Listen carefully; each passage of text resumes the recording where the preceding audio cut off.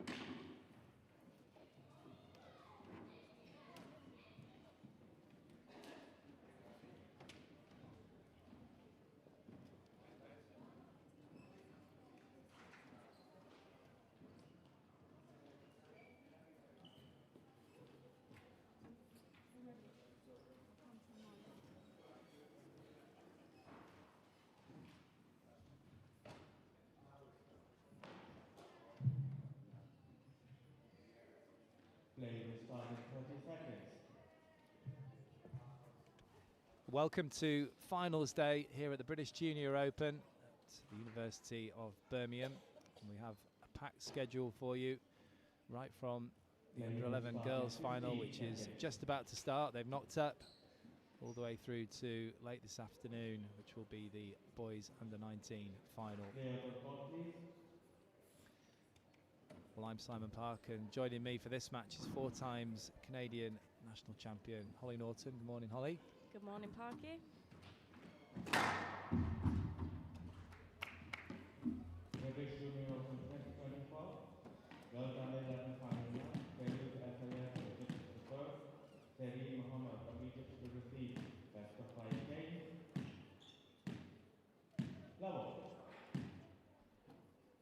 As you can see, we have Farouz El-Sayed against Serene Mohammed. Mohammed is the one in the black vest top there on the right hand side. We didn't have any under 11s yesterday in the semi-finals on this show court, so it's a big occasion for everyone, but particularly for the under 11s, their first opportunity on here.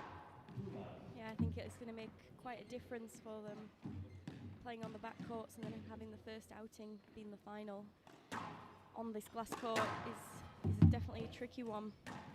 But even in these first few rallies, I feel like they've been hitting the back corners more than some of the players yesterday.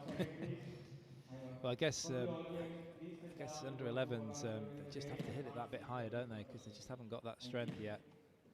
And it's all about focusing, getting that ball to the back of the court.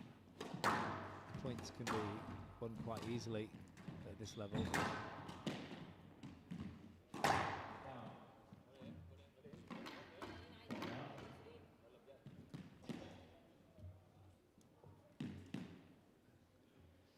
Both of these players, it's a slight surprise, both 3-4 seeds coming through to this final. Yeah, I think that's quite impressive. I also think the seeding at that age is maybe not quite as accurate. With them being so small, I think the rate of improvement and the amount of stats and matches that we've had is not quite as many, so it can be a little bit more inaccurate, I'd say.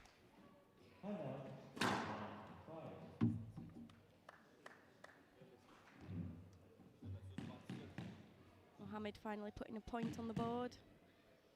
Did you play under 11s? I don't believe so, no. Under 13s, you started under out. 13s, yeah. I only really started picking up playing when I moved to Canada at about 10. Sure. Don't have any recollection of playing any under 11s. That's good width there. The fist bumps are already coming out early on this Sunday morning here in Birmingham. No yelps yet from these two. It's been quite quiet. It has. It has. Haven't learned that yet.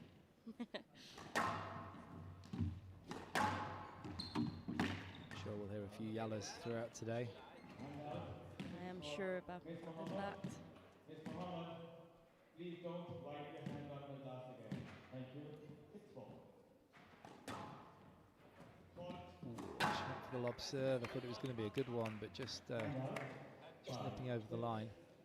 That's another thing. If you can get a really good serve at this level, you're laughing. Yeah, I think it's so important. It really emphasises the serve and the serve return.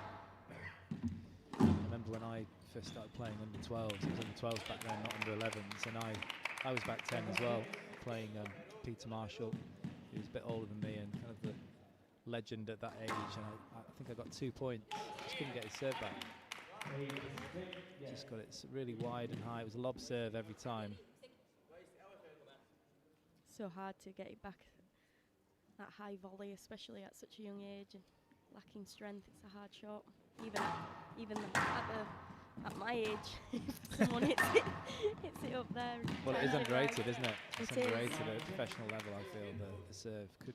There's a lot of players that just put it in quite carelessly because they know they can cover the next shot, but it could be used a bit more as a weapon, I feel, at professional level.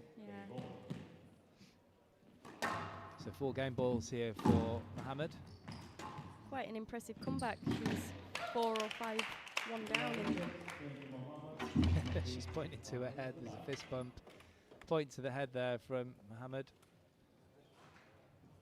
But these two, as we said, are fairly quiet on there. 11-6 the first game to Sareen Mohammed. In 5 minutes, she leads by 1 game to love.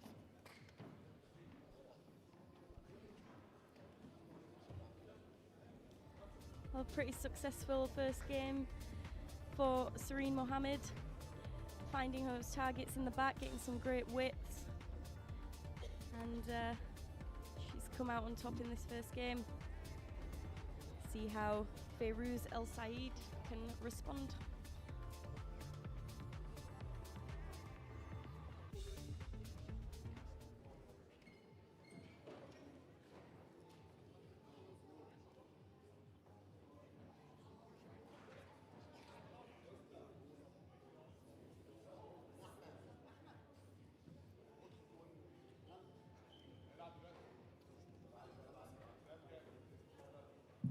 Later, resuming 60 seconds.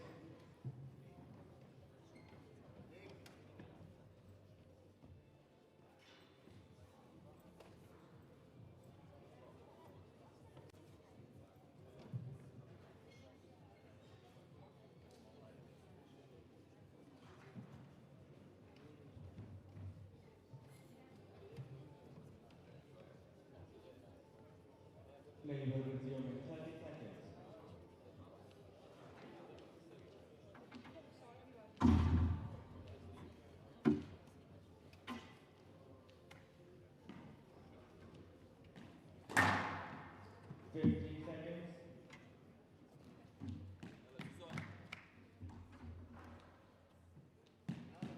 Mohammed leads 1 game to love. Level.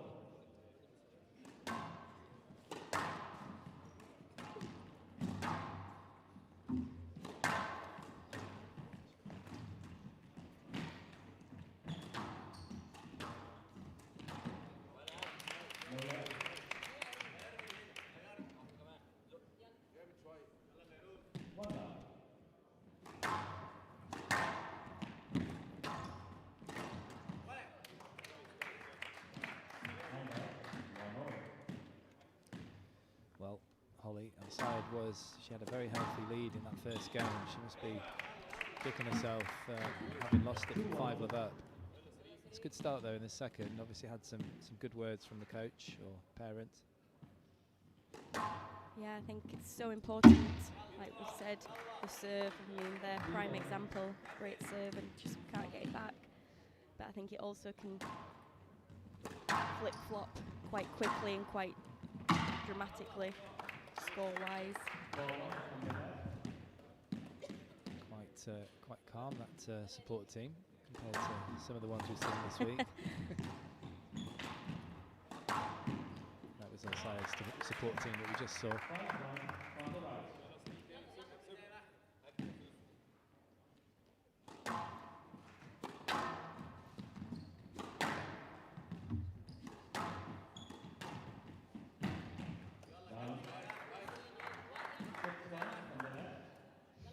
And she's got that healthy lead again here.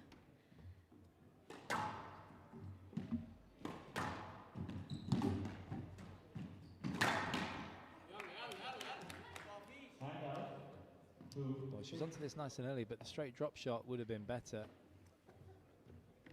She's got away with that slightly because the ball clipped the sidewall. I always find it so impressive. I mean, oh, what a shot. That was impressive. Such power from such young girls and so small. And precision as well. Yeah. It's a great shot. I mean, there's been some lovely use of height in here.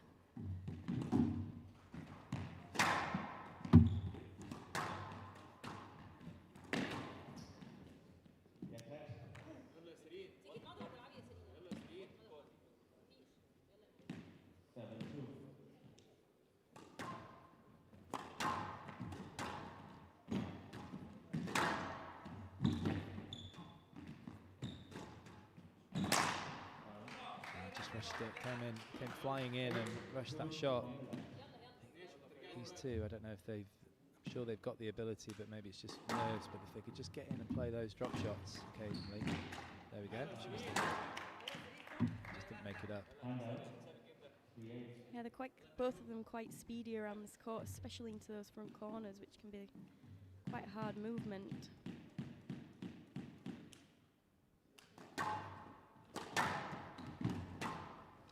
Ahmed could do with just getting her serve a little bit wider.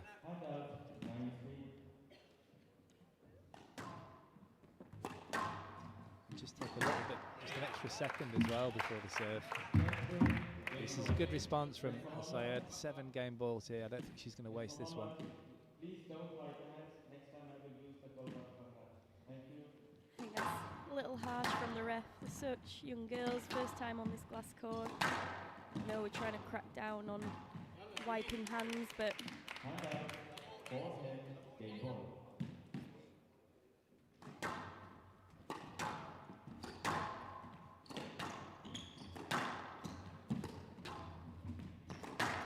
Just the back wall, because the side walls I don't think seems to make too much difference. That's just a bit of a rush there, a bit of a snatch of the shot, and then the second game goes to Al-Sayed.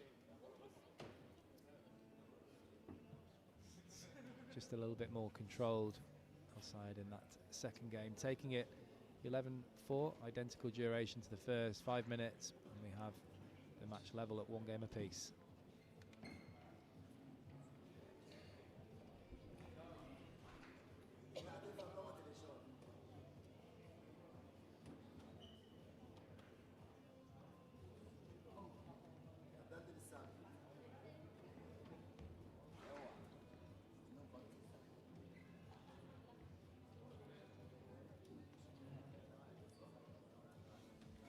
Impressive second game from Al-Sayed.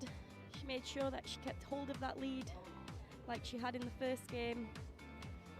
Absolute precision into those back corners. Some fantastic kills. And she's managed to level this match at 1 game all. Yeah, you will give you 60 seconds.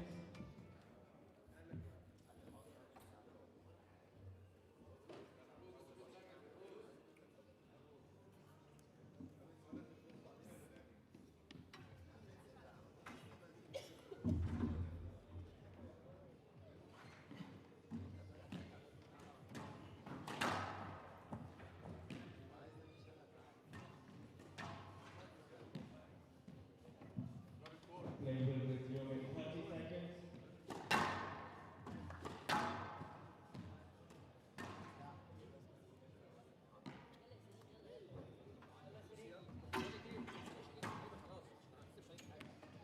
Fifteen seconds.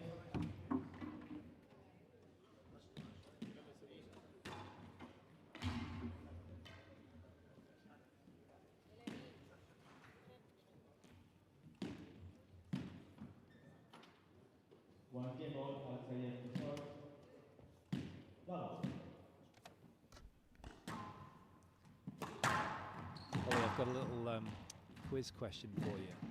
How many matches do you think would have been played this week in the British Junior Open?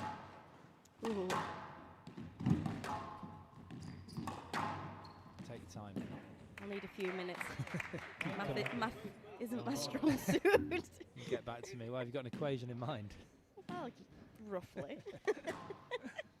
Maybe See, I'll SJ's consult. behind us. I'll We're trying to work consult it out. SJ on her doing the adding. If you get anywhere near it, I'll be impressed.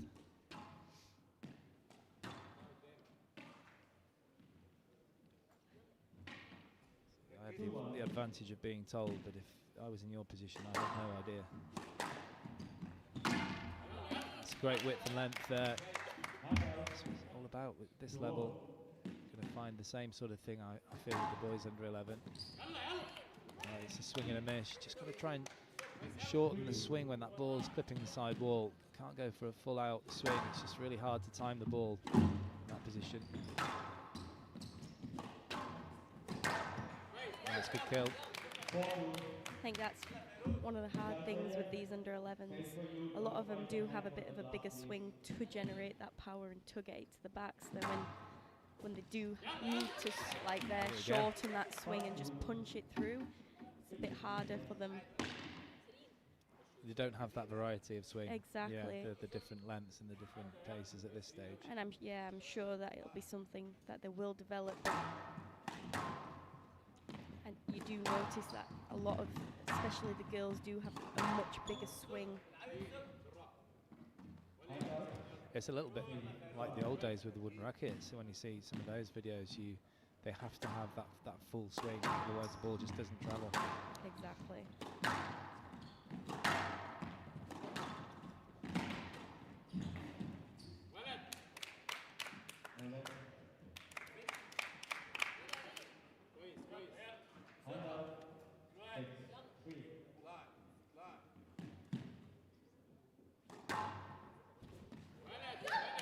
That's the third time now.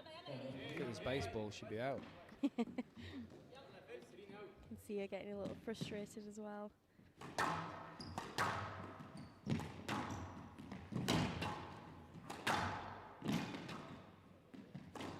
That's a good shot, good awareness. Awareness of the space there.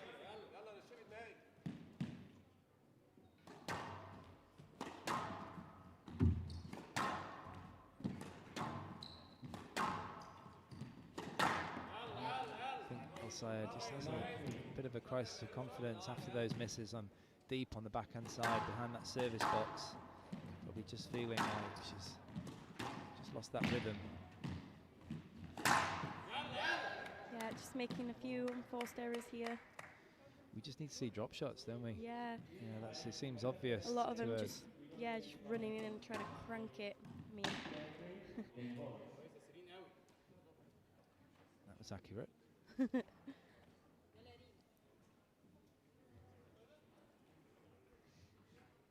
I'm going to go with about 1,500 matches. Well, that's the end of that game. And get back to that. 11-3, Mohammed taking the third game. She was like a whirlwind. And her opponent just losing that confidence. Such a huge thing, as we say, the momentum at this level. Serene Mohammed taking the third game, 11-3 in 4 minutes. She leads by 2-1.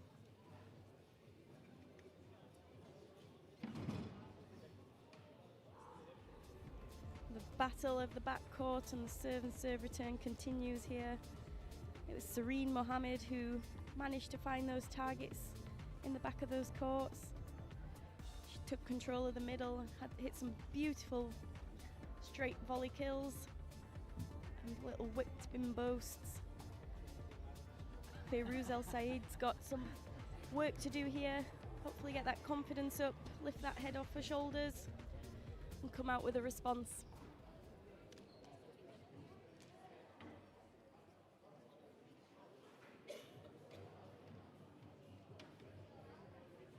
Play will resume in 60 seconds.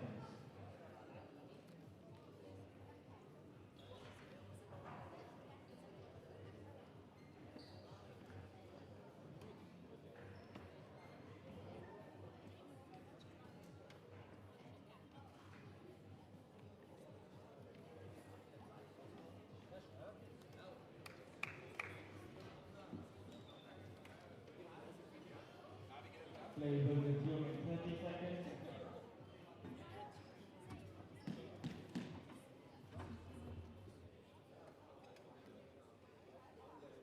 Audience, please sit down. We'd like to start. Sir, number please, could you please move out?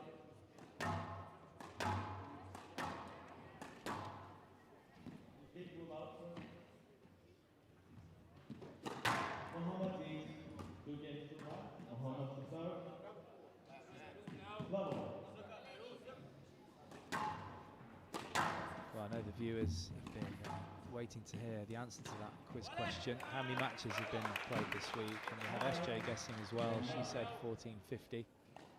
Holly went for 1500, and the answer is 1779 matches this week. So Holly Norton takes the prize there. It's a good guess, that. Very good guess. There we go. Back this for you.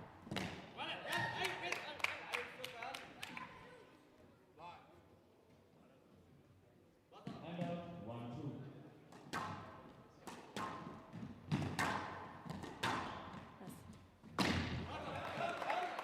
There's definitely a lot of matches there. 3-1. A lot of squash for all of the competitors. It's just growing every year. It's I mean, it seemed massive when it was in Sheffield. It just seems to be growing and growing. Yeah, I know this year, I believe they had qualifying as well for a few of the events. Tried to factor that into my additions. Yeah, I think the boys in the 19 was 1-2-8 draw as well, isn't it? I think a bigger draw than the rest. Than the rest. And out, 3-4. It's impressive from Mohammed because Al-Sayed is doing everything she can to get back into this match. Obviously, it's a crucial game for her, but Mohammed wants this over with. And that last rally was that lovely played drop that we've been talking about. There you go, just the first time somebody plays a decent drop shot, point over. To see a good simple straight one there. Yeah.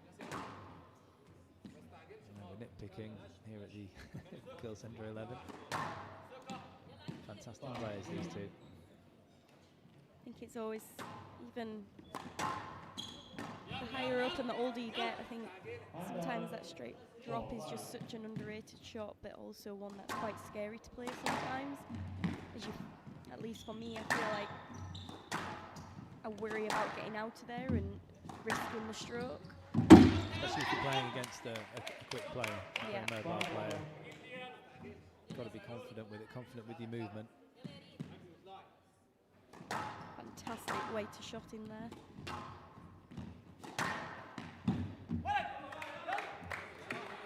Support team's just getting a bit more animated now. Maybe they've woke up.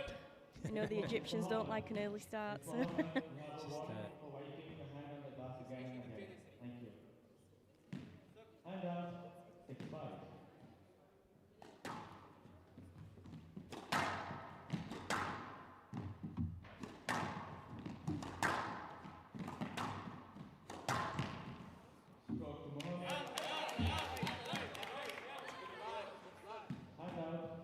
She's putting her arms out at a team, but she's just cracked the ball straight down the middle, back at herself. Only herself to blame, really.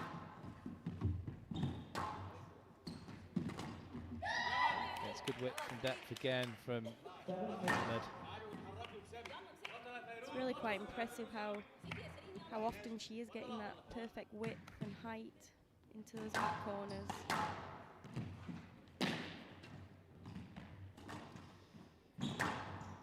Don't be fooled by her stature. She's pretty feisty. Both these players are ultra competitive, as you'd expect.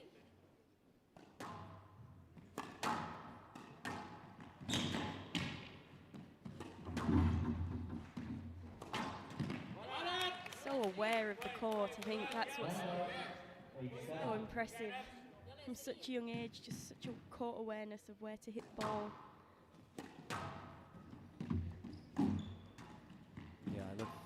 I love seeing the players at this age. Looking forward to the whole day, but to see them come through and see them develop.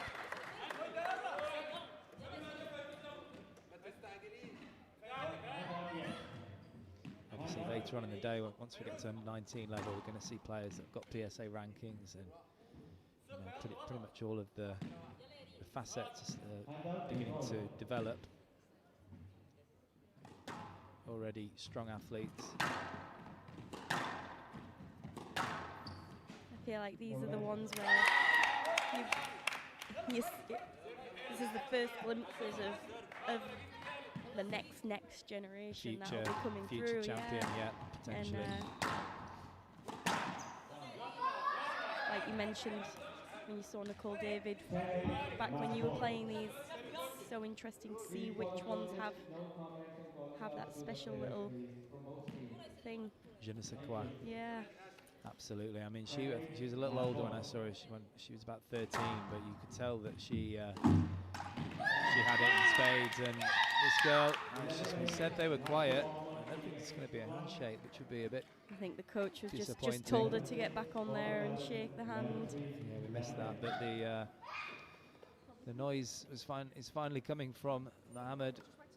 I think she's due a smile at some point. There's the support team congratulating her. It's always, there you go.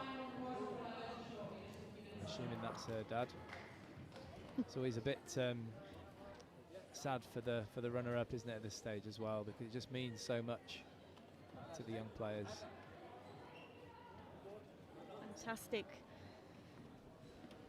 There you have it, Sareen Mohammed coming through 11-6, 4-11, 11-3, 11-8, 3-1 in 25 minutes. She is the British Under-11 Open champion.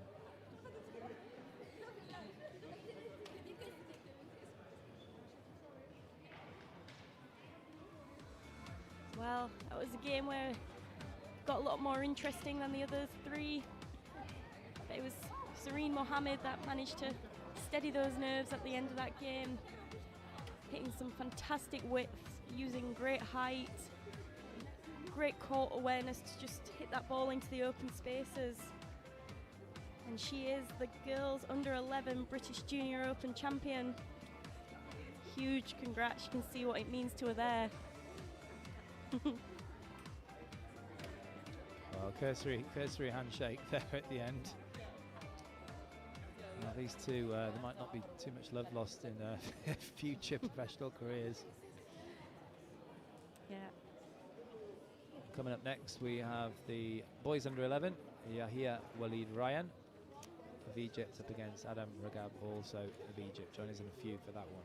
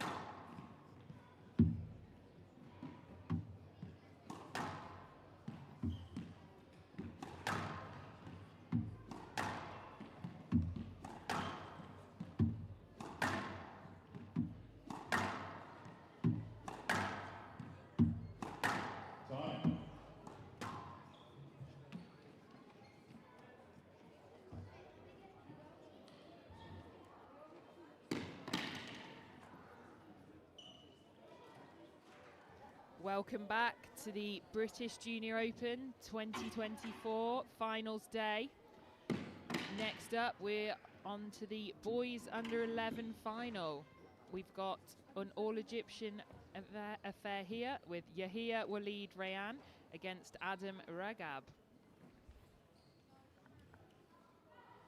I'm Sarah Jane Perry, and joining me for this match is Canadian #1, four-time Canadian national champion, Holly Norton. Good morning, Holly. Good morning, SJ. I'm excited for another round here. We saw a bit of a back and forth tussle there in the girls under 11 finals. Like the girls we've just seen, the boys here haven't actually played yet on the glass show court. How do we feel that's going to affect them? Do you think it's going to maybe be a challenge for them to find their way, or do you see them hitting the ground running? I think it will be a battle of who can find those targets first and who can settle themselves on this glass court. I mean, I felt like the girls under 11 didn't seem to be too fazed by it, to be quite honest.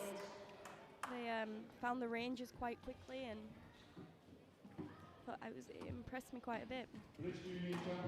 Referee Chris Grimshaw there, not happy with the boys taking their time getting on the court. Adam Ragab to serve. Yahia Walid Rayan of Egypt to receive. Here we go, kicking off the boys under 11s in the British Junior Open 2024.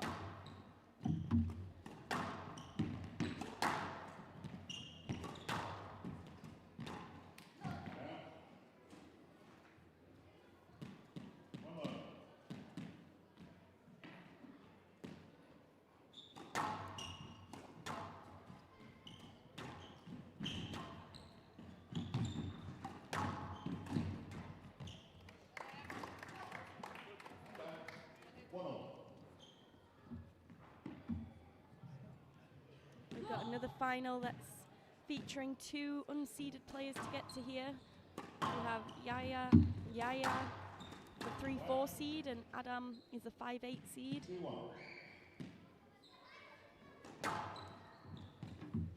Yes, Adam Ragab took out the #2 seed from Tan from Malaysia a couple of days ago now. 3 games to love, so defying the seedings. Like you said in the previous match, Holly, it's very difficult to seed at these younger age groups where there's not many results to go on, and like you also noted, there's such huge improvements in short spaces of time. Yes. One of the things I'm so impressed with all of the, and most of them are still quite diminutive in stature. Definitely. I'm saying that with girls under 11s. The power that they're able to generate is very, very impressive, but then also the use of height to get the ball into the back.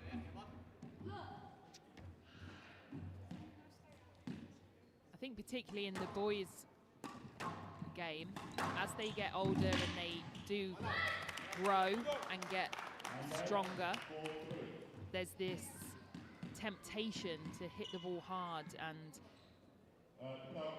carry on, hitting the ball hard and try and rely on that, because if they grow and get stronger maybe before their peers, then they're going to have an advantage of that, and they're going to get into that habit of hitting the ball hard, and you're getting a reward for it initially, but actually what you're seeing then as they get to the under 19 level particularly, you can't just rely on hitting the ball hard, because all of the boys are strong and very fit, and actually hitting the ball hard can then work against them if they're out of position.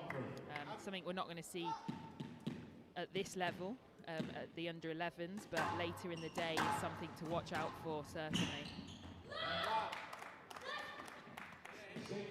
Yeah, I think for all these young Egyptians that are coming up, someone to kind of look at would be Zachariah, because he does a fantastic job.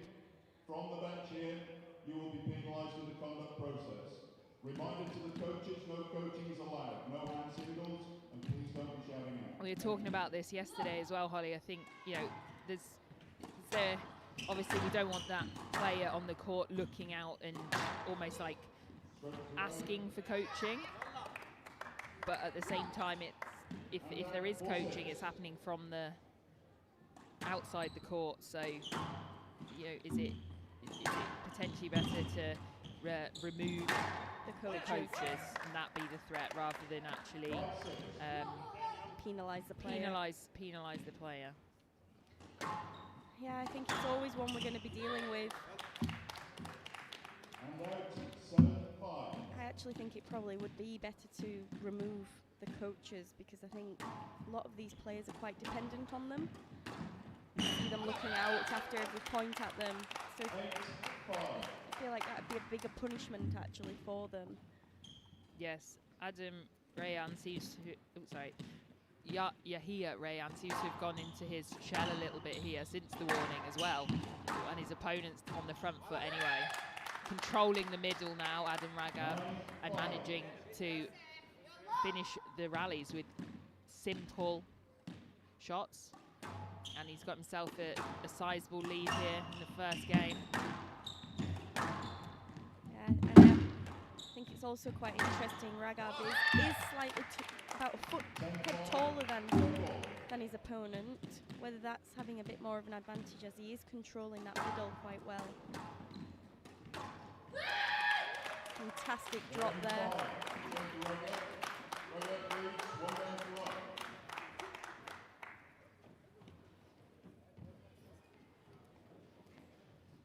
So a 5-minute first game there in the boys under 11 final, and Adam Ragab coming out on top, 11-5.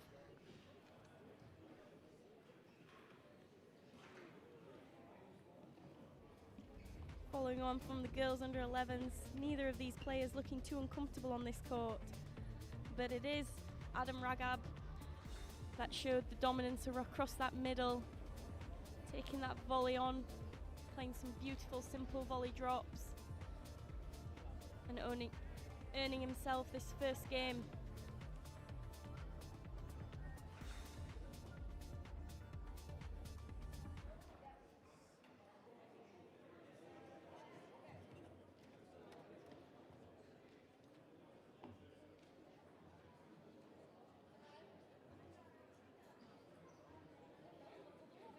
Play will resume in 60 seconds.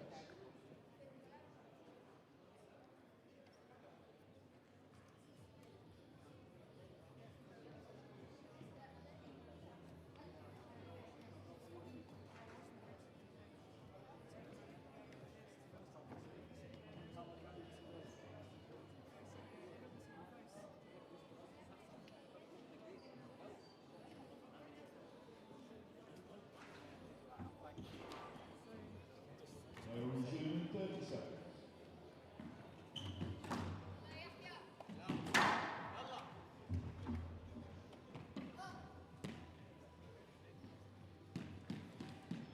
Ragab leads, 1 game to love. Level.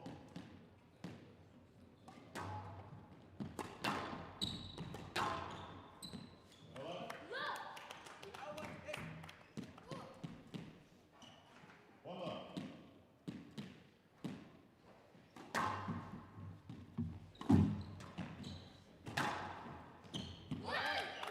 Ragab keeping it very simple again at the start of this second game.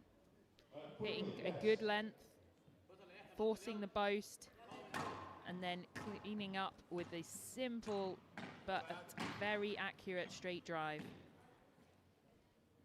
It's really quite impressive, the weight of shot. Having a lot of lot of stoppages here with these two boys. Oh. Did suggest yesterday maybe we have some shoe tying course.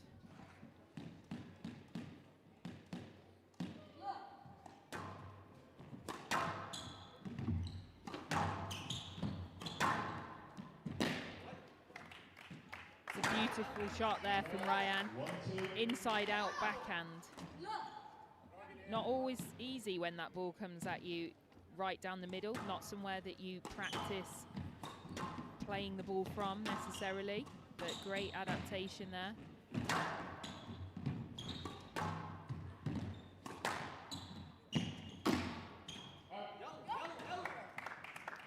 Looking to step up here, Ryan, and get himself right back into this match. It's drawn level here, 2-2 in the second game.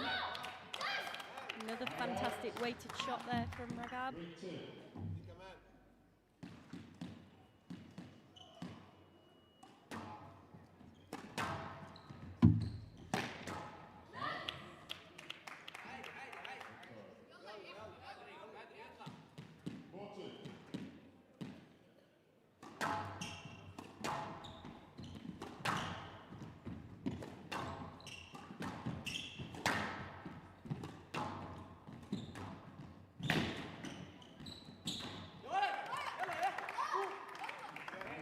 Calmness there, you know, coming at him, the way he quickly moved his feet and then had that nice sharp racket face to play that ball and made it look very simple, but it's actually not really that simple of a shot. No, the early footwork, getting in the right position, made it simple. Sir, please, sit on your hands, it'll help. Chris Grimshaw, referee there, giving some words of advice to the coaching team, how to avoid any further penalties for coaching. Again, not allowed during play, only between games.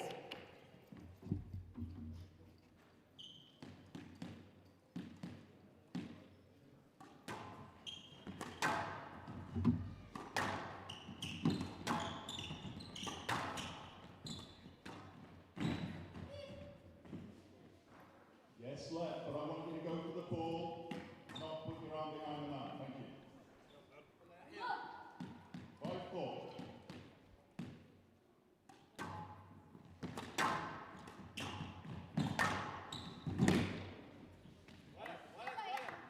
It's beautifully straightened there. I've been really impressed with both players.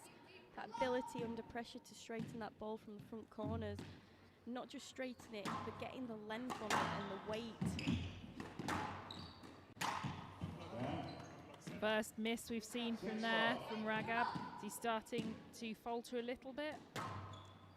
It's a beautiful serve there from Ryan. Thought she just clipped the sidewall on that drive.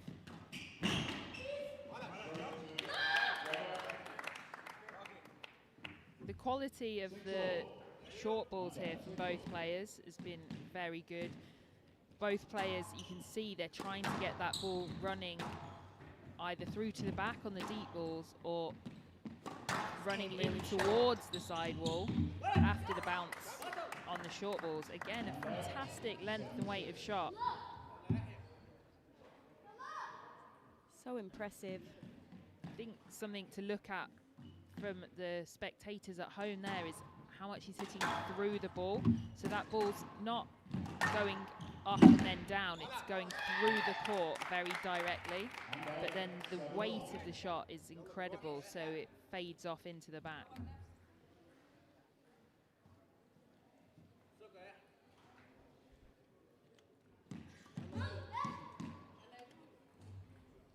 Don't wipe your hands on the wall, please.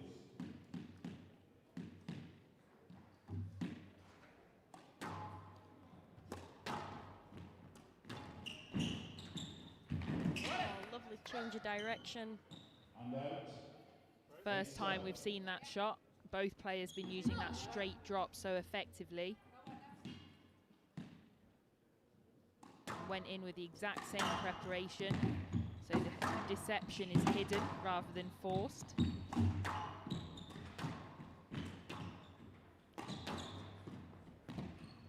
Incredible defense from both players.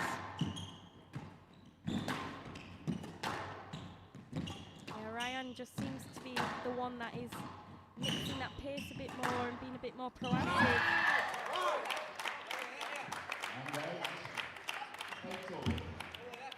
Adam Ragab not panicking though.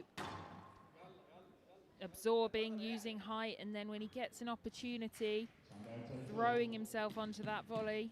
I think what's even more impressive there is that short swing. He knew that he just needed to get it going, take it early and get it running. Incredibly simple yet again. Fantastic length, forced the boast, and absolutely flew onto it. Knew that if he just got on it and played the simple drop as quickly as possible, it was a huge distance for his opponent to cover.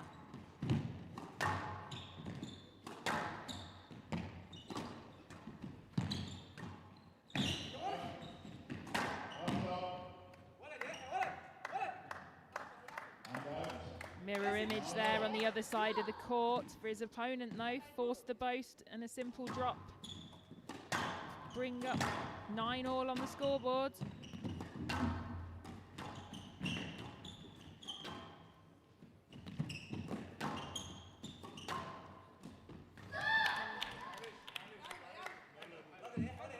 Did really well in that rally, you hear Ryan, but unfortunately just hesitated on that volley, and now he's facing a game ball against him. Sorry,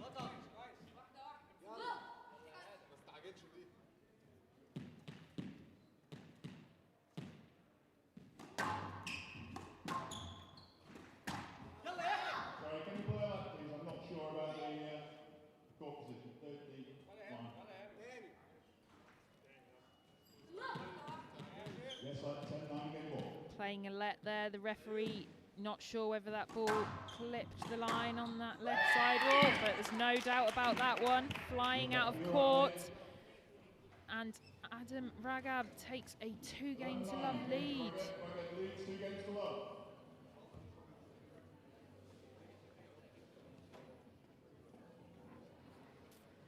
Very tight there, 11-9, and much longer in duration at 9 minutes. But Adam Ragab has doubled his lead and now has a 2-game-to-love lead against Yahia Rayan.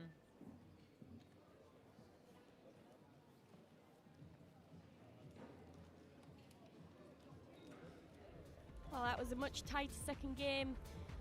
Going back and forth, it looked like Yahia Rayan was going to pull the game back, but it was Adam Ragab that stayed steady at the crucial moments. Both players showing some fantastic weight of shot into those back corners and straight counter drops off the boast. Let's see what Rayan can respond. He can keep that nerve all the way through in this next game.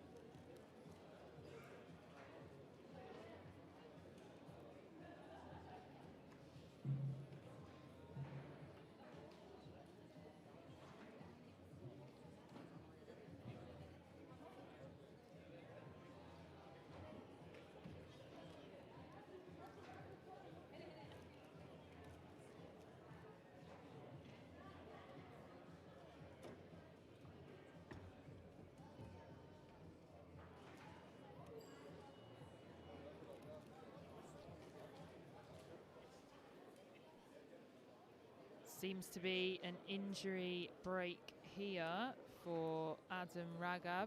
Looks to be receiving some treatment.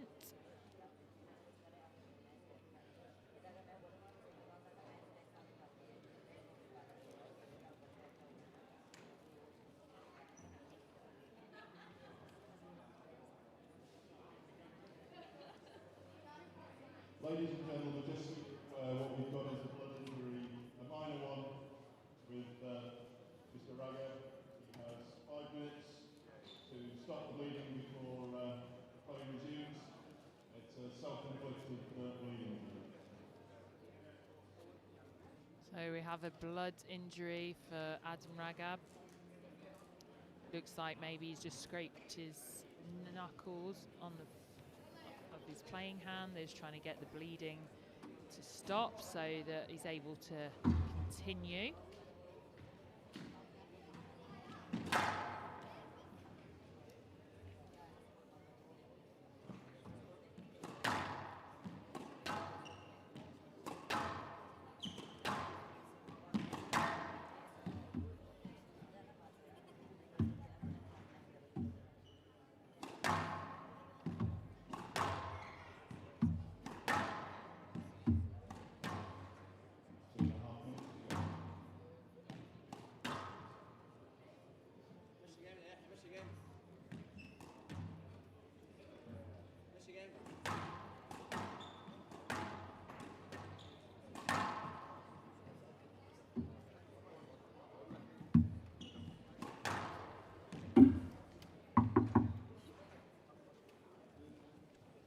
Good to see here, Adam Ragab returning to the court. We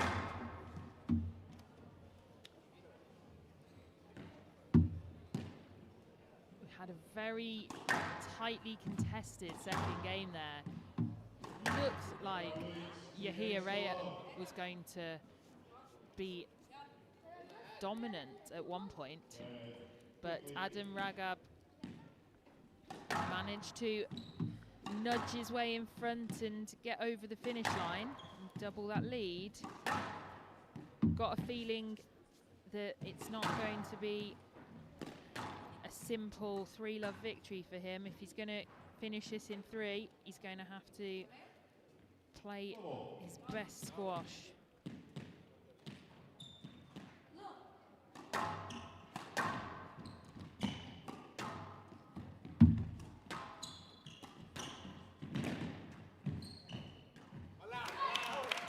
Beautiful counter-attacking there from Adam Ragab.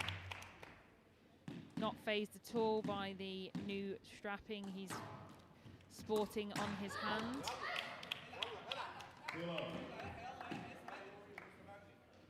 it seems to be Ryan that's snatching a little bit, and maybe that pressure of being 2-love down getting to him a little bit. Like we were talking about yesterday, that feeling of playing well but still not quite managing to win the game can sometimes make you panic a little bit.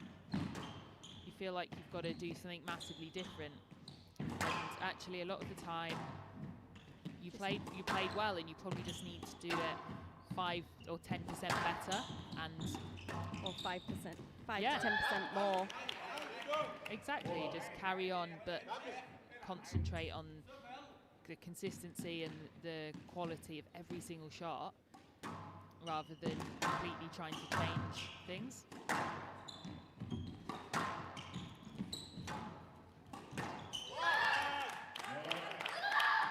Yeah, it's just all Ragab that's controlling that middle right now. There's a no let, and there's a conduct point for coaching. No, it's on the same side, please. Same side. 5 love. Hearing there a conduct point being given for coaching in Ryan's corner. Yes, that is correct. Should be 6-love with the extra conduct point. We have seen numerous ones given this week. All for coaching as well, I believe. Definitely helping Ragab on the way right now. 7-love lead in this third game.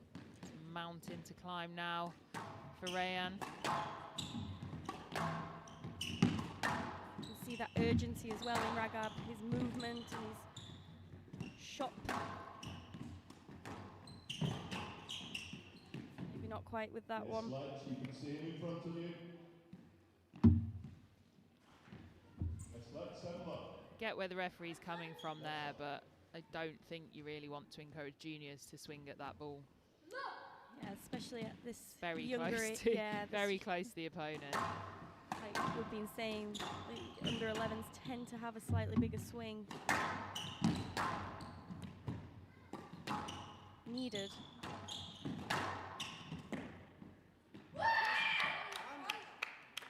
That's probably actually what's caused the hesitation there as well. He's probably there to volley it and expecting a stroke, but it's not been given any. So then he's tried to play it when he probably could have just asked early there. Yeah. Looks a little bit lost at sea now. You hear Ryan?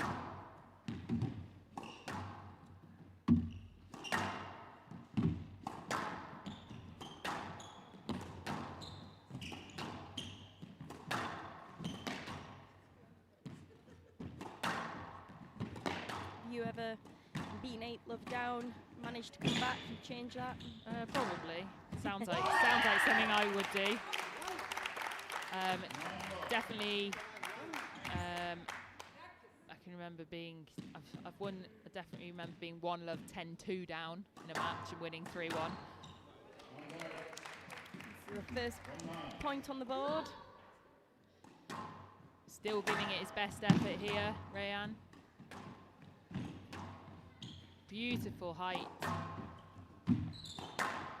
Very underrated shot at the straight lob.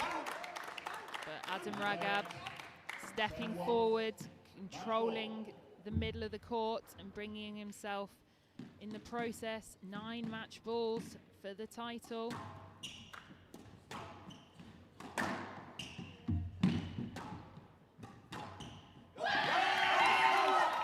There it is. Nice to see the boys hugging. Respect there between the two very young players. That's what we like to see. And again, respect from the coaches as well for the players. It's great to see. It is. I think it's always tough at such a young age, the emotions. Fantastic to see both coaches hugging both players.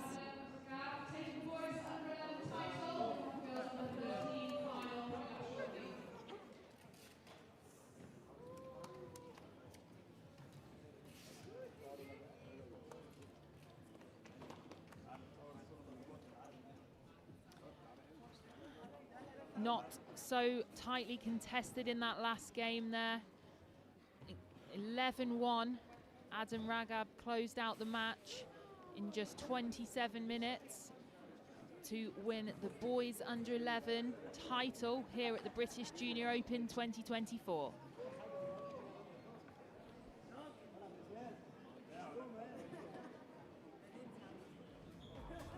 I don't think Adam Ragab could have wished for a better third game there.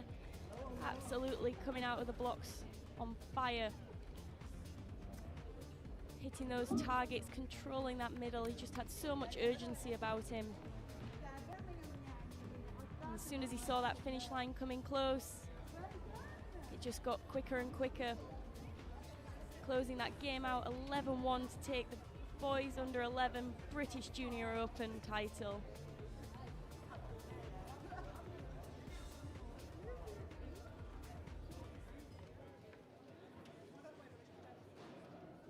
Coming up next, we have an all-Egyptian affair in the girls under 13 final. Reem El Magabri against Layan Mustafa. That will be coming up in just a few minutes' time. See you then.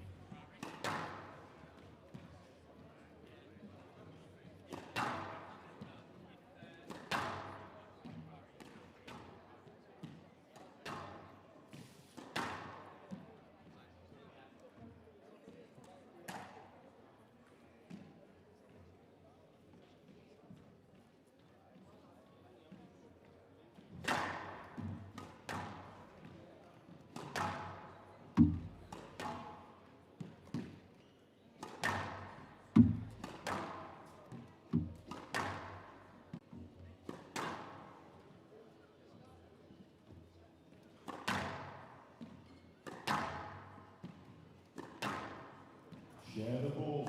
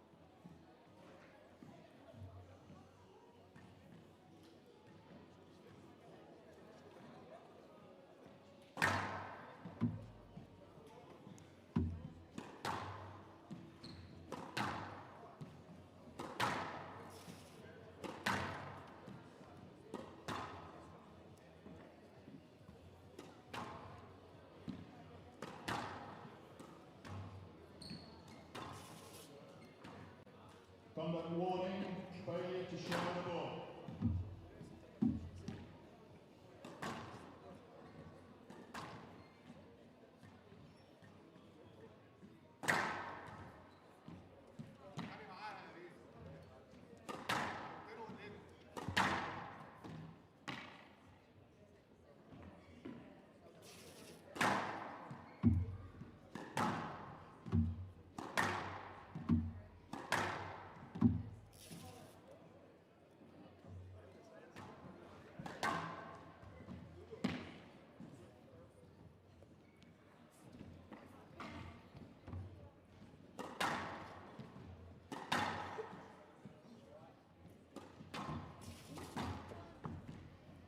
Time.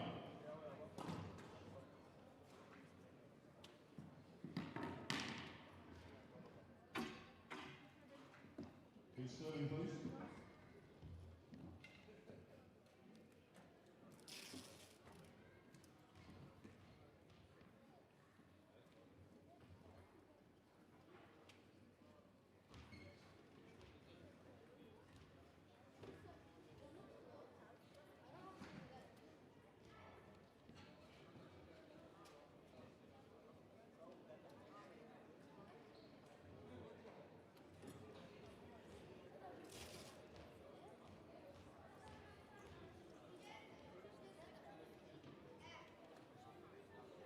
Welcome back to the British Junior Open 2024. And we have the girls under 13 final. Lion Mustafa of Egypt, the number 2 seed, up against Reem Al-Maghrabi of Egypt, the 3-4 seed.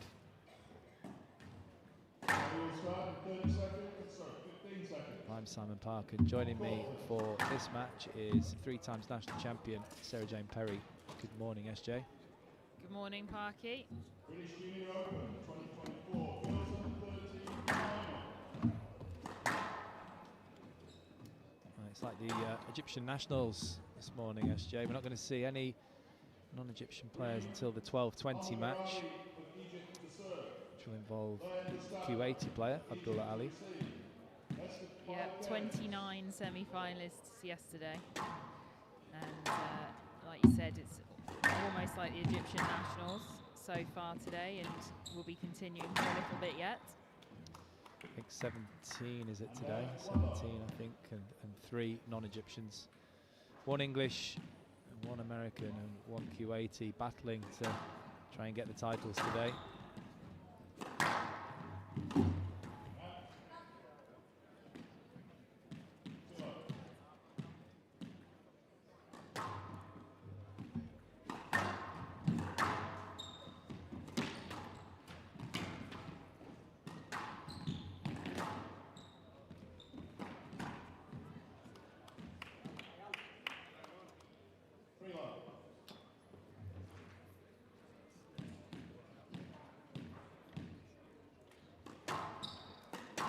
flying start here for an El Maghrib. Sorry. It's a bit of a tongue twister, that one. El Maghrabi. El Maghrabi, that's it. Say it with My confidence. coffee's kicking in now, Parky. Yeah, Got it. it's good. Not your tropical Red Bull. No, You're giving those the, away. the coffee's kicking in. I might have one of your tropical Red Bulls later on. I already had 3 coffees this morning. Time.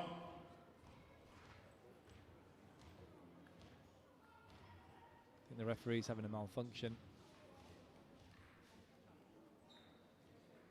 Very experienced referee. Local, quite local to this area.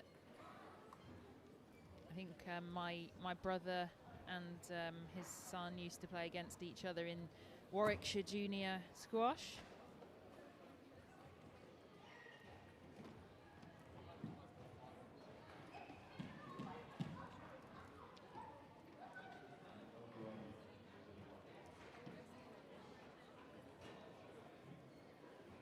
Two, three.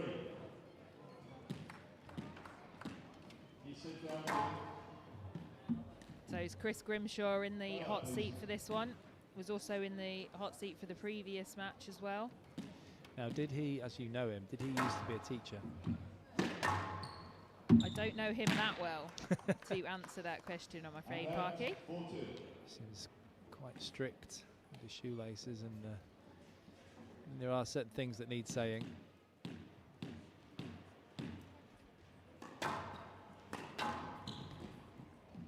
Stroke to the snapper. Fight 2.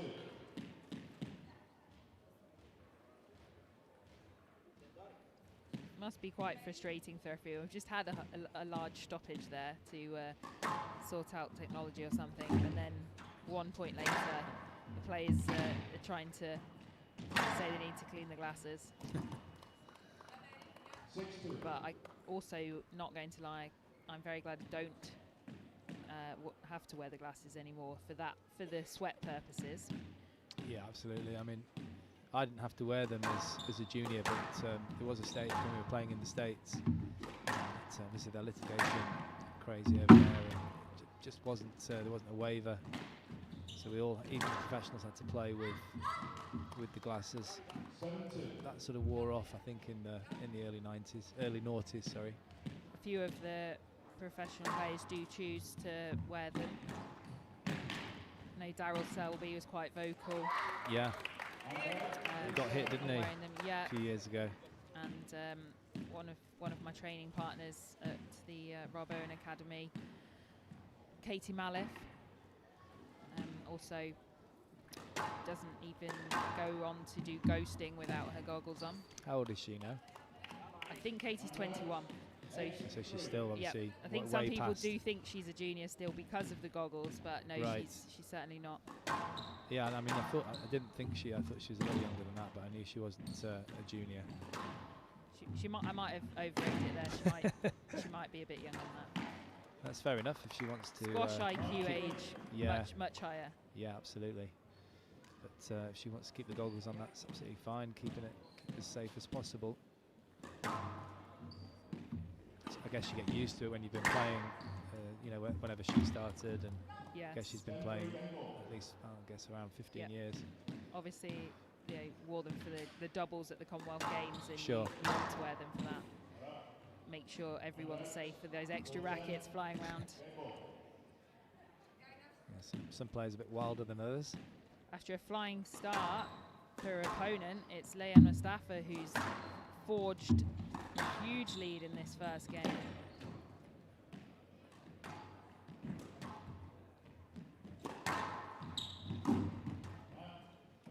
Just a bit careless, that boast from behind the right-hand service box. It's a little bit untidy, that. And another all-Egyptian battle. It's Leanne Mustafa. He takes the first game, 11-4 in 6 minutes. She leads by 1 game to love.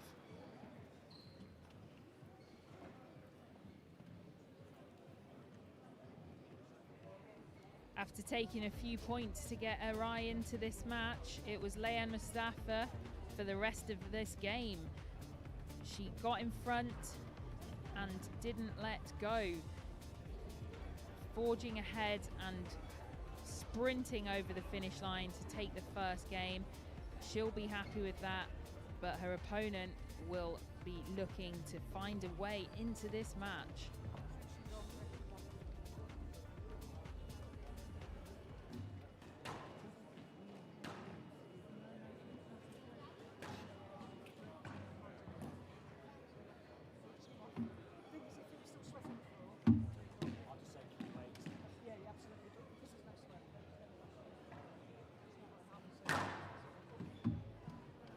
Resume in 60 seconds.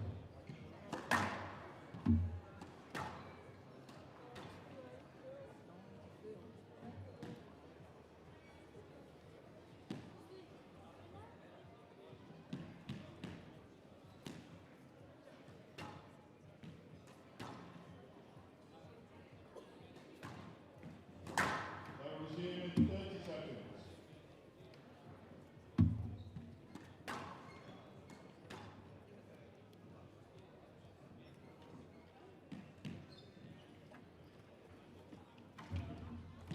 Staff elites, one game to love. Level.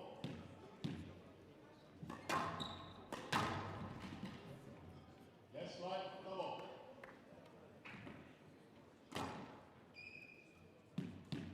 I think El Maghrabi is going to want to get a good start here, Parky. She got one for the last game, but then that was Squandered about it. it, unfortunately. So Yeah. she's going to want to get a good start. That'll do. That's certainly going to help. So balanced on that ball. Didn't really, she is quite tall, isn't she? She didn't really sort of sink into it that much. It was drop shot from quite a high position.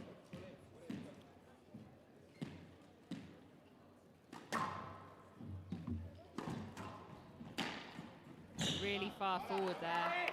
As Mustafa was hitting that boast, you saw El Maghrabi in front of the short line almost, ready she was to all step over forward. it. She was all over it. She read it nice and early, like you say, and the footwork was spot on.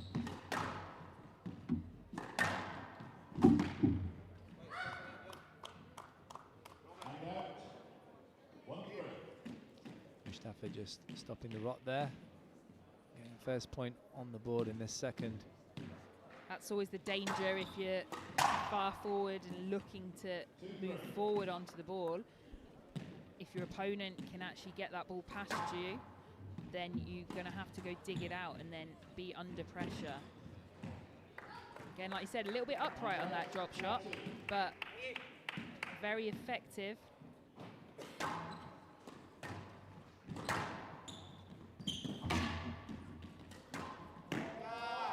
Absolutely love that. Fantastic weighted shot into the back. Got in position early here. Nice put away, wasn't it? Just in the right spot. Yeah, committed the opponent to the left and then actually love the weighted shot, just moving away from her opponent cross court there. Mustafa determined to get into this game here, not make it easy for her opponent though. She's quite a busy player, isn't she, Mustafa? Quick footwork, just hunts the ball down. It's really, really positive with that kill.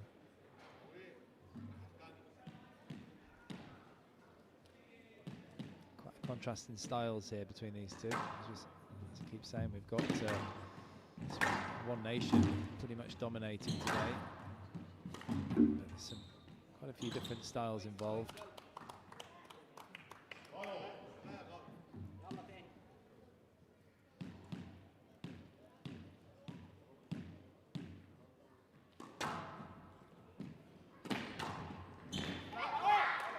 Great serve from Mustafa, but El Maghrabi managed to dig it out the back, just straighten it.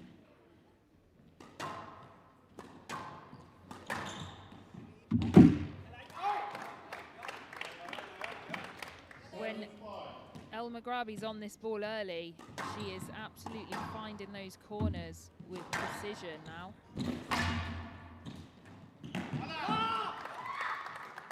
Layan Mustafa's got to get that ball past her opponent, get her into those back corners and make a play from there. still within closing distance here.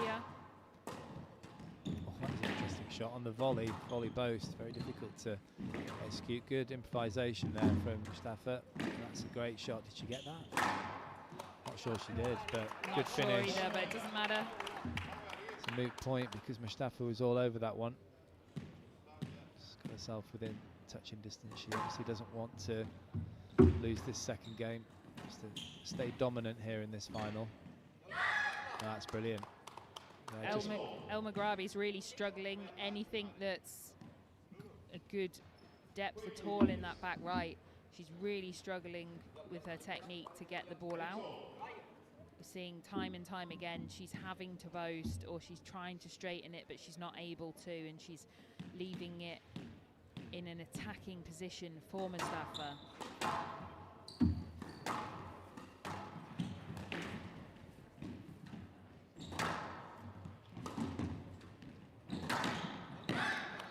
That's quite a late preparation on that forehand.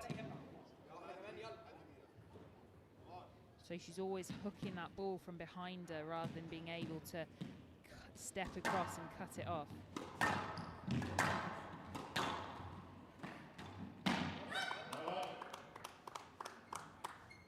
It's definitely a bit more vocal in this match than some of the earlier ones. It's going to get louder Again, as the day wears on. The lead has disappeared, and Mustafa's the one with the game balls. She likes that volley boast, in terms of serve, El Maghrabi. She's onto that like lightning. Mustafa, that was brilliant. Read that boast like a book, and the cross court was perfect. Looking in fine form here now, Mustafa. As Lion Mustafa takes the second game, 11-8 in 6 minutes. Again, she leads by 2 games to love.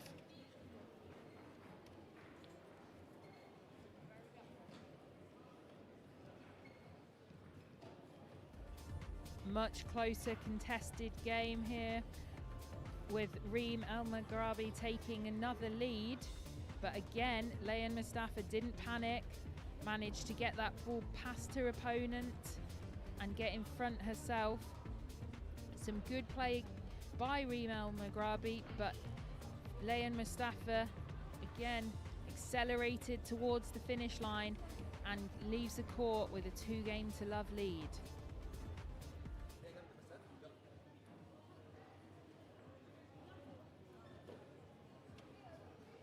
Player will resume in 60 seconds.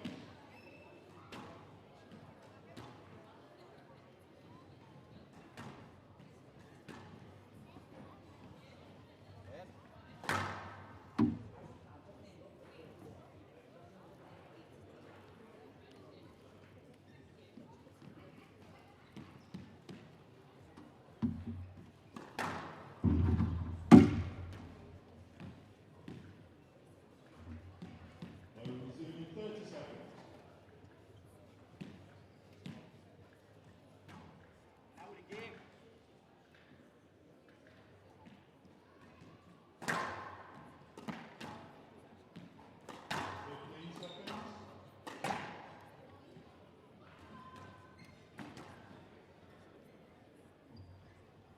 Mustafa leads. 2 games to love. Level. Yes, left.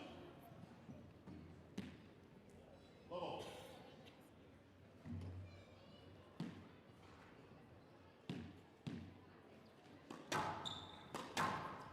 So SJ, looking at the programme for today, the finals of the British Junior Open, what matches are you most looking forward to?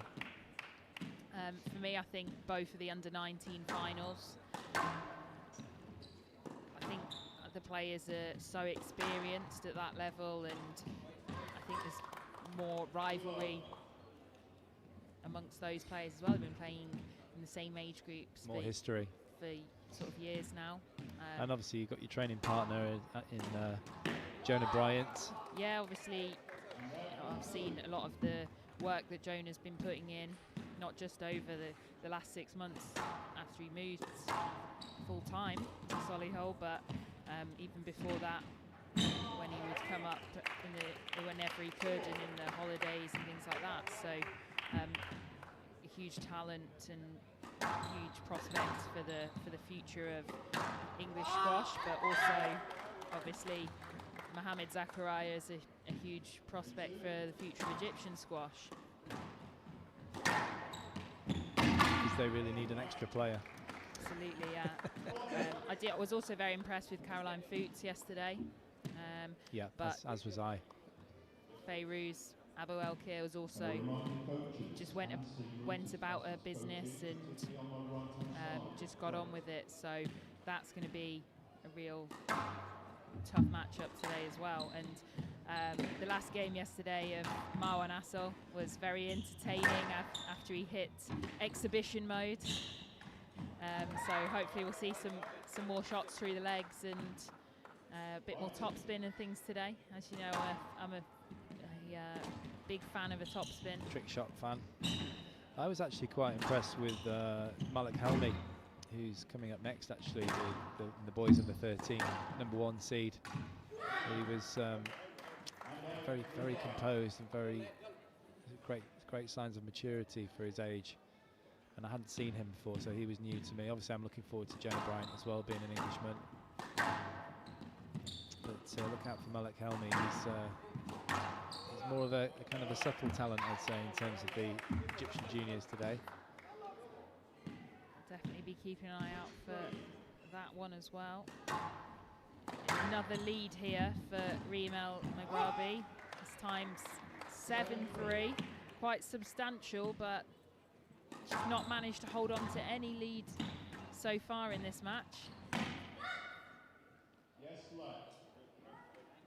Slightly premature Yalla there from Layan Mustafa. I think she knew it was probably very a let, high, wasn't it? Yeah. Was trying to influence the ref a little bit.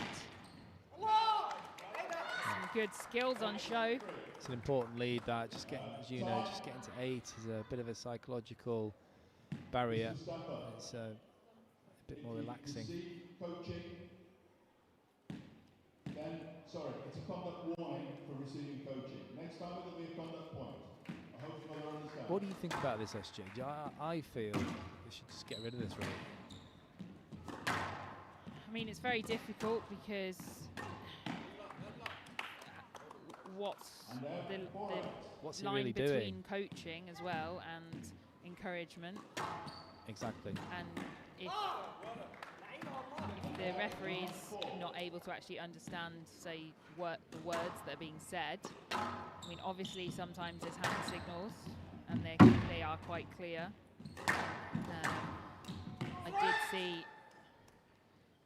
I did see a warning given in a recent PSA event where it was very clear that someone was using hand signals to tell them to lift.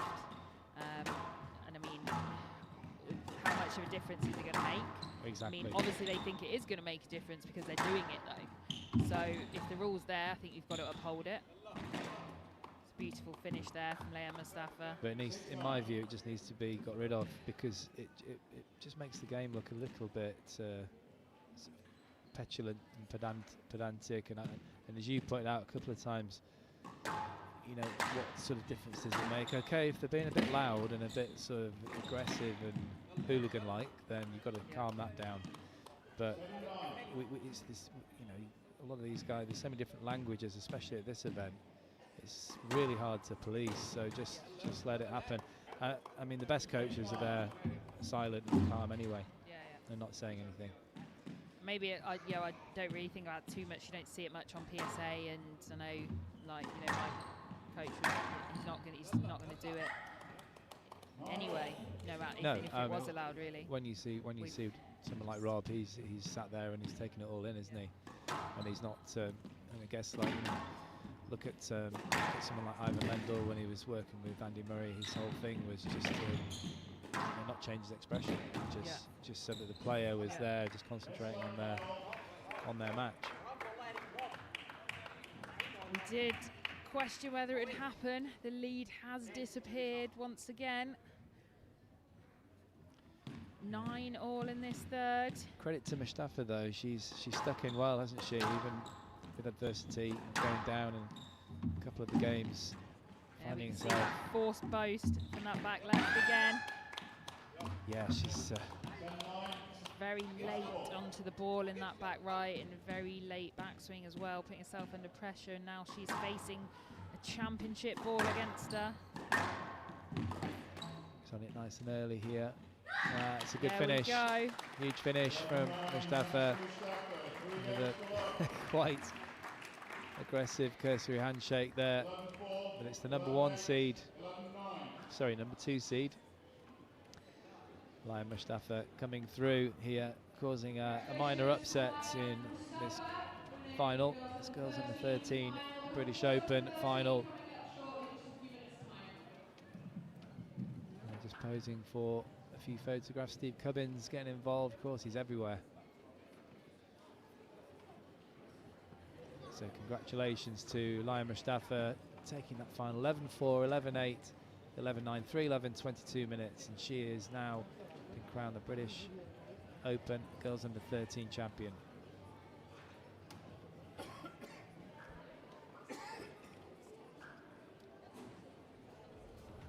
Reem El Maghrabi really stepping up at the start of that third game, pushing forward and taking on anything she could, showing us some of the amazing skills she possesses. She managed to get herself a 7-3 lead, but Leah Mustafa again didn't panic, pulled it back and dug in to get through it and win in 3. She will be absolutely thrilled with that.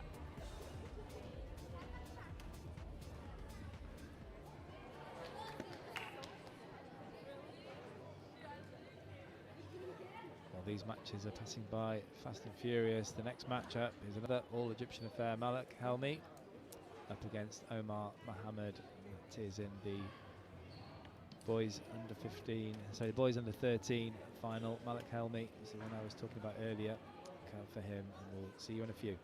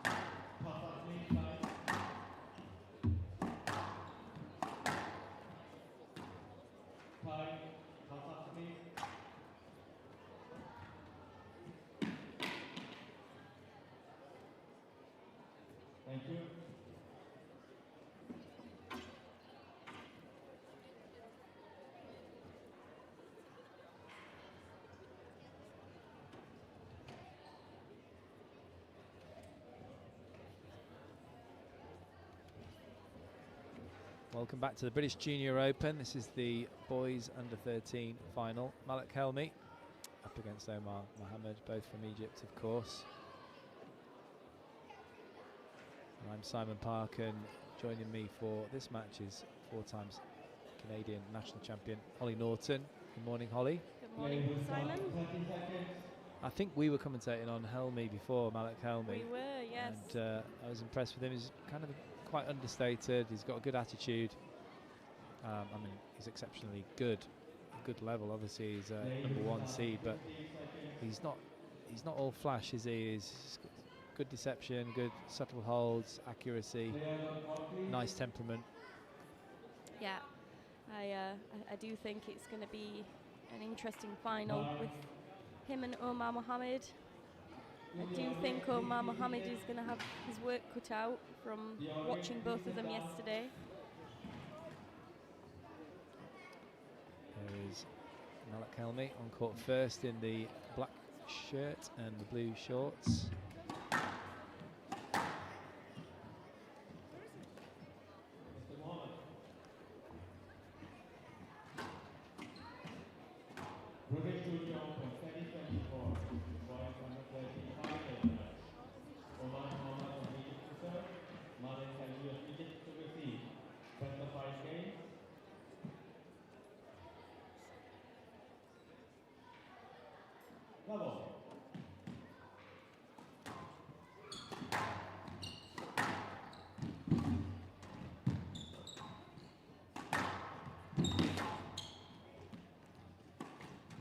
He's actually reminded me of an old friend of mine, Clyde Leach.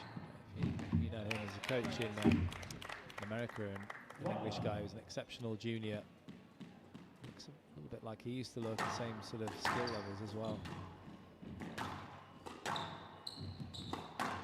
Can't say I've seen anything of him playing. A little bit before my time, maybe. Yeah, to see if I get some texts in from some of the old boys. It's just like a doppelganger, almost.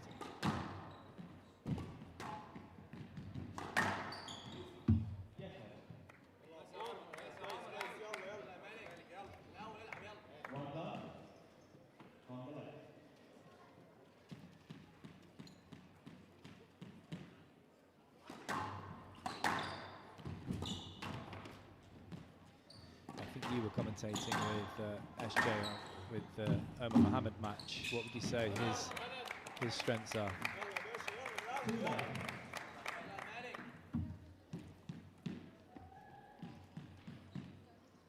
Yeah, I think he had also quite I believe it was a 3-1 win yesterday, but did seem quite in control for most of it. Bit of a taller stature player. Definitely got across the middle quite well. I did say it would be interesting to see him against Helmi today. Both of them I don't think have been tested too much in the matches I've seen.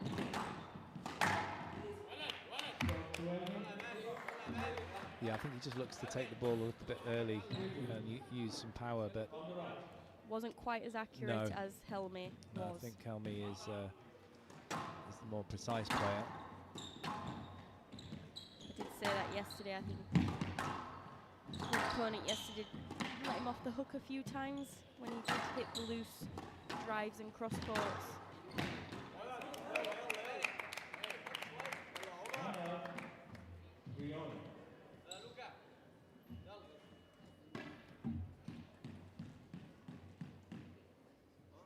Well, I asked SJ this question earlier. I'll ask you the same question. Who are you most looking forward to today? The 10 matches, who are your highlights? I think there's a couple that have the potential to be quite interesting. I think the girls under 19, I'm intrigued to see how Caroline Fouts is going to fare there. She's such an athletic player. Really think she's got quite a lot of grit and determination, and I think the pressure will be definitely on Fayrouz. She's also been playing so well, kind of playing on tour full time almost now, but I do think that could be quite an interesting matchup. Close one. Yeah. So that would be your first highlight of the day. I think so, yes. Yeah, I'm looking forward to that one. And of course, the boys under 19 too with Jenna Bryant. I think the boys under 17 could be quite close. Yusuf Salem and Marwan Asal.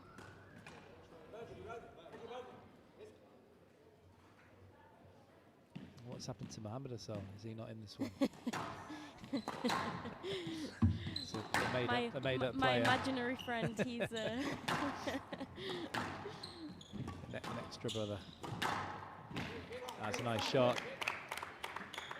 Good kill from a steep swing there. Good early preparation from Mohammed.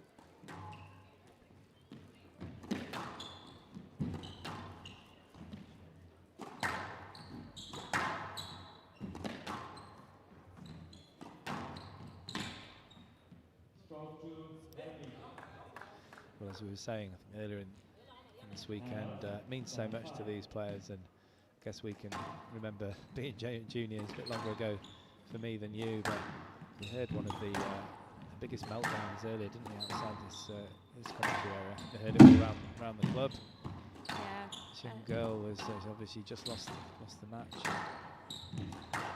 She was really in bits. Yeah.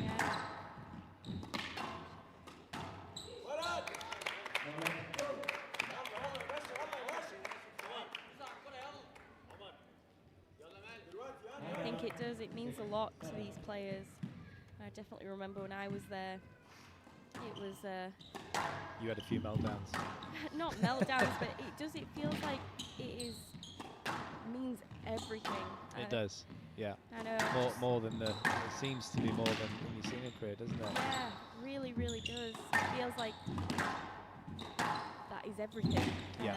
Well, it is everything, isn't and it? I do wish, looking back now, that I would have enjoyed it a bit more, and realised that there's a lot more squash to be had in my lifetime.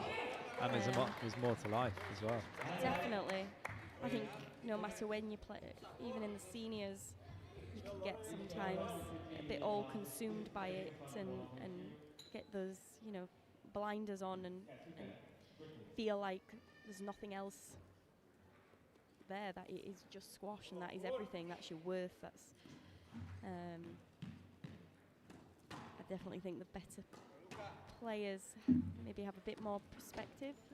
Yeah, it's about finding the knack, I think, of getting the work-life balance.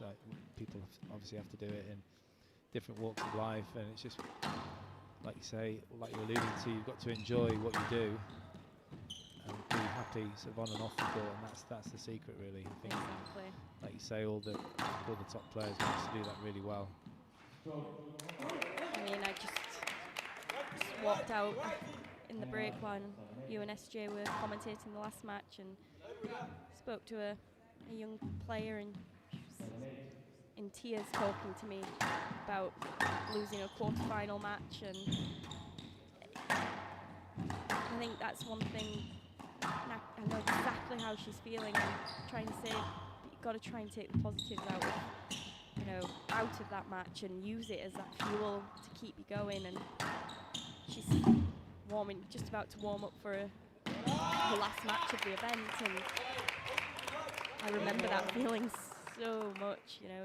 You've been in this match, you've lost it, and you've still got all these matches to play still, but you're still holding on to that so tightly. I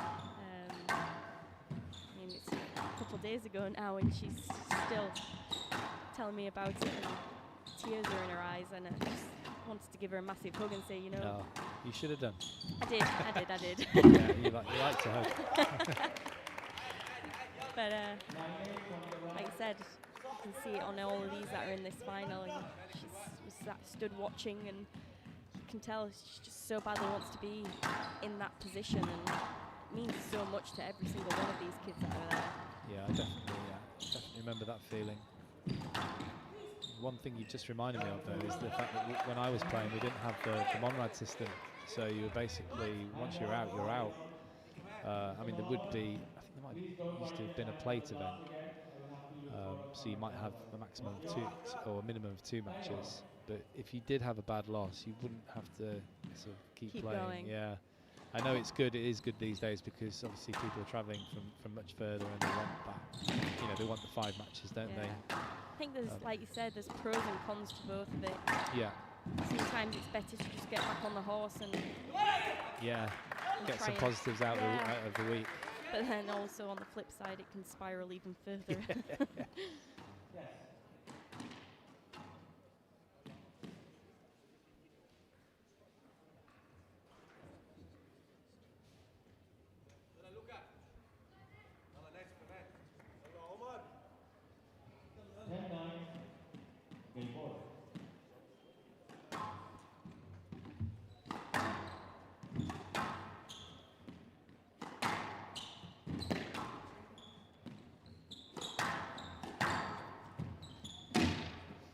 So Helmy with just the 1 game ball here.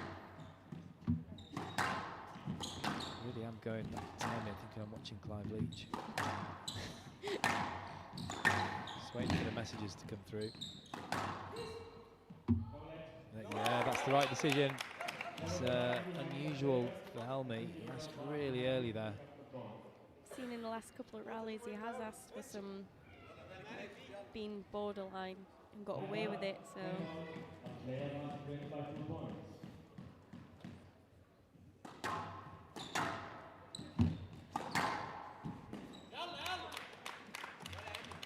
This is a bit of a turnaround.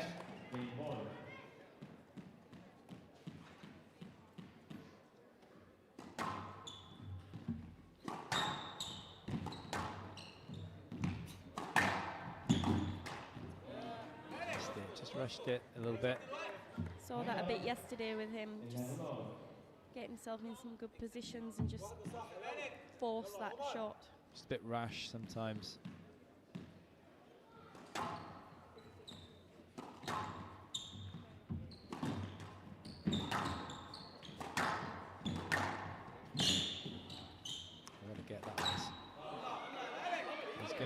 He's gonna appeal it, but I think that was good, Holly. 12-11, game ball. Please play on. 12-11, game ball. So game ball in this tie break to number 1 seed, Helmy. No chance. That was a ask of desperation. Very optimistic.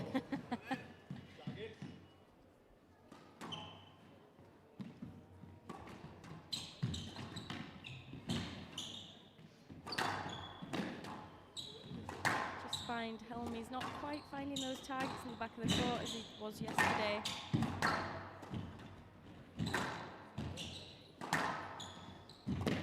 Yeah, it's a bit sporadic as well, isn't it? A bit wild, a bit. He was a lot more closed down yesterday. It could be to do with obviously the difference in opponent, the fact that it's the final.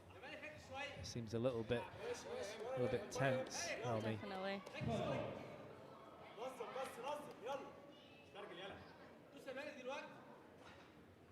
To the team on the right, please only comments in English. Thank you.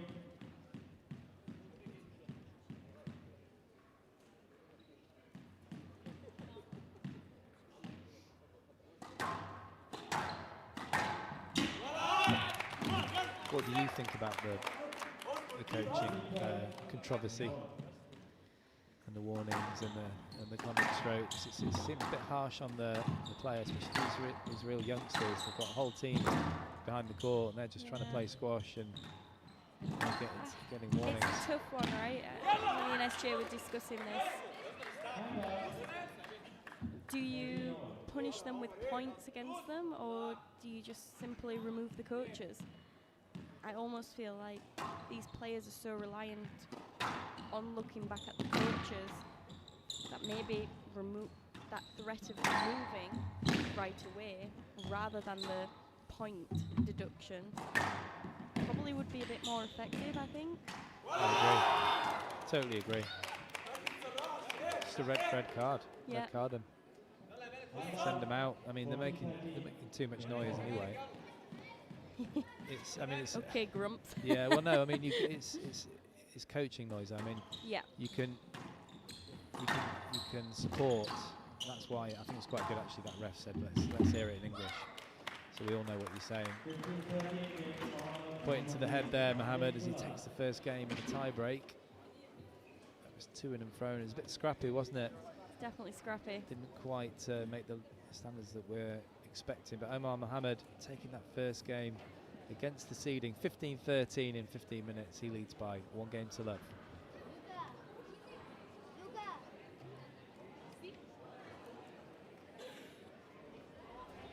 There's a game that was going back and forth all the way through. Both players not quite finding the ranges fully.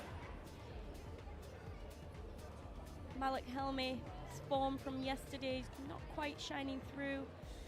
Love to see him hitting those targets a bit more in those back corners, but Omar Mohammed is definitely taking advantage of it. Finding those nice shots into the front. We'll have to see if Malik Helmi has a response.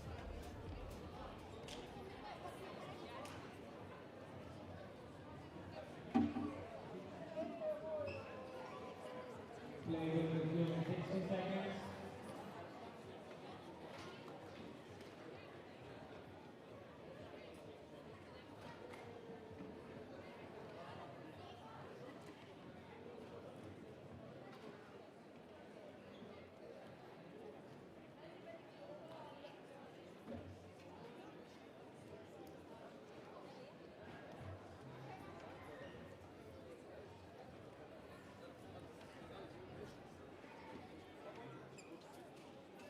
Play will resume in 30 seconds.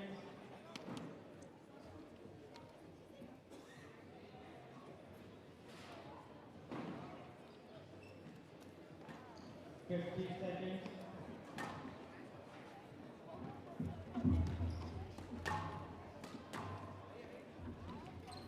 Video again, 3 seconds out.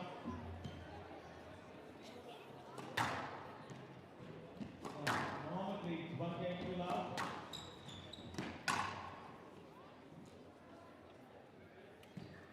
Level.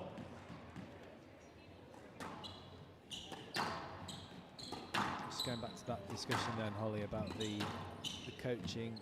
I think that's a good idea of yours. Just red card them all. In fact, they should actually give the referee a red card like they do in football. Come down and show it to them in a football style. I mean, some of the antics that have been on court are very football-esque, so Yeah. I think it's only fitting. Yeah, very appropriate.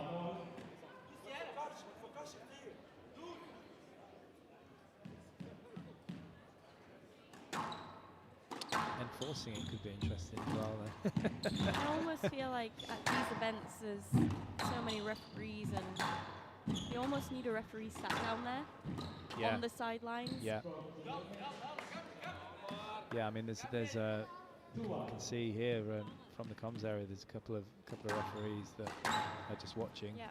They could be just sat down employed. there. Don't have to watch the game. Can still be resting up for when they're next into action, but I think you almost need them just there staring at them. And I think if you had that threat of them knowing that there is someone just watching them, and I think that also would take away. Yeah, that is a great idea.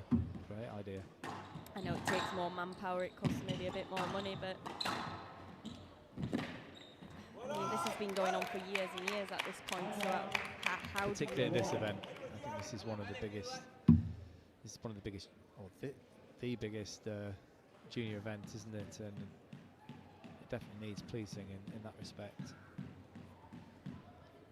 Definitely. We're also just discussing the amount of coaches that go up to each player. In the PSA, there's now a rule, you can only have one coach coming to talk to you in between games. It has to be the same person for the entirety of the match, which we definitely do not see here at the PGO. There's minute 2 or 3, 4, 4 or 5. I know for myself, even at team events, I'm a one person. Don't confuse it. Yeah. How would you have felt if you were surrounded? Yes. Confused. I definitely remember in the past sending one person away. Just prefer to have one person there. So if two came down, I'd send one away. Yeah, just keep it simple. Yeah. Be intrigued to know from these youngsters how they feel. If it's just so normal for them. I think with a lot of the Egyptian youngsters, particularly, they are used to that. They're used to the noisy squash clubs, a noisy atmosphere, lots of coaches, parents getting involved, ultra competitive between each other. They're used to it. I feel like it's definitely different each country when it comes to that. I feel like the French always seem to have quite a big contingency around them.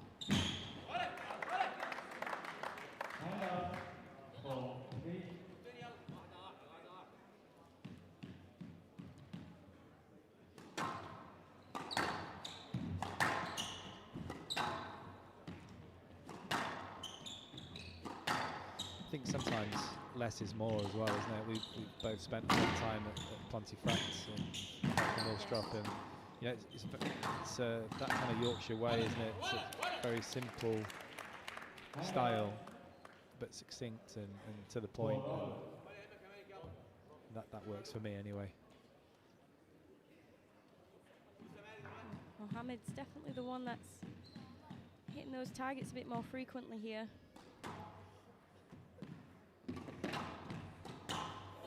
Yeah, that on cue, that's a brilliant shot.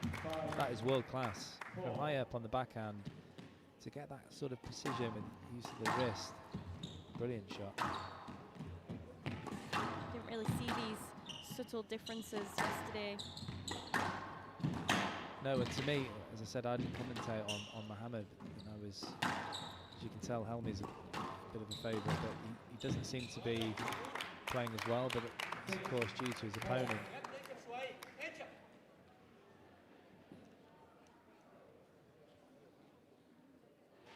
Maybe a little bit of coaching going on there. Well, I think they just noticed themselves on the screen and told the other to calm down a bit. They're being watched.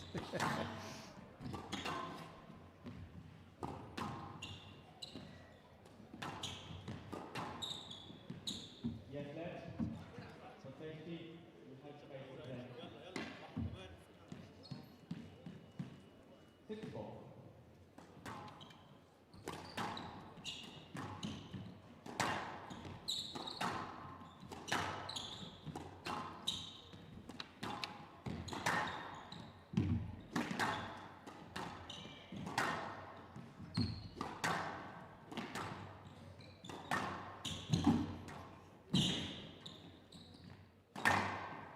That's a lovely shot. That's more like it from Helmi. 5, 6. I think that's one of the first ones we've seen him hit today. Yeah, he was doing it with regularity yesterday. That high backswing, early preparation, and then caned it nice and straight. So solid, so accurate.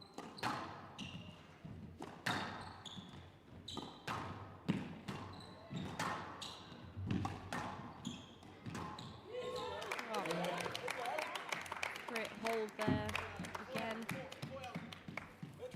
Mr. Mohammed, Mr. Helmi, please ask your teams to start making comments during the game. Popped up a bit, didn't it? But I guess he got himself in a bit of a bad position. Hand out 7-5.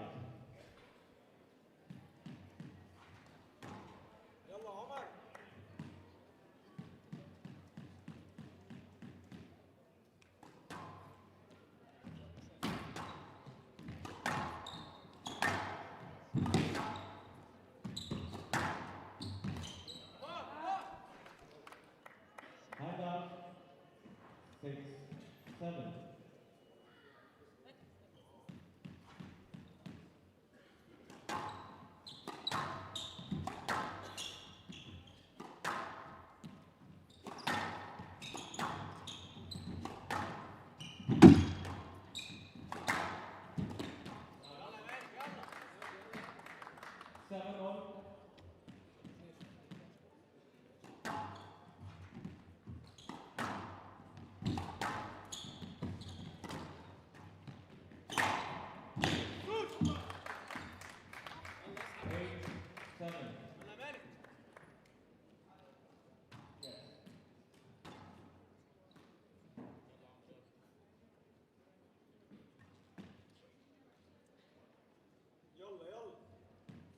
8-7.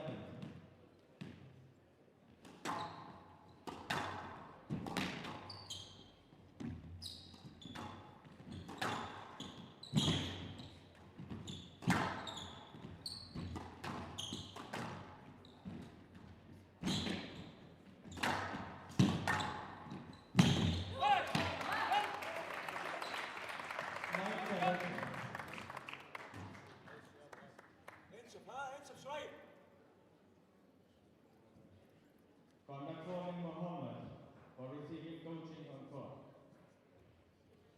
9-7. We're here again with another conduct warning for coaching. It's getting boring now, Holly, isn't it? It is. I feel like it's just been a talking point that just keeps on giving. 8-9.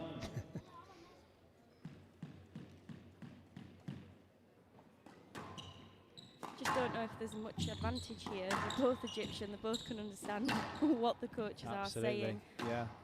Was it much of a big thing when you were a junior? Because it certainly wasn't when I was a junior. It was wasn't it? definitely starting to be. I remember actually playing a French girl at the British Junior Open, and had the Canadian team behind me, and French is obviously French Canadian.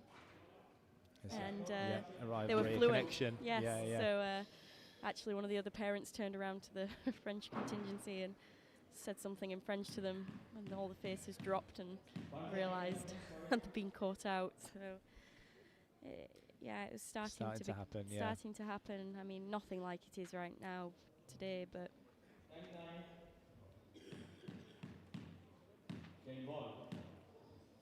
I think that's something that Egypt have brought to the table. Definitely. Certainly were a few nervous parents back in the day. That was an unforced error there from Mohammed. Game ball down with a cheek point, a relief for Helmy, the #1 seed. It's a pretty close match though, some long rallies. Helmy taking the second game, 11-9 in 11 minutes. The score is 1 game apiece.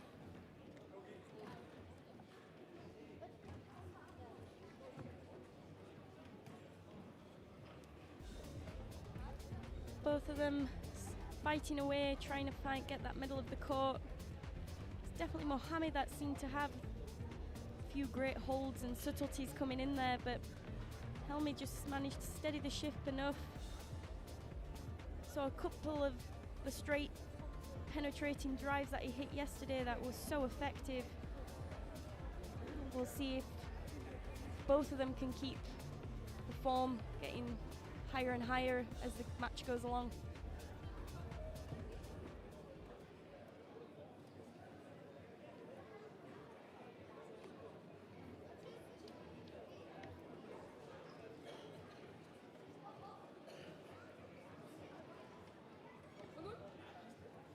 Play will resume in 60 seconds.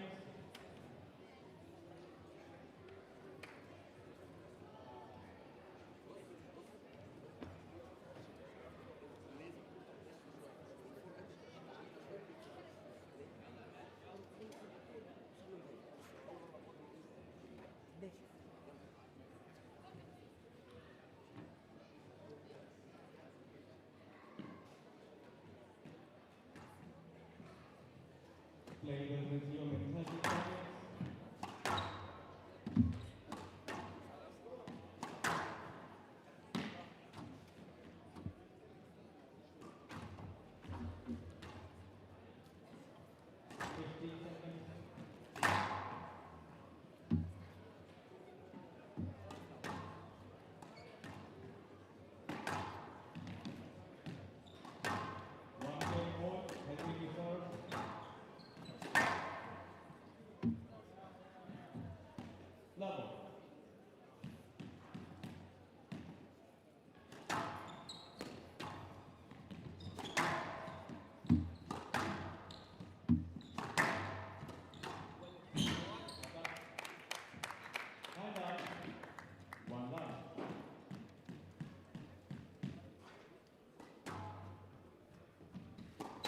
serve from Mohammed. Just thinking about where he's putting that ball. He's actually using the height on the wall pretty well. When I first saw him in this match, I thought he was just trying to hit the ball with a lot of pace, but he's using the height really well, matching height with pace and thinking about what he's doing on the court a bit more than I gave him credit for. Same here. And 1, 2. Still think we can see a little bit more from Helmy though. Definitely. It just seems to be a bit looser, putting that ball a bit more on the rackets in the mid-court. I just think with his technique, which is I think very good, he's got more to it, like that high drop shot. I think he can normally do better than that. Just maybe final nerves. He's done well though to get back to parity here. That was more like what we saw yesterday on that volley quickly and just keeping it so straight and tight. Yeah, just finding that line, front wall floor, so the ball's running back. Again there. Oh dear. Oh, Didn't got react. away with that. Didn't react to it. It would have been an easy stroke if it had just turned in time. Very much got away with that. You'd probably say that it was intentional.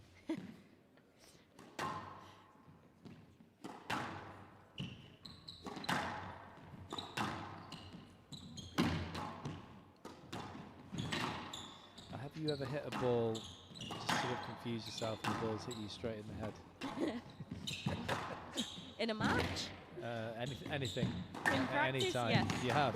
Yes. Oh, that's brilliant. Nailed myself right in the middle of my forehead. Oh, fantastic. And that was as a pro or when you were younger? Yeah. Maybe a few years ago. That's brilliant. Well, at least you admitted it. Yeah, what about yourself? No, but I just thought, it hasn't happened to me, but I just remembered a guy who used to live with me. He was just a fun squash player. He did it and it really, really tickled me because he was quite a nice chap, but a little bit on the arrogant side. So it was quite funny to see. He was running back as fast. He was quite quick, and he was running back as fast as he could to play a back wall bow, which he'd never played before. He hit really hard, and it went straight back into his forehead.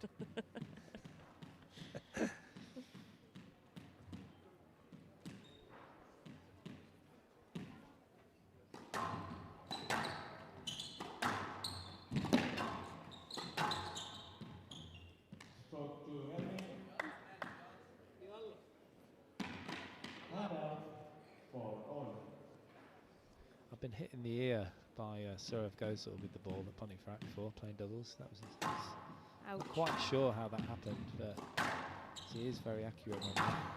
Yes. Dear, he was actually on my team as well, which was harder to take. It's okay, that happened to me. I've got a scar across the middle of my forehead from playing doubles. Is that with SJ? No, it was my mum. She was annoyed with you. Yeah, on the same team as well.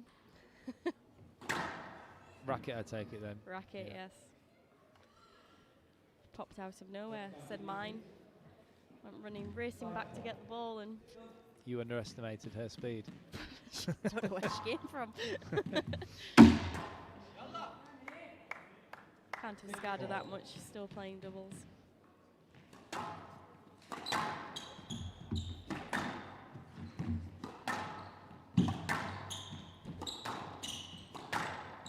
Would be interesting, I think, if the Egyptians started getting a bit more involved in the doubles. Yeah, I mean, they'd obviously be pretty good. Yeah. There hasn't been that opportunity, and there won't be, will there, I believe, in LA 28. Don't believe so. Two players, I think 2 men and 2 women from each nation, is that right? That's what the rumour has, but I Playing think singles. it's still very much not determined what the requirements will be. 5, 7.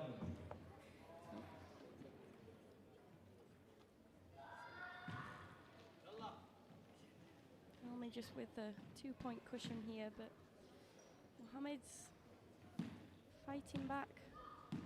He's staying in touch, isn't he? Pretty Yeah. well. Scoreboard pressure here.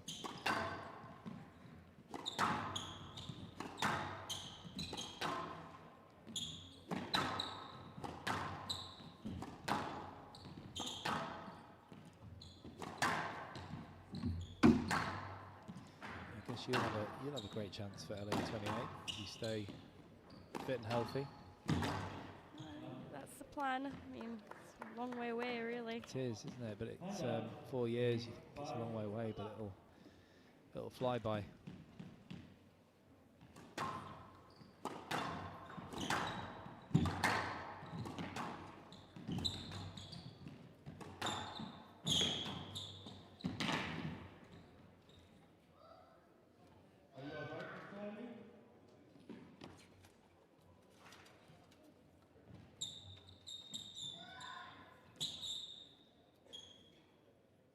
Left.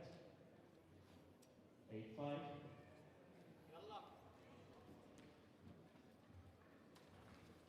On the right.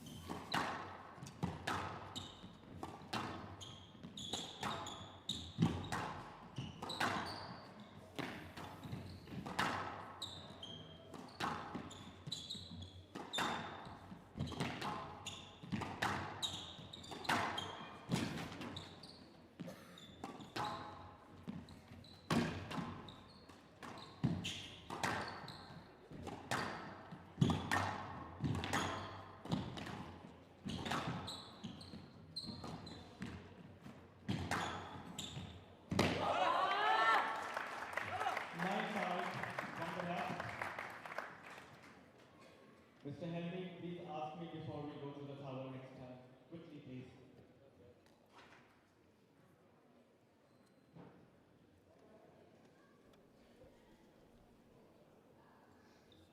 Starting to see the form that we know Helmy is definitely able to do. Just hitting those targets a bit better in the back of the court, making Mohamed getting him behind and really have to dig out. And that was brave from the back of the court as well. Just spent a little bit more time, just a bit of a hold before playing that drop shot from the back, and it turned into a winner. Just a millimetre above the tin. And it's gone fairly easily, that game, in the end, to Helmy. Hasn't had everything his own way, but just towards the end, slipped away a little bit from his opponent.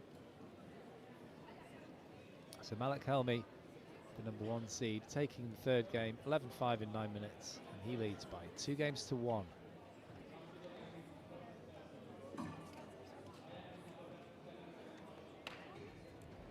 I don't think the scoreline quite did that game justice, but it's definitely Helmy that is finding that form that we saw yesterday, hitting those targets in the back of the court and then taking his opportunities. Mohamed's still fighting hard here, just making a couple of crucial errors that we hadn't seen in the first and second game. And it's Helmy that is now 2-1 up.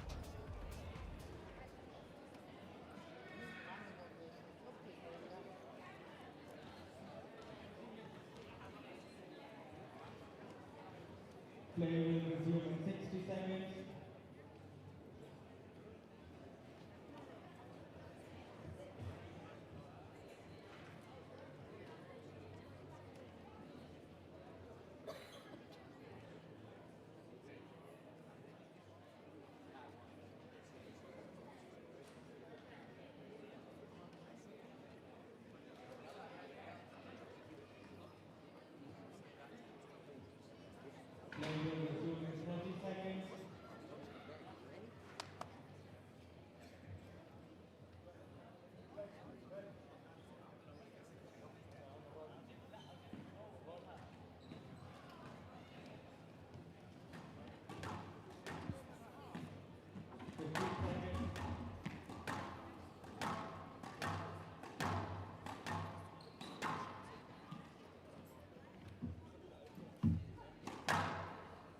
Delhi leads 2 games to 1.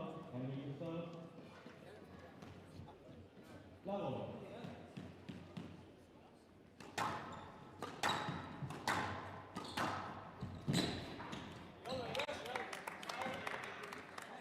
And out.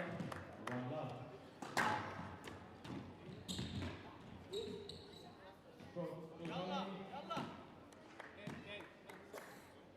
And out. 1 all.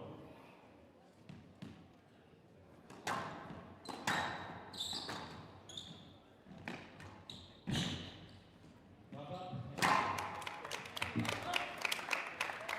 And out. 2-1.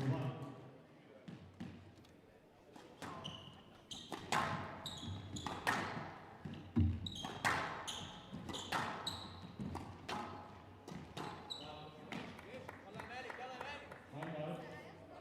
2-all. Thoughts here, Holly? Do you think that Helmi's going to take it in 4, or are we going to see another fight from Mohammed?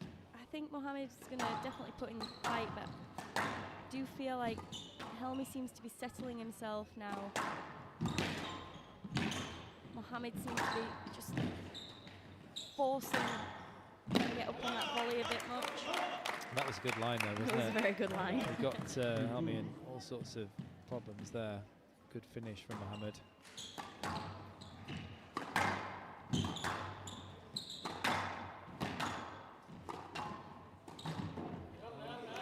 Didn't need the head fake there, just concentrate on the shot. 4-2.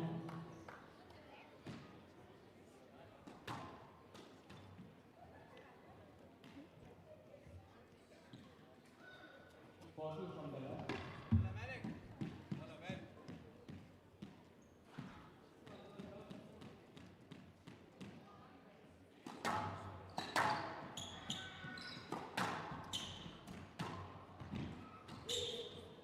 let. Cover the line in front of the player. Stop please to start. Technique order for score please. 5-2.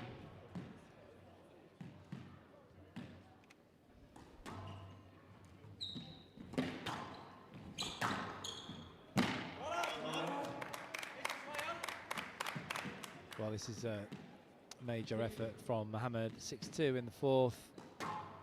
Got to do something here, Helmi, quick. That'll work. It's a brilliant boast, definitely not up from Mohammed. And out. 3-6. Tried to style it out.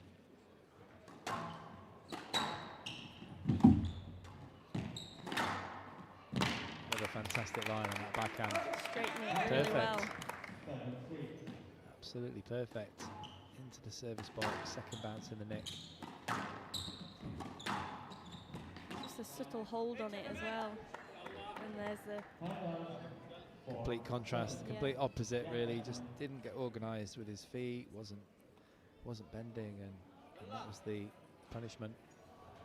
Ball hitting the bottom of the tin.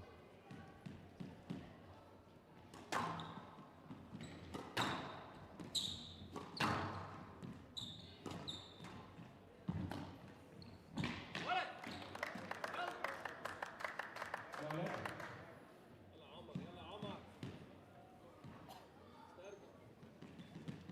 5-7.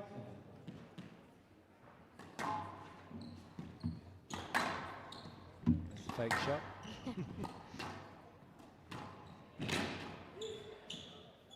Yes, let. I think that player has left the again time. 5-7.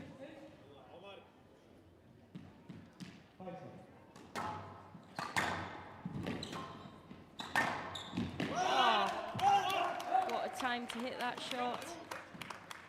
And out. 8-5. It's impressive. Nice slow-mo there as well.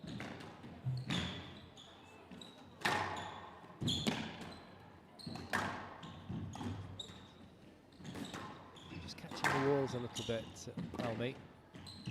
It's a good dig. And still goes on. There's that favourite shot from Mohammed when he's front left. It's up nice and early and hits a beautiful line. Look at the preparation. It's up there nice and early. rising to the occasion now. Oh, wow. That was slick. And we saw a shot that went into the bottom of the tin in that sort of position earlier, but certainly made up for it there. 5 game balls now to equalise for Mohammed.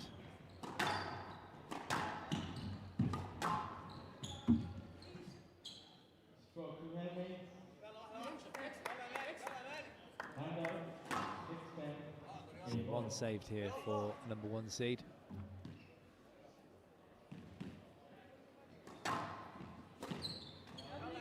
He's just snatched at it, hasn't he? Saw that a couple of times earlier on. I think with the girls under 11 we saw 3 misses on return to serve. Here's the tactical break in the rhythm. Definitely can feel Helmi's gaining a little confidence in these last 2 rallies.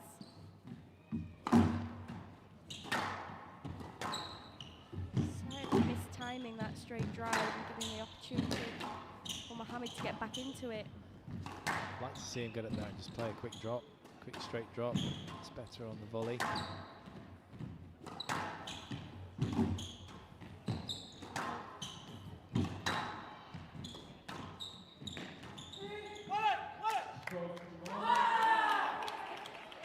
I think that's harsh, Holly, after the ball was tight. That was quite harsh myself too. That was a weird one. I don't think he was that much in the way, just a little bit of traffic. The ball's running tight. Quite deep as well, and I feel like he was going forward. But not too much argument from Helmi as he loses the 4th game, 11-7, and the match stands at 2 games all.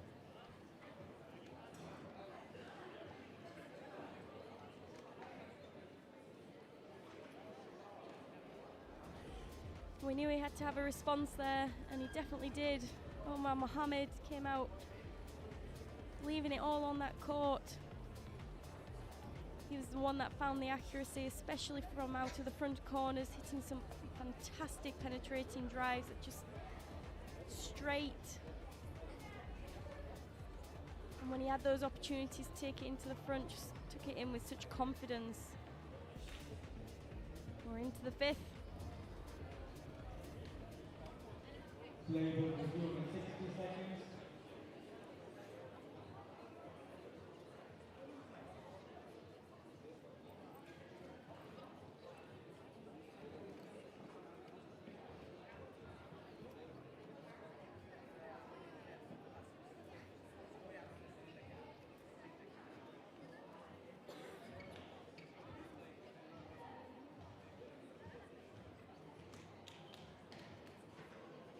Play will resume in 30 seconds.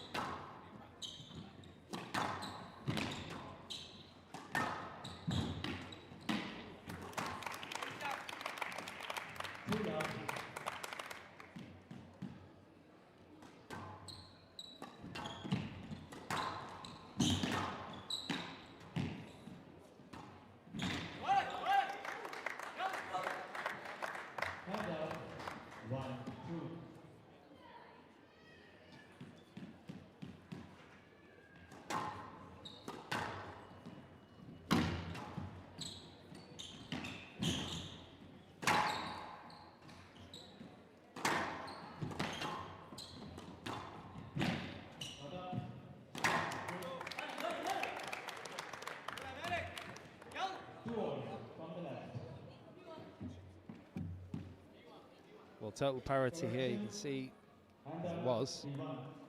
The score's wrong. 3-1 to Mohammed. 2 games apiece though. First 5-setter we've had today in these finals. Said it in that last game. I feel like that first opportunity, if you could have just put in that quick straight drop. Done with authority, that one from Mohammed. It's impressive. Helmy got a really good width there. I was about to say he's got to do something quickly here. He's going to stop the rot in this boys under 13 final.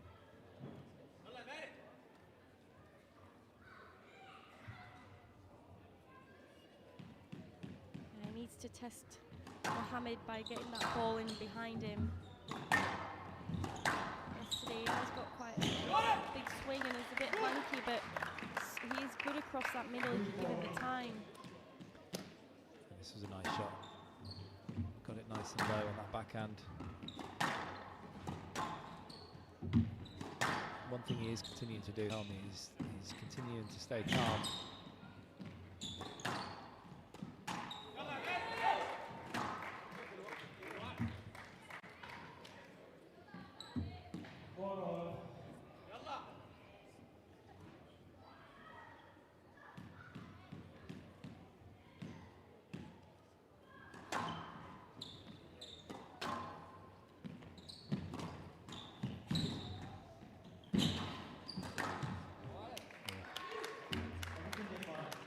Sure he quite meant that one. I don't think he quite meant it to go so fine, but it worked.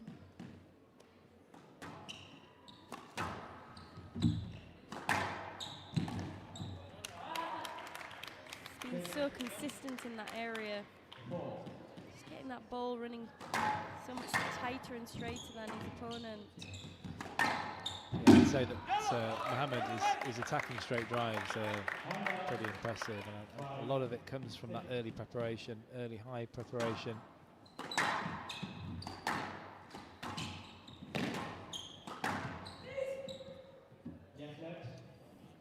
Close to a stroke. That talk came out of the wall pretty high.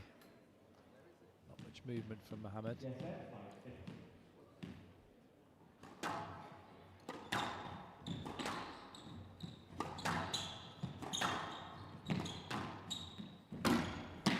Tight. It's a good squeeze from Mohammed. Just when you think that Helmy's getting his foothold back into the game, Mohammed plays a brilliant straight drive.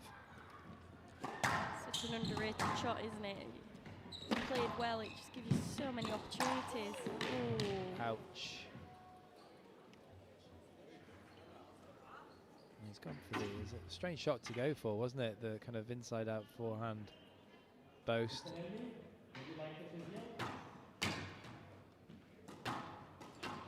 Well, initially I thought it would hit his leg, but obviously it's hit his arm, which is in itself quite unusual. Very unusual.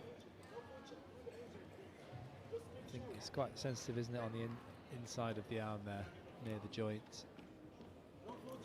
I certainly haven't been hit in that area, have you? No, I definitely haven't.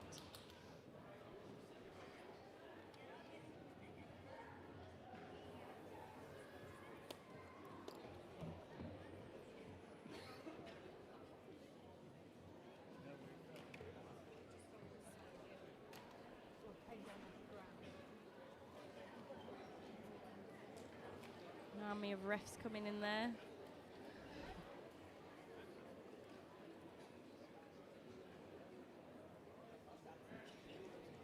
Head ref and the central referee. Just comparing notes there.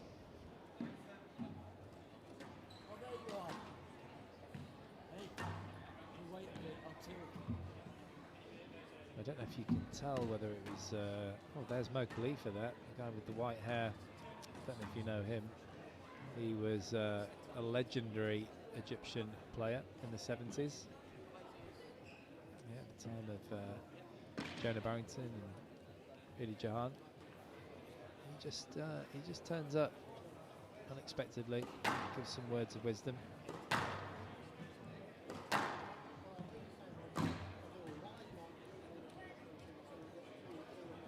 I don't know if you could tell whether it was his racket arm or his... I believe it is his racket yeah, arm.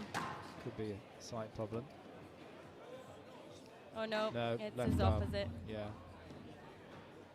I wonder if that ball was going to make it to the front wall, really, from that air. Oh, he was going for a boast. He was going for that inside-out boast. Oh, you mean off? Yeah. Yeah, I wonder if it would So have it's made still... it. I think it might have done, but it's a lot, isn't it? Have they actually given a decision? I haven't heard a decision yet.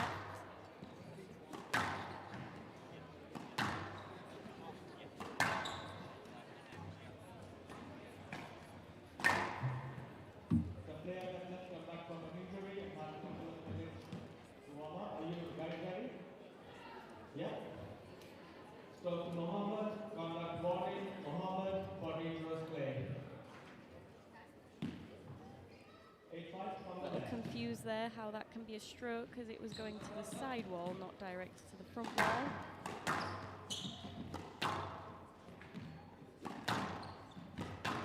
Have I missed a rule there, Parky?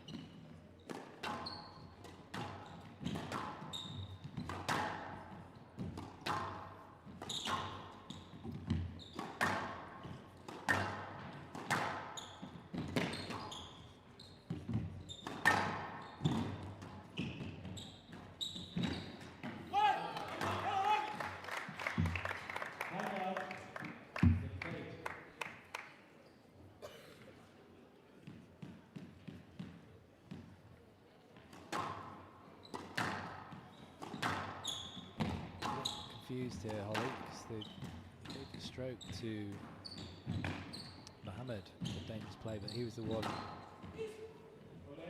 abusing it. Oh my word.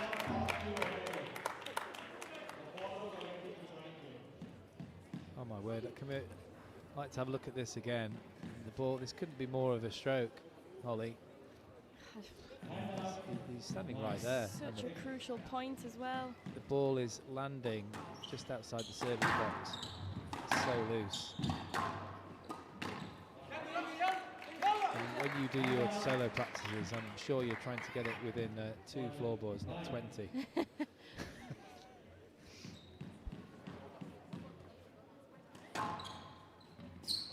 Oh, he needs that. Definitely needs that point. Certainly does.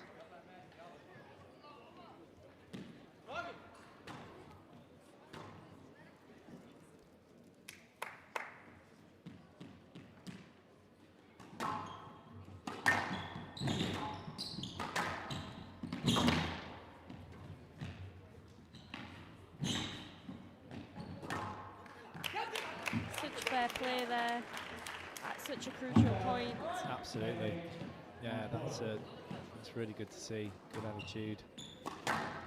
Obviously not good for Helmy because he's found himself 2 championship points down now in this 5th game. Make that one. Bit of a nervy volley that was. It's a sort of shot that Mohammed's been executing pretty well this match. So fantastic to see Helmy still looks so calm out there. Yeah, I think that's one of the things I liked about him yesterday, I still like it today, is he's got a good temperament. Can he take this match, this 5th game, into a tie break? Oh, he can, and there's neutrals. I think we're enjoying that. Can't get much closer than this. This is absolutely fantastic. These 2 youngsters battling it out here. 10-all in the 5th game. We were just talking about earlier how much it means to these players.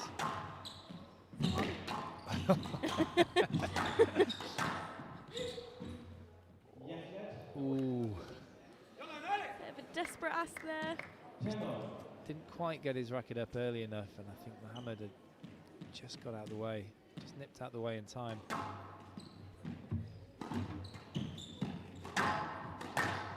It's that line that Mohammed likes. pressure.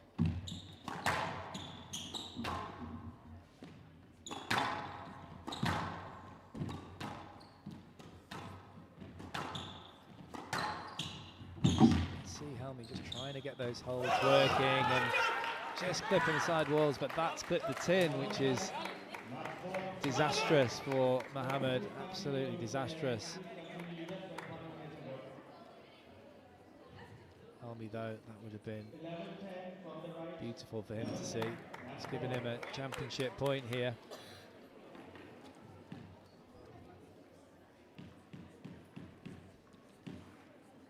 Some real drama here in Birmingham for this match. He's done well to straighten that.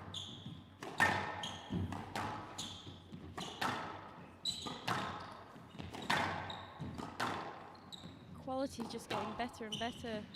We're right at that finishing line, aren't we? And both players obviously sensing it massively.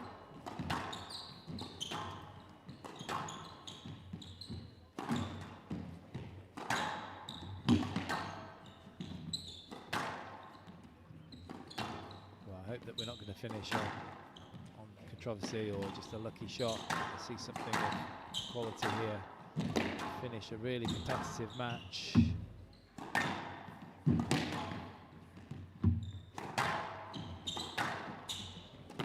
Really seemed to have composed himself here. Oh, he's missed it. He's snatched at it. The racket's gone flying from Mohammed. He's absolutely furious. The ball was there for the taking, slightly loose cross court. Mohammed pounced upon. Ball clipping the top of the tin, and there you see Helmy celebrating. Emotional. Both players emotional in their different ways. What a final that was. That's definitely the most dramatic of the day so far, Holly. Very entertaining. Oh.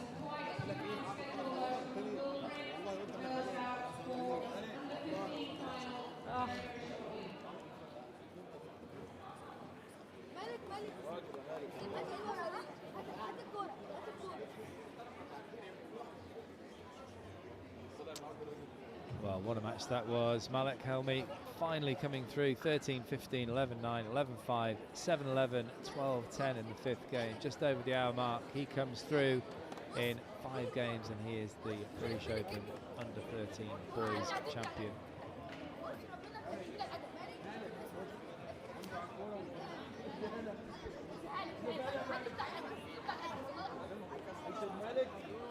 What a fantastic match we had on our hands here. Both players showing superb amounts of skill. And it was really just about who could keep the nerve till the end. And Helmy really managed to do that there, saving 2 match balls, coming back to win. And he is the boys under 13 British Junior Open champion. Amazing match.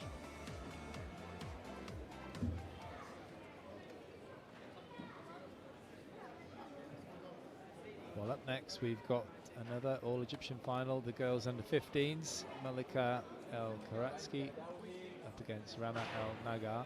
I'm going to go for a lie down and leave you in the capable hands of SJ and Holly. Join us in a few for that one.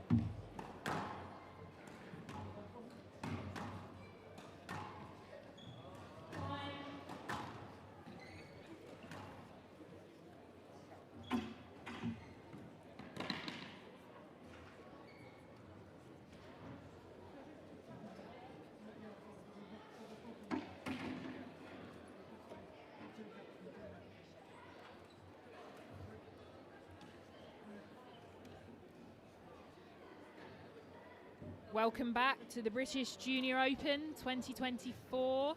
We've got a great match up next. So we are now at the girls under 15 semi-finals. We are on finals day, just to repeat that.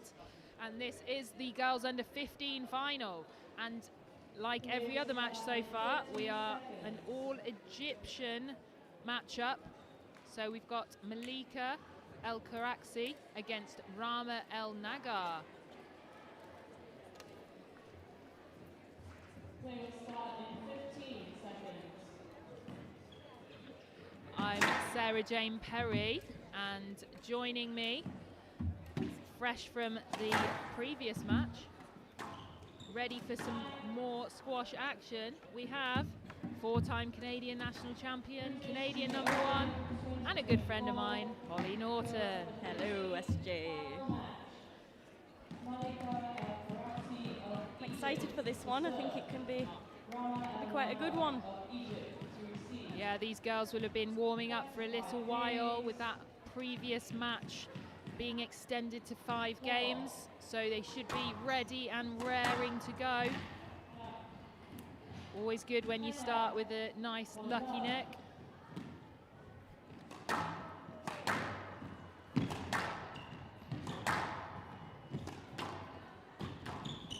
Just being informed, we're already pretty much an hour behind.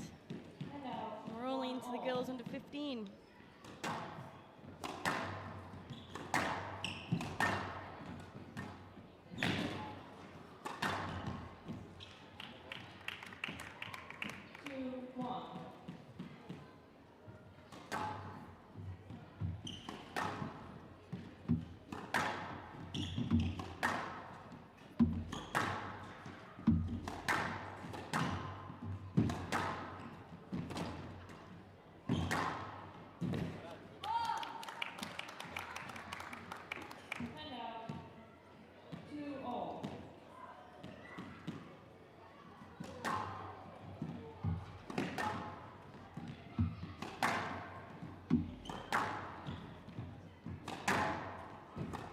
Both of these girls exchanging points back and forth at the start of this game. You have to go in front and play the ball. And out.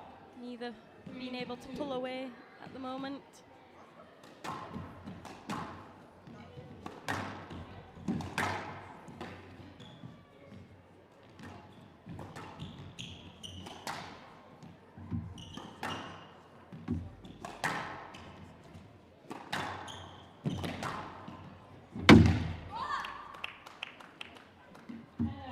Both of these girls have had reasonably straightforward runs through to the final.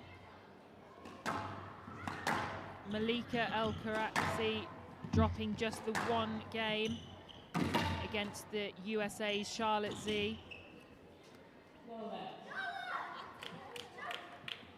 And Rama El Nagar dropping 2 games, 1 in the semi-final, 1 in the quarter-final. It's impressive yesterday, taking out the #2 seed Harleen Tan, 3 games to 1.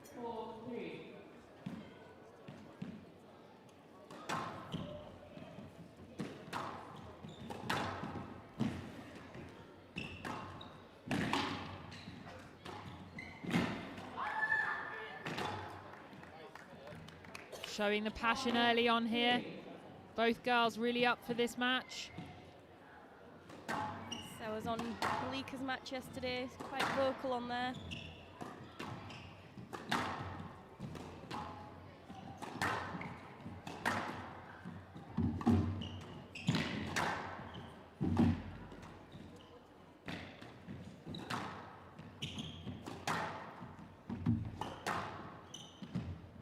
Got that added advantage of being a lefty. Yeah, we were discussing that yesterday, weren't we, Holly? We were. I actually don't know if there's many lefties women in Egypt. I don't know if I've ever seen one. I'm sure there are some left-handers in Egypt, Holly. We'll try and get some confirmation of that, but I believe there is some. I don't think we've come across any on tour, have we? No, there was obviously you said female, but we do know a reasonably good Male. former professional by the name of Amir Shabana. Yes, there's definitely a few males. There's also Yusuf Ibrahim.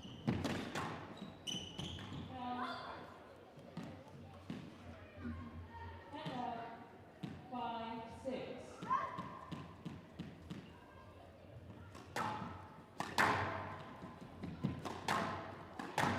Definitely quite powerful on that backhand side as well. Can be a weakness for some lefties, but she seems to be quite confident up there on the volley, especially on that backhand volley drop. I think we've been talking about the sort of advantage of potentially being left-handed. I think it's something that's been discussed quite a lot in tennis. Somebody like Rafael Nadal, who's naturally right-handed, but it was deemed it would be an advantage to be left-handed and to play left-handed. So he was brought up to play left-handed, and that's why I think he gets such good control on his backhand, because that is his more natural hand. Whereas you see other players who were encouraged to play the other way. Maria Sharapova, left-handed, but was told to play right-handed. So the complete opposites. Both incredible players. So probably would have still been incredible players with the other hands. Surge from Karaksi to get to game ball, but a quick error and one of those game balls wiped out.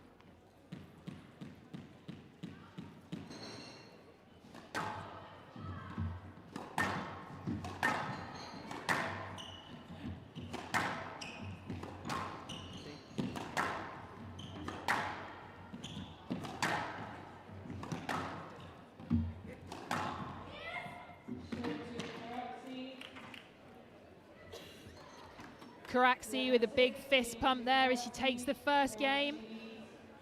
Always good to get that first game on the board.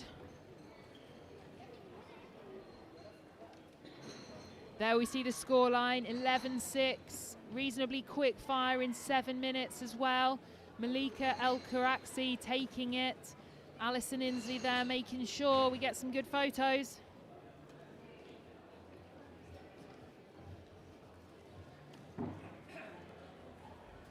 Well, it was all exchanging points in the beginning of this game, but it was Malika who took charge in the mid stages and really pulled away, finding some amazing lengths into those back corners and then using those subtleties around the middle. She finds herself one game up in this final.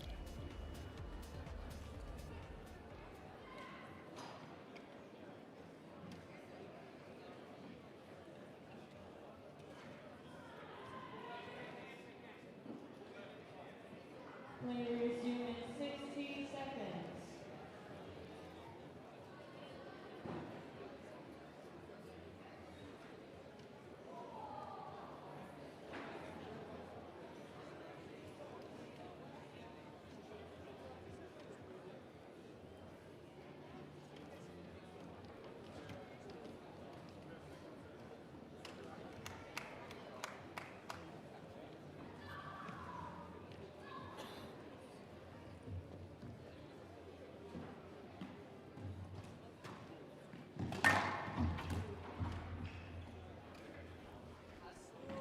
The crowd steadily building as more of the kids finish their matches and want to come watch the pinnacle of each of these events. The number 1 seed here, Malika El-Karaksi, living up to her seeding so far. Can she maintain the dominance?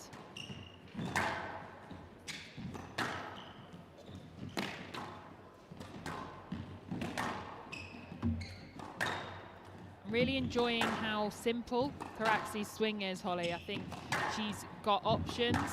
but there's not much to go wrong. Yeah. So she's consistently hitting really good, clean lines. And then to go along with that, her movement, she just kind of glides around that court. Yeah, she's getting that footwork going really well, getting into nice balanced positions, absorbing the pressure when she needs to, and then looking to attack when she gets the opportunity.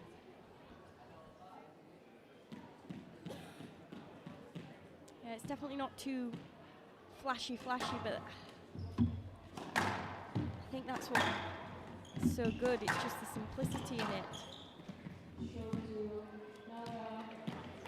Not quite timing that one. And now, 1-all.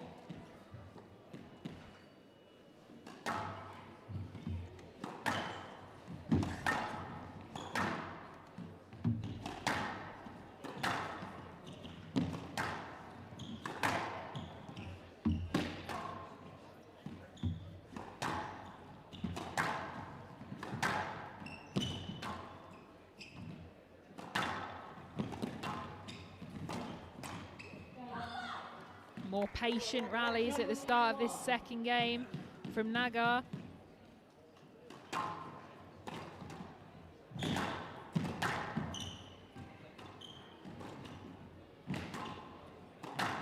She's just been a little bit cautious though when putting those balls into the front.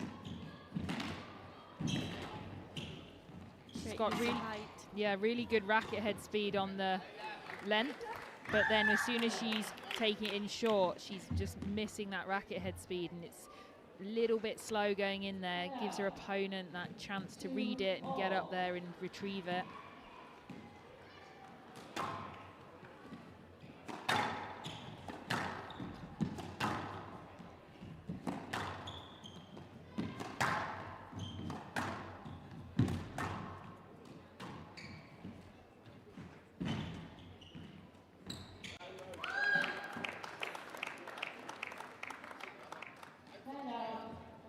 Both players here catching the sidewall a bit on these short shots. They're going to be wanting to try and get them bouncing floorboard first, then into the sidewall. Makes it much more difficult to be retrieved by the opponent. You often see the front wall, side wall first when someone's a bit hesitant.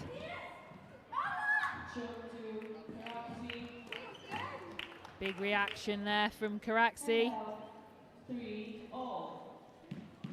Personally, I like to hold those back a little bit when my opponent's sat on the floor. The Yalas.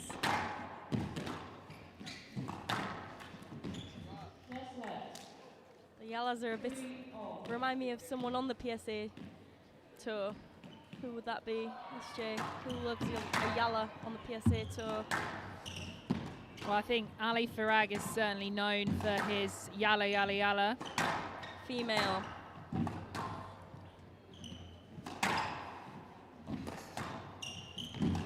Likes a high-pitched Yala. I would go with Noran Gohar.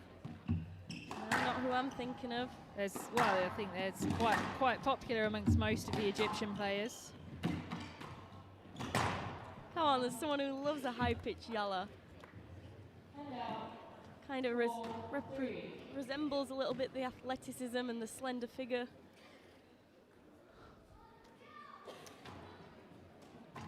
No, the fifth coffee's not kicked in yet, Holly. Brain's not functioning, I'm afraid. Hanya loves the high-pitch Yala early.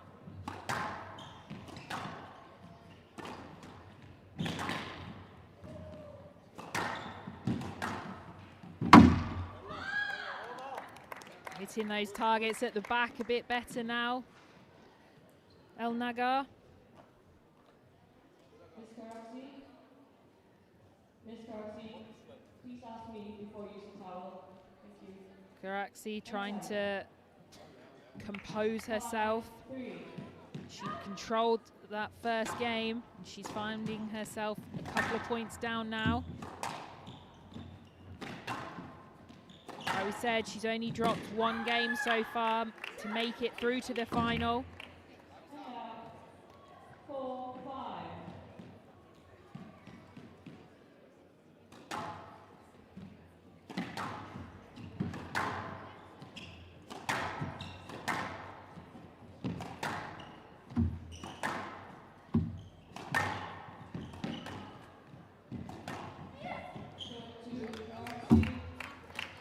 It's unfortunate there for El Naga. She went through the interference and played the ball, but just then catching the sidewall herself and just unable to clear that shot.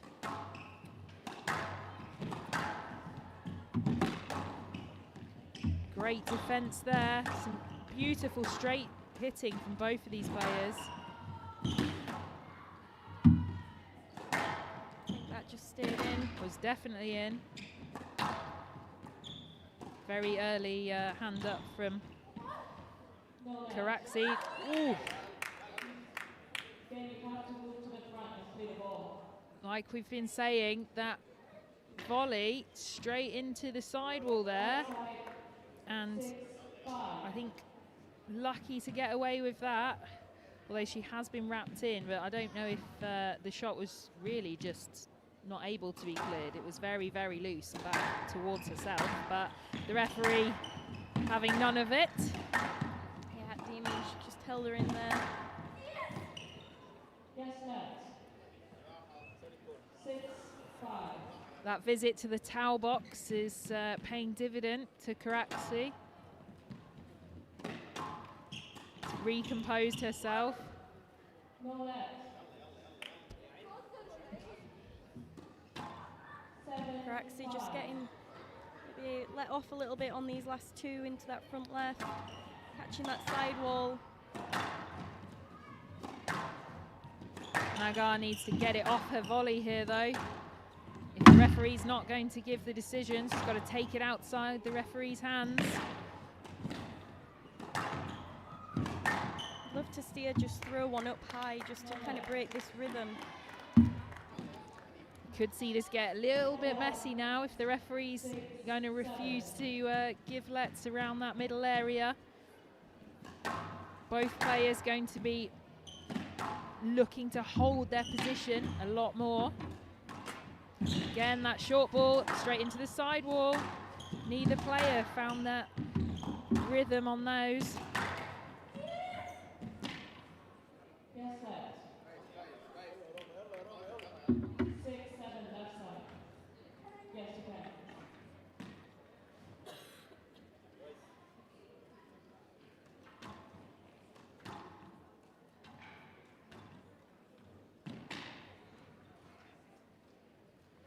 Like we were discussing previously yesterday, Holly, I think these players aren't going to be used to using a towel box.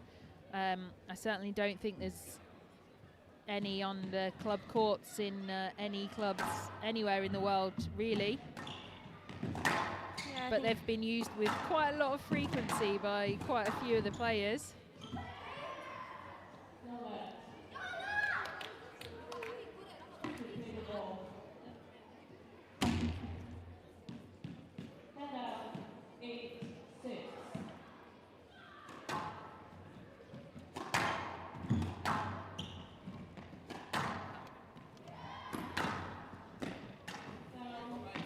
just a bit hesitant going into that front corner. She just needs to put it in with a bit more conviction.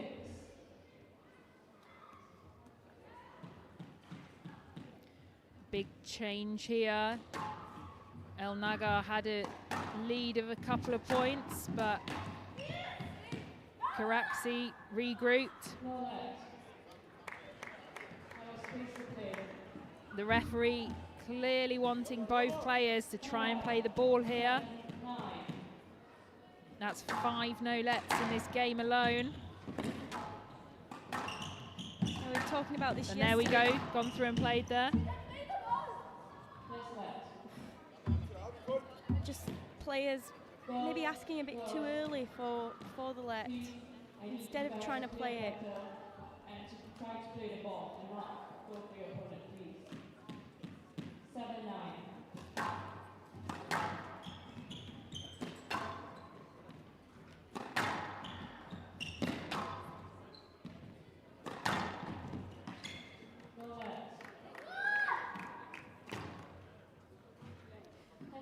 Neither player seemingly learning here really from the clear instructions from the referee. Play the ball. And the number 1 seed here, 3 game balls for a 2-love lead. Oh, beautiful line. Great hold there, we've not really seen that until now. Yeah, what a time to add in that subtlety.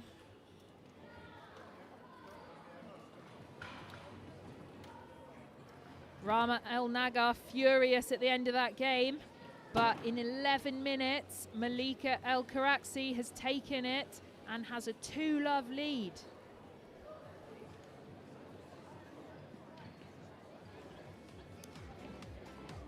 Well, again, it was a game where it was kind of nip and tuck all the way. The latter stages, it was Malika that just started to find a range. Referee maybe being involved a bit too much here. But she's starting to find those subtleties. And she finds herself 2-love up in this final. El Nagar has a lot of work to do here.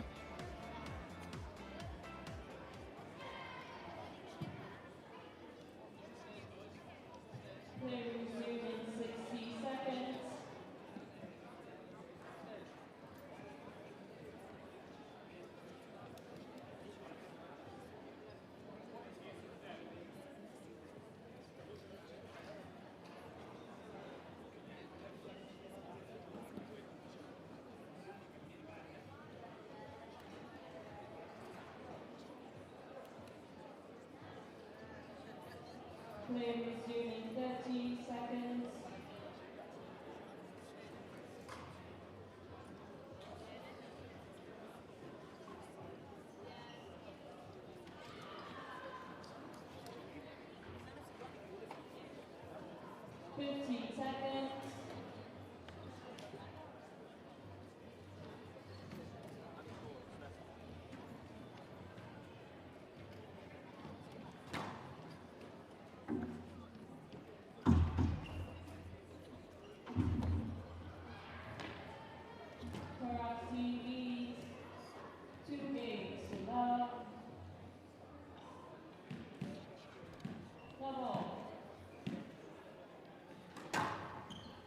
The number 1 seed starts the 3rd game, seemingly in complete control now.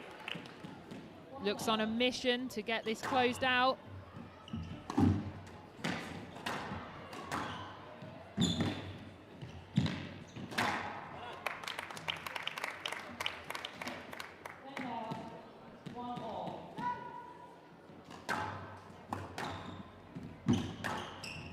Both players having a slightly deeper tee position, which I think is some of the reason we're getting so many traffic issues as well, when a lot of the play's also around the back of the court.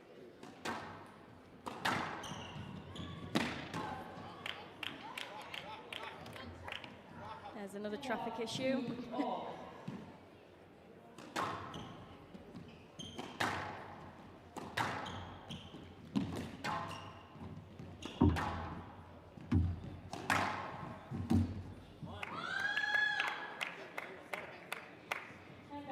Slightly conversed earlier, where we saw Reem El Magabri have a very high tee position in the girls under 13 final. Here that both girls taking that slightly deeper position, almost in line with the back of the service box.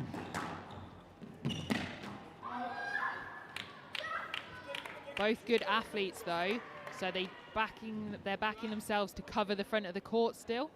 But actually it's creating a lot of traffic around the back. If one of them could maybe push forward, they could get on that volley a little bit earlier, also create more space around the back.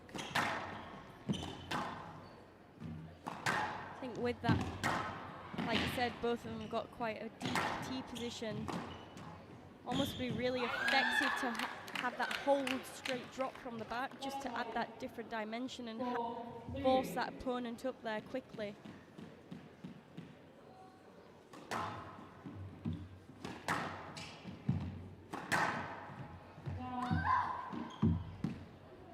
Clearly clipping the top of the tin there and coming up off the front wall. Maybe unsighted from Karaxi. Seemed to think she'd won that rally, but definitely the point to El Nagar. Frustration now for El Nagar. Couldn't get the ball off that wall, glued.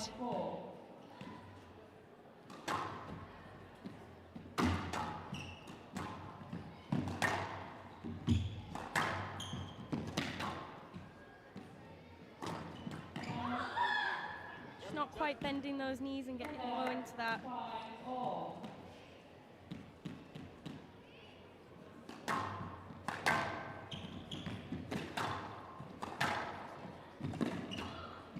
That's a fantastic defense from El Nagar. Oh, what a combination. Good attack into the front and then a beautifully weighted volley through to the back. Inch perfect. Finds herself with a 1-point lead now.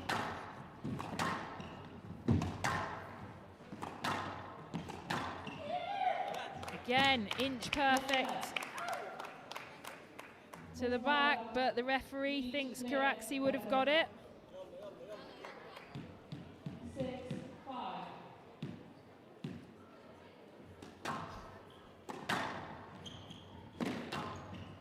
Both players back to some beautiful straight hitting.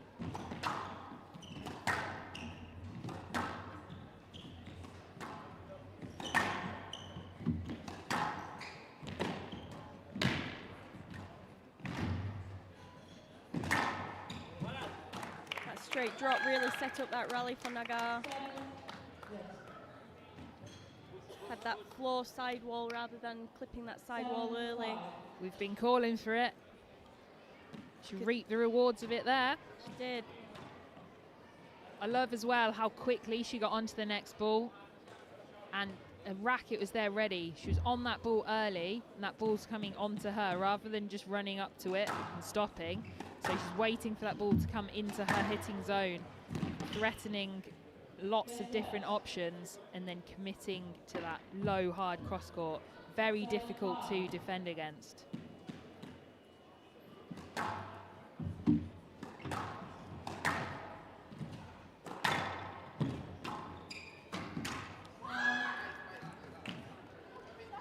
First time we've seen El Nagar have a few points on Karaxi here.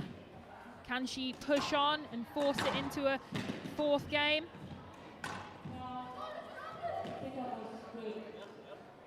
See the tension now mounting in Karaxi's body and what she's saying. There's a lot of tension going on. It's the first time she's really been put under pressure, and another error seemingly out of nowhere there. I feel like maybe she's thought the finish line was a bit closer than it is, and she's just trying to force it a bit too much instead of having that patience like she's had for the rest of the match.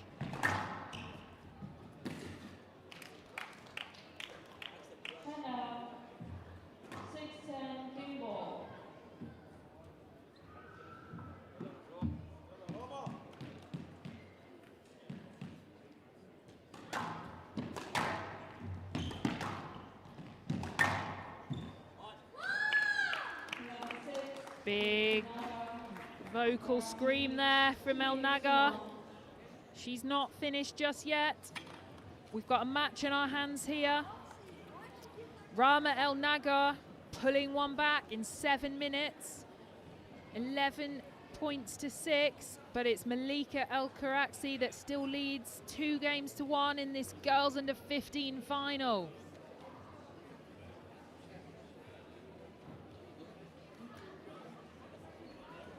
Well, El Nagar had to produce something different in this game to have a shout in this final, and she definitely did.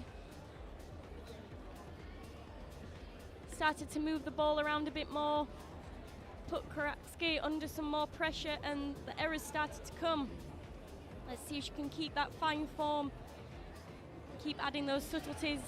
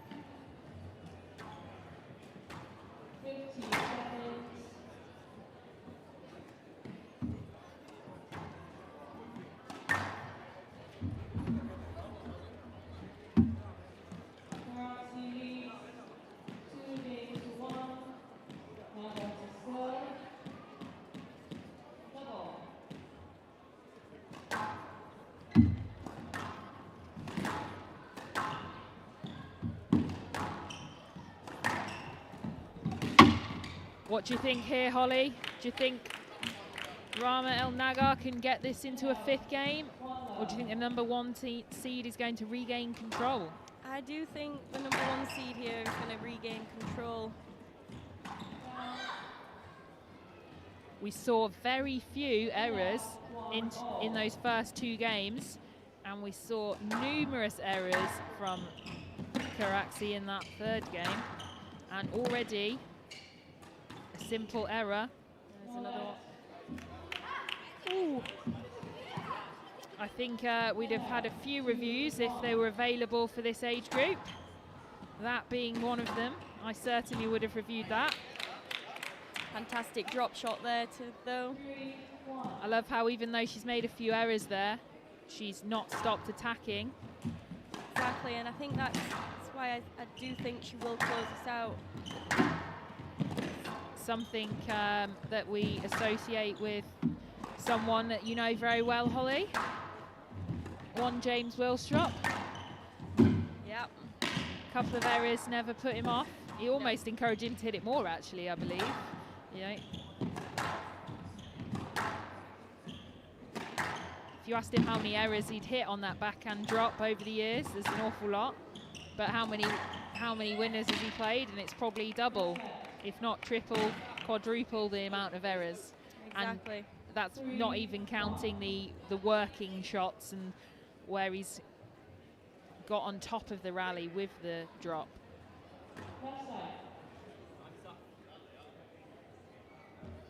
I think a lot of players get put off once they've made 1 or 2 errors, instead of sometimes just being positive with it and thinking about why has it gone down rather than just the fact that you've hit it down. Sometimes it's just simple, just aim a bit higher or commit to it a bit more.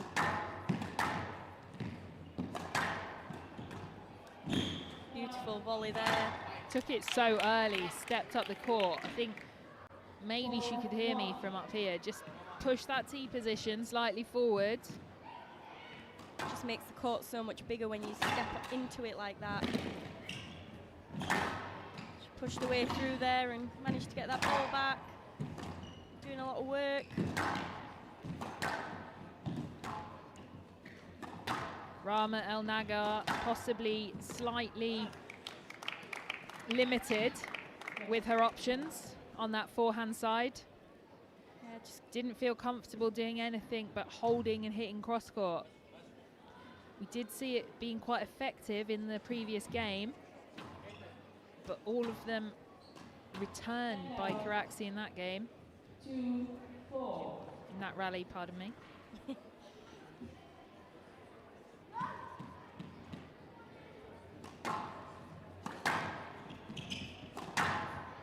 Imperative here for Rama El Nagar that she doesn't let Karaxi get away on the scoreboard. Fantastic get there. Still in this rally. Better width. You can see Karaxi hunting that volley there.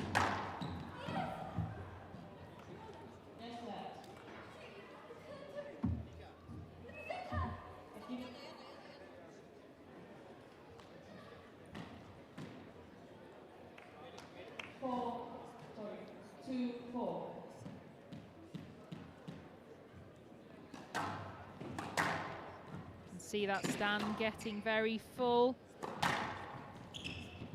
Neither girls seem to be really affected by it though. Catching that sidewall on that drop. It was the right shot though. A little bit wild there. Oh, that's beautiful.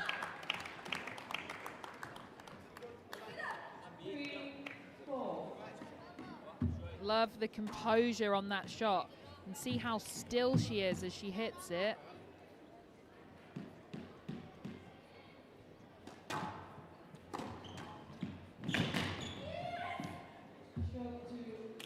She's a bit lucky there. It's such an early ask. There's no movement to go play that ball. It's just asking before it's even come. Yeah, there's no attempt to see if she can play the ball. We've seen the ref give quite a lot of no-lets in this match.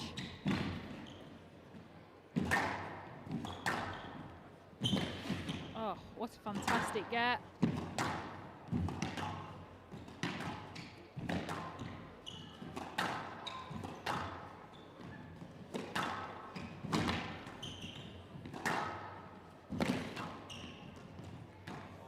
Oh, wow. Crucial rally as well. Massive difference on the scoreboard between 4-5 and 6-3. Both girls working ridiculously hard on there.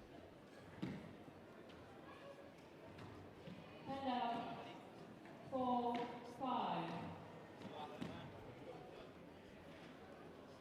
Breathing heavily there, the number 1 seed. Just thinking the same thing. Wonder if the fatigue's going to set in. I mean, I think Karaxi's lucky again. Every time she's putting that in, she's going front wall, side wall.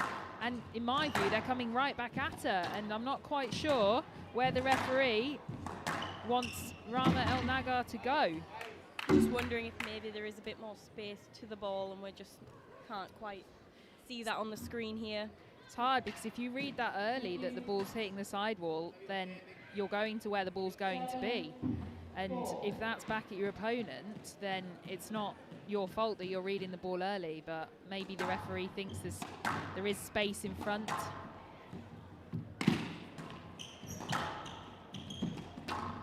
Big push here from Malika Karaxi. Great line there. It's a great line.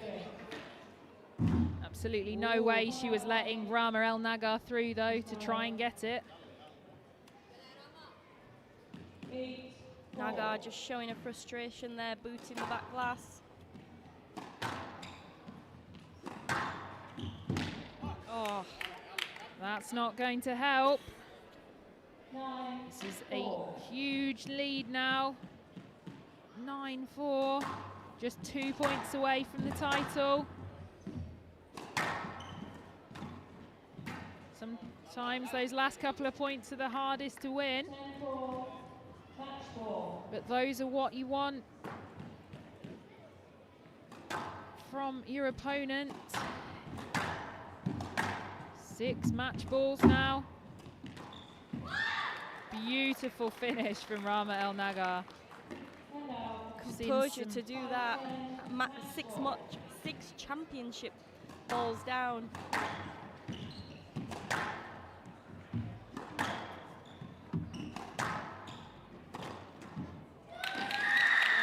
Incredible boast there to finish it off.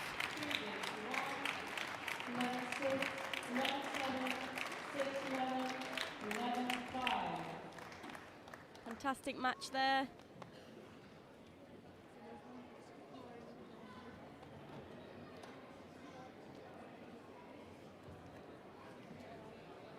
Congratulations to Malika El-Karaxi, taking the girls under 15 title. Boys under 15 coming up in just a few minutes. There we have it. No panic for the number 1 seed after losing the 3rd game. Malika El-Karaxi is your girls under 15 winner after taking the 4th game 11-5 in 9 minutes and a 3-1 victory in 39 minutes.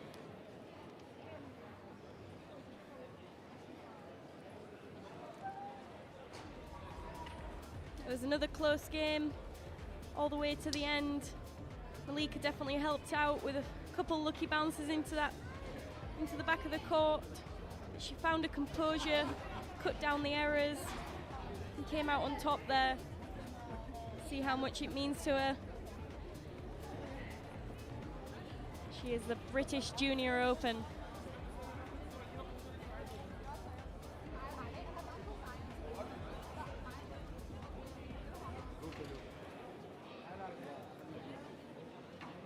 We'll have a short break after that fantastic match. But next up, we've got the boys under 15 final and our first non-Egyptian in Abdullah Ali, and he will be taking on Philopeta Salah. We'll be back for that in just a few short moments' time.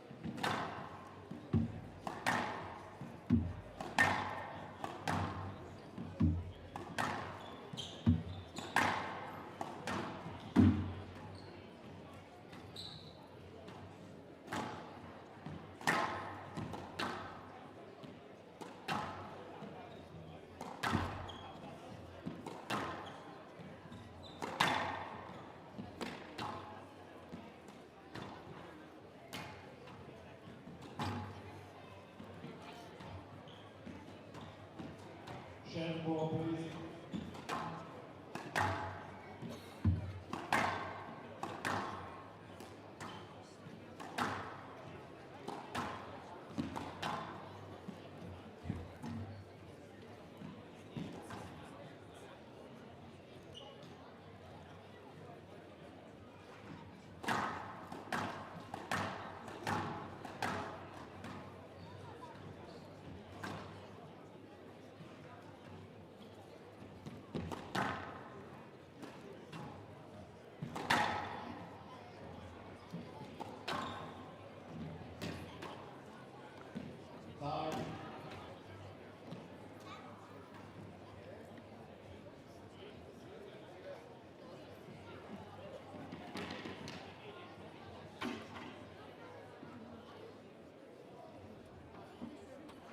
What's 7, please?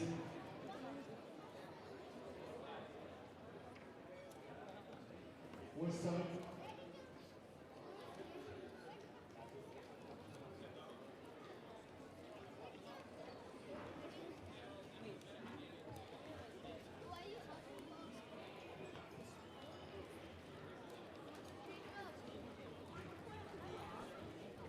Welcome back to the British Junior Open, and we have the boys under 17s waiting for us, and as was pointed out by Vanessa, our MC, earlier, it's the first non-Egyptian, Abdullah Ali from Kuwait, up against Bulapur Keita Saleh of Egypt in this final.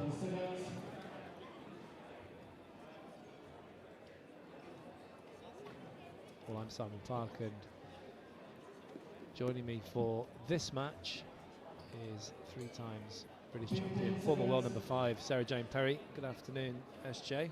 Good afternoon, Parky. It's a little bit behind about an hour behind in the schedule. We did have that 5-setter earlier, and then the previous match was a tough 4-gamer, wasn't it? Yeah, I think we probably expected that, if we're completely honest. Oh yeah, yeah. We'd rather have some fantastic matches and go a little bit longer than the schedule. Absolutely. Well, they just seem to be allowing a little bit longer, which is sensible as the matches wear on this afternoon, culminating with boys under 19 at 4 o'clock. I've been incredibly impressed so far with every single player that we've seen today. The standard has been unbelievable, and the attitude of everyone, and the determination and the fearlessness generally of the play of all of them. And who's impressed you the most so far today? It's a great question. I think Malika Karatski that we just watched there, she showed a lot of determination but also a lot of skill, and I loved how simple her technique was, and I really feel like she's got a great base to keep building on that game as well. I think sometimes with the juniors you can see they've got a very effective technique that maybe works at junior level, but will need some tweaking later on. Sometimes minor, sometimes slightly more major tweaking as they move up the age groups and also into the senior ranks. But both of the players in the girls under 15 final, I thought technically were very good, and Malika really showed her skills to the full extent.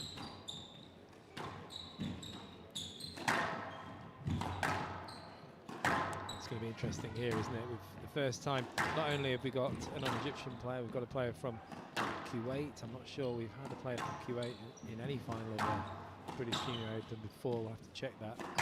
But also he's a 9-16 seed, which is it's good to see somebody coming through unexpectedly.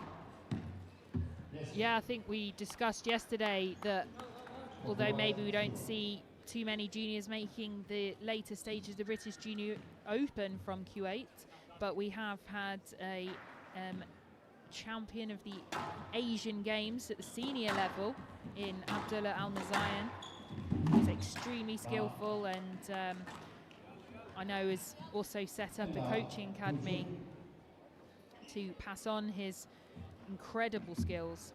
We were talking about lefties in the last match as well, and Abdullah Al-Mazayan that of Q8 is one of the most skillful players I've ever seen hold a racket, and he is also a lefty. No lefties in this match currently, though.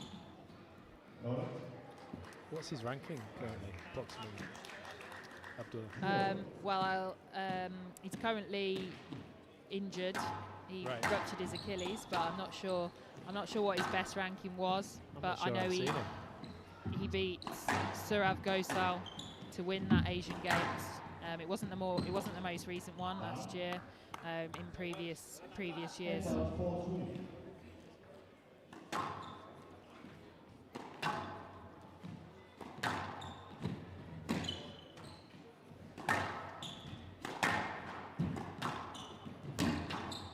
These two quite evenly matched in these first few rallies. Ali not seeming to be too overawed by this huge occasion.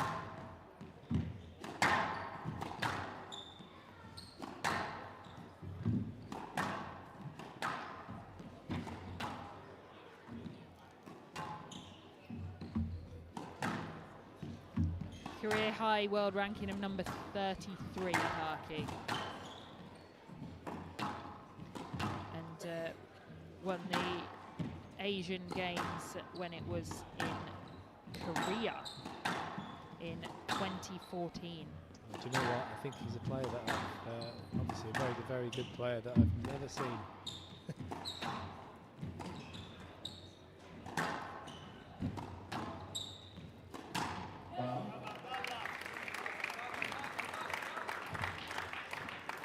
And now 4-4.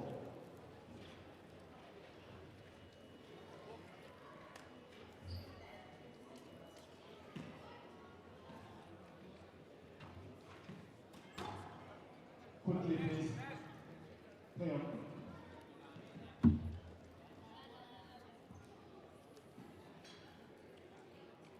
4-4.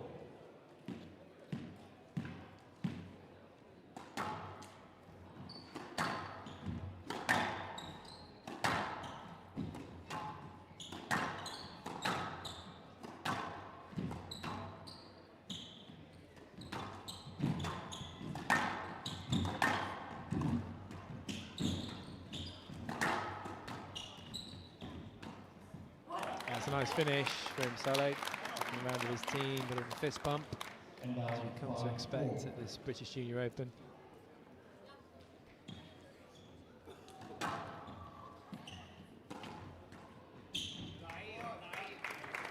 That's nice Mali, just mixing up the angles, changing direction, asking a few difficult questions of his opponent.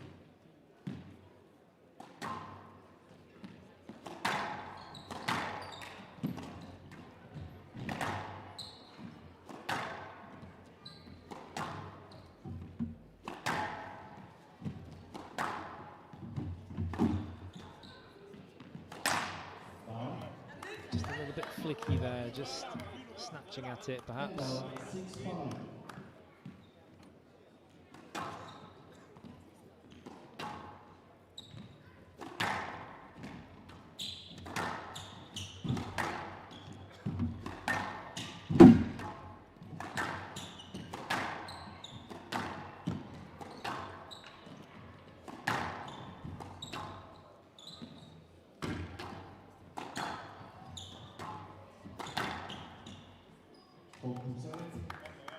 Yeah, it has to be. Ali's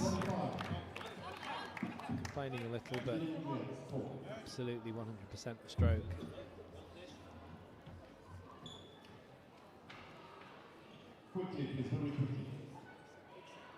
Salah from Egypt here. He hasn't actually had it all his own way on his journey through here to the final. In round 2, he scraped through 11-9 in the 5th against Jacob Price from the USA, and came through a 3-1 semi-final yesterday against Dewan from India as well. Yeah, he's certainly not been dominating, but in a way that's kind of more impressive that he's found his way into this final with the number 1 seed mantle. Not dominating as you point out, but still getting here, still giving himself a chance on the day. And now 6-7.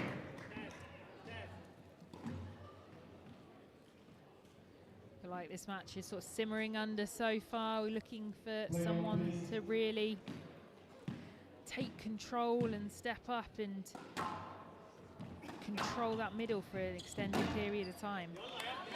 Bit of hesitation there. He knows he should have taken it before the back wall as well.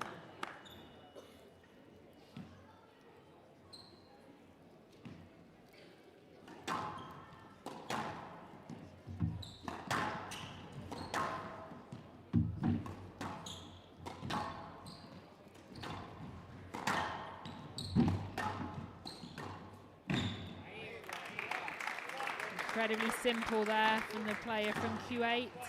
And out 7-8. Well, he made it look simple, hit the good length and then got the footwork right to give himself the best opportunity possible. I think the best players always make it look very simple, don't they, Parky? Certainly do.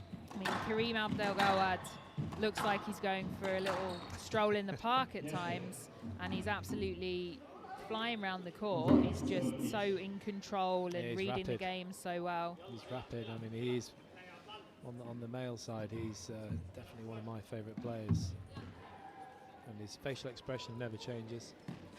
So casual, or it seems that way. Obviously, underneath, he's giving it absolutely everything, but he gives nothing away. I always tended to make the game look really hard. I just have a tendency to make it hard, not even just look hard, to actually make it hard for myself. Yeah, but keeps it interesting. As long as you get there in the end. Sometimes, not always. That's a beautiful hold there from Salah, a #1 seed. Drew his opponent in, looked like he was going to hit the drop and just flicked it across. Great skill. Again, starting to get a bit more confidence now with a hold. Yeah, it set up that loose one, didn't it? And forged a stroke at the business end of that first game. Salah, it was a bit of a struggle, to be fair, against the 9-16 seed from Q8. But it's Salah that comes through, 11-7 in 10 minutes. He leads by 1 game to love.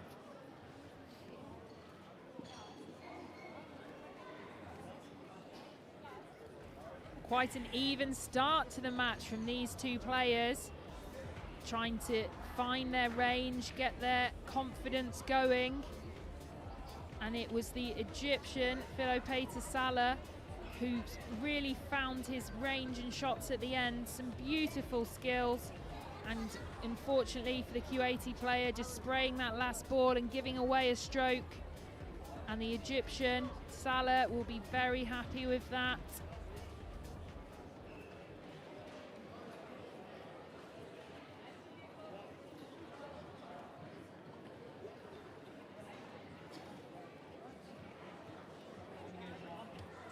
Remaining 30 seconds.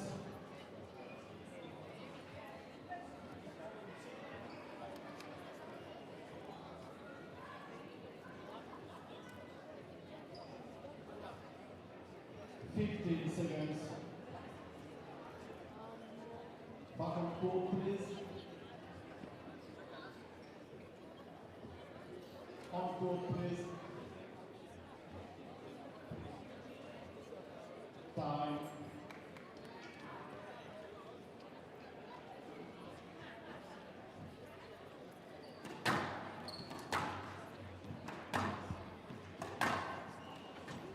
Mr. Ali, 15 seconds on court. So 1 minute for the game. Salah needs 1 game to love all. Play on, please.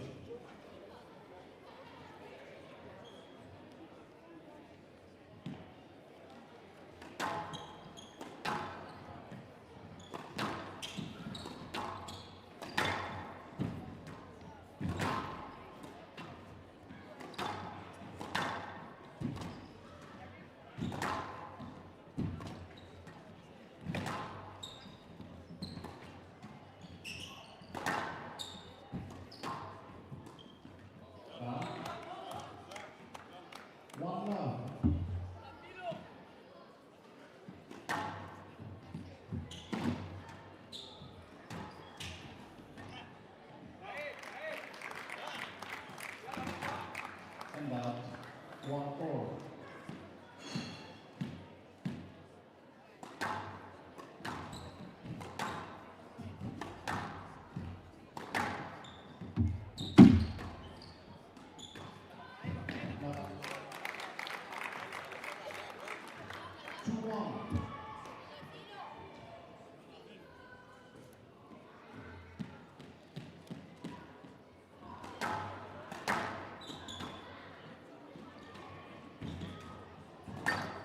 Some nice simple play from Ali from Q8, but also just spraying a few and giving his Egyptian opponent some opportunities.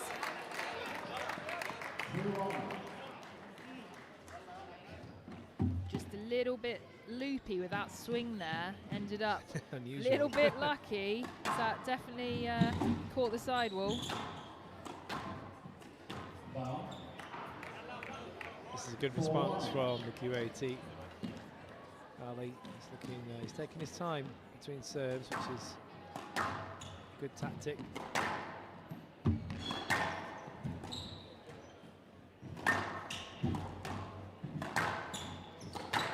Saleh trying to keep the pace as high as possible, but Ali managing to squeeze a tight ball there.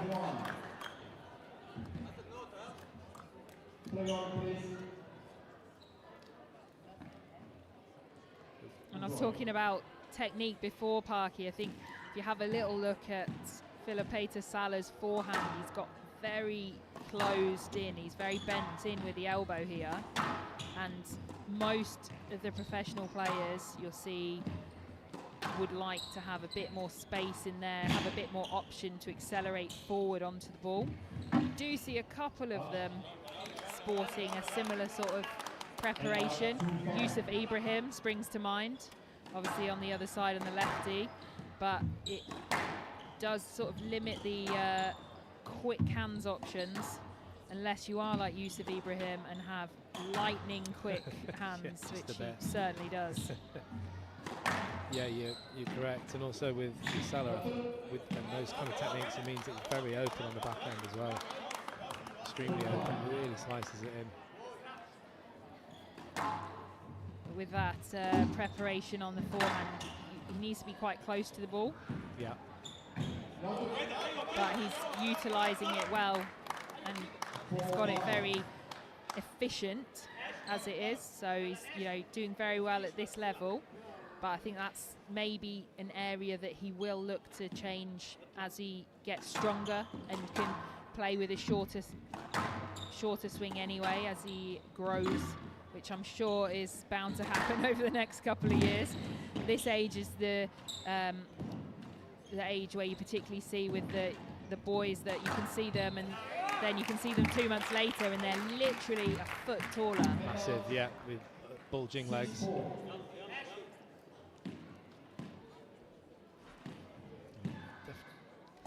Definitely seeing the difference here. Boys under 15s definitely getting a lot stronger as we move through the day.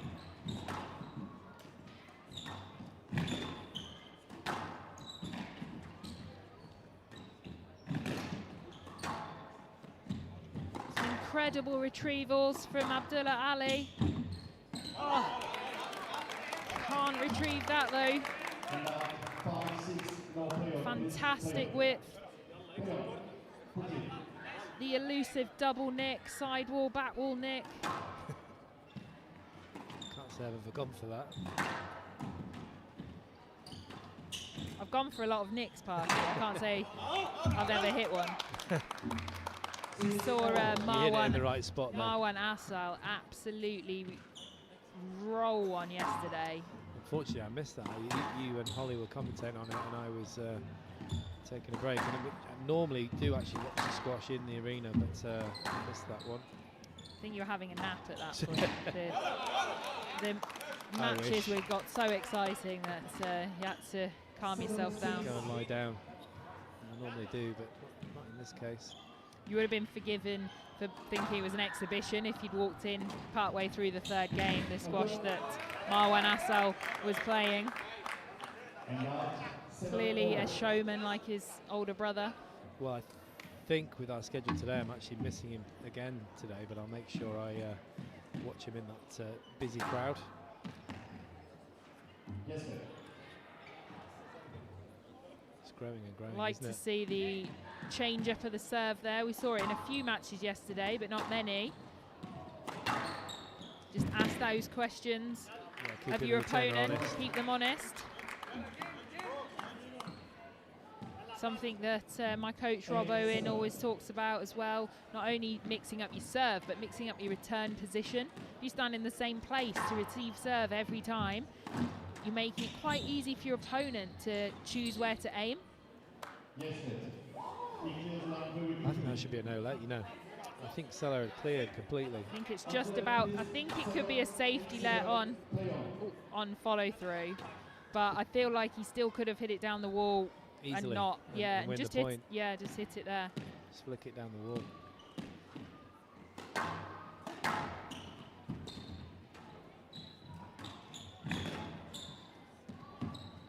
I think we also saw recently PSA put out quite a funny clip of, I'm sure she won't mind me saying, of Naylor Gillis serving when her opponent was actually stood at the towel box at the front.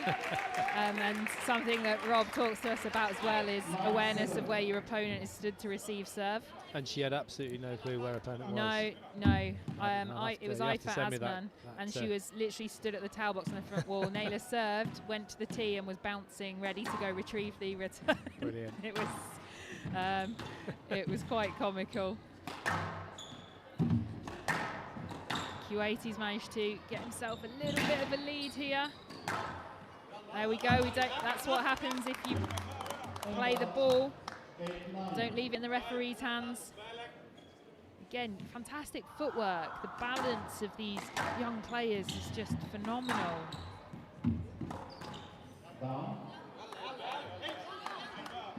I won't call it that name that you hate. It was an attempted reverse angle. If it had been a few inches higher, it was probably a winner though, wasn't it? Yeah. I'm not saying they're always a good shot. That's far from my thoughts. No let there. Yeah, you just called leaned it. across. Yeah, you called it. You know, the ball's high. Yes, it's loose from the sidewall, but it's high. And Ali was clear. He had the whole front wall. It's not always about where the ball is. It's about having the utility, the utilisation of the front wall, which he did. So game ball here for Ali. After just giving him all the credit for playing through the interference a couple of rallies ago and getting the benefit. A poor decision there from Salah. Oh, he's done well there, Ali. There's really the fist bump. him. The 9-16 seed from Q8 has equalised, and the crowd is just getting bigger and bigger. I think I can see Stuart Boswell there, just at the front in his Aussie tracksuit, former world number 4. Philippe Tasele then, I should say Abdullah Ali, taking the second game, equalising, taking it 11-9 with 1 game apiece.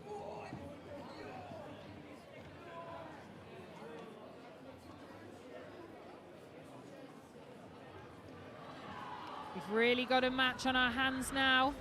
The number 1 seed was put under pressure by the Q80 with some smart play, but both players just finding a few errors and a few lapses of concentration, costing them. It was back and forth, but it was the Q80 Abdullah Ali who managed to forge ahead right at the end and close it out with a great line. 1 game all. This hangs in the balance. Play will resume in 30 seconds.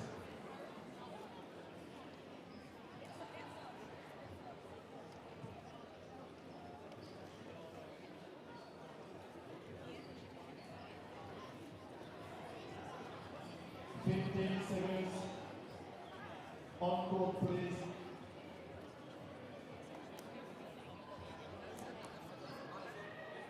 On court, please. Time. 1 game all. Ali Musa.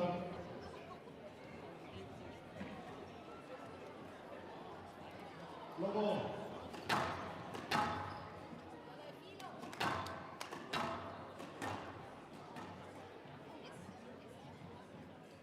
Play on, please.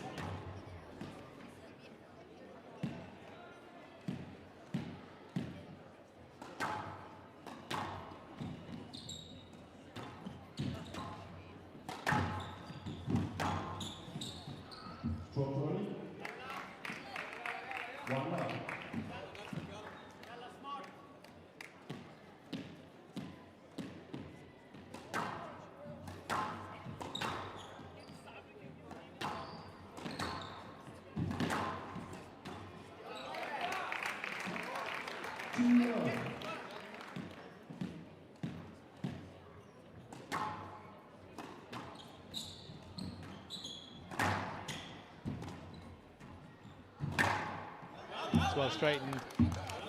Aiming at a different angle, looking like a cross court, open stance. Managed to flick it down the wall. It's hanging in the balance now. That's a nice flick. Yeah. Nice little flick. I was going to say, Park, I think this is quite a difficult one to call at the moment because we've seen swings of momentum back and forth, neither player managing to remain consistent, but also showing some absolute glimpses of... Do drop can't in, look even at that. find any words for that. That is shot of the day so far. Shot of the week. I mean, obviously we've only been here 2 days, but that absolutely rolled. Fantastic stuff. Go for it again.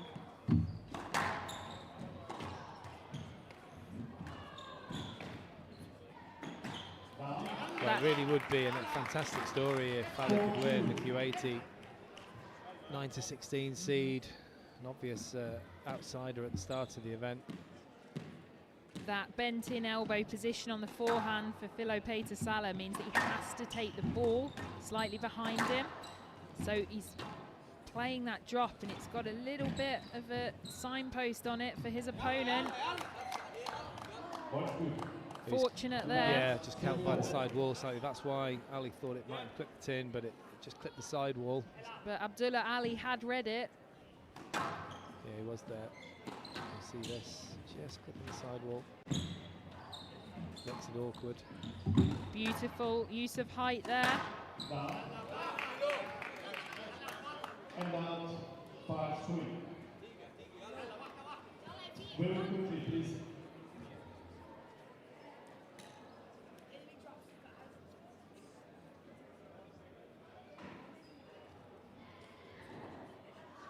Both of these players with some fantastic retrievals so far in this match.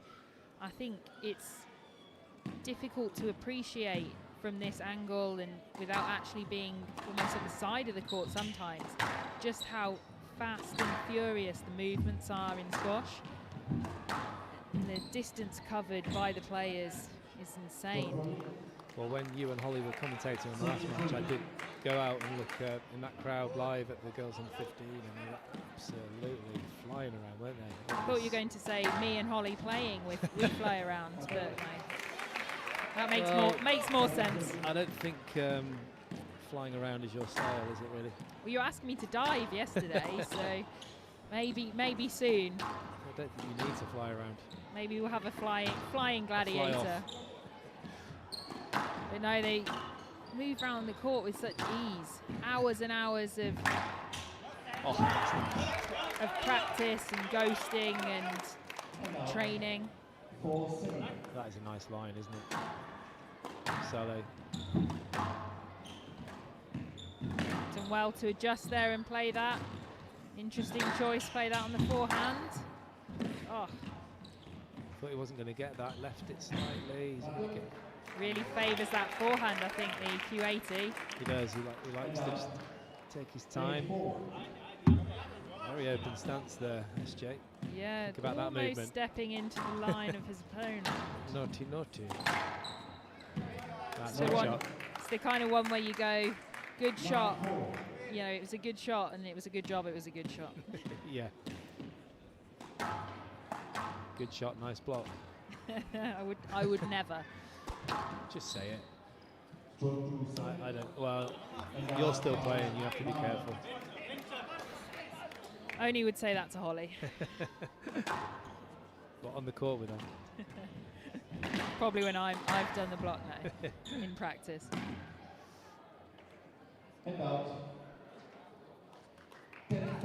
Very quickly gone through the points here, the second half of this third game. Rattled off these rallies. Some poor errors from the Egyptian, and some nice play from the Q80. He's got 5 game balls. The big story is on the cards now, isn't it? Potentially. He might be happy with himself missing that one. Just wasn't quite positive enough on the swing through. That's a nice shot. Nice touch. Trying to go for the quick finish here, Abdullah Ali. Very languid in between points, very relaxed. It's funny, just hoping the referee would notice that little attempt to the towel break, thwarted. Beautiful line there.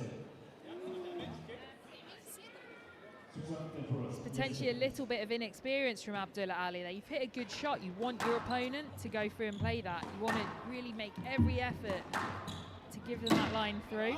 Absolutely. That's a great width and depth from Salah. Salah can't get the ball quick enough. He's running through the points. He's certainly got momentum now. He's got to be careful here, Ali. Yeah, he's tried to go for the quick one a few times. That is a fantastic combination from the Egyptian, and he's right back in it now. Gone from 5-10 to 9-10. And of course, we've got another little break now. Well, he's been allowed this one at 9-10. He was told quickly and then walked extremely slowly to the front there.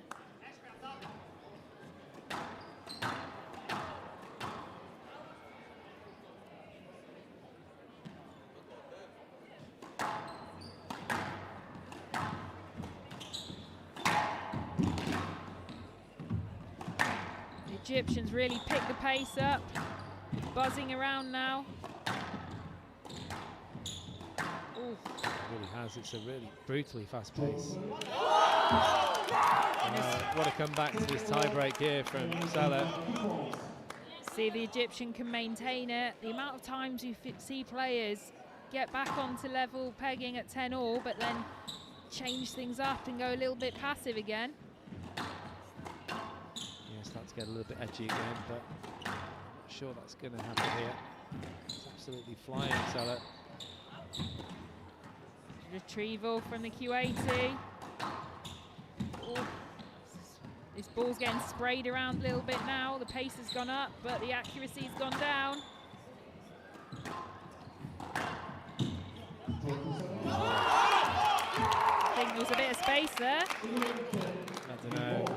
Cross court isn't looking too good. I think it might have disappeared across court. And very quickly, please.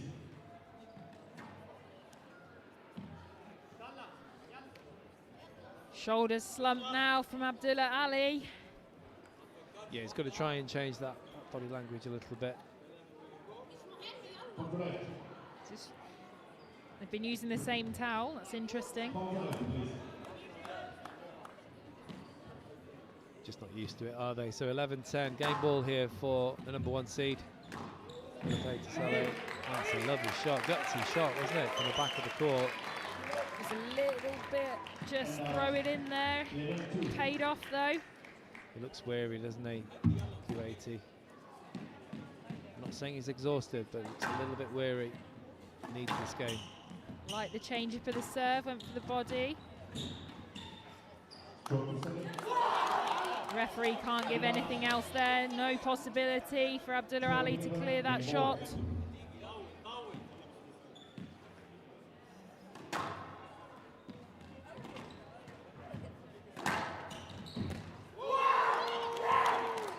What a whip. I mean, I think he's pretty happy about that one, SJ. I believe so. Just like you when the coffee appears, Parky. Yeah, Philippe Tassele taking that third game, 13-11 and tie break, 10 minutes. He leads by 2-1.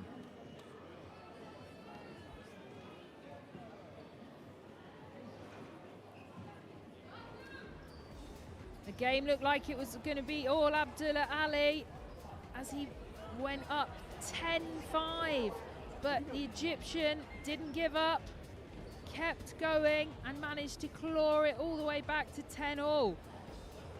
Finally taking the game with a beautifully hit cross-court whip coming straight out the nick, unable to be retrieved by the Q80, shoulders slumped, but the Egyptian head held high, feeling confident, going back on the court with a 2-1 lead.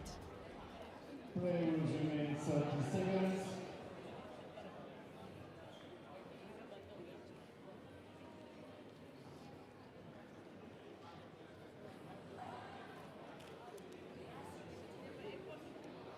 Seconds.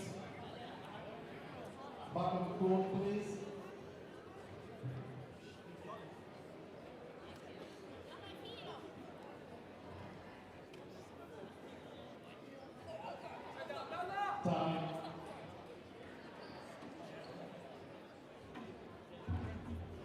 Sunny leads 2 games to 1.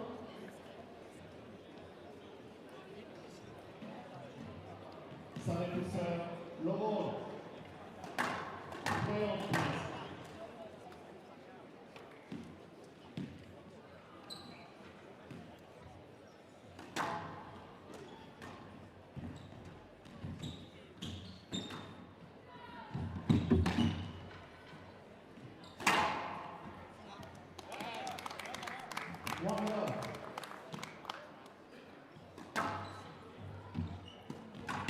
It's been a long week for all these players, Parky. It's unsurprising that we've seen some lapses of concentration. I have them on a daily basis when I'm not tired, which is rarely. But yeah, it's very unsurprising that we haven't seen more, to be honest. It's been very impressive in the previous matches. This is the first one where I feel we've seen numerous lapses of concentration, and we've seen flashes of brilliance though as well. It's been a very topsy-turvy match, hasn't it? Absolutely, and you can just see, I mean, look at this, 5-love.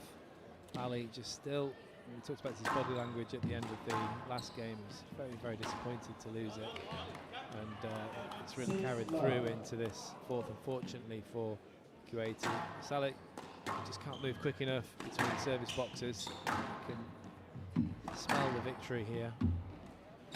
Look at this, absolutely flying.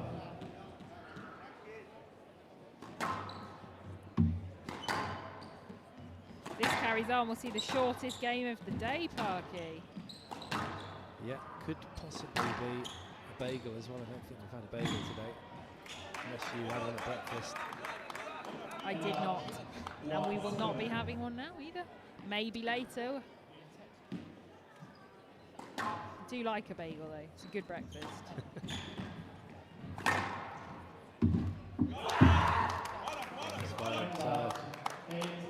Really picked up the confidence, picked up the body language, punting that ball around the middle of the court. I mean, if you just came into this match now to watch, it'd be very obvious who is the one with the lead at the moment. Still slumped shoulders here from Abdullah Ali. Needs to snap out of that and pick himself up if he's going to have any chance of getting back into this.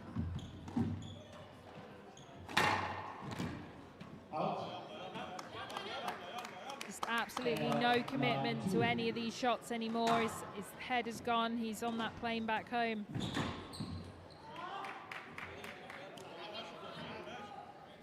Yeah, it's a shame because I don't think he's as tired as he's making out. It's all mental, this, the pure disappointment from that last game. He certainly had opportunities, wasn't that far off, but he's letting his opponent run away with this one mentally, psychologically.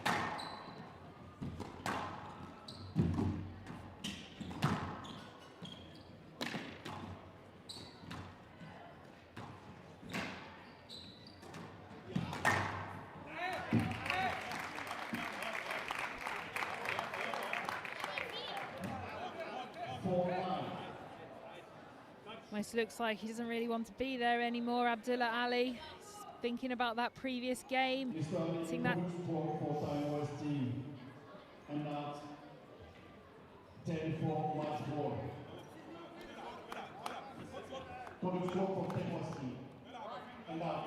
Again, I think potentially a bit over officious at this stage of the match. 10-4 match ball. Is that a conduct stroke? It was. He's been warned for taking too much time.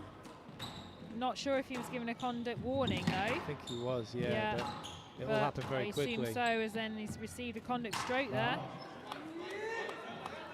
Don't think he can get off here quick enough now. He's going to be having nightmares about those shots at 10-5 and 10-6 in the third.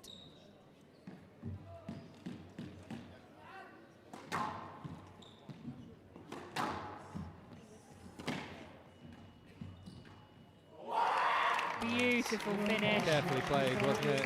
Carefully played. He got in there nice and early, a high backswing.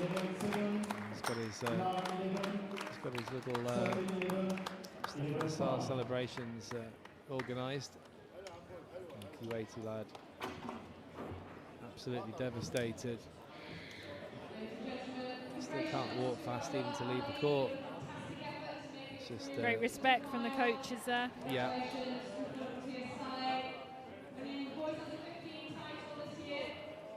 Great to see they're clearly very proud of their player. May have lost the match today, but that's fantastic for Kuwait to have representation in the final.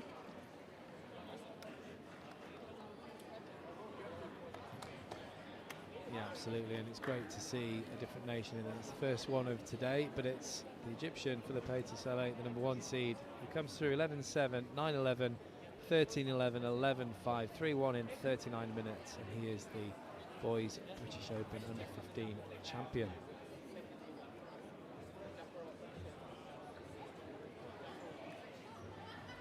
You've got to feel there for Abdullah Ali. Couldn't pick himself up after devastatingly losing that third game after having 5 game balls. He managed to get himself going halfway through the game a little bit, but his head was dropped and he unfortunately couldn't really find the fight today. An absolutely beautiful forehand drop winner from the Egyptian. And it's our #1 seed, Philippe Saleh, who takes the title.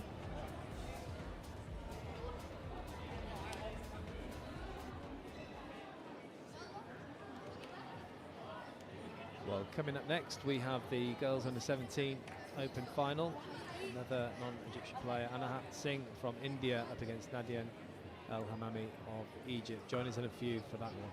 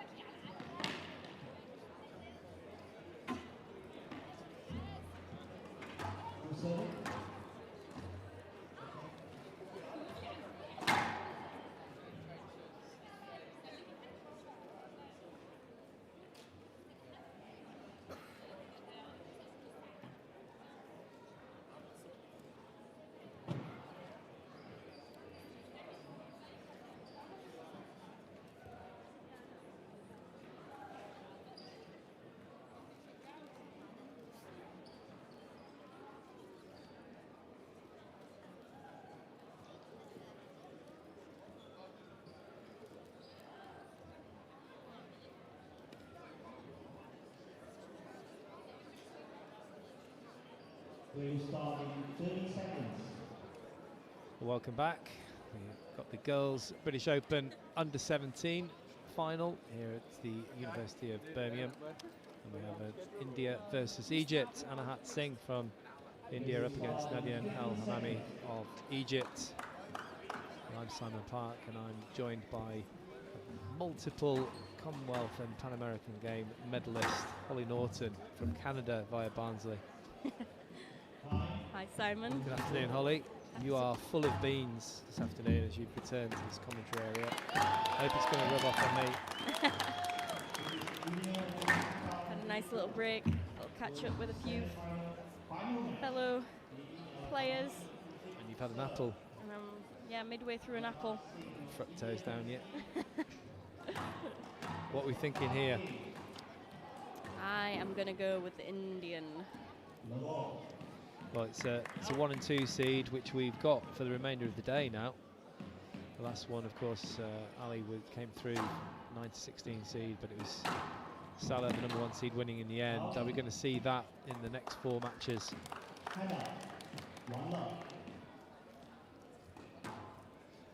If we do, then we're only going to have 1 non-Egyptian winner today, which would be Singh. Yeah, I think it's going to be an interesting one. You know, the crowd will be definitely getting behind the last match. The Englishmen, they're hoping for another English winner. Last year being Finn.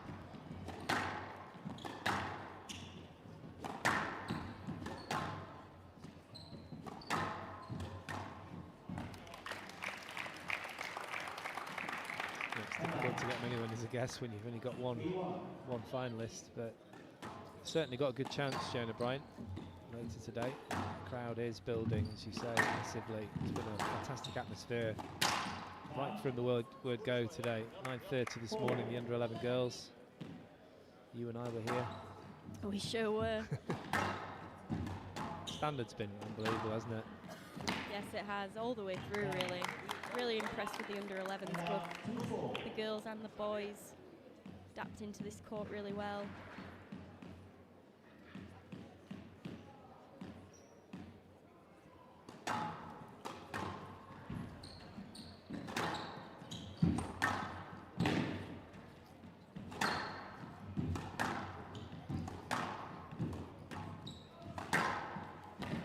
Have you played against either of these two or the under-19 finalists? I have not played against either of these two. I have played against both of the under-19 finalists. Well, by the look on your face, you don't want me to ask probe anymore on that one. We'll leave that.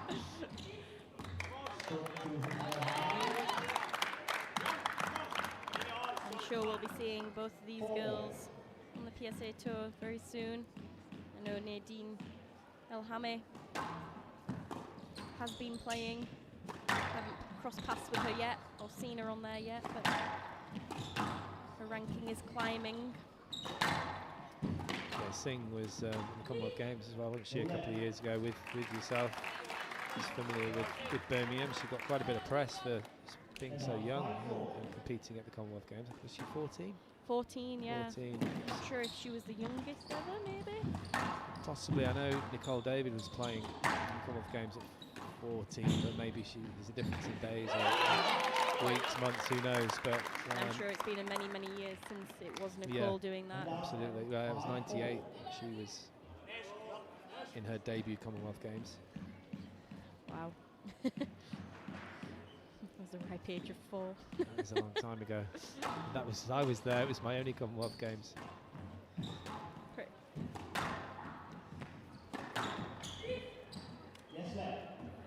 think that's the right decision there. Bit of an early ask. Almost better playing that ball. She had the whole court. She just hit cross-court kill, drop. Would be winning that rally.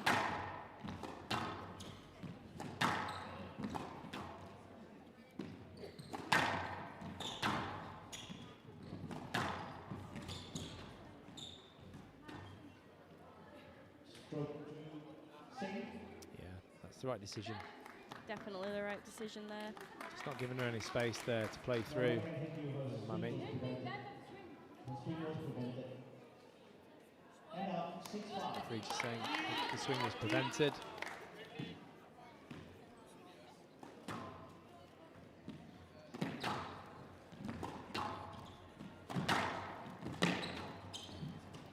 It's a huge backhand, isn't it, for Mami?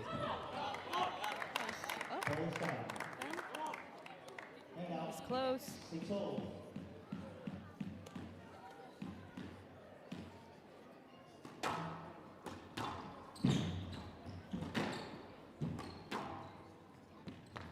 Well, this is your debut weekend in the commentary box. Are you getting itchy feet? I know you've had a bit of an injury. Does it make you want to get back on court?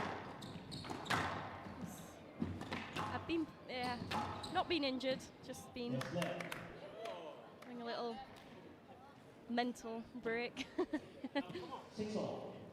But yeah, definitely watching all this squash. I can't wait to get back out there myself. Just do a bit of exercise. These last 2 days have been long days. Maybe that's why I'm full of beans right now. Yeah, just get your little break and do some court sprints. I think one of my days of doing lots of court sprints.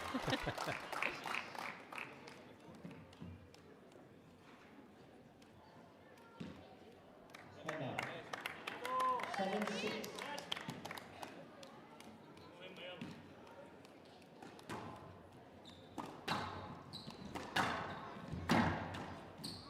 Nothing much in it at the moment with these two. Singh just trying to use the wrist there, but El Hamami was equal to it. Read her like a book here. Well, actually, there was a bit of a wrong footer, but she managed to correct her footwork. Played that shot beautifully.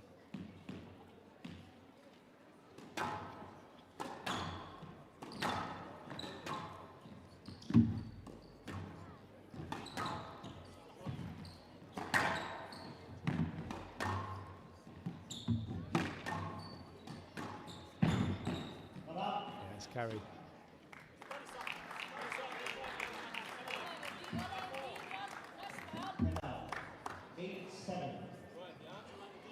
You kind of know at this level, don't you, Holly, when it is a carry? Yeah, most of the time.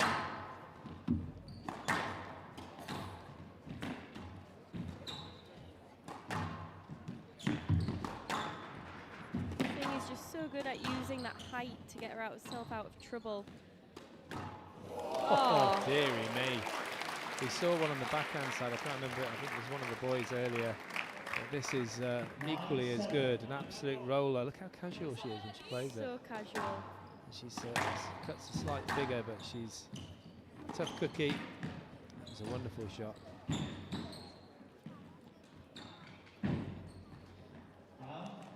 It's definitely lots of relaxation in the way she plays.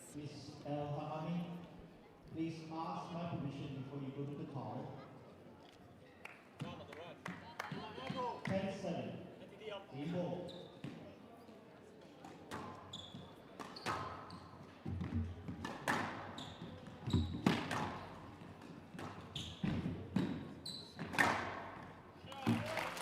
Great shot to finish the game off. It seemed to be quite straightforward in the end. It was sort of neck and neck, wasn't it, between these two, up to about 7-all. Then it was the number 1 seed, Anahat Singh, pulling away and getting the game in the end. 11-7 in 8 minutes. She leads by 1 game to love.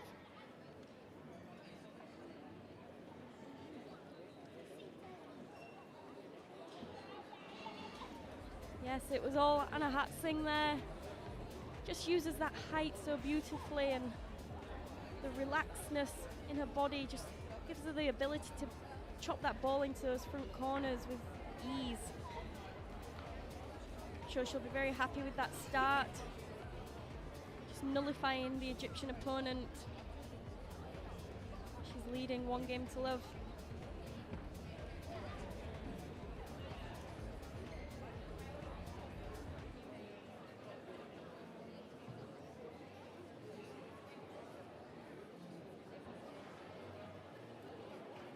We will resume in 60 seconds.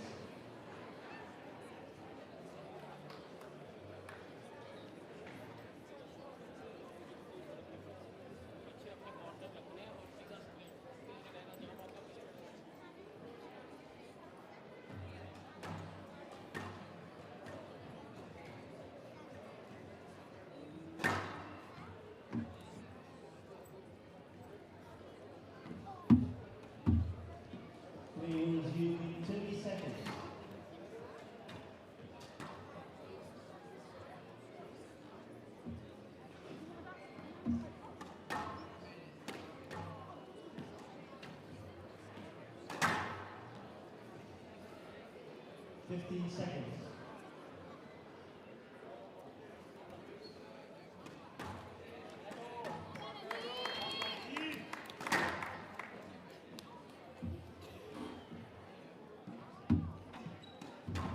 Sing leads 1 game to love.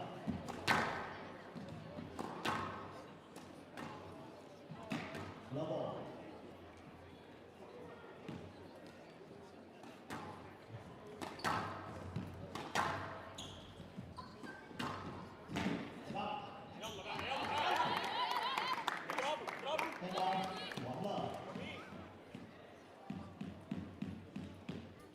It's funny, isn't it, Holly, how the better player, well, the high-ranked player, often just pulls away when it's been neck and neck for a while. 7-all in that last game. Seeing just pulling away 4 points. And it just seemed to happen quite naturally, quite casually. That forehand drop shot, I think that kind of sealed it. Yeah, definitely. I really think that's throughout any level, really. The higher you get up there, it is that ability to just to win. When it is tight, it's that calmness, I think, and just trust that they know what they're doing. Sure, and it's just sort of put it into the next gear, isn't it? It's like middle distance runners. You know, you see them just running together with the competition, and then it's the last lap, and off they go. At the business end, They make sure that they don't make those crucial errors at that end stage in the games.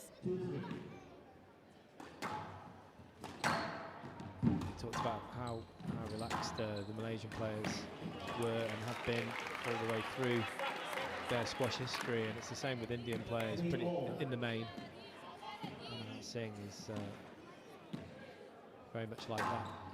She hardly says a word on the court. Yeah. I'm sure if Malcolm Wilstrop was here, he would have lots of positives to say about her and her behaviour and mannerisms on this court. Yeah, he would very much appreciate her. She plays the game in the right way. She's got all the skill. She's got a great temperament, and she just gets on with things.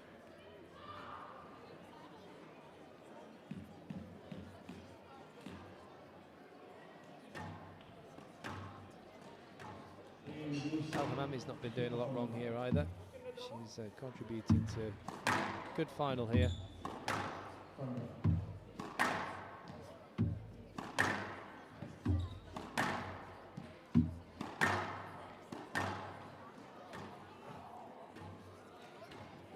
That's up. Yeah, it's definitely up. Yeah, 100% up there from Al-Hamami.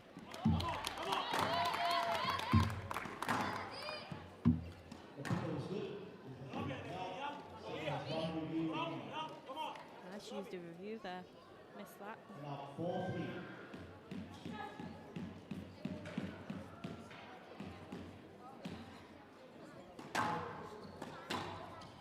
Yeah, we were talking about this yesterday, because obviously you use reviews on the PSA World Tour. It's just using them intelligently, isn't it? It is, and it's an art for that. Yeah. Who would you say is one of the best on the women's circuit currently, and the men's circuit? Kind of really using the reviews well. No, it's definitely not SJ. Anything to do with decisions of referees, they're not SJ. No. I'm not sure, actually. Farah, maybe in the men's. Yeah, I think Diego has pretty good understanding when he reviews, to be honest. I think Shabini maybe keeps, because she keeps it very. She knows she doesn't use them very often, does she? That's true. Keeps it close to her chest, and I can't think of her having too many problems in general, really. But class player, isn't she, Shabini? Gets on with it. Certainly is. Fair.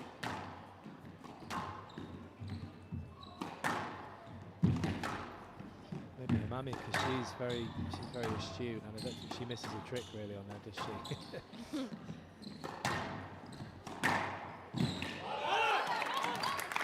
certainly would know what reviews she's got and what reviews her opponent's got. Definitely. Especially in those big matches.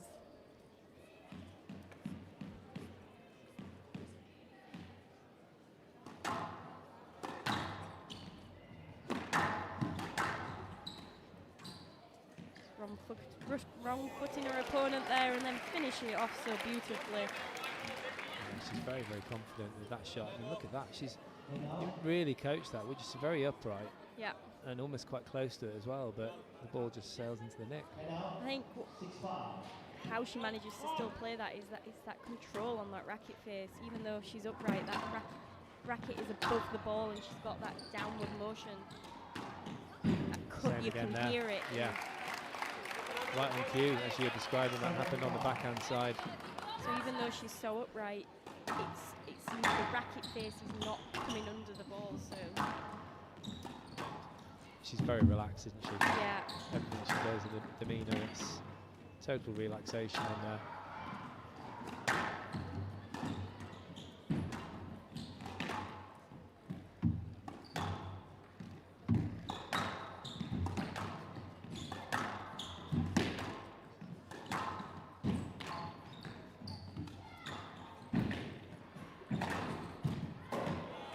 Brilliant. That's brilliant. I wasn't quite sure about that kicker from Elhamami, but she may have got it, but just the right width on the cross court from Singh.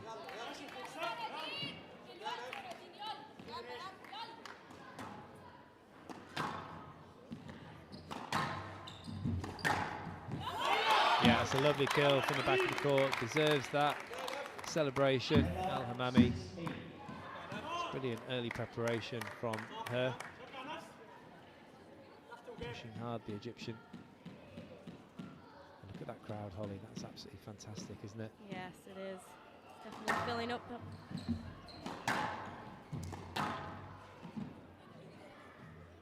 Yes, sir.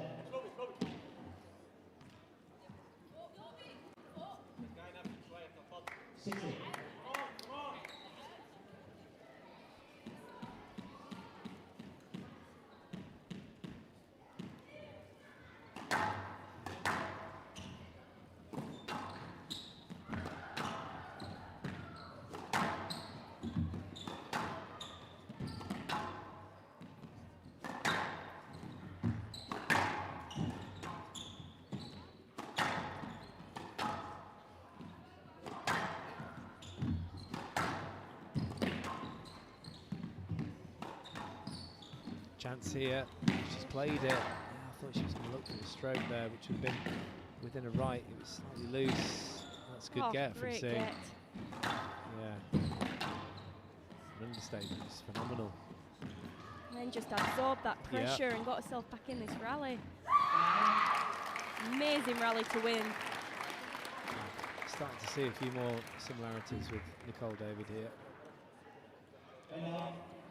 From Singh, I mean, she's just, as I say, very slight build and great temperament. Gets a lot of balls back, very, very few mistakes. What I love is that, you know, maybe it's because she's so small at the moment.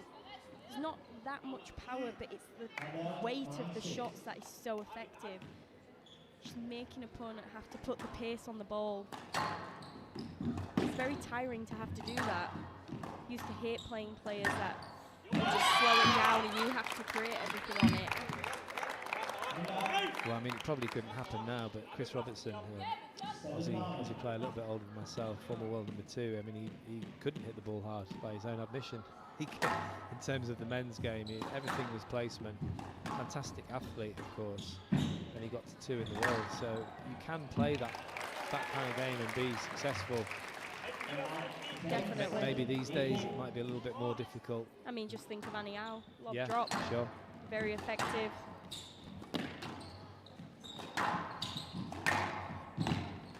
That's a Great get again. 3 game balls for Singh. This thing as relaxed as ever.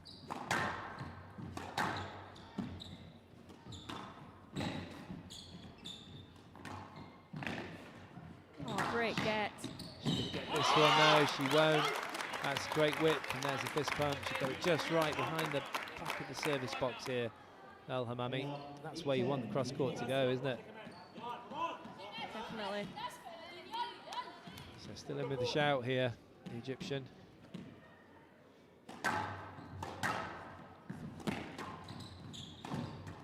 It's a nice volley boast there. I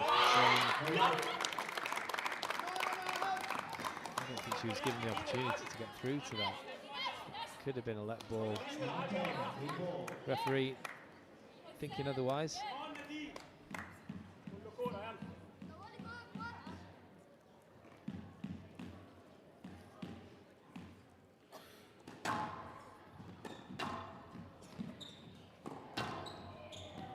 Tight work.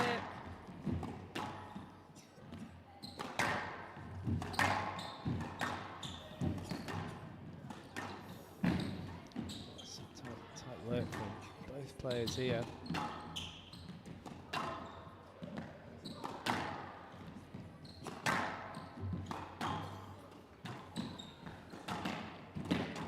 Well done from Singh playing through that follow through.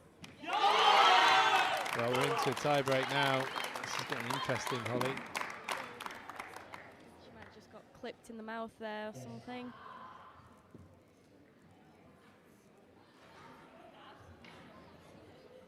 Oh. I told you she's a tough cookie, Singh. She doesn't look it. Yeah, she just kind of gets on with it, doesn't she? She does.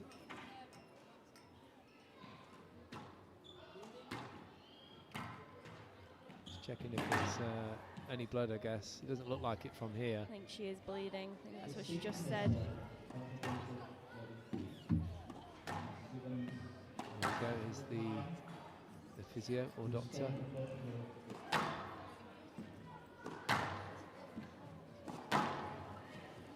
Not sure how you can stop that around the mouth though, because you see you're sweating profusely, aren't you?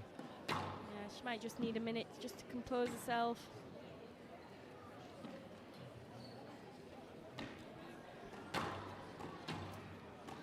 Probably quite a good time actually to have a little bump. Nadine was just getting the momentum a little bit.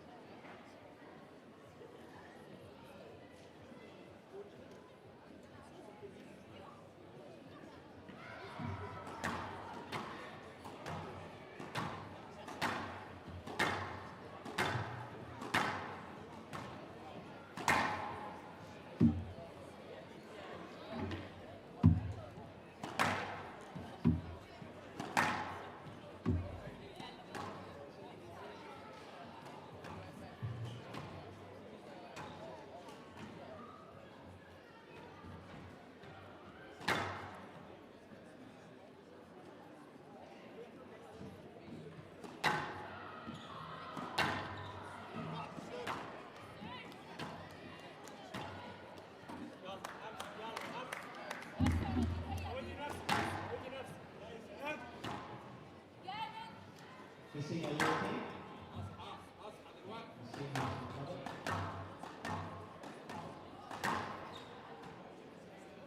Ready to play. Leon has been by 2 points.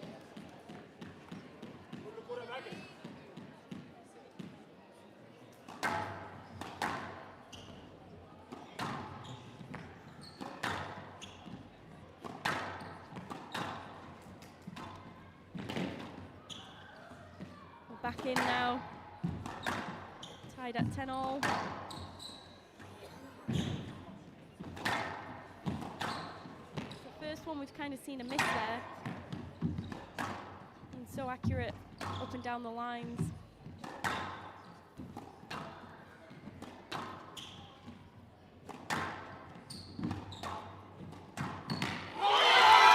Good flick.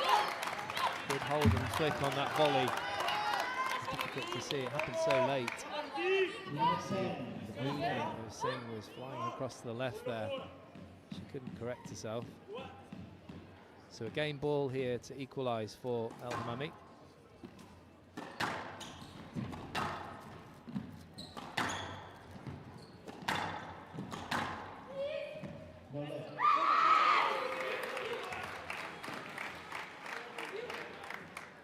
Oh, we got a review going up here.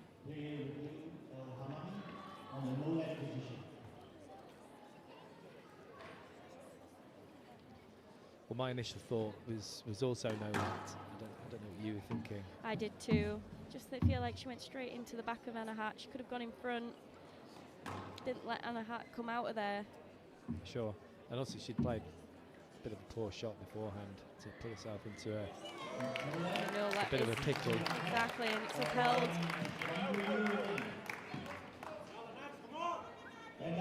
Back to parity here in this tie break.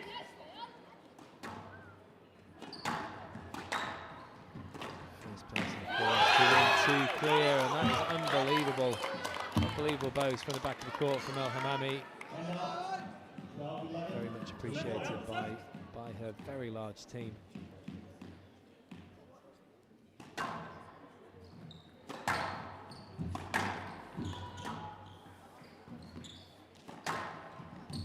Some of these teams are actually larger than the superstar tennis teams. Definitely. It's kind of crazy, isn't it? At such a young age, you've got No. all of those coaches and physios and parents and family. Yeah, she's done it, El Hamami. It's absolutely crucial. Still no change in the expression from Singh. And El Hamami worked very, very hard there to come through in that tie break. She did. Nadia and El Hamami taking it 13-11 in 17 minutes. That was with that small injury break. The score is 1 game apiece.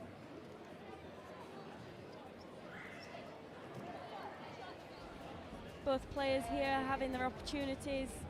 It looked like Anna Hart was going to take a 2-0 lead, but El Hamami fighting hard, coming back,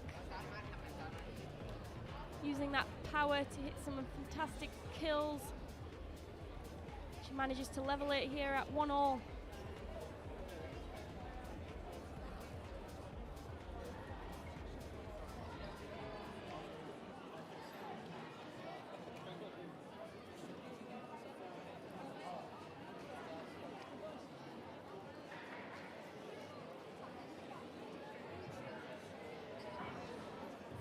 Play will resume in 60 seconds.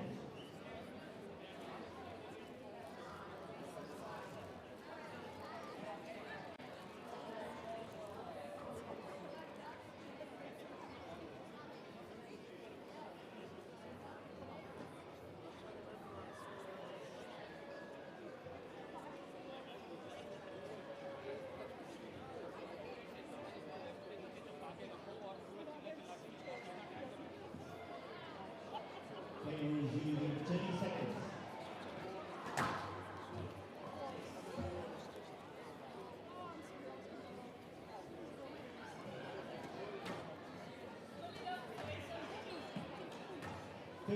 Seconds.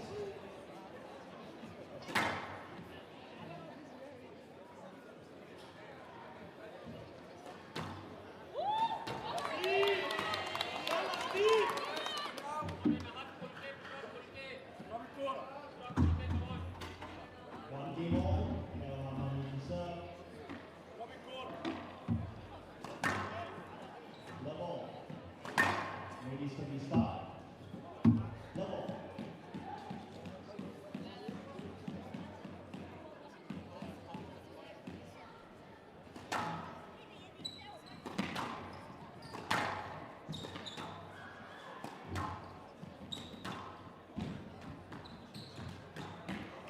That's brilliant. She's so clinical, isn't she, Singh? She really is. Whenever she has those opportunities, she definitely doesn't shy away from them.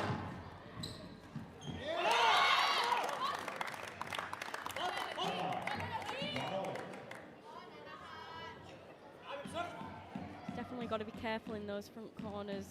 really anywhere on the court where she leaves that opening.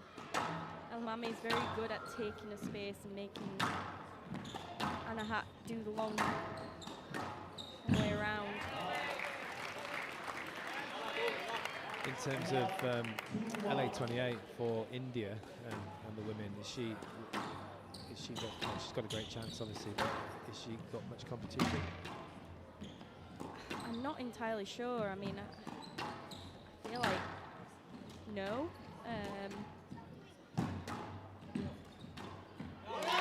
Yeah. So they've had a couple of good players who are. Yeah, I mean Deepika and Joshna, but yeah. don't see either of them Oh no. making the Olympics. No. Unfortunately for them. Sure, both of them would definitely be a highlight, something that they would have wanted to compete in.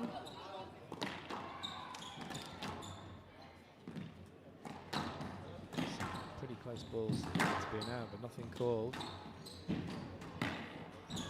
They weren't very tight, very accurate. That's a good reaction from Singh. Will she get that back? She does. Oh, that's a miss hit. She's got away with it though, and another miss hit from Singh. This is all over the place. There's that backhand flick. She's got to watch that. Oh, my mummy loves this shot. But it's not even particularly low or fast. It's just that. It's just very late. Yeah. It's really struggling to read it and just not quite having that explosive speed to push off and twist to turn direction.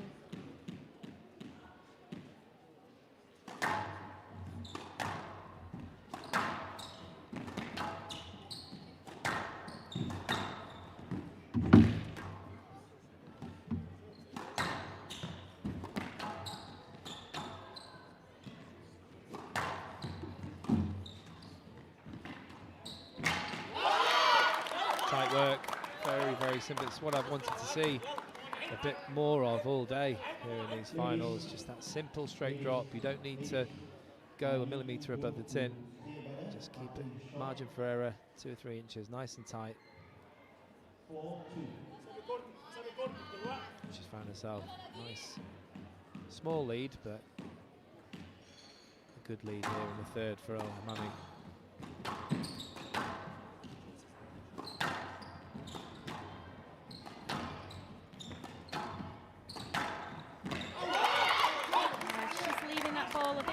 On that backhand side, giving El-Hamami a lot to work with and a lot of options there.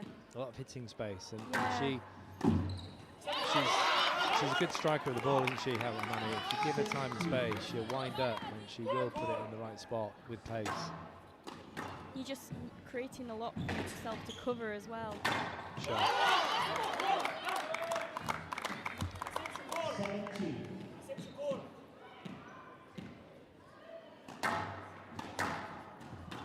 On the warpath here, El-Hamami completely. Anahat just not quite reacting and moving how she was in the first game. And she pulls that out.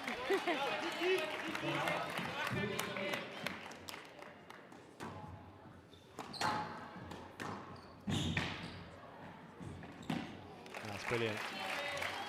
Absolute fantastic touch, hasn't it she, is. there? Yeah, it just makes it look so easy. Look at that. She makes it so easy, just that open racket face. The risk of it going wrong there is very, very minimal. I mean, considering the position she's in, she's now got back to 5-8. This is the final. This is, for all of these players, it's the biggest match of their lives so far. Going up the age groups. Yes, she's played in the Commonwealth Games, but this is the final. She's still looking so relaxing. She's in with a shout again here. She looked down and out in this third game. Now she's within 2 points and 2 rallies where she's worked it so well. There's that smartness, awareness of the court, just hitting into that open space. Well, it's that squash IQ, and it's just that awareness, isn't it? And calmness. Yeah. What would you say? She's as calm as a cucumber. As calm as a cucumber.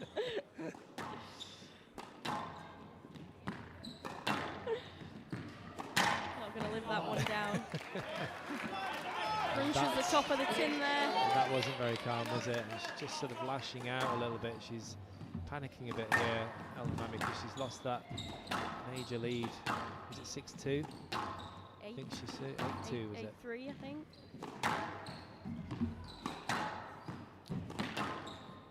She's doing the right thing though, El Hamami, just trying to consolidate as best she can, try and make this rally long.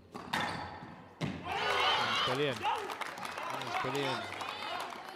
But again, look at that hitting space. It's come quite a long way off the back wall, almost into the service box. She can really wind up for those.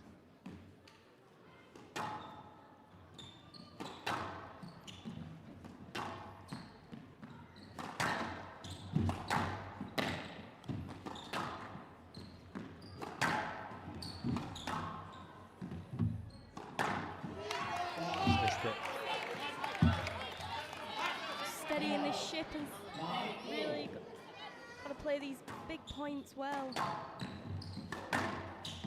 Can't afford for that. Just catching that sidewall a bit too soon.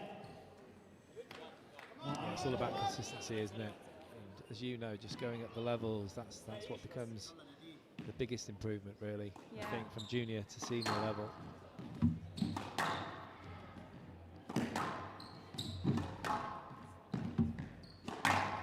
Giving her too much to work off there, and like I said, she's got a big hit, El Hamami, when she has that space.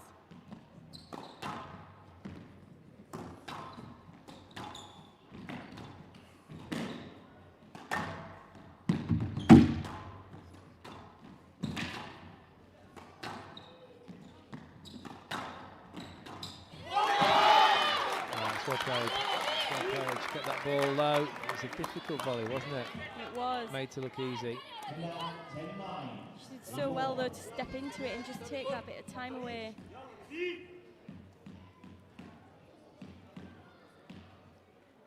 It's a game ball here for El Hamami.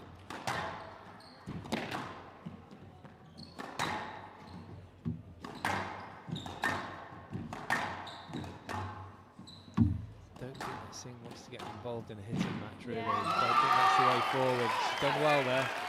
Beautiful shot there.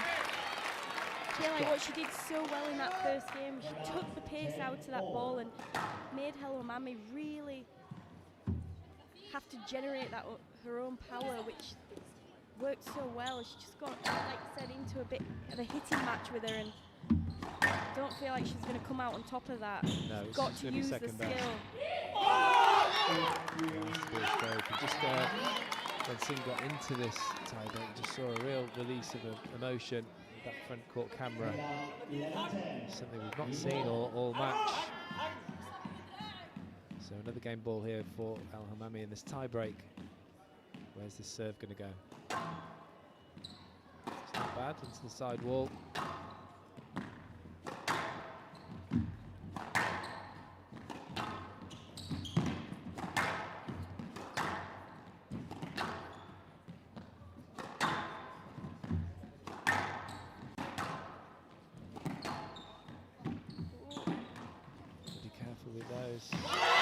Done it. Clever shot. Didn't quite go for the nick there. Just got it running into the side wall with a bit of extra spin on it, and that's very impressive for someone of that age. Nadia El Hamami coming through 12-10 in another tie break in the third game. She leads by 2-1.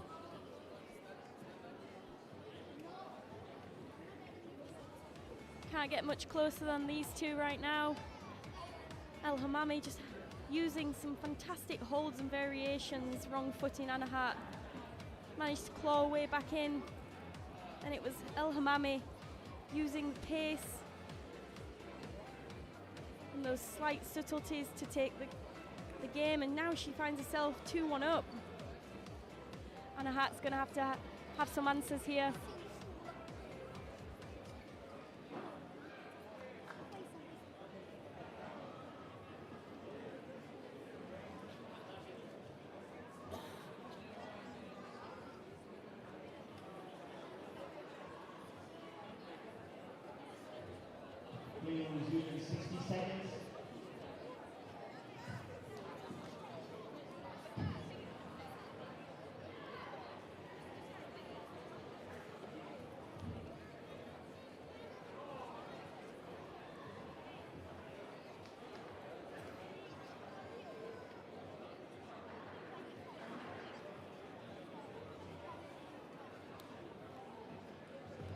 referee will resume in 30 seconds.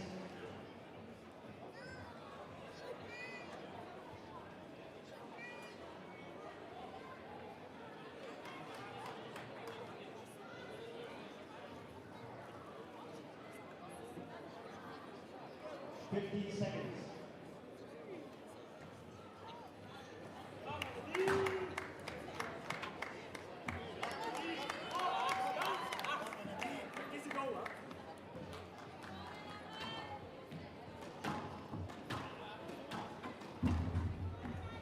Can we quickly settle down, please?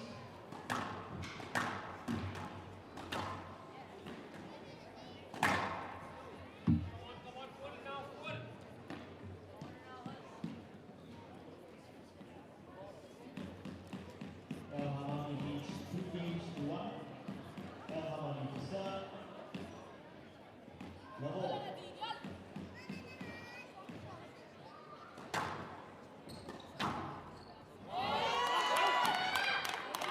One love. Stop. One love.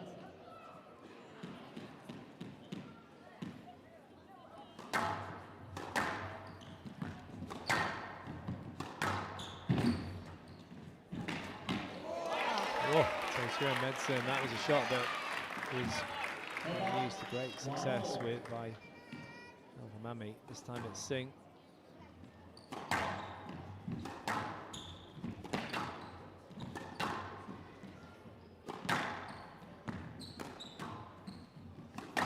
Just staying in there. Just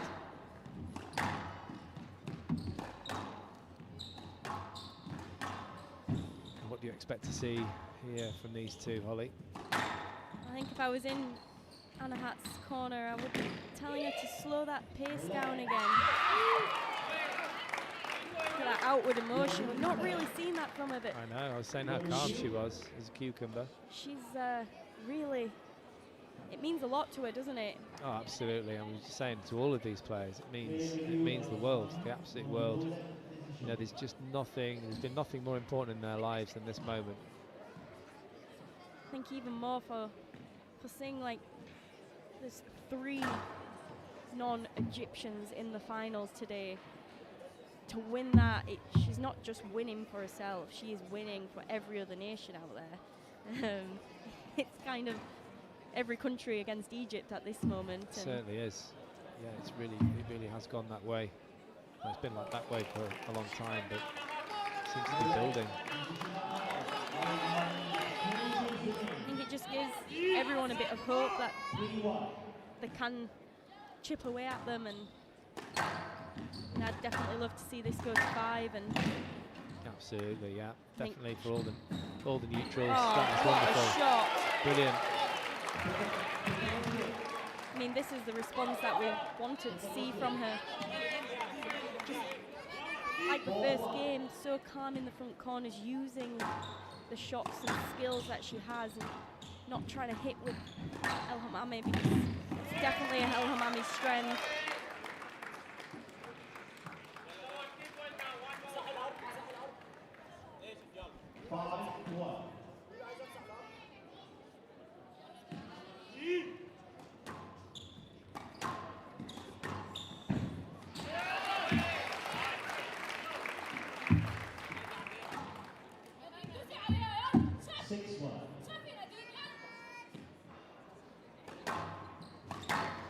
Neither of these girls inside the top 100 PSA yet, but seeing, as you pointed out, he's not played an event, so it's a bit of a moot point. That is absolutely brilliant. We've seen it quite a lot from both girls on the backhand side. That was an attempt there from Singh, but it wasn't quick enough on the wrist, but the forehand reply was.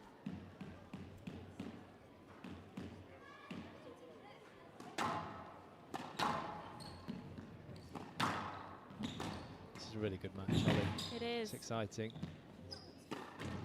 Oh, Oh, that was a clever the shot. skill on that then. Wowzers. So risky. I actually wouldn't have known what to do. It was just moving back, an inside-out forehand. I wouldn't have known to do that, would you? No, At definitely any stage of my career. This point in a match as well, you're 2-1 down in the final of the British Junior Open, and pulling that out. Just shows the calmness she has. Oh, there we go again. That's a lovely shot. That took the boast, just disappeared, didn't it? Beautiful touch. She's done a fantastic job at turning this into a game of skill. You can just see the Indian flag at the back there with all the other flags competing in this great festival of squash.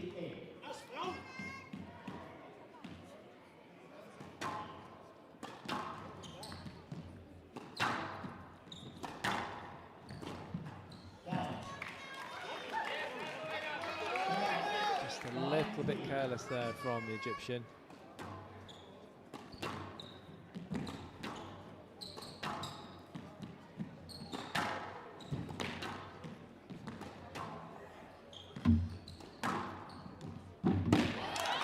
Good length.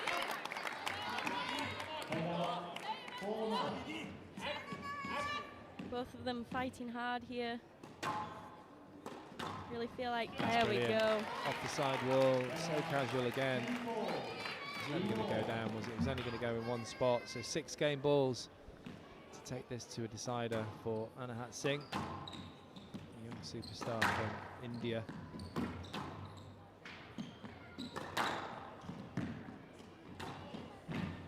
That's pretty good. From the back of the court as well, just fighting fire with fire there.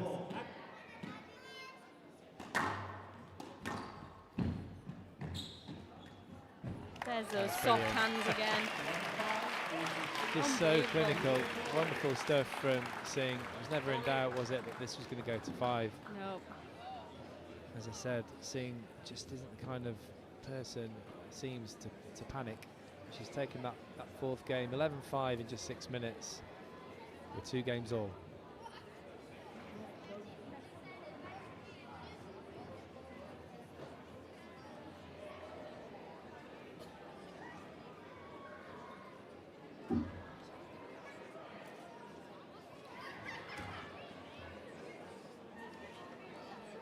Well, we knew we needed a response from Anahat Singh, and she definitely gave us it. Turned this match around, showcased the skills that she's got and the precise accuracy into those front corners. Absolutely fantastic skills at such a crucial point in this match. She can keep this up and keep this about the skills. And I think we might have our British Open, Junior Open champion right here.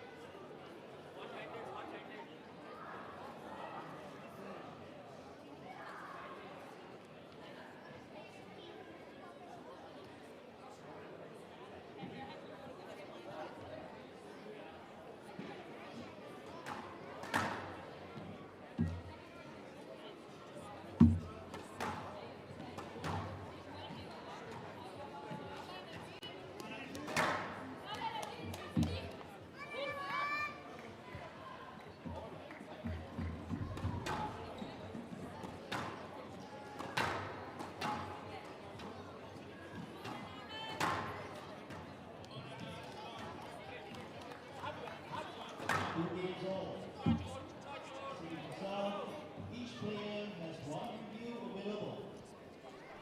Well, Holly, are you a betting woman? No, not really. I'm Okay.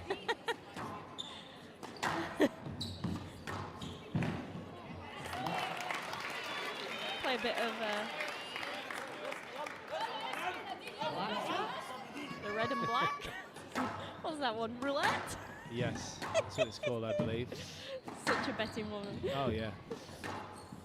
You never have a little flutter like Malcolm Allstrop used to on Sport?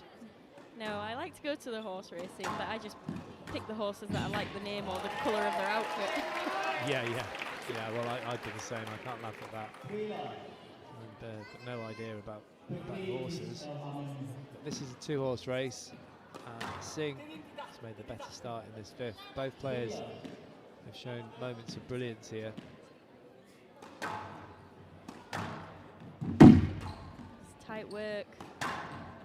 Go on. Just a bit late there. Bit of a weird one, wasn't it? Yeah, a bit of a fair decision. It's just almost hesitated. She should have kept moving. Should have got to it, because it was a loose cross court, wasn't it? I think it probably shocked her maybe a little bit.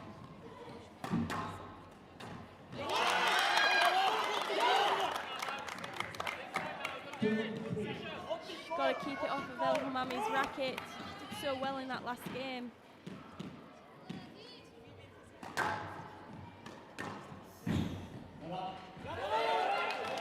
Actually thought she got that.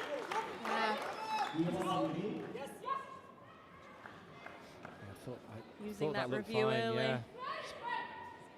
There's a good drop shot from Singh, but I just thought that with El Hamami's extra reach, she got under that.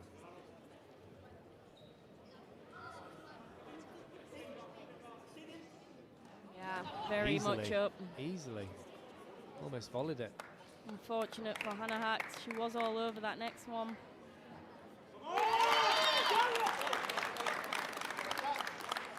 The decision is good. It's overruled. El Hamami has 1 remaining. 2-3.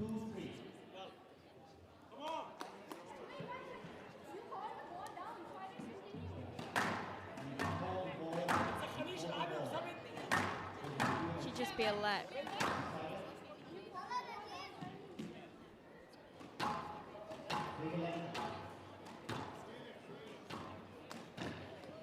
Hannah Hack just making sure that it is just a let and she hasn't lost the point there. Sure. Is that correct? You got that correct? Yes, it is.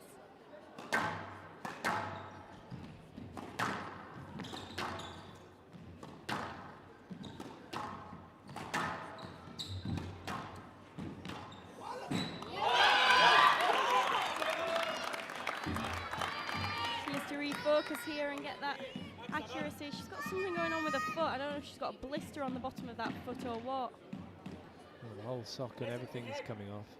She can't come off for that. I can't hear you. Can you?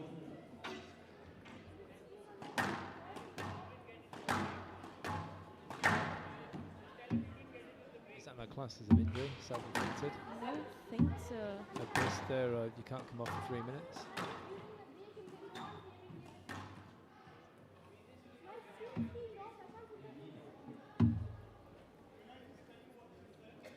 Can't actually hear what she's saying, can you? She's saying her skin's peeled off. Yeah, so she's obviously got a blister. Is that?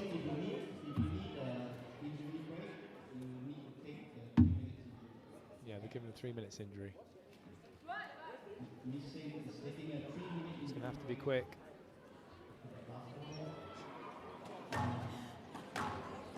Just needs just a little bit of a pad and some tape on it. It's a risky area though to It be is. doing that. Especially when you've only got 3 minutes to do it.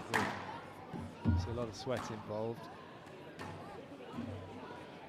Not the best time to have a big blister on the bottom of your foot. What, 2-all and 3-all and 5th in the final of the British Open? It's a great time to have feel like it's got to be a grit your teeth and just push on through.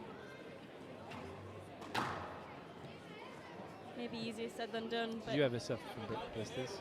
I seem to go through waves of them. I had a really bad time as a junior for a year or so. I don't know what it's if you saw your skin changes when you're a teenager quite a bit. And I had a really bad time. I think my whole foot was covered in one big blister at one point. But then it seemed to sort of fade away. Didn't really get any problems anymore.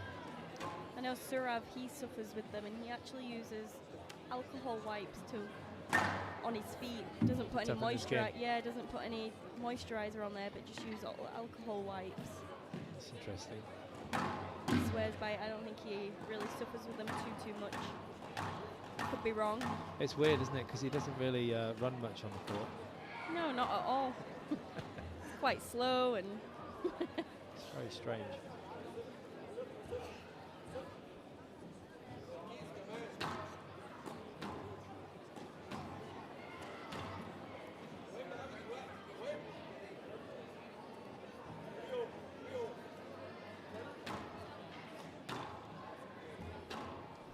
Pretty sure we're over the 3-minute mark now, but she's on her feet. Missing. 1 minute left. And she's just got to get the shoe on. I also feel like the socks, from what I can see, don't seem like the best socks, really. Seem like almost socks. Like trainer socks, yeah. Not athletic socks. That's not going to be helping a cause. Yeah, I always feel like I need some sports socks, obviously, but not brand new ones. No, you got to put them through the washing machine with no broken comfort. in a bit, yeah, so they don't move Harden too them much. up a little bit. Yeah, we know. I'm also, I don't know about you, but I'm very particular. I've got one brand of socks that I use, one type in their brand. I used to be very particular. Pretty much two pairs. Two-pair person. Used to be a 2-pair person, now I'm just one. Maybe Singh should try the 2-pair option. Just stops your foot sliding a bit.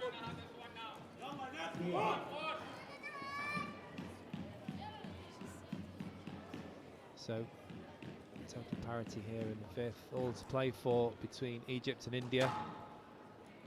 Really good chance still of another nation picking up a trophy here in Birmingham.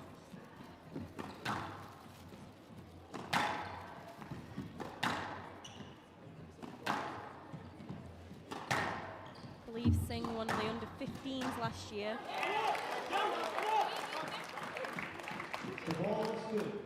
Let's slow that down, to be fair. I thought it was up. I have to say, I thought that was down. Can't review downs. You can't review the 10. Unless it's obvious. You can't review that. 3 up. 4-3.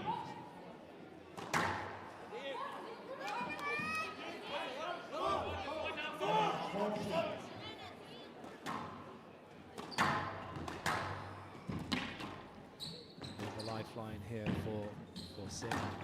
That's well straightened, really well straightened. Great recovery. Yeah, with accuracy too.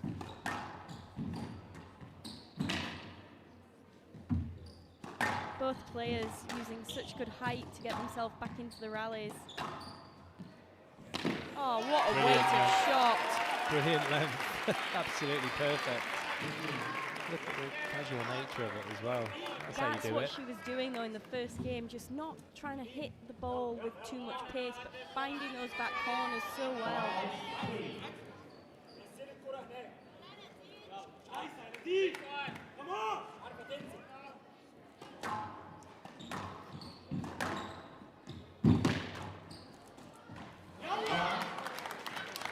Shot.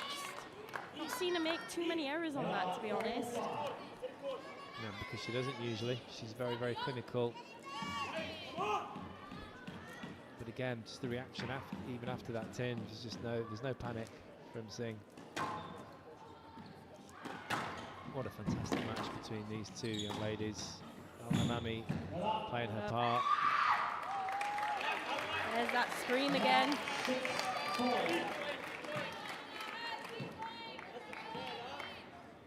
Such contrasts in style, but both brilliantly talented. It's going to be a big wind up there, and it was.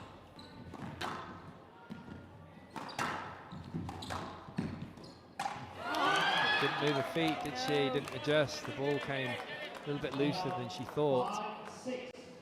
I don't think it's the right shot to play, was it? If you are struggling like No. that, then you should probably try and just defend it back. Just defend it, just use that height on the front wall, getting back into those back corners and settle yourself.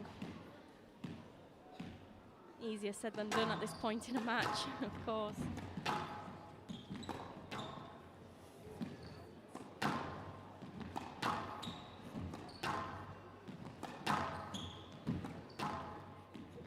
Tight work on this wall. Yeah, that's very good. Excellent work from El Hamami. So positive on that volley. Absolutely smashed it. Singh's got to get in front, got to take those opportunities when they're there. Again, I still think it's from not hitting with her.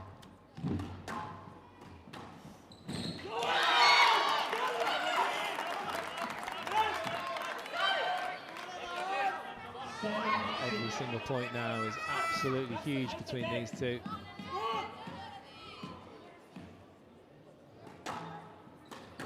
Oh, what a shot! What a shot! What a shot! Calm as a cucumber. Oh, unbelievable. That's amazing stuff there. I mean, the serve, if I'm nitpicking, was right onto the strings of Singh. Oh, we got some coaching going on again.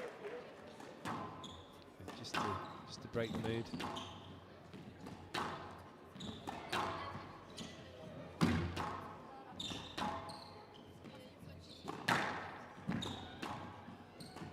Total parity again here.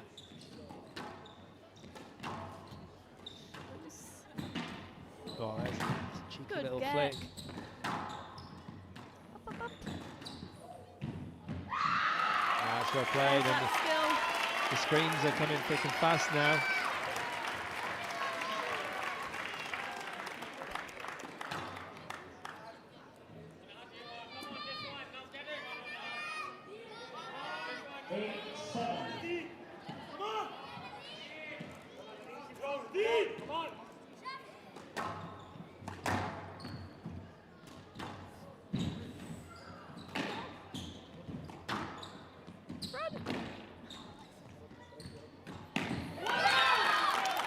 Great finish. She had on the ropes there.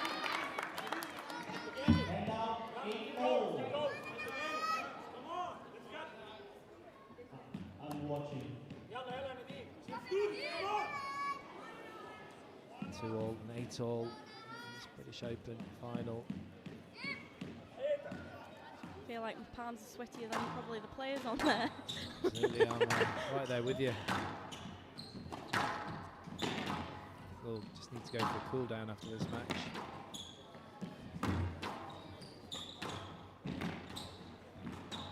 Did well to get around the back end of there.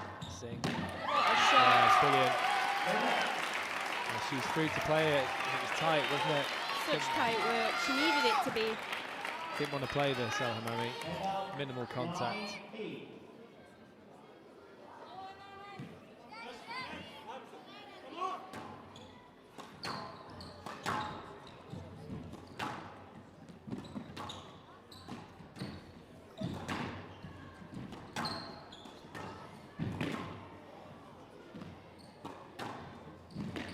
Well straightened there. Oh, she just missed it. Just missed it. It was the right shot to play. Perhaps just let it drop a bit too low. It's a bit more difficult to control. Be doing that every rally. And now, 9-all. You can't get much closer than this.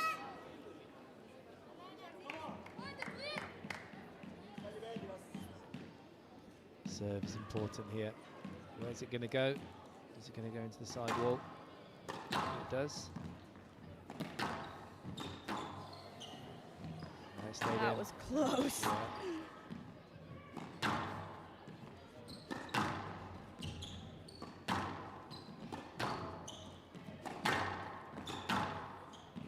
Gotta keep taking away that opportunity to wind up on that.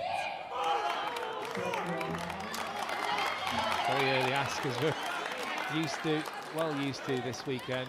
It was a brilliant tight ball. Forced the loose one from the Indian player. Match ball, one match ball here in this 5th game here in Birmingham. Can Al Hammami convert here? It's a lovely tight ball from Singh. Oh, she was possibly going to get stroke. Well, she should have volleyed that one, Singh. Definitely should have volleyed it. Great opportunity. Oh, what a flick. Oh, she got it. She got that. Not sure what Singh is reviewing here. He called the ball down. Right. That ball was definitely up.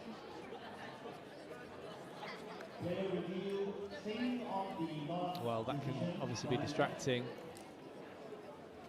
And it's well worth an ask. I think that was definitely up. Yeah, I do. Very lucky. Don't think she was going to be getting that next ball back. She was on the back end of the rally, wasn't she? Well, she got the ball.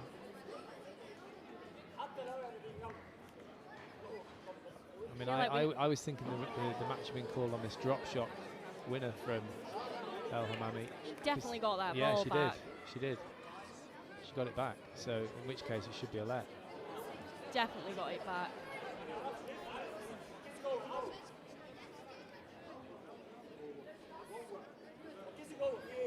Yeah, there's no doubt. It's one bounce. There's one bounce there. It's one bounce. There's no carry. She just came over the top of the ball. Yeah, it's just adjusted her racket face to get behind it, didn't she? And if that's the case, if the referee's called this down, then it's got to be a let ball.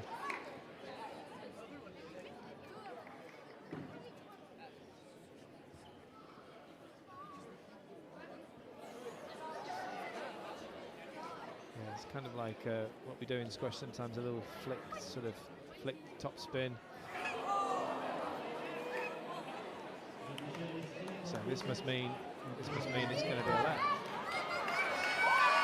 Lifeline for Anahat here. Wow. The drama continues, Holly. This is unbelievable stuff.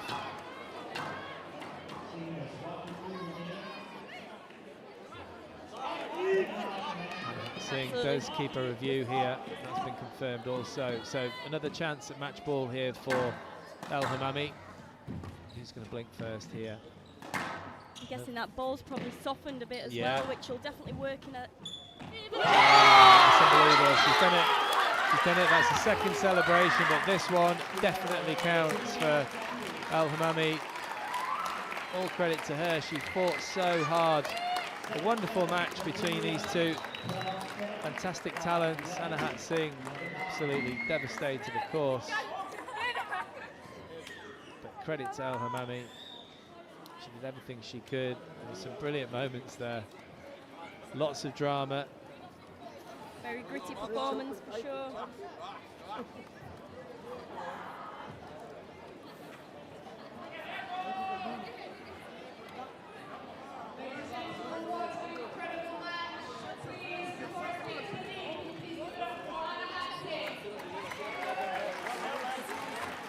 Well, that just had everything. I think myself and Holly Norton are absolutely shattered now. There's still a lot of squash to go. Nadine El Hammami coming through 7-11, 13-11, 12-10, 5-11, 11-9 in the 5th game. Just under 70 minutes. She is the British Open and the 17 girls champion.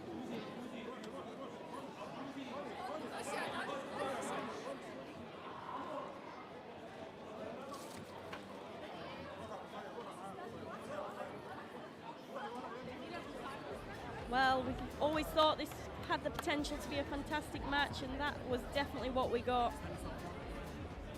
We had moments where it looked like Anahat was going to pull away. El Hammami's grit and determination, just fighting back. Saw through. And she is the girls under 17 British Junior Open champion. Absolute phenomenal match.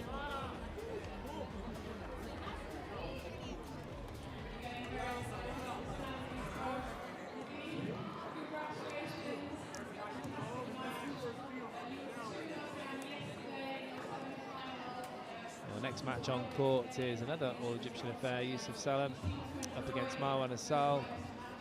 Johnny's in a few for that one.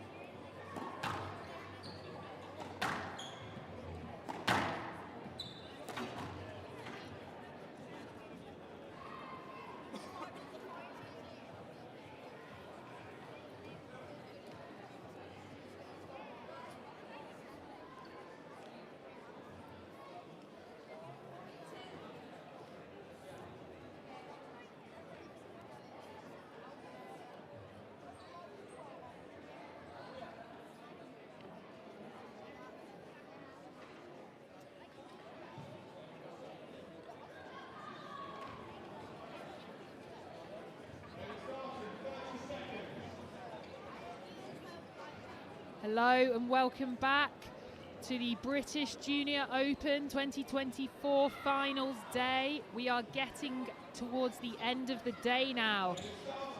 After a fantastic girls under 17 final, we now move on to the boys under 17. Another all-Egyptian affair between Youssef Salem and Marwan Asal. This is number 1 seed versus number 2. I'm Sarah Jane Perry, and joining me for this match, I've got Canadian 4-time national champion, Canadian number 1, the one and only Holly Norton. Hello, SJ. I'm going to put it straight out there, Holly. I would like a prediction for this match. How do you see it going? I'm going to say Salem in 4. That's a bold one. Yeah, give it back. Oh, what do I think? They were both extremely impressive yesterday. You see this, she's time wasting watching a few rallies first. Just seeing how they look today. I am going to go with a Marwan Asal victory. The depths of a 84-minute 5-game battle, I think. Well, I really hope not. We're already an hour 45 behind. The more squash, the better in my world.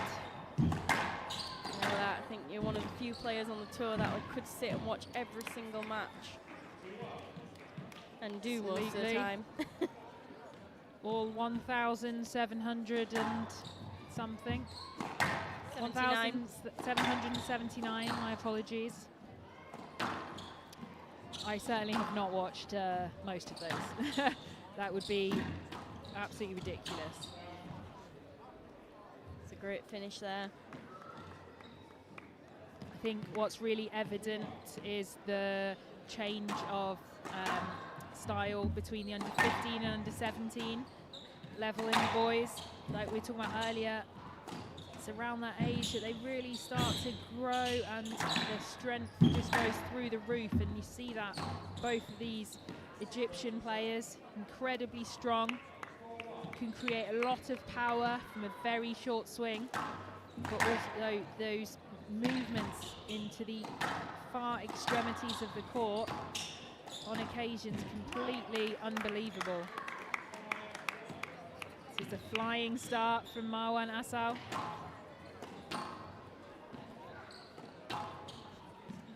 And we must remember that he was the champion of the under 15 category last year, so he is not even 16 yet, he is still 15.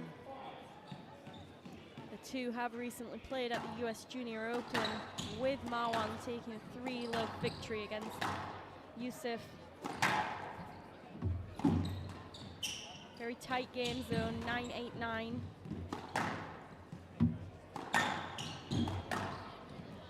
We did note yesterday that Marwan Asal certainly not lacking in any confidence. Went into exhibition mode in the final game, and already he's come out with very high levels of confidence.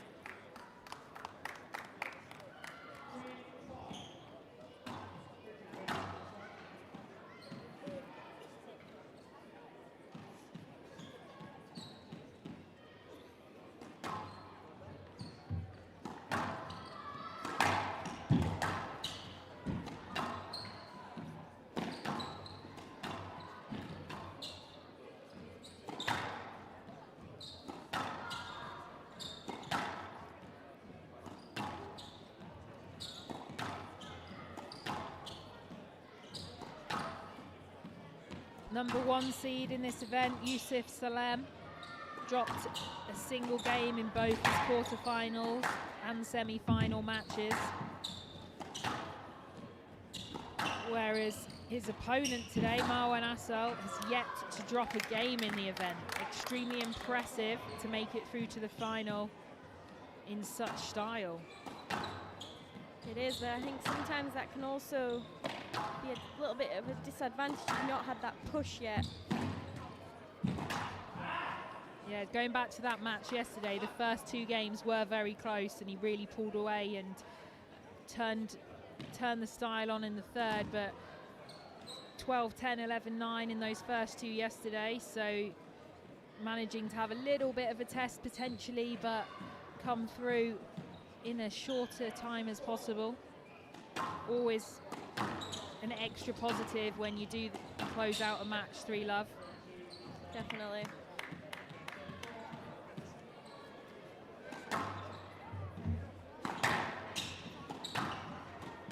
Do you feel more elation, Holly, or emotion, or whatever we want to call it, after a really great performance and winning 3-love, or after an absolute battle and maybe you haven't played your best, but you've fought your way through and scraped a marginal victory in the 5th? I think they both bring different sorts. It's always great to come through a match where you feel like you haven't played your best, but you found a way. I find that very rewarding. Obviously, playing well and winning 3-0, it brings the same feeling, but just in a different way. I think both are equally as rewarding. What about yourself? I think obviously you train for the peak performance, but I think most athletes are aware that those days are few and far between where you're actually 100% physically, mentally, and in that zone. It's a great place to be, but you're not there too often. You're trying to find your way there most of the time, and I think it would be safe to say that I've kind of built a career a lot around fighting my way through matches and finding a way to get through, and I've certainly not won them all, but I have been, I think, most proud of my performances when I've actually not been playing my best but found a way to win and stayed strong. Fantastic width there from Marwan Asal. Forced the loose return, but overcooking that one a little bit. Not keeping it simple. And Salem's got a slender lead now for the first time in this match.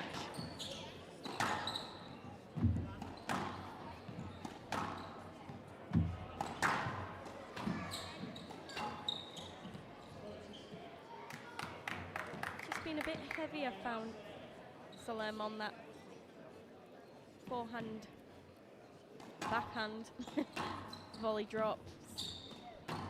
Left's your forehand side, so we'll let you off.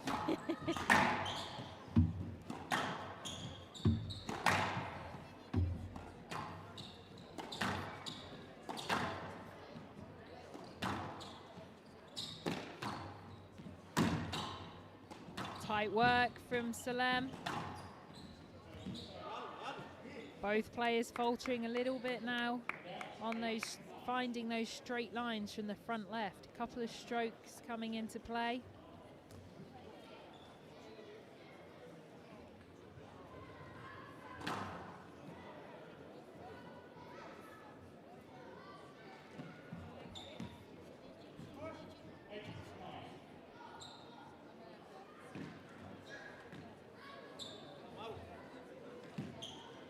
You can hear the buzz in the arena. Packed full now.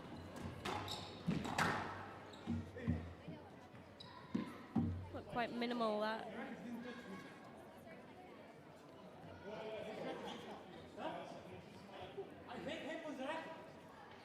Just quite looking for that cheap point right there. Find.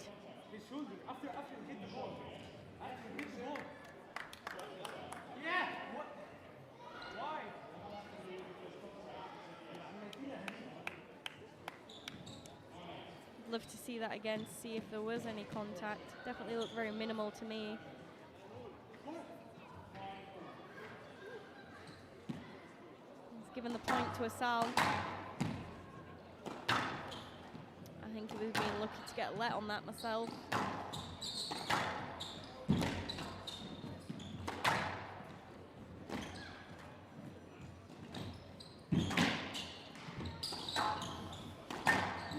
Can't leave it there. Got a review coming in. This is an interesting one here. Yes,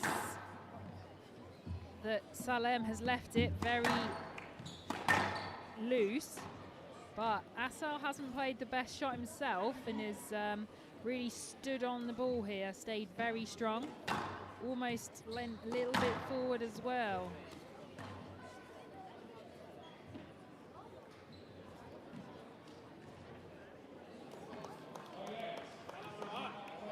Could get a little bit scrappy around that middle if it continues. Neither player wanting to give an inch.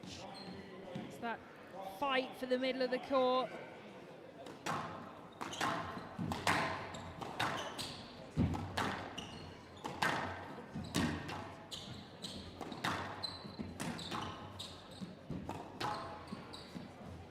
Very tight work up and down this wall now.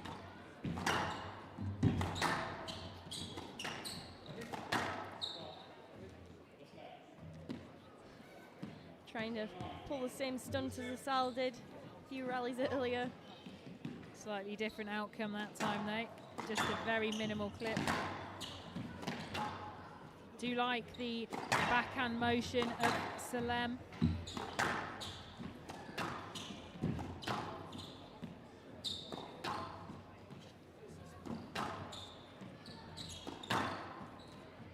Nice and balanced on the ball. Can change the pace and the height of hitting quite easily. Here we go, a beautiful length. But unable to capitalise on the loose ball.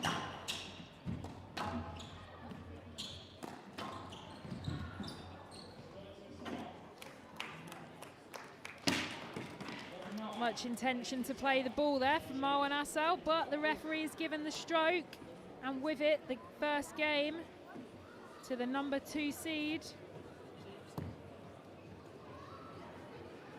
There we see it. The first game going to Marwan Assal, 11-9 in 12 minutes.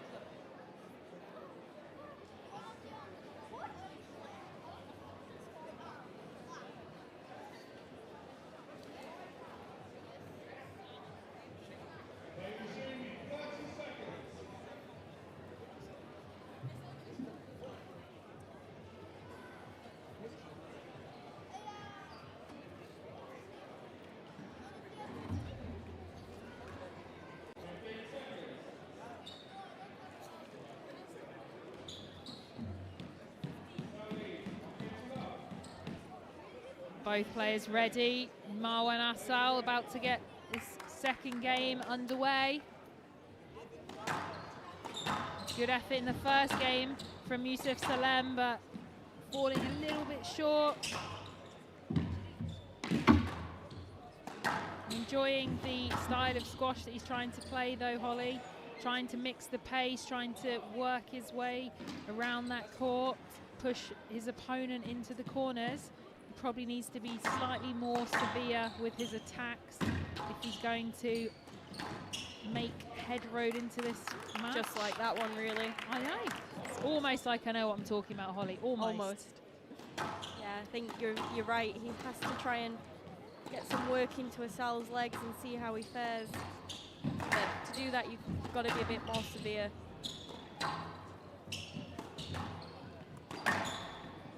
Great hold and straight in there.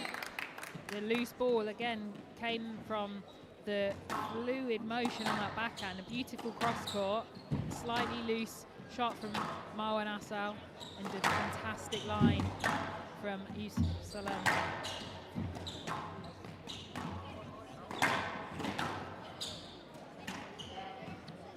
Right idea. Yeah, I was going to say, I agree. That's absolutely the right shot.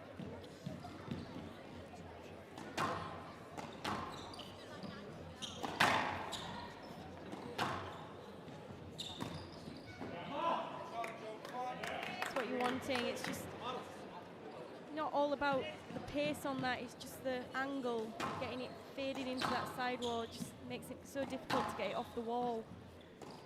Yeah, that backhand swing gives him a nice shape on the ball, so it's, when he gets it right, it's moving away from his opponent into that corner. Difficult to retrieve at all, let alone attack off. Asal showing some of his explosive power there.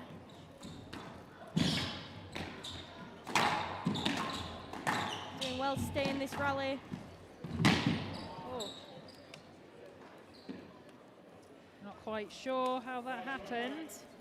Yeah. Seemed to be a bit of space to go round, but there's been a tangle of feet, and Asal has ended up having the seat on the floor. No let being given there. I think that's the right decision. There's definitely a line there in front, and he's chosen to go straight into Salem. Yeah, there's a lot of space there. You can see from the positioning of Salem outside the edge of that service box. He needs to go in front of Salem to go and play that. Salem's making every effort to get out of that shot. He can't really go any further across and then back forward. He's left plenty of room.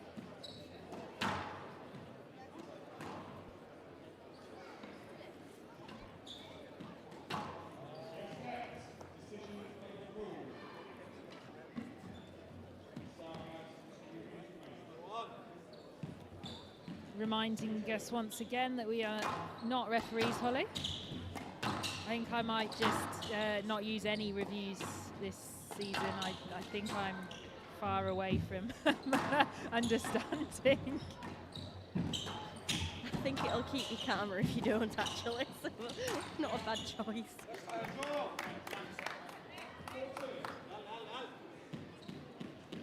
Salem's doing well to keep calm here and stick to the plan.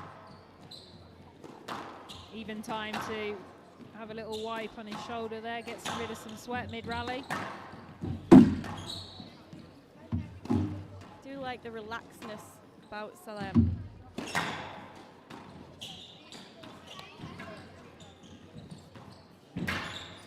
That's beautiful counter work there from Marwan Asal.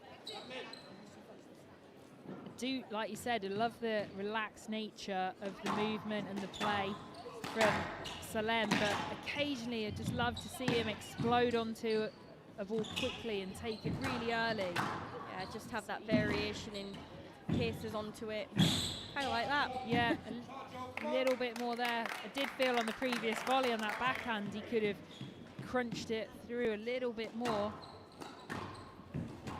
Just being patient. Working that ball around the court, though, that's really the brand of squash that he loves to play. Done well there. Made his way round Asal. Wasn't a straightforward movement. He was very front onto the ball. Asal aware of that, waiting for the cross court, but Salem equally aware and just straightening it.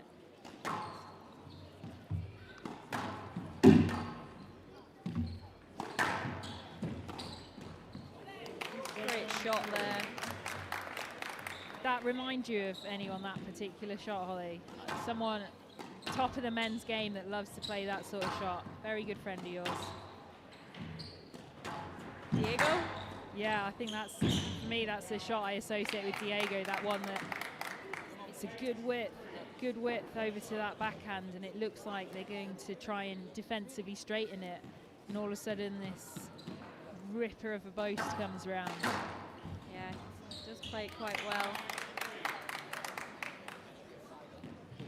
Assal just trying his luck on a couple, see if he can get back into this game, but not looking too good up at this point. But referees called it down.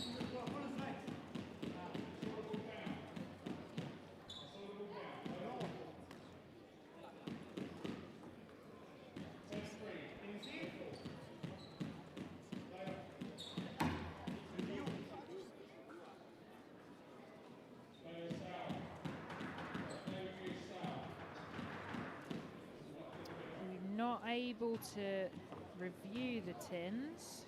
Not sure if they're calling it down on the tin or if it was a double. Unless they've got conclusive evidence. It's very difficult to see on the replay a lot of the time.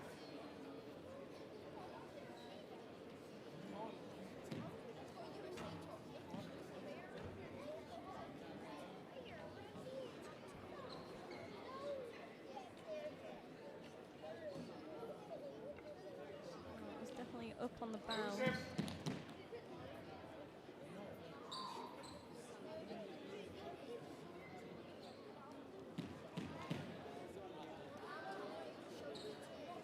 Don't think it was the pickup that the referee called down. It was called down on the tin.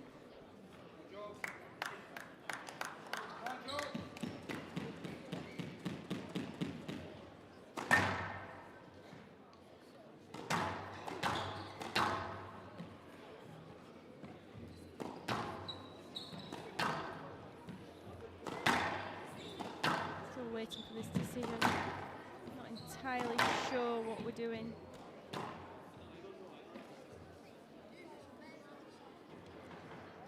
Real test of concentration here for Yusuf Salem. He believed the ball was down. The referee called it down. And we're going to play let though. No conclusive evidence, unfortunately.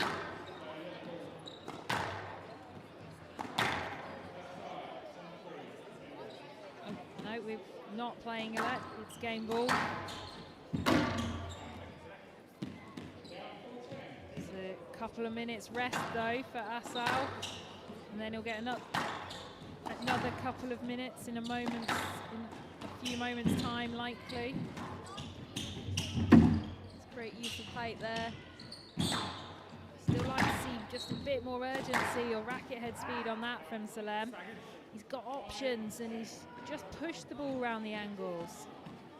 Almost feel like it would be good for him to just explode onto that point, a quick counter drop, just to have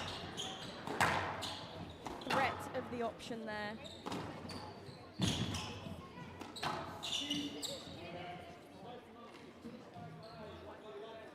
Getting a bit Needs needy. to regroup here. We saw yesterday how quickly that Assal can rattle off points. Incredible strength across the middle there. Bludgeon that ball down the line, and he's back within a few points now.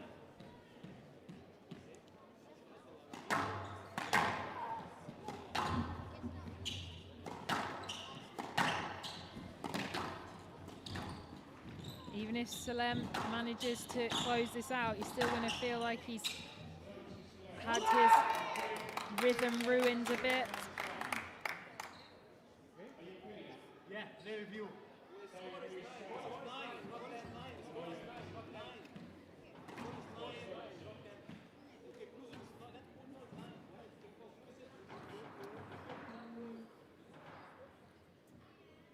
I think the referee deeming that Assal stepped straight back into the line there. We'll see if the video referee agrees.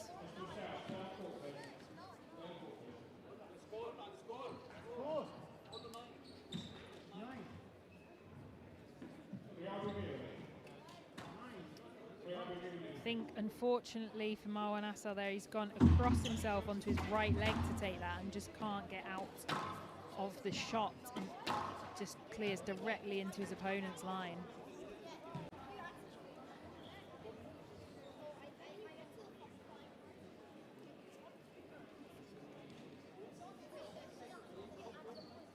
The video referee again disagreeing with the match referee, so we are going to be playing a let. 7-10.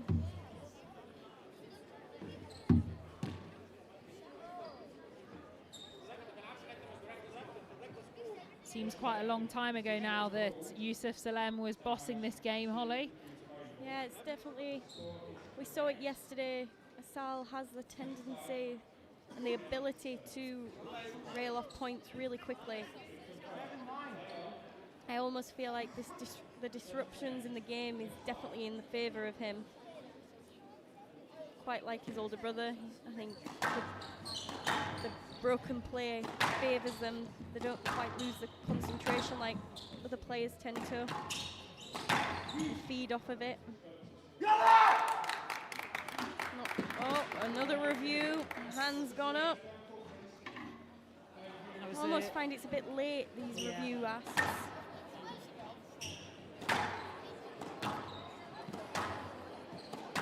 See if he's got much luck with this one.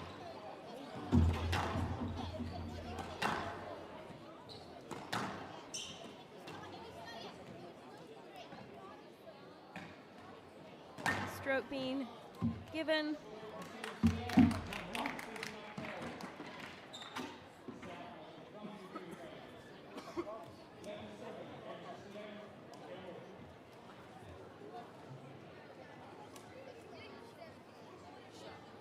Quite a disrupted second game there, but in 13 minutes, the number 1 seed, Yusuf Salem, takes it 11-7 to draw level at 1 game all after 27 minutes of play.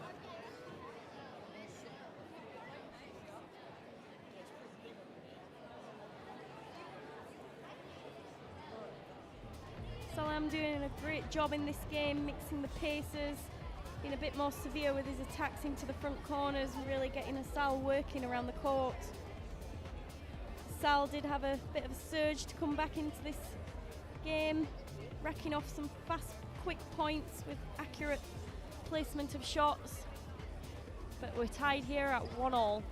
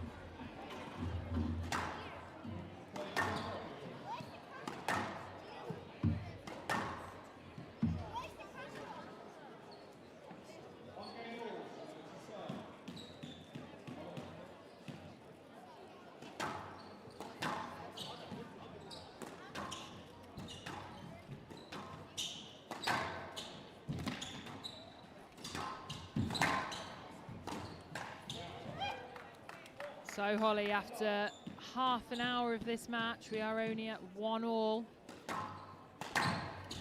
Feel that there is still a lot of time and a lot of squash left to go.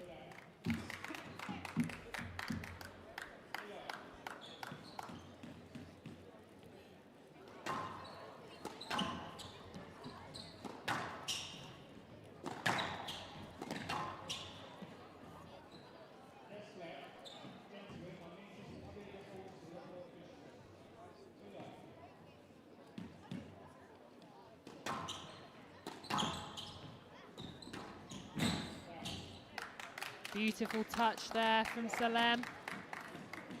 just always so balanced when he's going into those front corners. Nice racket prep.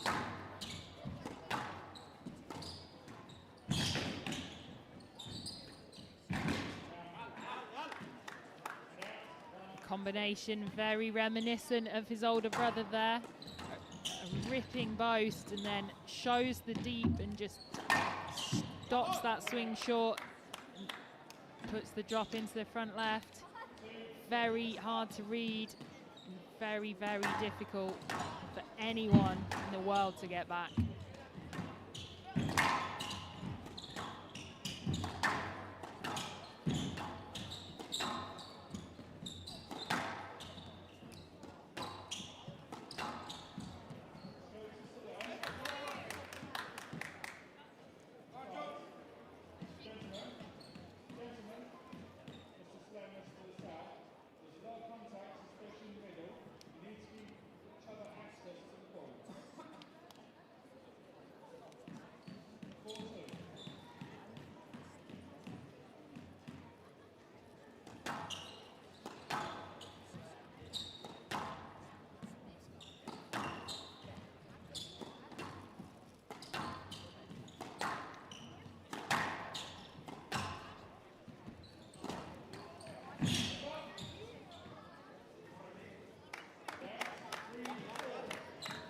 Both players having quite a bit of success with those backhand boasts. Said it time and time again over the last 2 days. If you get the angle right on this court, it's a gut-ripping shot for your opponent to go and retrieve.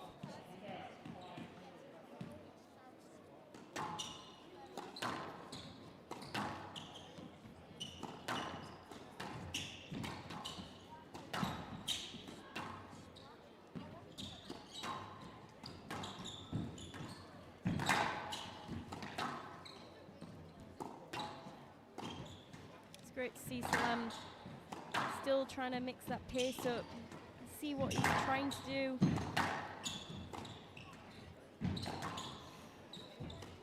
Both players looking to play that boast again.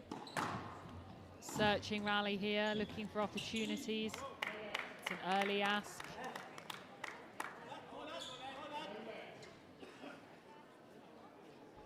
Don't think Marwan Asal heard the no bit of that no let there. Hand straight up. Yeah, some space, isn't there, to that left-hand side. Just opting to jump onto the back.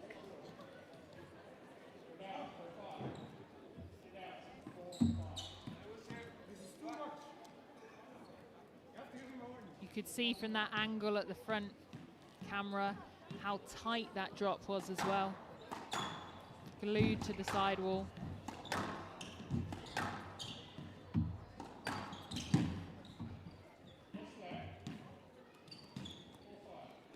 A little scrappy in certain areas with both of them.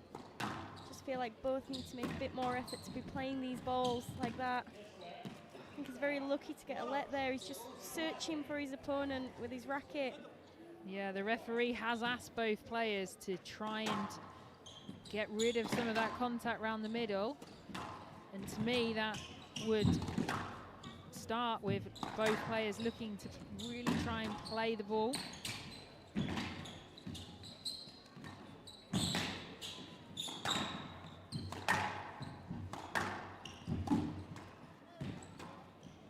Nice height there from Salem.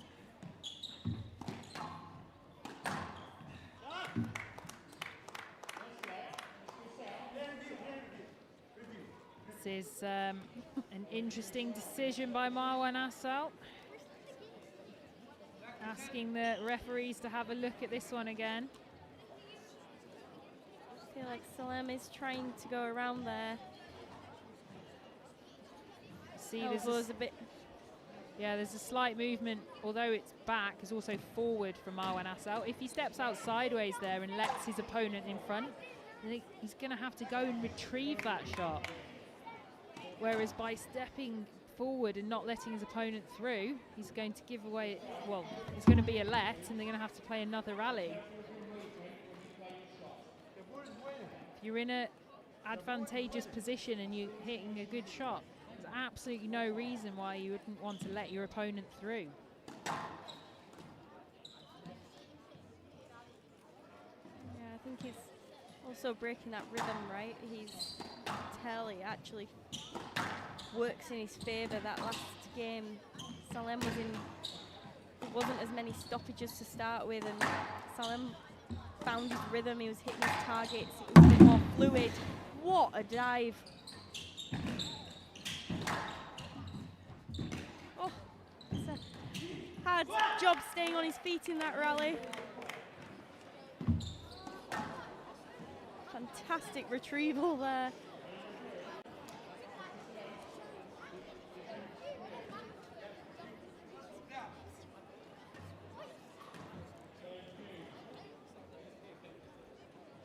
Oh, and Assel practicing his movement off that volley drop again. But we are going to see an actual replay and not just his reconstruction.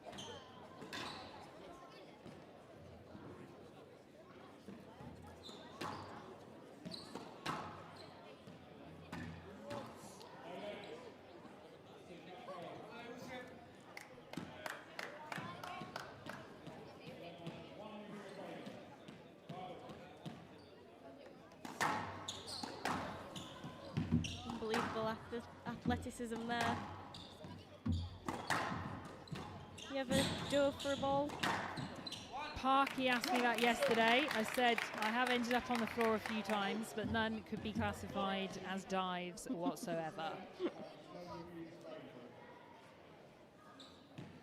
Sprawl might be a more appropriate word. Or flop.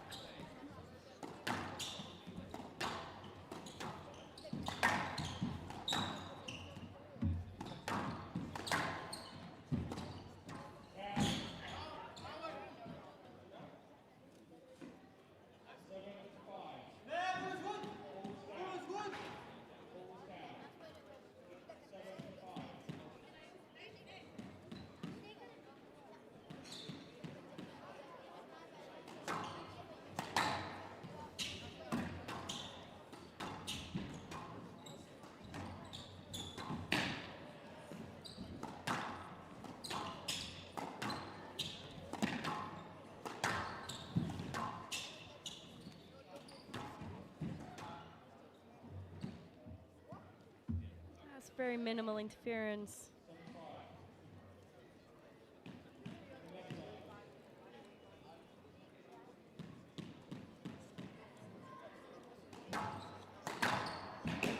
Oh, can't help but think, like you said just before, Holly, it's more to do with breaking up the rhythm and disrupting the flow of the game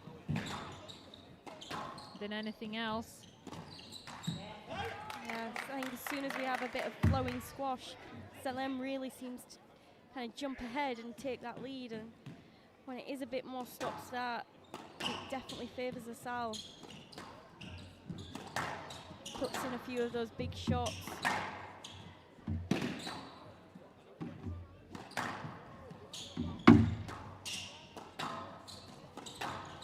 Really do think Salem and his team have got the right game plan here.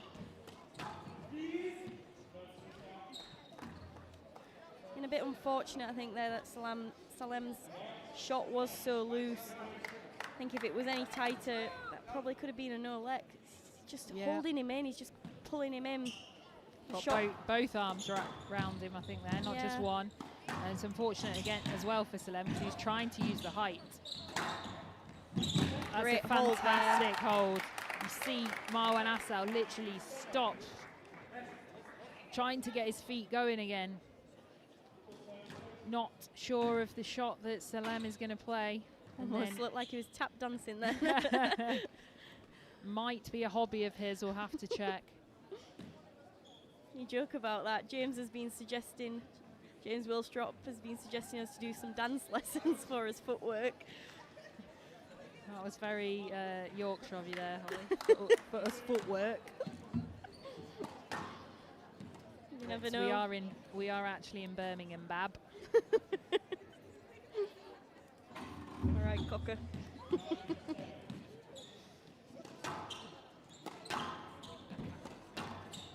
haven't seen much of that hold and snap play from Salem. We've seen a lot of smooth movement, a lot of smooth racket work, but that pause at the top of that swing in the previous rally, stopping the movement of Marwan Asa, very impressive.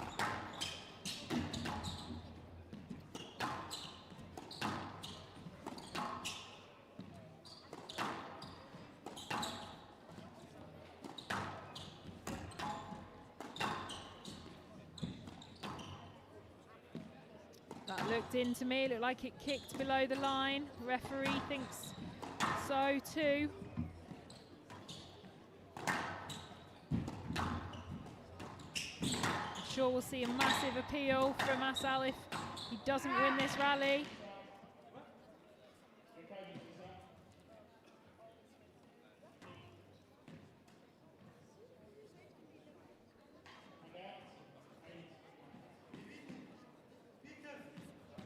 Don't think Salem realises that the stroke against him has been given here. He's got one review left. Is he going to use it when he does realise? Because he thinks he's won the point here. No, maybe not. Just warming up.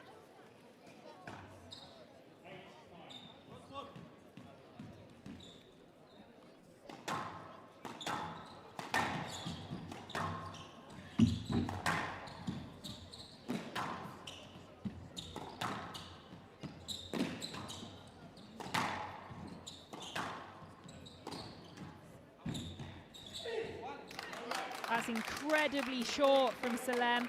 He's hit cross-court quite a few times from there with great width. And he's just waited, held his nerve, and just nudged that ball into the front corner. He's earned himself 2 game balls.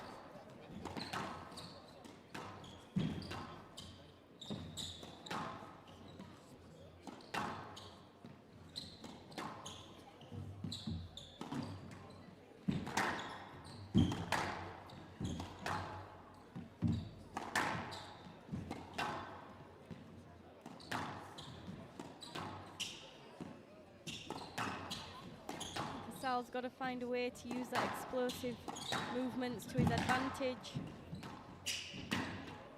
Some incredibly tight work down the backhand here. Gone through and played it.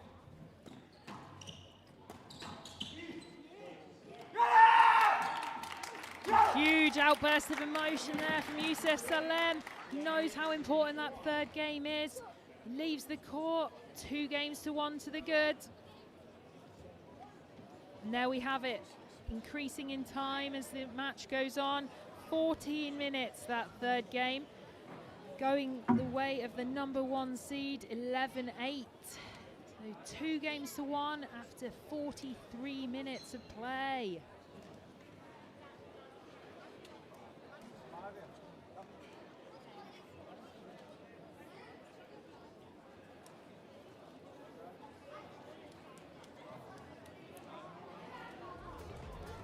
Here we have it. After being down by 1 game, Youssef Salem has done fantastic to get himself back into this match. Really showing why he's the #1 seed here. Mixing the paces, taking those opportunities when he has them. Absolutely negating Asal's powerful movements. Doing a great job to get himself up 2 games to 1.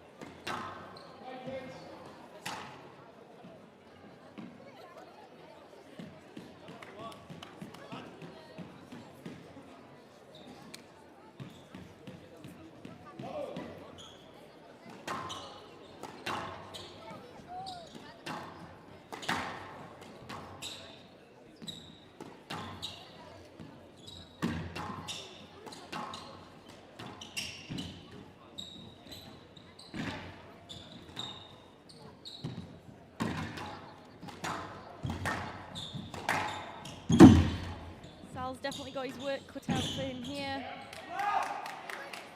Salem really seems to have found his stride. I think we might see Marwan Assal here trying to push up the court, trying to attack more, try and shorten the rallies. The longer the rallies were going on, the more in the favour of his Egyptian compatriot, yet opponent. I agree. Definitely got that ability to put winners away really quickly. Absolutely. If concentration goes awry for Salem, then the scoreboard could tick over very quickly in Asal's favour. Lovely tight work though. He's really not giving Asal anything to hit off of. That's exactly what he's got to do, because it's so deadly when that ball's left loose. I think those kind of shots are really great for people at home to watch and try and emulate, because that volley drop wasn't incredibly tight. It wasn't incredibly short, but it was really tight and low and into that sidewall, and all Marwan Assal could try and do was get a racket on it, and he didn't even manage that. Tables are turned in the next rally though. We're at 2-all in this fourth game.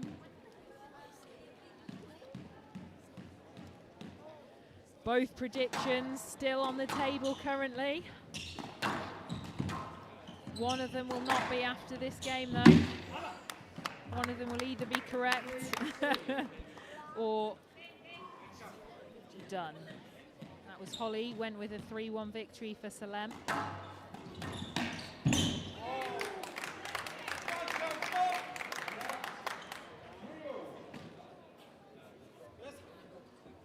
Beautiful work again. Literally getting the ball stuck between the racket and the wall. That's how tight it was. Fortunately, just catching that sidewall, not getting it running in. Really is crucial at this level.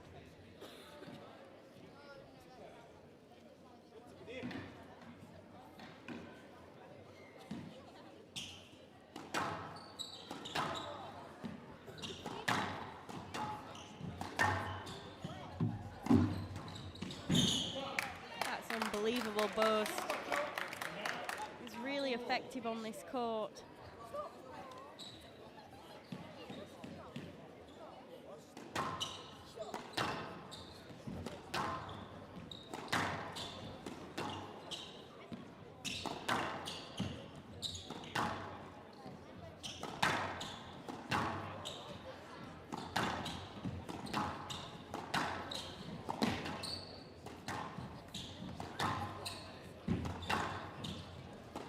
Are you feeling confident about your prediction here, Holly? I am actually, yes. I feel like right now it's hanging right in the balance. It is, I definitely think it is crucial. Yeah. Ball was quite close to his body there. Love to see him just step forward and take that ball on. He's got a lot of the court to hit there. He's got his opponent really trapped behind him. A volley boast, volley cut across, and his opponent's going to be scrambling and probably unable to retrieve.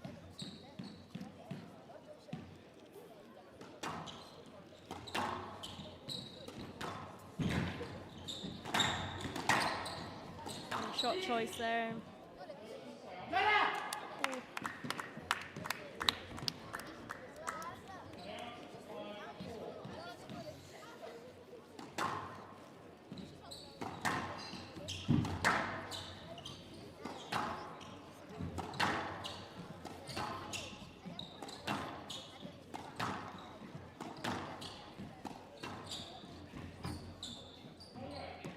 Yeah, he's just pushing his opponent in.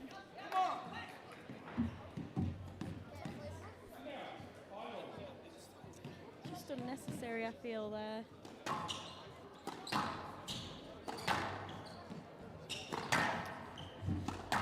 But like we said, I think the stoppages is in his favour.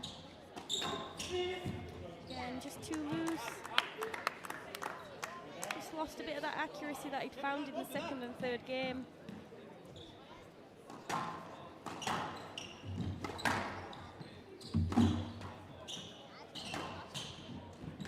Great shot.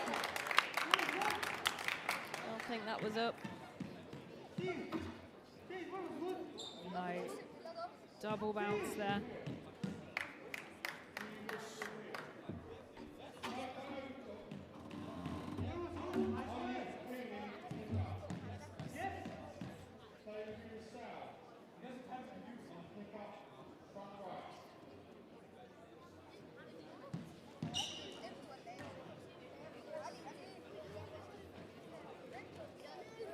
Sal is choosing to use his final review here to check the pickup.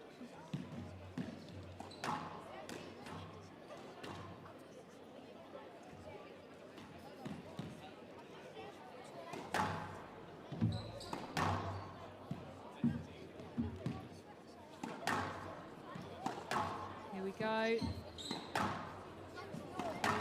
Leah, second bounce from where I'm sitting. Good call there by the referee. Quick. Yeah, like he actually managed to see a few more angles of that before we did.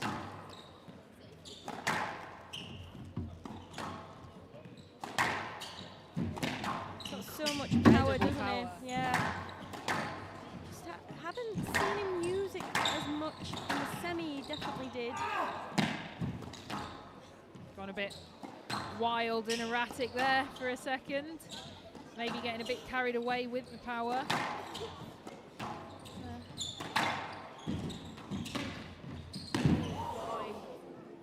Getting a bit ugly on here. Again, choosing to look for his opponent rather than try and play the ball there. Yes, it's a loose shot from Salem, but was he still in the swing when Asal could have actually played this? I mean, Salem did so well in that rally to hustle and get around all of that interference, and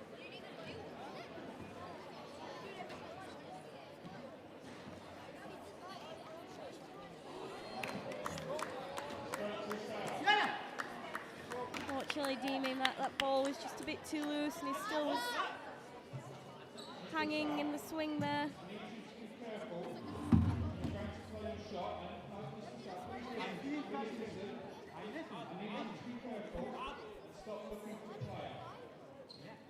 Still a bit bad for Salem, that rally. He really did hustle and get around a lot of interference.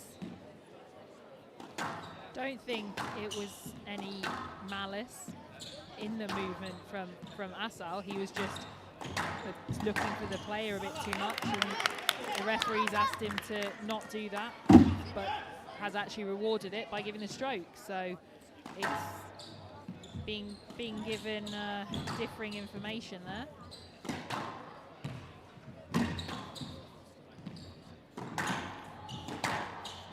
Like you said, a bit crucial now, that 2-point lead for Asal.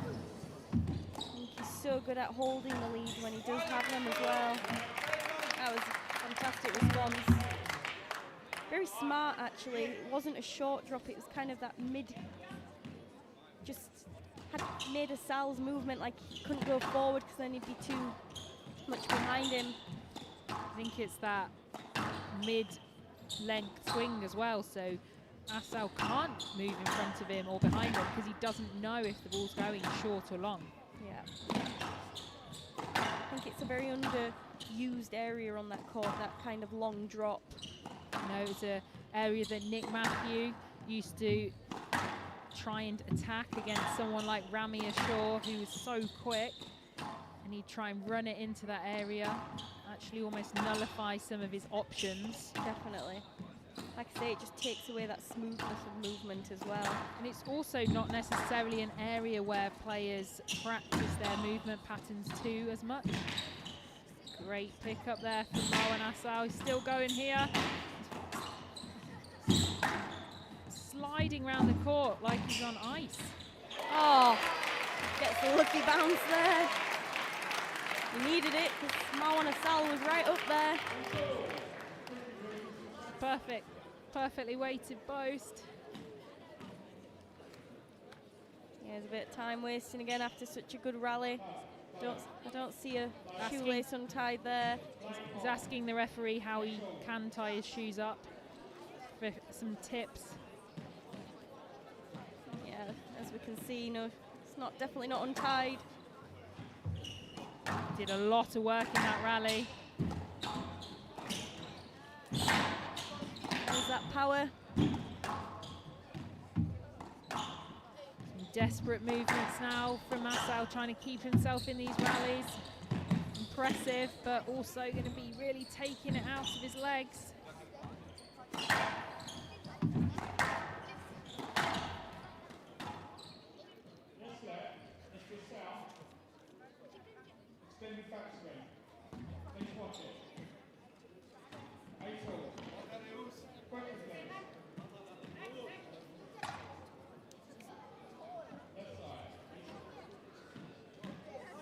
Double knot, please, requests the referee.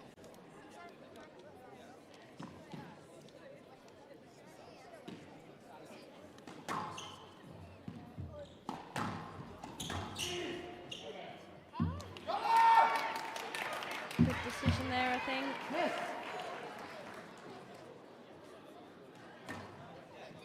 Again, that length of shot that you were talking about, Holly, shows both options. Marwan Asal commits forward, but that ball coming back deeper.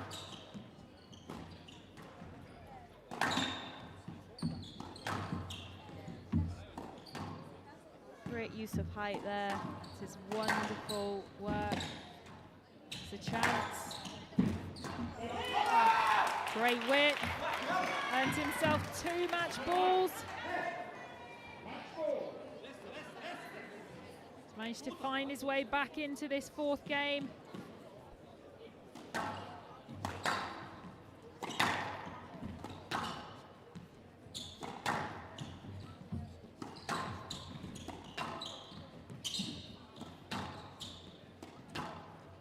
Out of there, Salem.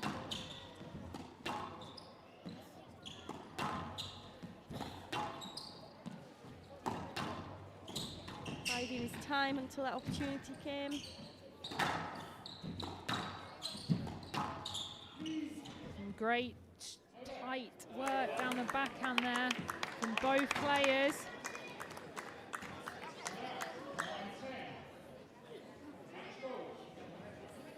One match ball remaining for Salem.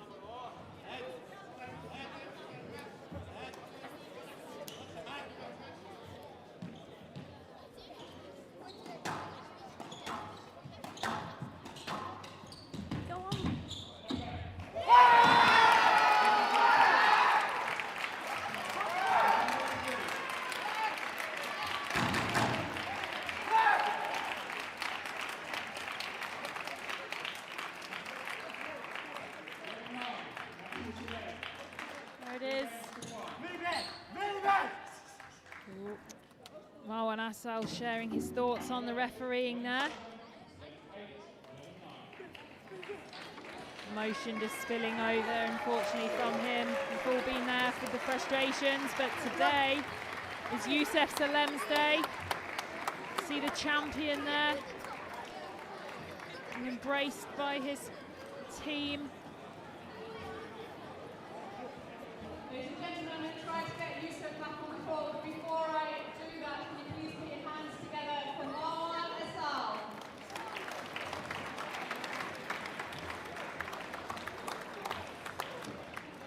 After almost an hour of very intense play, Youssef Salem, the #1 seed, squeaking through that 4th game, 11-9 in 14 minutes. Take a 3-1 victory in 59 intense minutes.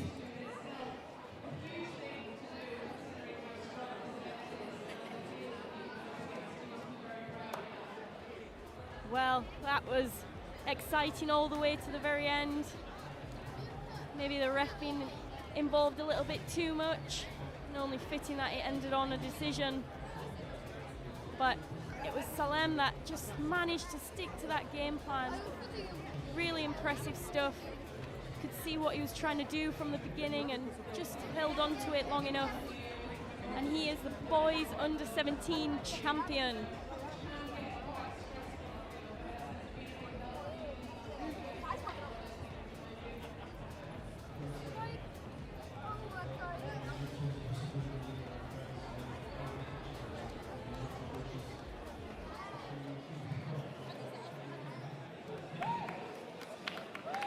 Well, we all need a few minutes after that match. Wow, what a show of explosive squash. The next matchup is the women's under 19 final. The last girls title available in the British Junior Open 2024. We've got Fayrouz Abu El-Kir from Egypt against Caroline Fuchs from the USA, the first and only US finalist of the day. I'm really looking forward to this match, and we will be back with you in a few minutes' time.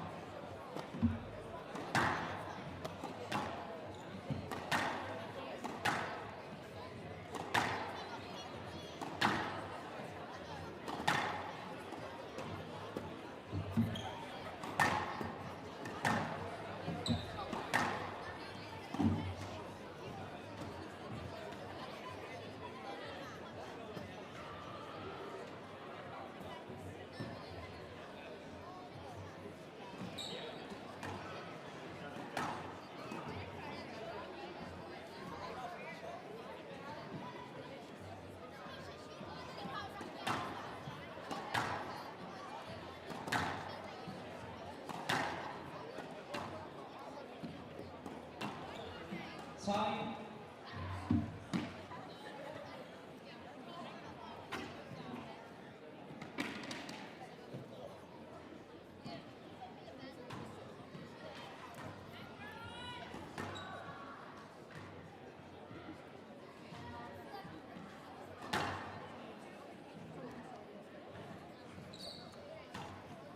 Well, here we go, the last two matches of today's British Junior Open.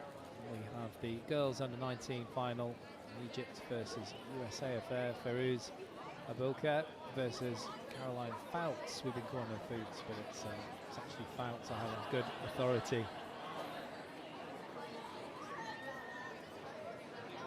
Unbelievable crowd. The atmosphere has been fantastic this week. Not a spare seat going, and I was down earlier in my match off, and you could really feel the atmosphere. It's been fantastic here at the University of Birmingham. So much noisy in here. Certainly is. And there's Holly Morton, 4 times Canadian champion. We'll be taking you through this one. I think this will be definitely a battle of the countries on and off court. We've got the US team all there cheering loud.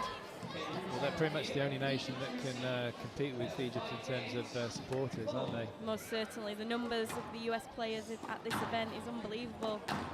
Really made a surge over the last few years. Great to see. There we go. Right from the first rally. We're in for another dramatic match here, hopefully. Good one for the neutrals. Exactly. I know Caroline absolutely feeds off of that energy. I'm sure she'll have been telling her coaches to get the crowd behind her, make some noise. Very gritty player.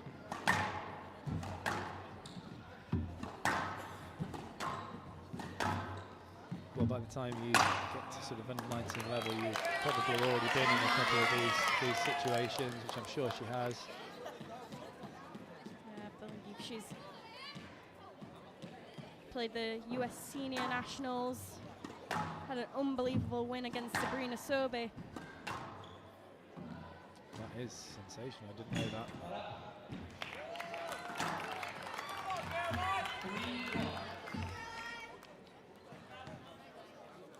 US squash is looking very healthy, isn't it? Especially on the women's side.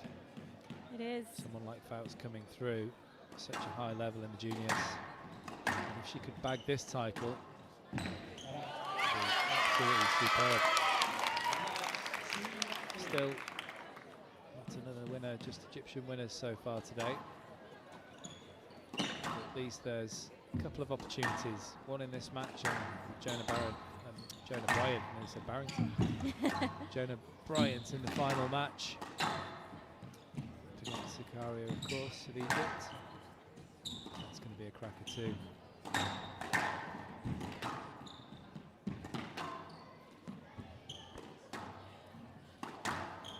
That just stayed in.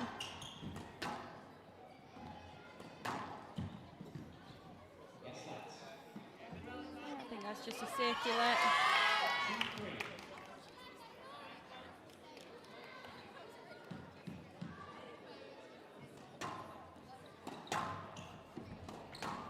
Caroline already having debuted on the US Senior National Team at the Pan Am Championships in this past June.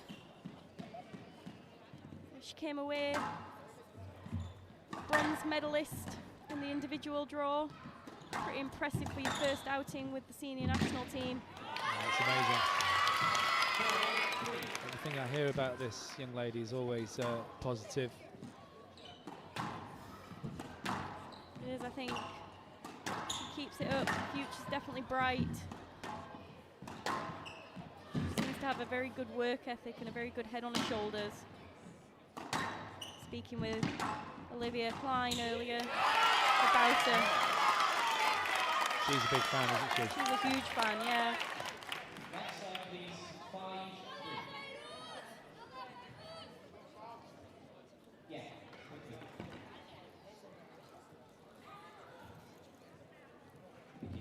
Now, don't hurt me or anything, Holly. We're just mentioned you have played Abuelka, I have, yes. but we won't go into it. But if you could go back and have your time again, what would be your tactics? What are good tactics, do you think, to play against somebody like her? What will Fouts be trying to do? She's got to get her away from that middle. I think trying to expose that movement, get her asking questions. She's very strong across that middle, likes to take that space. Got to shut that court down, but then on the flip side, you've got to get her moving. Right. Like a lot, you got to get them questioning it. I think she's a great front runner when she has that lead. Like a lot of Egyptians, they're such confidence players. If you can try and take that away a little bit, then you can get into the heads. Yeah. I think, yeah, like you say, just looking at her, I think you've got to try and close down the space and not give her that hitting zone. Exactly. She's one of those kind of power players, isn't she? Yeah. Break that rhythm, use the height, use the holds. On the face of things, it looks like Fouts has a pretty good game, because it's quite an all-rounder kind of game, isn't it? It's not an all-out power. It's accuracy, it's good movement, it's good tactics. Exactly, and she is such a good mover, and she'll be able to pick up a lot of those balls into the front, which I think will be to her advantage.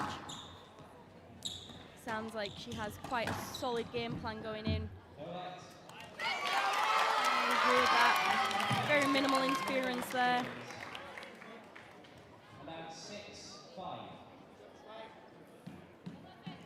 Caroline definitely just needs to keep that focus, keep plodding away.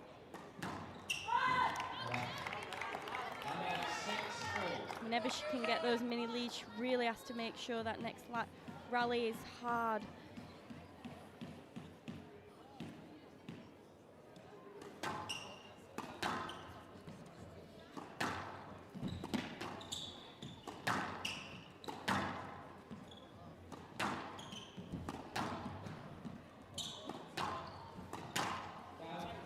That's unlucky. It was the right shot, just missing by a whisker there.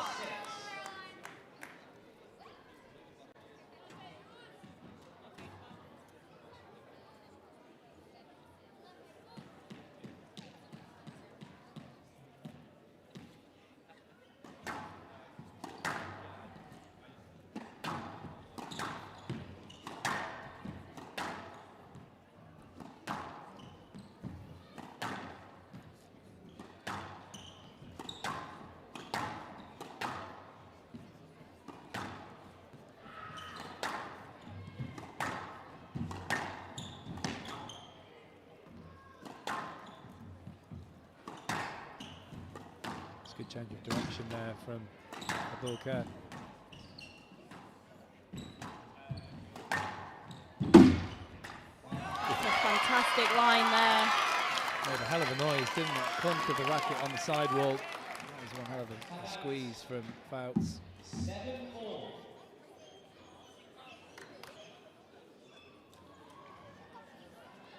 Another great contrast in styles between these two in this final.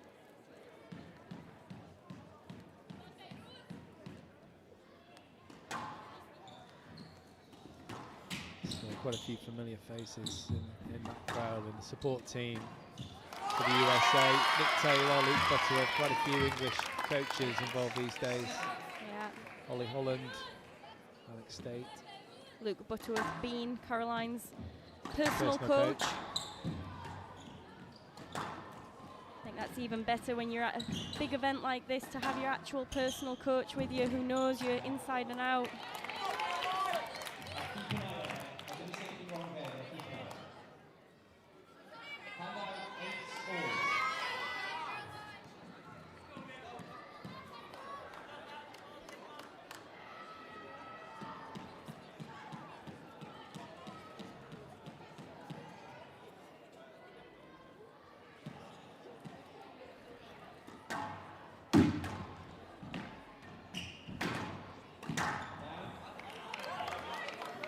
That was good.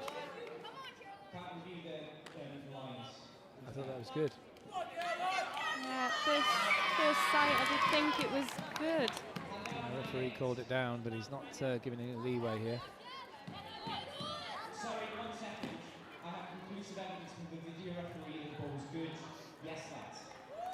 Oh. I do like the use of that.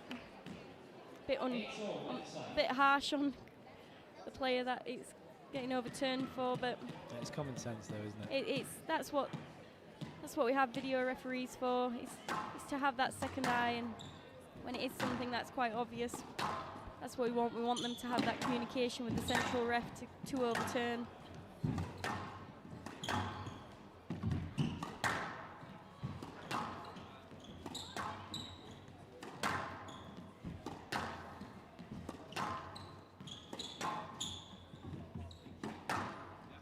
It's just going to be a break of concentration, I think, from one of these two, or flash of brilliance.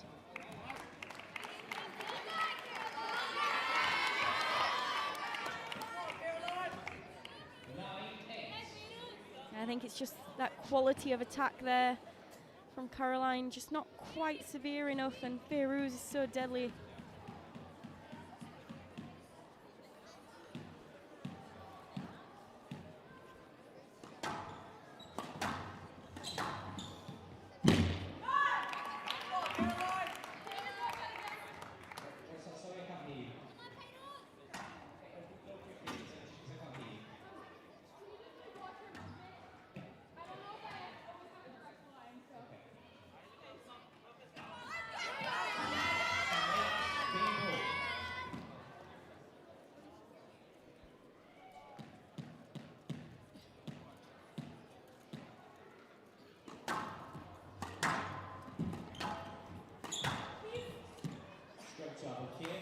Yeah, just a bit loose there. I feel like she's just pulling off as she's hitting that ball.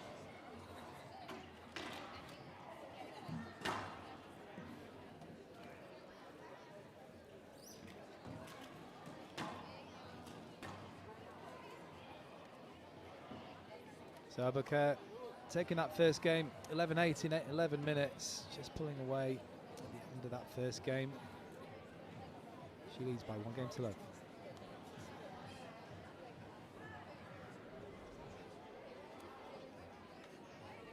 Close contested first game here, all the way to 8-all. But it is the number 1 seed, showing why she's the number 1 seed, just pulling away at the tail end of this game. Really punishing Caroline when her attacks are not severe enough. But it is a close contested match, and we've got to see what Caroline can respond.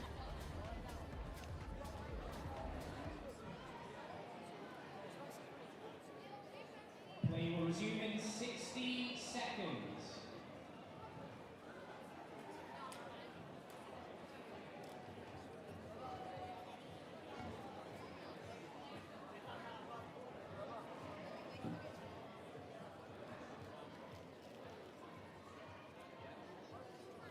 So great to see all those young juniors there sat on the floor, cheering on the compatriots.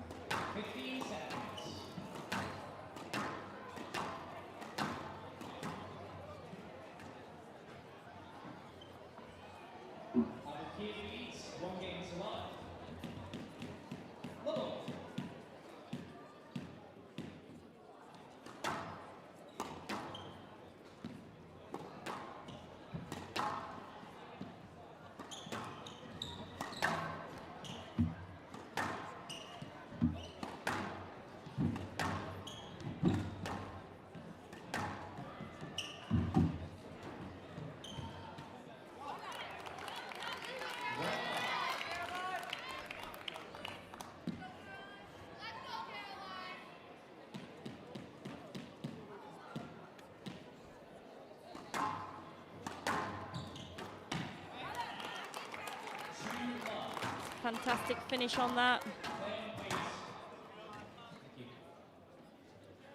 She's got to try and close this court down. You can't leave it on the racket of Feyrouz.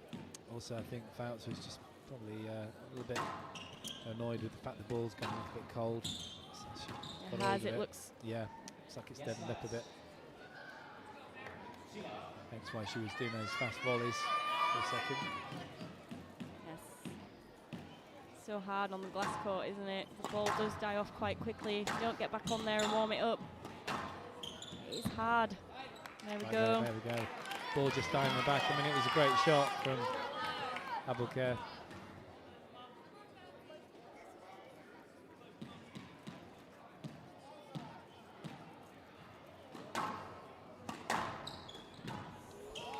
Again, just straight in the middle of the court.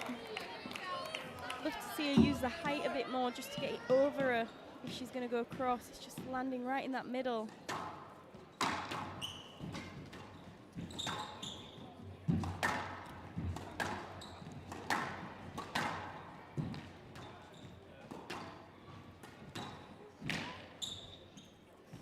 Did she get that? I think she just got under it, yes.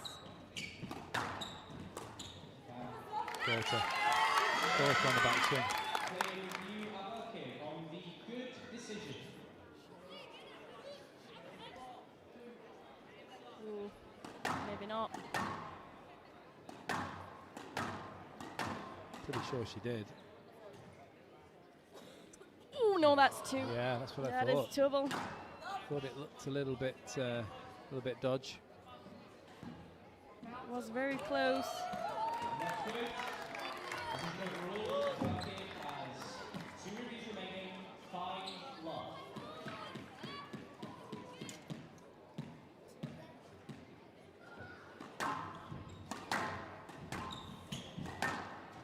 Good recovery there, Yes, lads. showing her athleticism. This advocate, it's just your movement out of the shot. I need you to make better efforts clear and give you a good access. Right love. So maybe a bit of frustration from Fouts.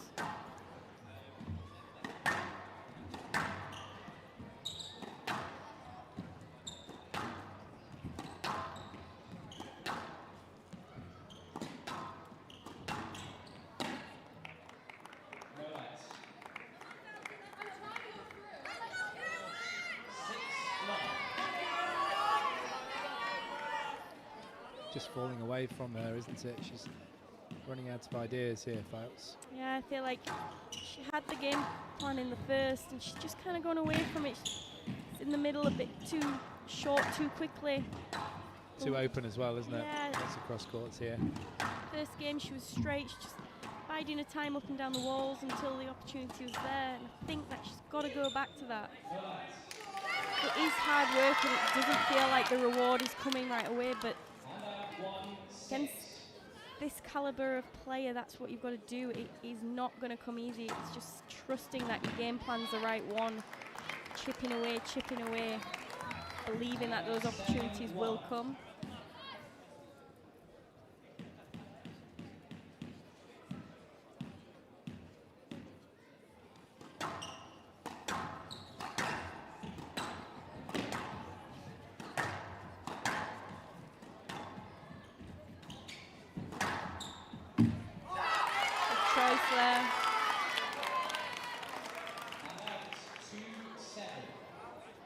Bit lucky that Feyrouz did go the wrong way. It was a little overhit.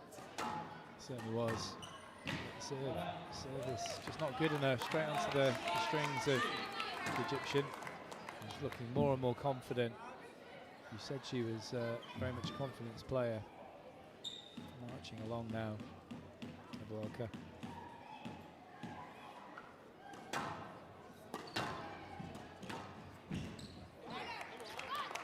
It's tight work, isn't it? Slightly loose volley, slightly loose drive, and it was volleyed away with precision there.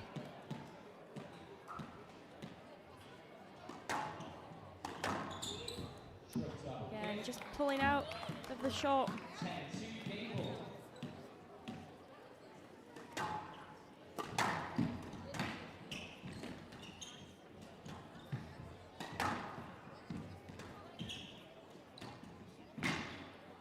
Great work.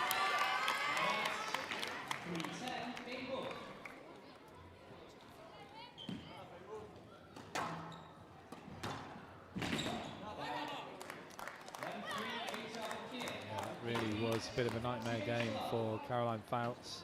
She couldn't get off the court quick enough as Abuoka takes it 11-3 in 7 minutes. She leads by 2 games to love.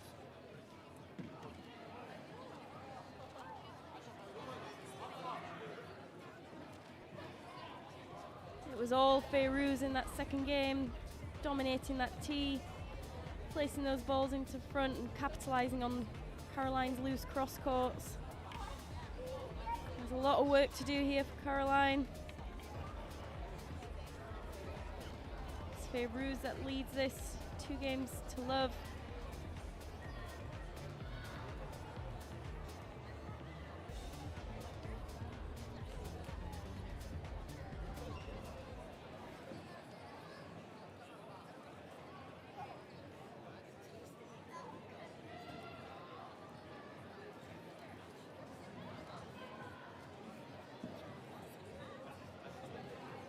Resuming 60 seconds.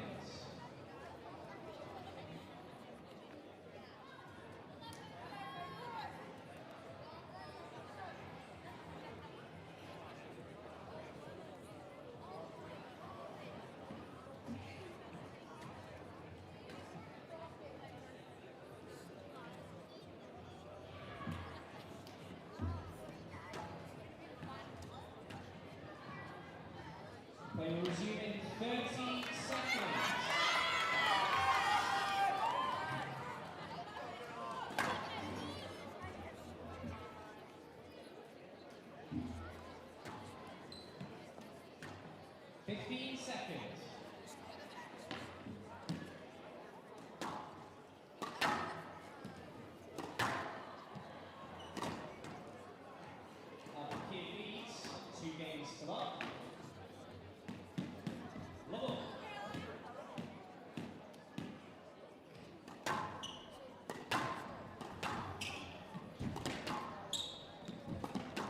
I just feel like Fouts needs to get back to the way that she was playing at the beginning of that first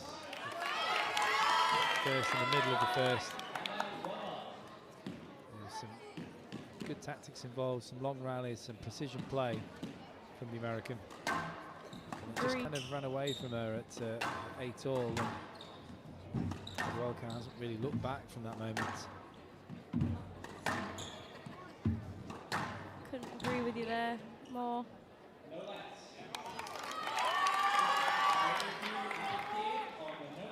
She really has to lengthen these rallies and wait for those opportunities to come. And we've been talking a lot about Caroline, but Fayrouz has got a wealth of experience now. She is playing pretty much full time on tour. She's playing against the top guns. She really, I think, helps players of this age develop so quickly. Absolutely. Yeah, I think it's very important if you're going to be a top player or a professional to try and get on there with adults and older players as early as possible, and then into the PSA ranks. Yeah, and I think because she has been playing these top tournaments, she's also gaining so much experience from being in pressure situations at the top level. And then you come back to juniors, I think probably almost in some ways feels a lot less pressured.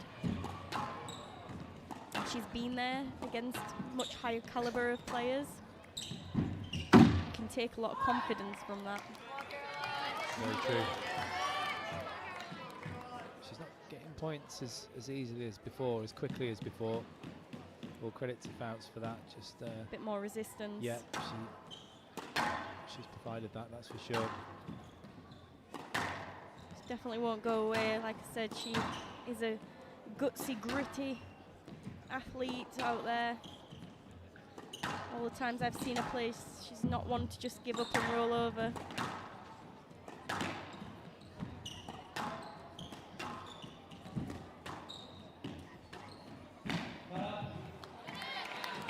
It's a good positive finish there from Abuoka.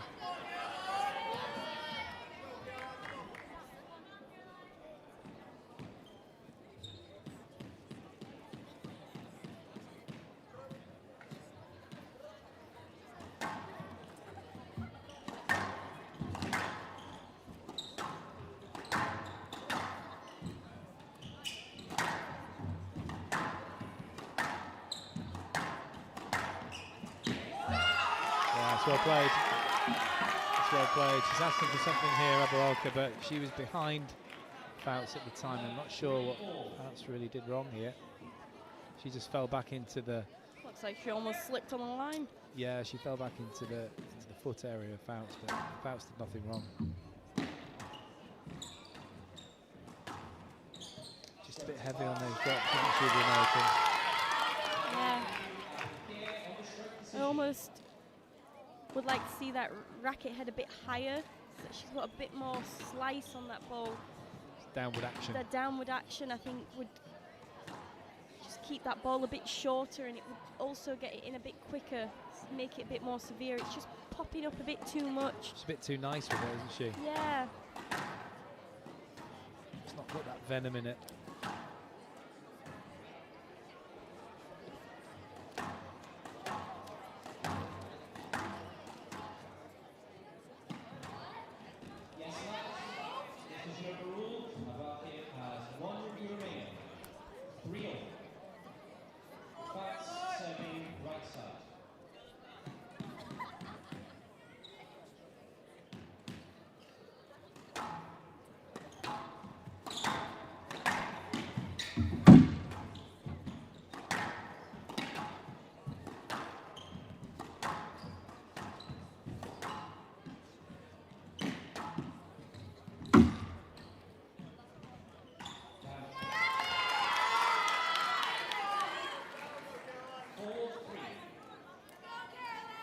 Like Caroline's got to just keep her composure here. Easier said than done, but I can see her keep gesticulating to the ref about the movement from Fayrouz. Definitely just, sometimes you can get wrapped up in that a bit too much and let it distract you. Speaking from experience. Most certainly. Seen many players, you know, have a preconceived perception of an opponent from past experiences and blow something out of proportion, and it's not quite happening like they think it is.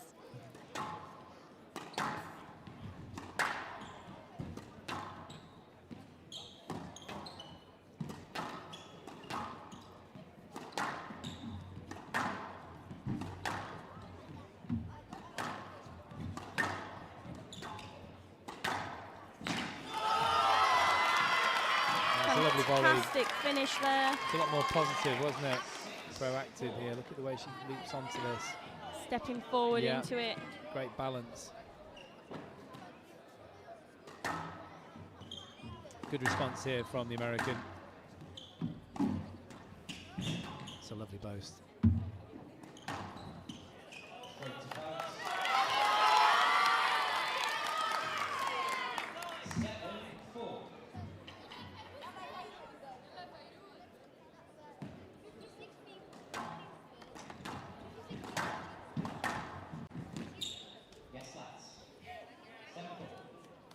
Pretty close to being a stroke.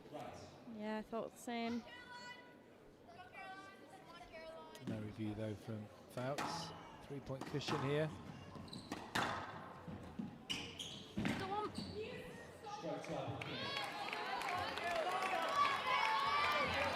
Those ones are sometimes the frustrating ones. You feel like you've done all the work. Easier said than done. Probably would have been better just to try and throw that lob up there and get herself out of trouble. You see a lot of nodding going on from Rick Butterworth and Nick Taylor and various others. Trying to keep a positive on there, I think. Absolutely. She has still got that 2-point cushion. Go on. Oh.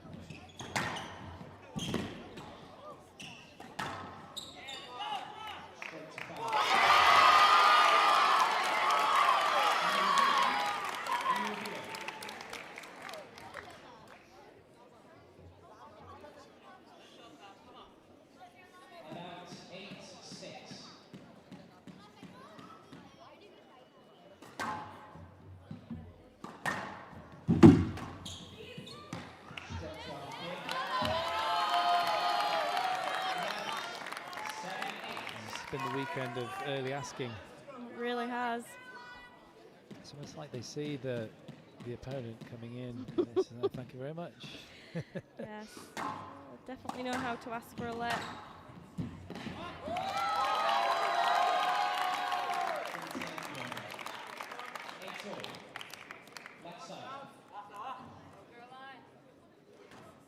Caroline really needs to refocus here. Just losing that concentration, like I said, last couple just complaining about the movement in the middle of that court. Really, at the end of the day, I just think it was her shot quality that created those situations. Absolutely, yeah. I mean, it's just a little bit loose, isn't it? If you can keep that ball clinging to the wall, play with precision, you're not going to get those kind of problems against a player that you find problematic in terms of movement.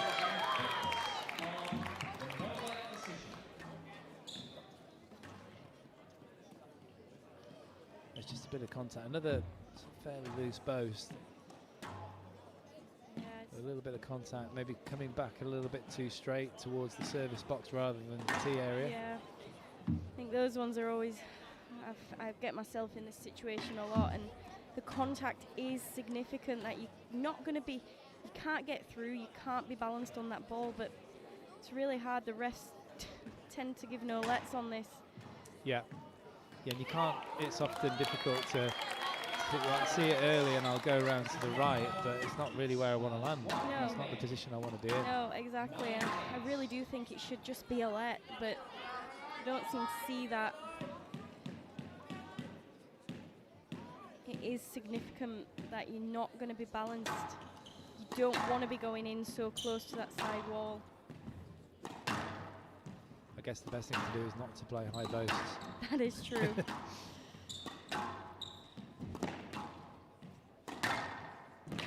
That's a great finish.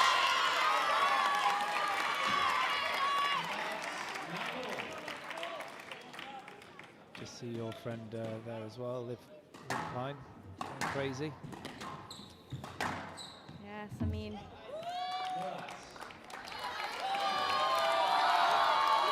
got to tighten up again here. Absolutely crucial. Where's the serve going to go? Where's this return going to go? More importantly, she's not the kind of player to go for something off the serve. I don't think she will at this stage. Match ball here to World Cup.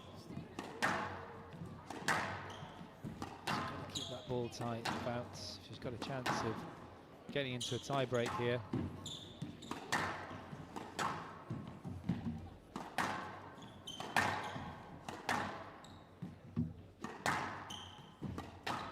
Good length. Brilliant length. I mean, that is perfect execution. Just at the right time as well for Fouts. Look at this. Just dug into the side wall, didn't it? Just behind the service box. Absolutely brilliant. There's the grit that you were talking about. It's impressive from Fouts. Can she get that?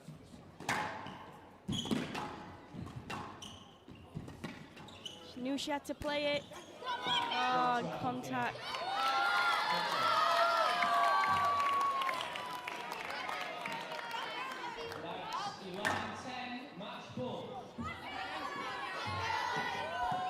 Finds herself again, match championship ball down. That's got to hurt, hasn't it, when you get a stroke against you and you literally get hit as well. It was a poor shot, it was a stroke. Just a double whammy, isn't it? It is. Horse has done so well to fight back. Great lift. Keep that ball straight and tight. It's a nice boast there from Abuaka. Nice lift. Did she get that?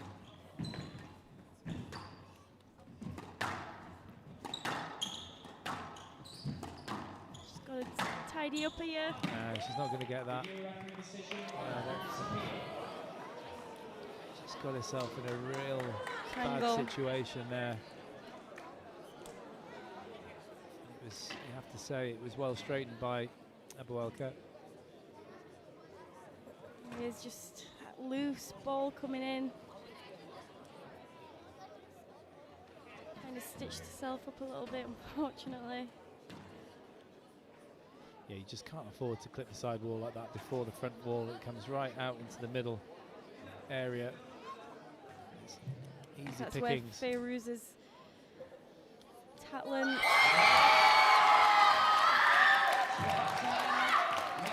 She had to cover that front corner there, unfortunately, and left herself in no man's land. Great fight from Caroline. I know she'll be very disappointed with that, not to at least get a game.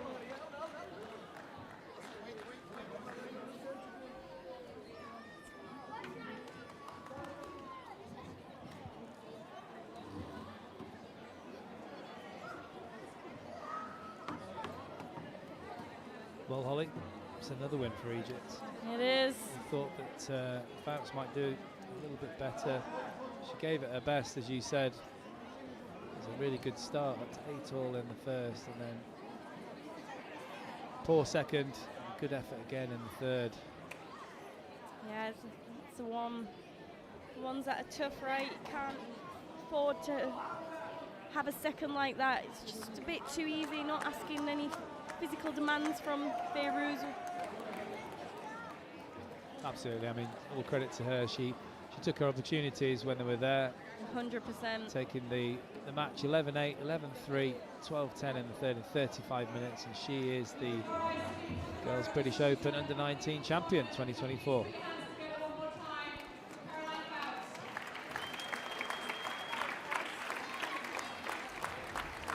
Well, there was moments there where we thought it might go into a fourth, but it was Feyrouz that came out on top of there, just showing why she is the #1 seed here. Quality really showing, capitalising on any loose shots and punishing them. And she is the Girls Under-19 British Junior Open champion with an amazing 3-love victory.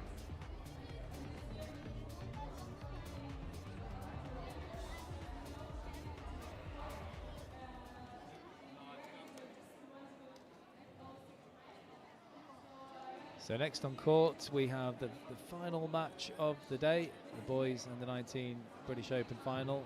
England versus Egypt. Mohamed Zakaria up against Jonah Bryant of England. Jonah's in a few for that one.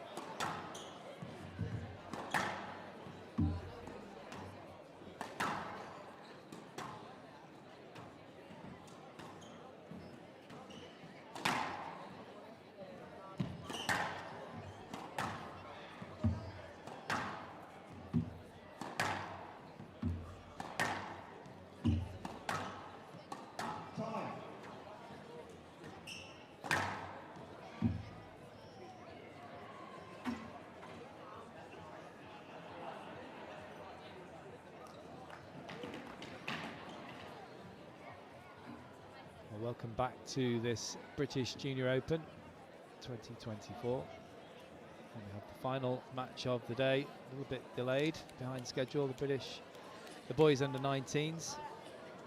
And we have England v Egypt, Mohamed Zakaria versus Jonah Bryant. It's been pretty eagerly awaited, this one. It's been some fantastic squash today, but hopefully this will end the day on a high. And joining me for this match is 4 times national champion Sarah Jane Perry. Good evening, SJ. Thank you, Parky, especially for that extra British title. Get me confused with Holly there. Sweeten you up and just add an extra title. It's because I know you're going to win it next time. So. Oh, thank you. I hope that's not a commentator's curse. I'm really, really looking forward to this matchup here. Both of these players have been in really good form recently, and I'm excited to see particularly what Jonah Bryant, my stable partner of the Robbo in Academy, is going to try and do here to nullify the amazing play that we've seen from Mohamed Zakaria recently. Oh, just saw that beauty shot. What a fantastic crowd. Players looking back should be so proud of being in this situation. It's what they've worked for pretty much all their lives. And as you said, you've been very close to the hard work of Jonah Bryant, particularly in the last few months. But I feel this is going to be a cracker. I think both players are in fantastic form. Both fairly unscathed in their routes to this final.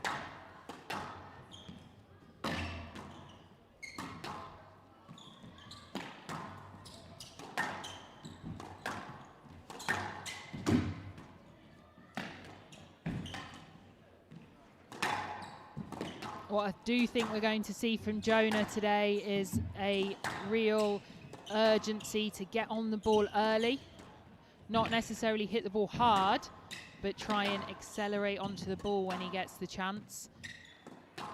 Put the pressure on Mohamed Zakaria. I don't think we're going to see too many errors like that, though. No. He is very stingy generally with the errors.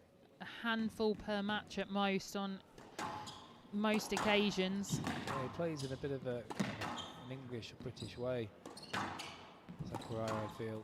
It's a very steady game of squash, mentally strong. As you say, he's very stingy in terms of the errors. I think he'd be annoyed with himself early doors for making that one. He's going to really back down the hatches now.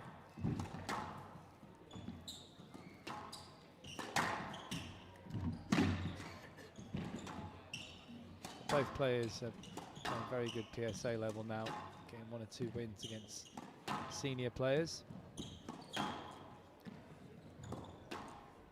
As well as their own recent head-to-head on the PSA World Tour, with Mohamed Zakaria taking a 3-love victory at the Sutton Coldfield Open just down the road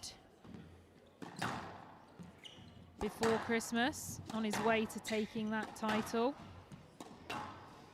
Yeah, by all accounts, I think most people think that they're possibly a little bit closer than 3-love. And Zakaria just played really well on the day. Conditions suited in. That was a really good attacking shot there from Bryant. 2-1.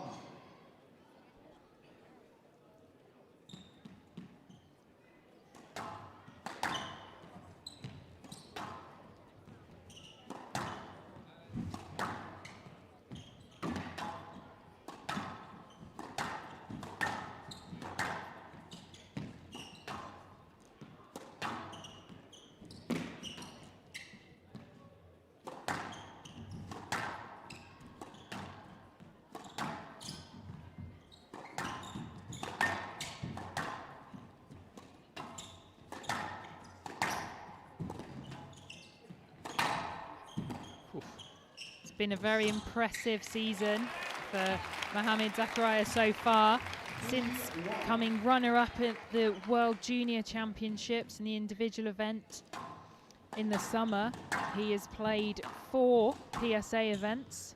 He has won 3 of them and lost out in the semi-final in a close 3-2 with Curtis Malik in the remaining one.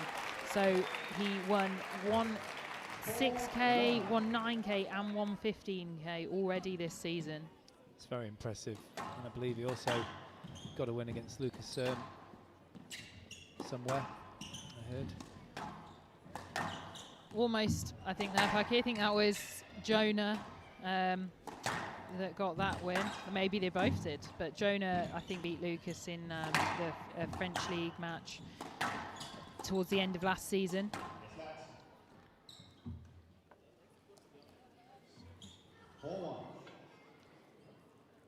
Stars are in there. We've got Nick Matthew and David Campion, as well as Tim Vale, out to support their English hope here.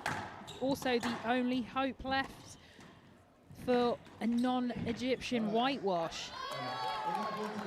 Don't forget Rob Owen was there as well. And of course Rob Owen. I think he goes without saying, but also Jonah's father, Ross Bryant, in the mix as well. Yeah, he popped in earlier for a little chat. He's obviously a similar age to myself. We played juniors together. So talking about the old days, and obviously Jonah's big match coming up. It's on now. I'm impressed with this start here from Jonah. He looks calm and composed and focused on what he wants to do on his game plan. Yeah, and he's when he's getting the opportunities, he's hitting with some real venom.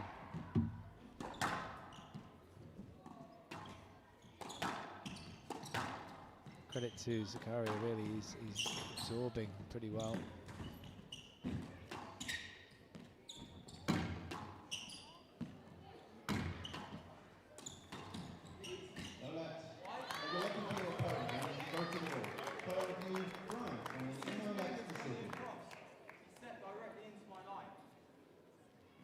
An early review here from the Englishman.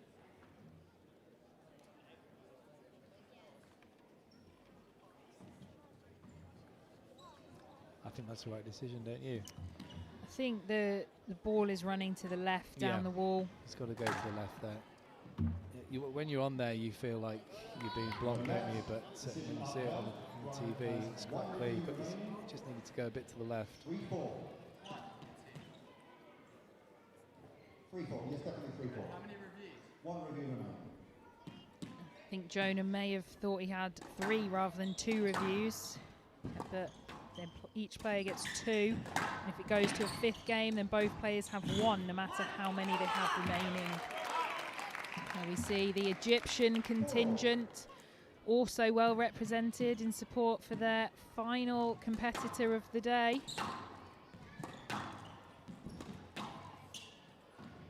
I think obviously we've seen the unbelievable success from Egypt, but I think part of it is when you see a lineup like today, those particular Egyptians that are in the finals with the foreign players don't want to be the only ones to lose, do they?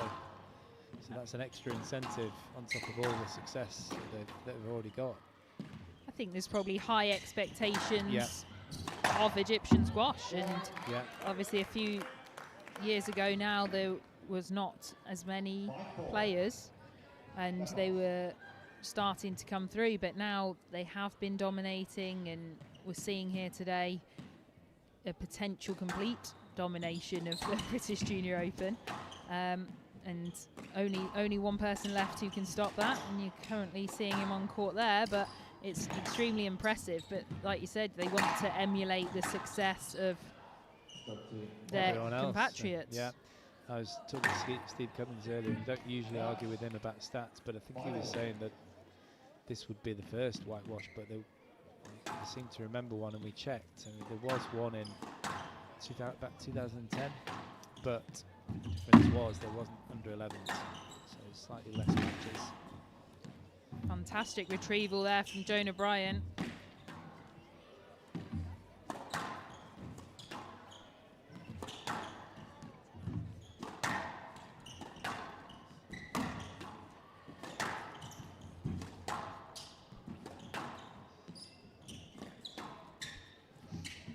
2010 would have been just after should we call it, graduated from juniors, Parky. So not that I ever got anywhere near the end stages. Yeah, I didn't see your name. Certainly won't have found it anywhere. Maybe the wooden spoon.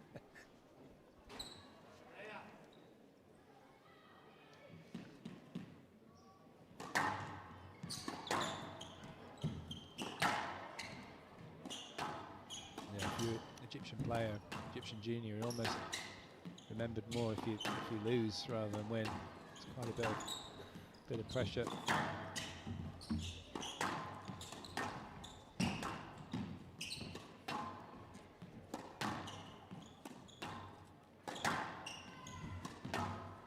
Starting to see some of the things that Jonah has been working on with Rob recently. They've been putting a lot of time in on the court, trying to develop Jonah's position on the ball and attacking options, but also huge increase in racket head speed when he gets the opportunity. That pause shot there. Yeah, that pause to stop his opponent and then being able to really generate that racket head speed.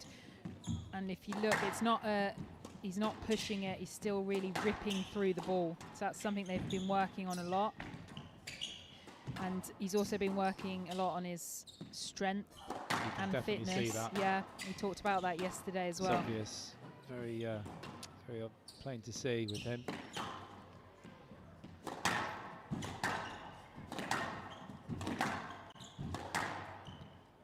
It's a good start, isn't it? It's a good, solid first game. Both players playing well here, but I see particularly Jonah Bryant really in the zone here, I feel. Absolutely, I think being the slightly more proactive player, which I think is what we expected to see. Yeah. But really finding his marks and has kept the error count low so far as well, which is exactly what Coach Rob Owen will be wanting to see, and he'll be hoping that continues.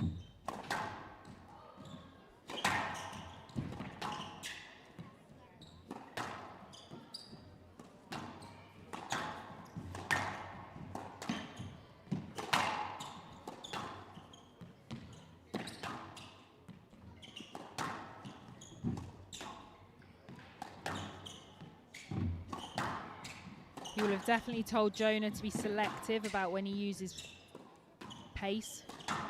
Doesn't want to be hitting out of trouble and giving Mohamed Zakaria pace to play off. He really thrives off that when he's got his opponent on the run. So he'll have definitely told Jonah to lift when he's under pressure and then only use that pace when he's really in front and got that attacking chance. And also it's hard work, isn't it? It's hard work playing at pace all the time. You know that, even just for a few minutes, it's severely hard work. Maybe just a slightly poor choice from Jonah there. I think the referee explaining himself well, needed to go behind there.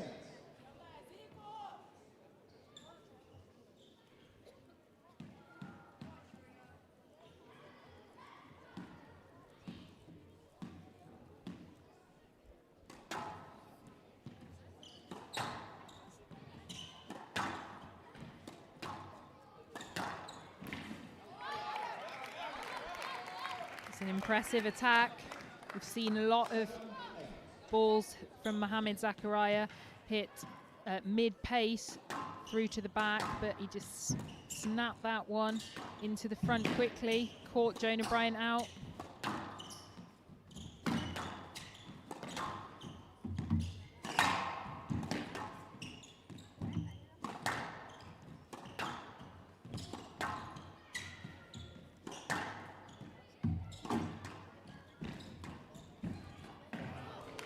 The right shot, wasn't it? He was onto it nice and early. Just a little bit unfortunate, just clipping the top of the tin there, Bryant. The pressure of that ball continually coming back is compounding when you're playing somebody like Zakaria, because it does come back a lot, and he's such a good defensive player. So unusual for an Egyptian player, but I do like his style. mentally tough, isn't he? Absolutely. He's not trying to win in a flash. He's trying to build rallies. Ooh, that's nasty.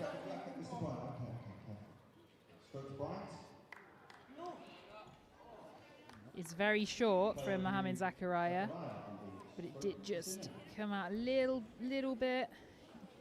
Not sure it's a stroke there. Let's have another look here. Bit. Let's have a look. Oh yeah, there's heavy contact, as we can see from here. I think it's that backwards movement off the ball. The shot isn't the issue. It's, if we watch here, Mohamed Zakaria steps straight back, and that's the only place Jonah Bryant can go to play that ball. If he'd have stepped sideways, he'd have let Jonah through. Yeah, a bit more towards the tee rather and than... I do think Jonah's made a full effort to go through there, and he's tried to go and play. Yeah, it looks like he's going back to the service box, Zakaria. Yeah, it's a very straight back movement off the ball. I don't think it's anything intentional, but I think unfortunately he's screwed himself over there. Yeah, I agree.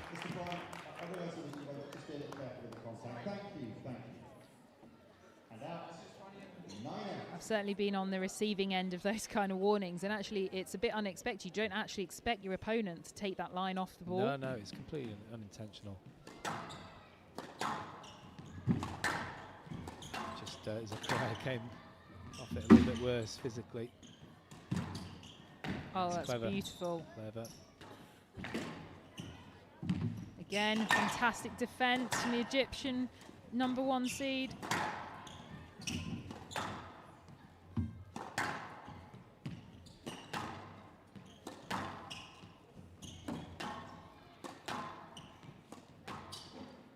Great use of height by both players.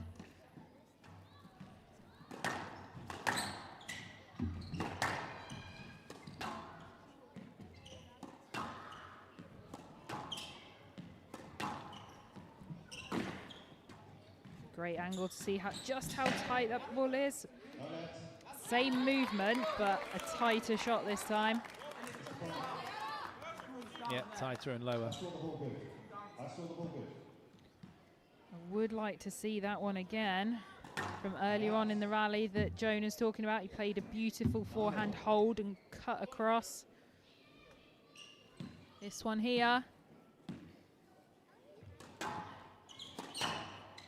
Oh, what a get though. Yeah. That's impressive, absolutely isn't it? incredible, that. It's not just the agility and the athleticism, but it's the dexterity to get underneath that ball. 9-all here in the first. That's a lovely drop shot. It's in trouble. There's the game ball. When he's got his opponent under pressure, the Egyptian just not letting up 1 inch, is he? He's a killer. He's got the killer instinct. Doesn't look like it physically or in the way that he plays. In terms of it looks quite defensive, but he will put in that killer blow when he gets the opportunity.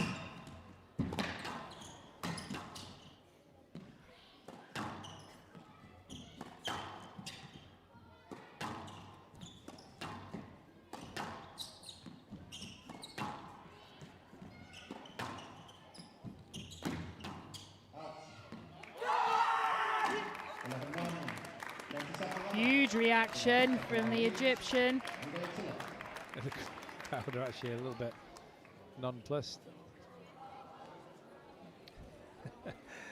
So Zakaria takes the first game, 11-9 in 18 minutes, marathon 18 minutes. He leads by 1 game to love.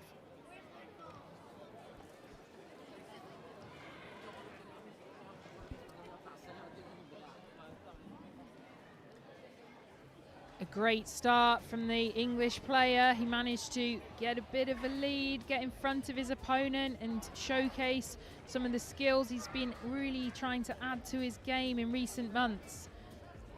But the Egyptian #1 seed didn't panic, found some great weight of shot and some incredible attacking play, not letting up on his English opponent. And in a tight first game, it's the Egyptian that comes out on top, and we will see if that makes a huge difference as we go forward in this match.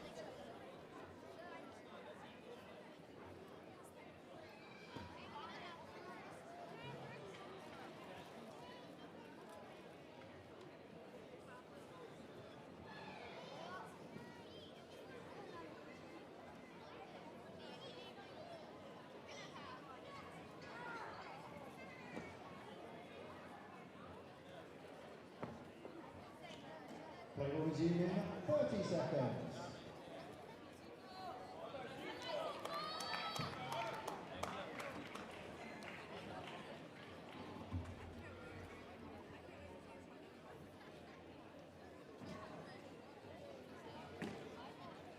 Zachariah leads. 1 game to love. Love.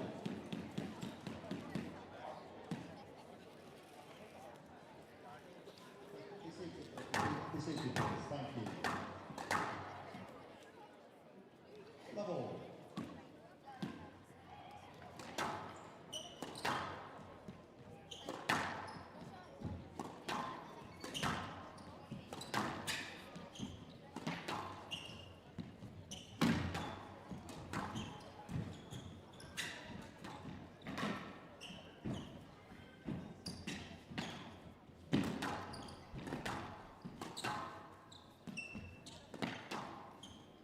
I can have a little bit of a, I won't say guess, I can have a little bit of an educated guess at what Rob will have said to Jonah in that break in between games. Go on then. I mean, Jonah played well in that first game, was incredibly close and obviously had a lead for most of it. So he'll have first off told Jonah that he doesn't need to change things. He's doing well, I think. Well, isn't he? He's playing very well, and it doesn't need to be a huge difference. It just needs to be 5% better. I think that's, you know, he needs to, there was maybe 1 or 2 too many errors. There wasn't many, but he needs to really be more clinical with those extremely opportunities. stingy with those. Yeah. And potentially just use, we saw it the first half of the game and maybe not so much in the second half, use that increased racket head speed that he's been working on a little bit more, especially from around the middle. We can see that already in this game. I think an injection of pace whenever he gets chance, and that opportunity to just pause at the top of that backswing, stop the movement, try and make it less rhythmical for the Egyptian. He's incredibly good when he's in that rhythm. 3-1.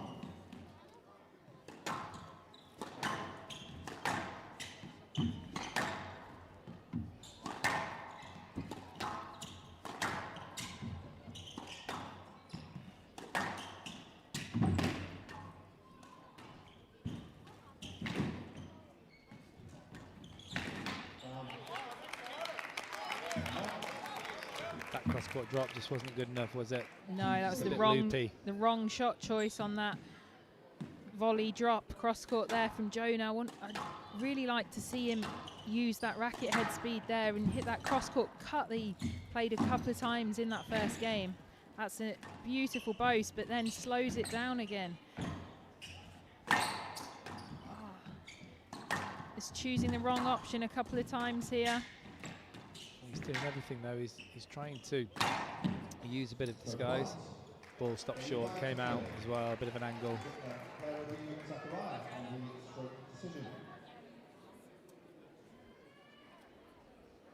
I think this will remain a stroke. I don't feel that Bryant had the whole of the front wall for a cross-court. You know, cross-court drop, he would easily hit the body of Zachariah. I know you don't necessarily need the whole front wall, but I think it would be bad to encourage that ball to be played. It would be dangerous. Interestingly, I think that's one of the first shots that Mohamed Zachariah has tried to hit hard. Yeah, and it's not paid off, has it? No, and that's probably why we don't see him do it too often. It's a very early ask. I'm not quite sure he's actually where the ball is there, Parky. Very optimistic, very optimistic. He's got the let though. I think he was trying to see if he could get a free point there, cheap stroke.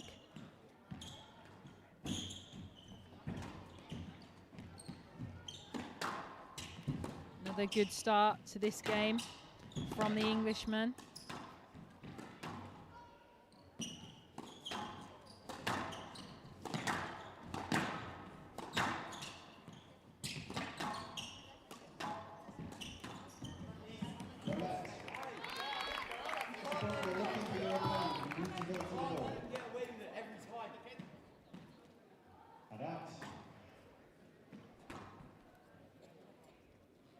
3-4. It's a Zachariah. Please move a little quickly between points. Thank you. 3-4.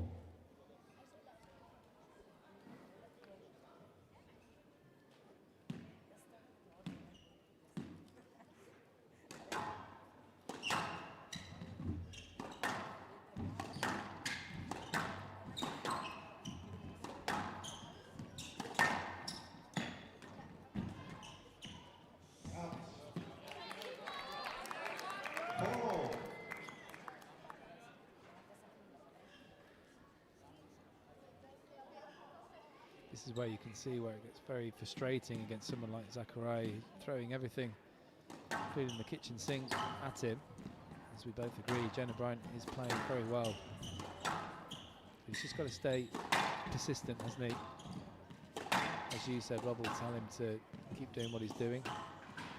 Absolutely, I think he's just got a little bit frustrated here, and you see him trying to hit that ball a little bit harder again, and it's not really paying off so far. Like I said in the first game, he's going to want to keep the pace up, get on the ball quickly, but that doesn't equal hitting the ball hard.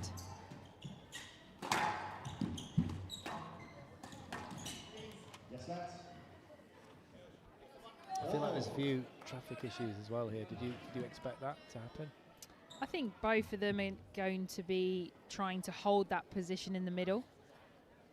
I think both players going to be looking to step forward and volley and take on that short ball at the front, try and cut down the angles for the opponent, so a lot of those attacks are going to be straight, and both of them are quick as well, so there's going to be a few issues around the middle, I think, just on those straight attacks particularly. We have seen that a little bit so far and expect to see it a bit more.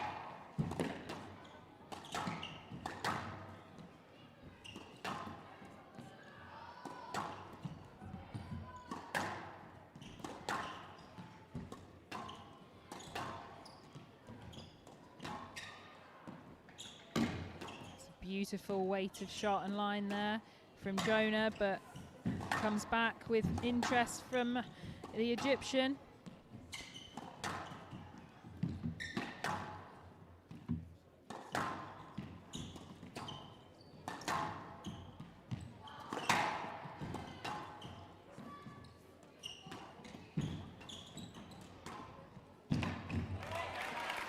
That is a beautiful combination. That's the first time we've seen that drop from the back from Jonah Bryant, and he's straight onto that next one, showing all of the skills that he possesses. That's the shot I was calling for before. That little cut across, fades away from your opponent. Great shot. Yeah, I just saw him look back at his dad as well. Dad. All that hard work undone, undone in a split second with an error straight away in the next rally. That's what not to do. You've got to try and consolidate, haven't you, the good play. It's very easy sat here, of course.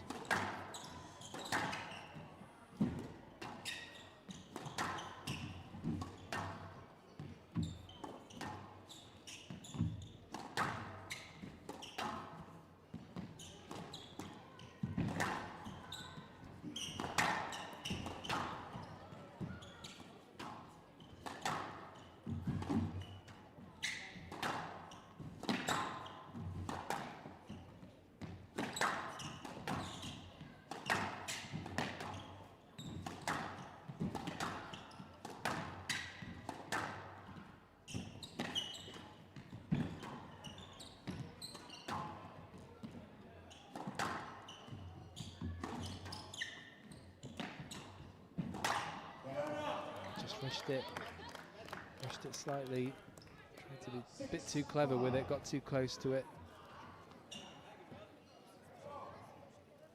Frustration for Bryant. He knows he can't afford to make errors like that if he's going to be in with a chance of winning this match. I mean, Zachariah must be a very frustrating player to play against, because it doesn't seem that he's doing that much. It's very subtle, very rarely hits the tin. Who used to frustrate you doing that? Jan Chakan was big problem for me. But also Peter Nicol.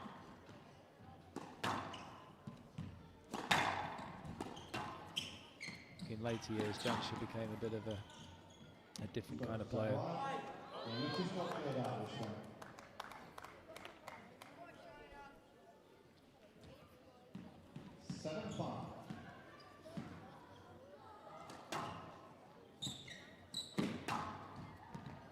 So using that review quite early in that first game, Jonah Bryant only having one more review left, unless this goes to a 5th game.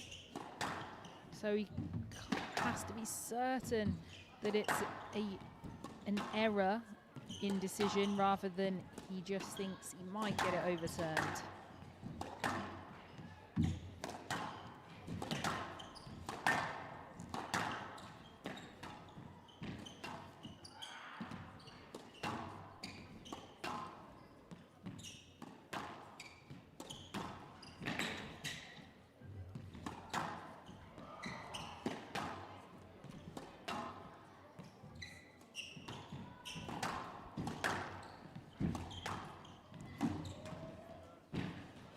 That's a lovely shot. Very late. Almost a half volley there, playing up and down the walls, and that was a brilliant late shot there. Very deceptive. It's a great shot from Jonah Bryant.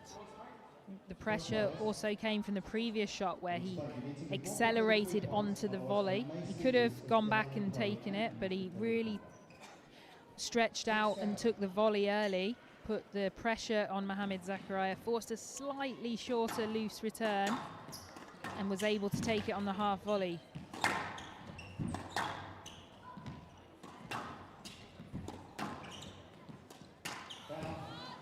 See, they're the kind of shots that have to go up. I know it sounds obvious, but he is forging himself some good opportunities. Just not quite taking them at the right time.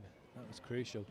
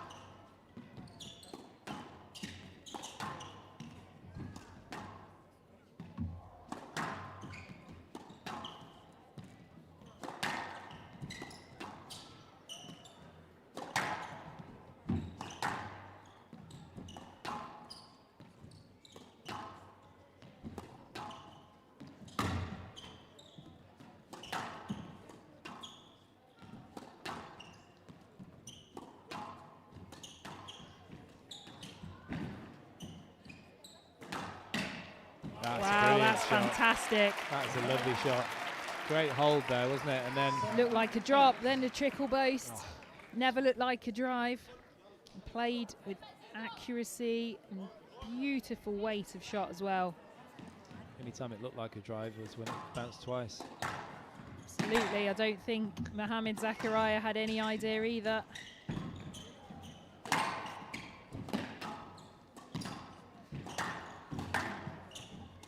Looking to push the pace up now, Jonah Bryant. It was good. Zakaria putting his hand up there, but the ball was definitely good from Bryant. And goes up again.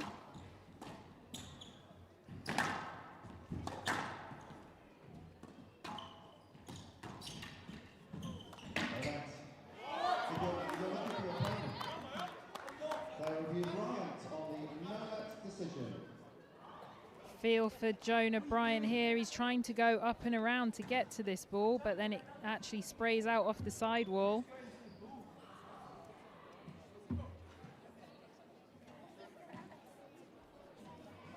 I feel that's at least to that ball.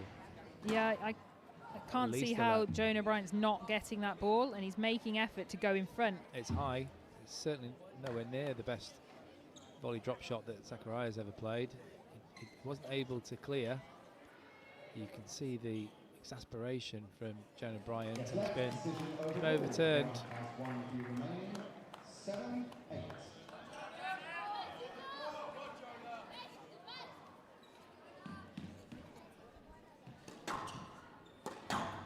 Crucial decision there. Bit of momentum in Jonah Bryant's favour at the moment.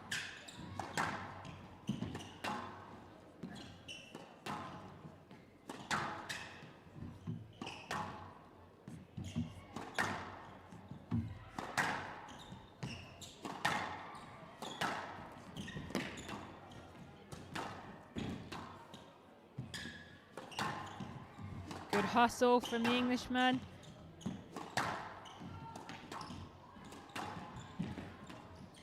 Just needed to be a bit tighter on that volley drop shot, Bryant.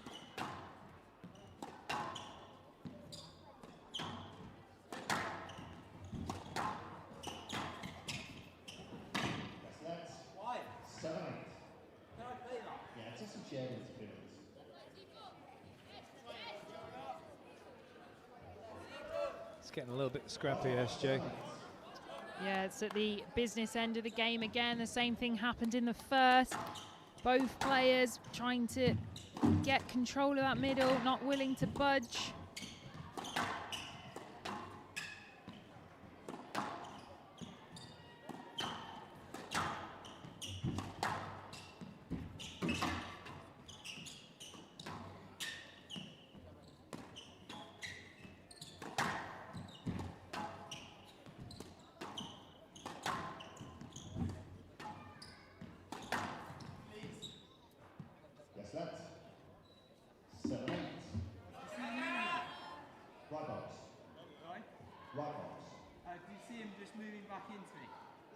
Okay, we're watching. Thank you.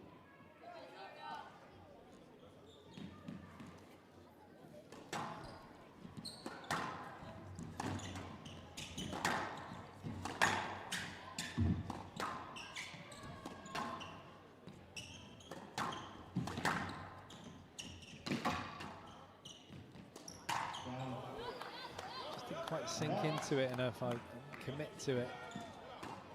He has been committing well to a lot of shots prior to that, but didn't quite execute it.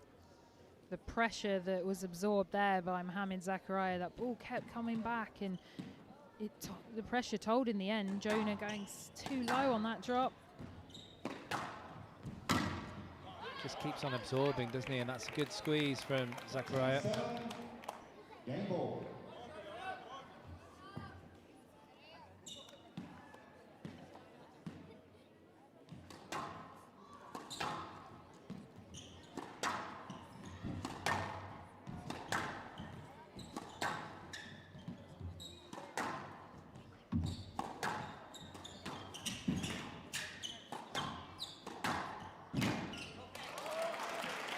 Fantastic lift there from Jonah Bryant, and then straight onto that next volley. Those are the combinations that he's going to have to be playing over and over to get back into this match. With quality. Absolutely, without any errors. He's going to try and take this second game, but it's an uphill task.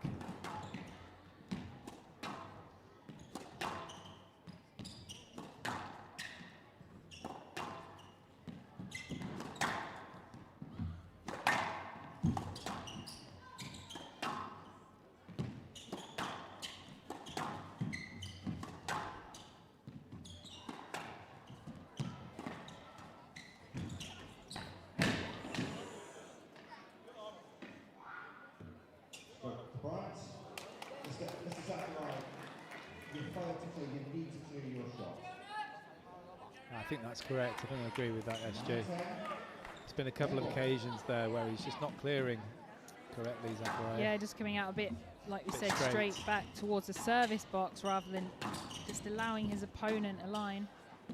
That looked in to me. Yeah, I agree.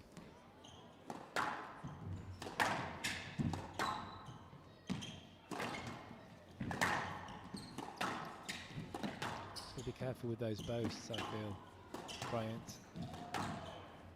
Yeah, he's opening that court up just a little bit. Just a bit too high as well.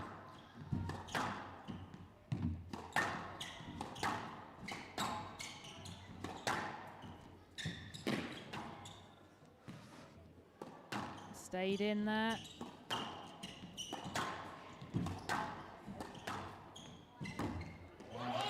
It's a great squeeze. Brilliant squeeze from Zakaria. You can see what it means to him there. He's one of the most absorbent Egyptian players I've ever seen. I can't think of any other player like him. Totally unique, and Jonah Bryant is playing well. He's throwing everything at his opponent, but it's a carbon copy in terms of the score. 11-9, even longer with the duration, but he still finds himself 2-love down in this boys under-19 final.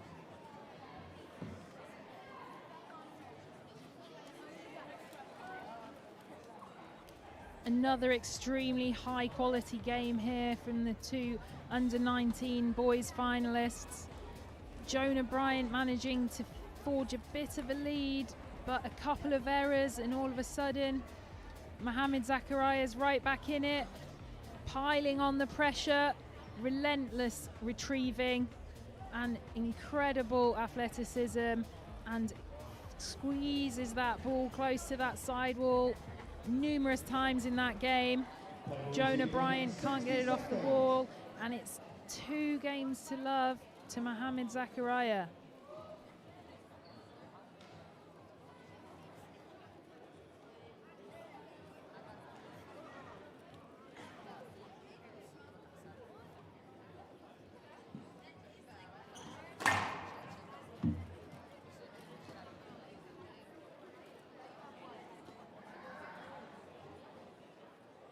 Play will resume in 30 seconds.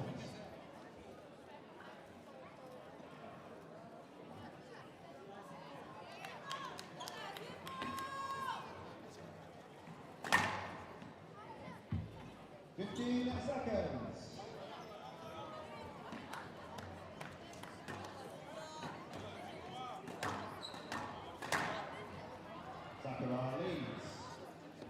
2 games to love. Ladies and gentlemen, seats please. Thank you. Love all.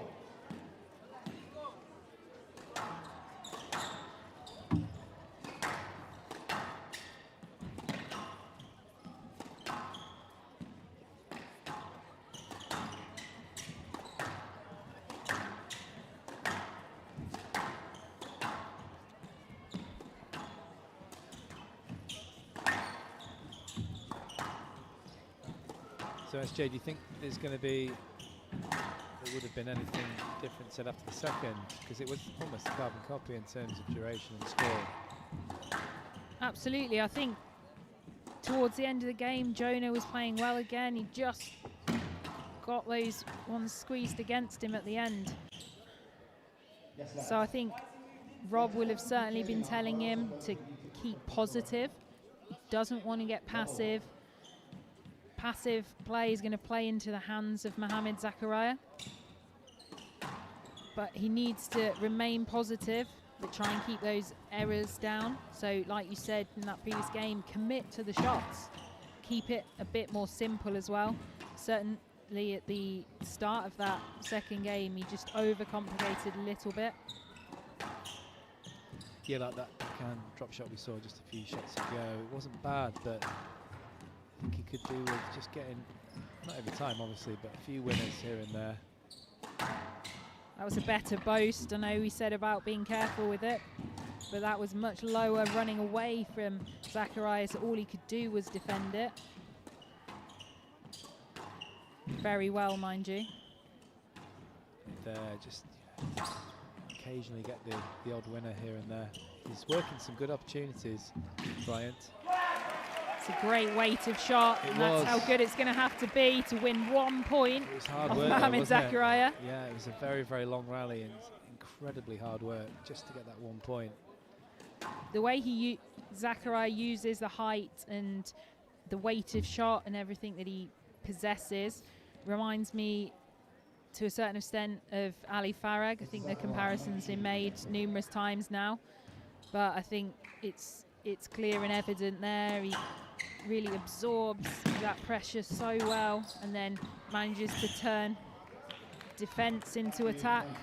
Yeah, I can see that now. I hadn't noticed that. I was trying to work it out, but yeah, there are 1 or 2 similarities. Like that drop shot, you can imagine Ali Farag playing that, just moving back nicely and creating some space and no minimum of fuss, putting it in the corner.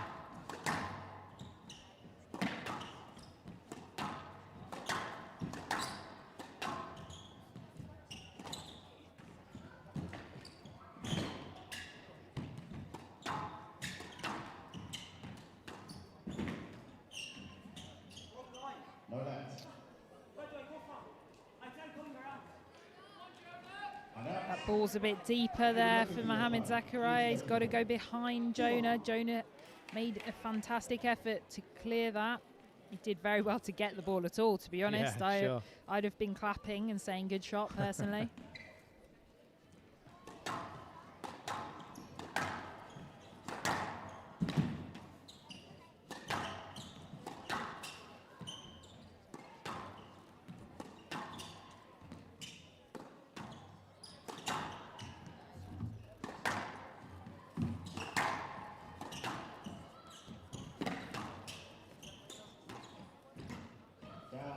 That's unlucky. Just tried to nudge it off the wall, off the tight ball. Up in the tin. Still in touch though, very much in touch in this third game.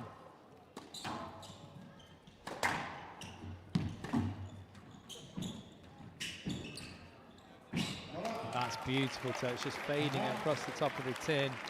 Beautiful touch here from Jonah Bryant. Probably also effective as he's lifted the majority of the time from that position. So Zakaria's weight may well have been slightly in his heels.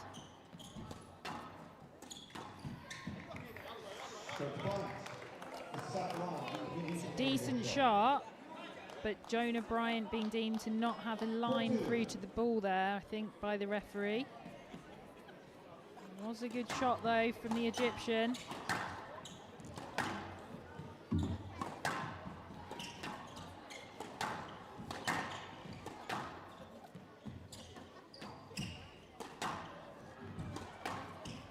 That cross-court volley is another shot that Jonah's definitely been working on with Rob, trying to get it very deep and wide, put his opponent under pressure, take it away, take the volley option away from them. There we go, great width again.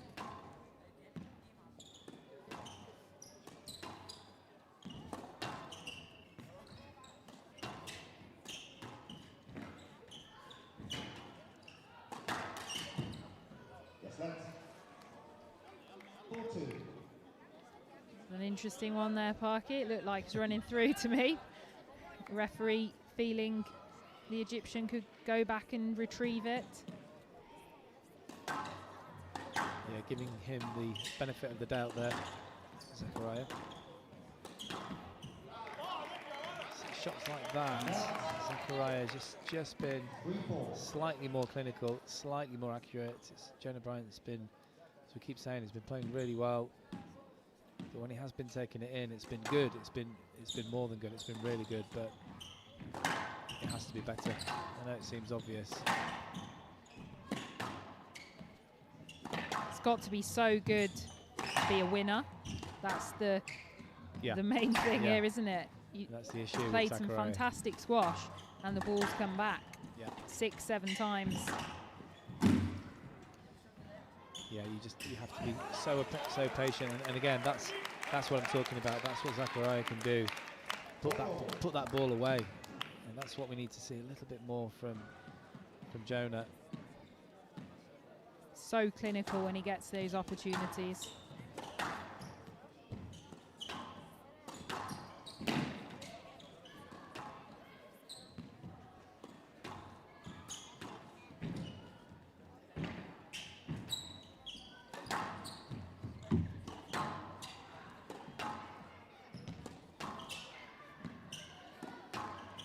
Been quite a lot of play now for all in this third game, and that ball's certainly going to be starting to soften up a little bit. Almost at 50 minutes now.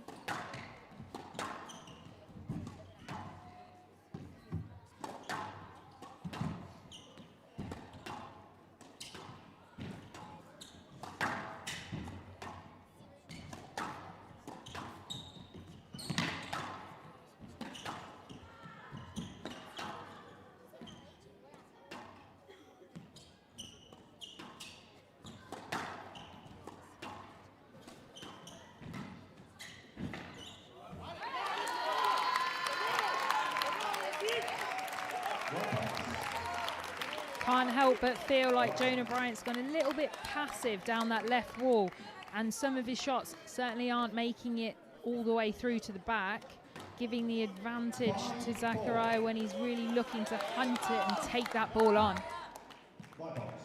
Yeah, which he does quite a lot of the time as well, that's for sure. Always looking for that that opportunity with the tight stuff that he's playing. That ball's always fading. There's always purpose in the shots that he's hitting, and it just makes it so difficult. You always feel like you're on the back foot, I would imagine.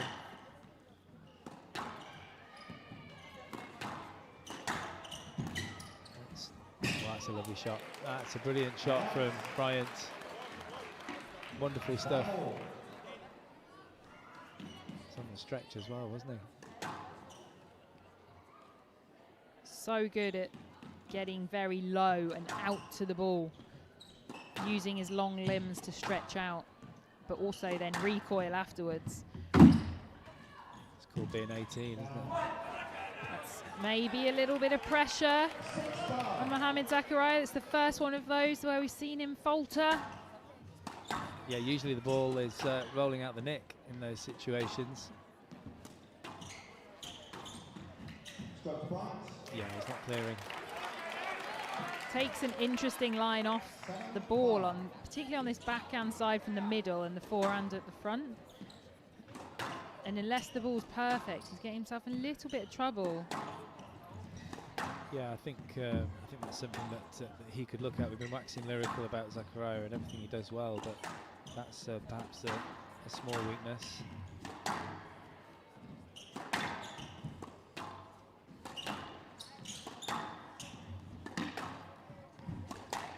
The 10-minute mark for this game.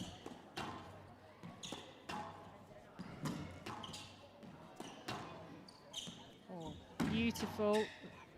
Tight work down this left wall from both players.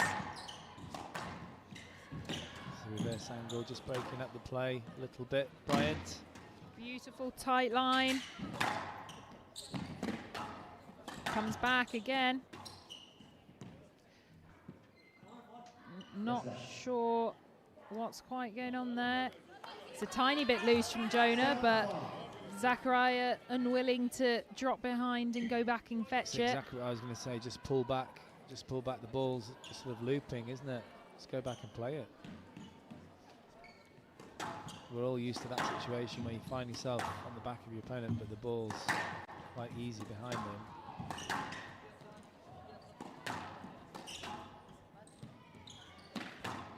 See if Jonah can hold on to the lead he's got in this game. Didn't manage it in either of the other two.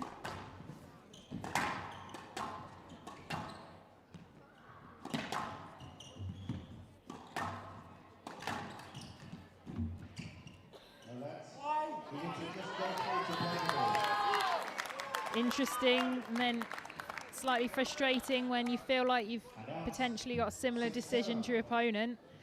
Actually, even I think that one's probably more of a let in my view. I agree. There's plenty of interference. He's trying his best to get through.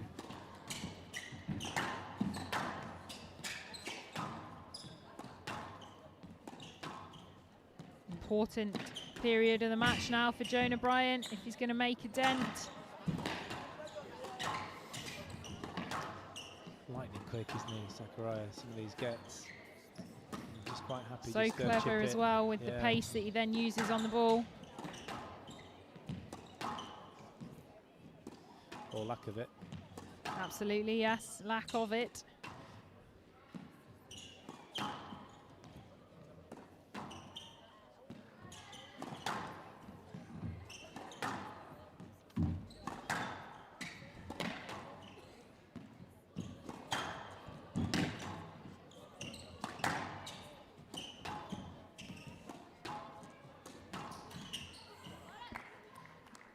Interesting movement off the ball again there from Zachariah, but the referee deeming that Jonah Bryant either wasn't going to get that or had to work his way round. Well, it was never going to be a let because there was that movement, but it was just long, wasn't it? It's a long drop shot coupled with that that movement. Jonah doing his best to go round in front, but just no way through.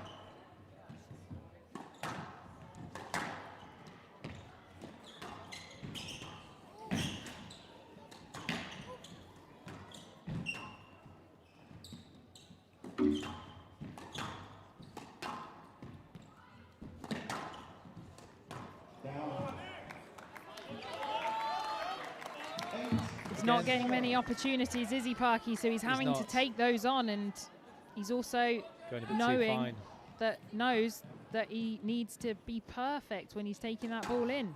Otherwise he's going to be in a lot of trouble. And that lead that Jonah Bryant had has disappeared.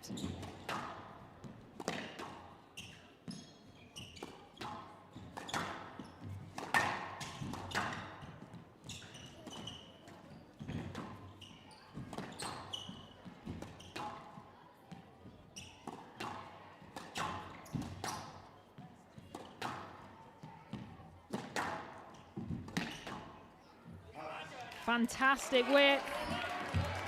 Great squeeze this time from the Englishman.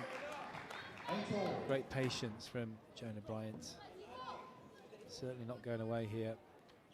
Extra bit of racket head speed there, just zipped it through past the Egyptian. That's a stroke all day long, SJ. I think he does have a review. I think he used it earlier on in the second one, but got it overturned in his favour, so I believe he still has one. Yeah, this is a stroke, surely. There we go.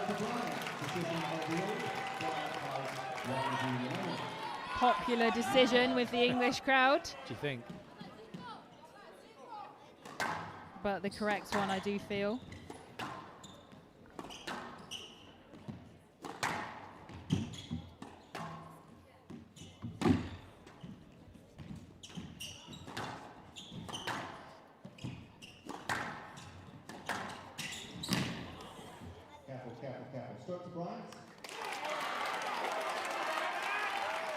Getting himself a bit out of position here, Mohamed Zakaria. Trying to position his body to not let Jonah Bryant through, and in the process, scuppering his own shot.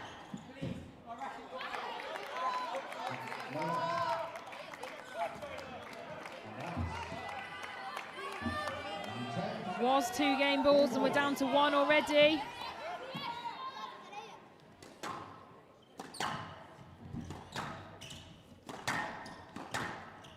Needless to say, this rally is absolutely crucial for both players. We're going to see more patient play, or is somebody can take it in here.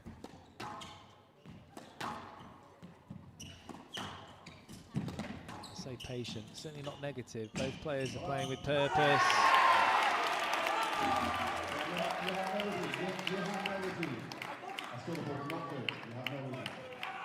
Well, the referee absolutely convinced that the ball was down. It's not going to go any further. Jonah Bryant couldn't be off the court quick enough.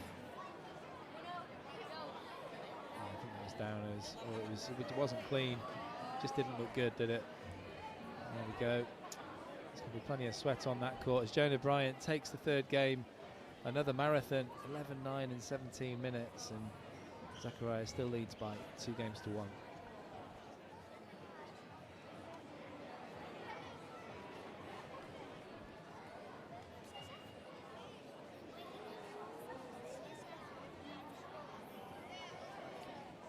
Another highly contested game here between these 2 top juniors, both trying to exert their authority over this match. Swings back and forth in momentum, but it was Jonah Bryant who kept his nerve on that backhand drop to close the game out and to force the match into a 4th game. Resuming at 60 seconds.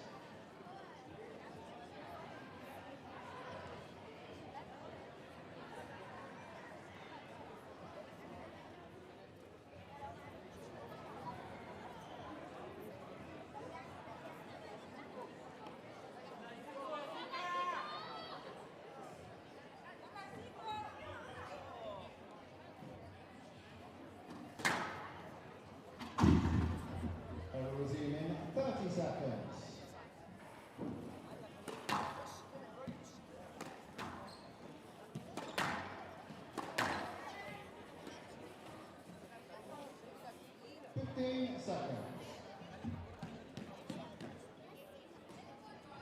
Zachariah leads 2 games to 1.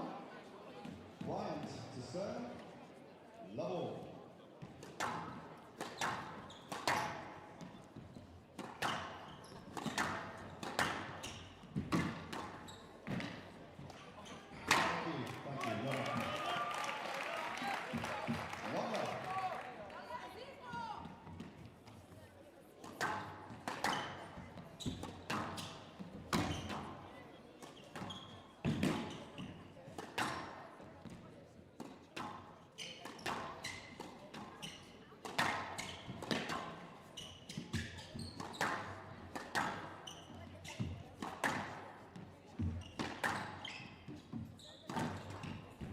That's a great shot.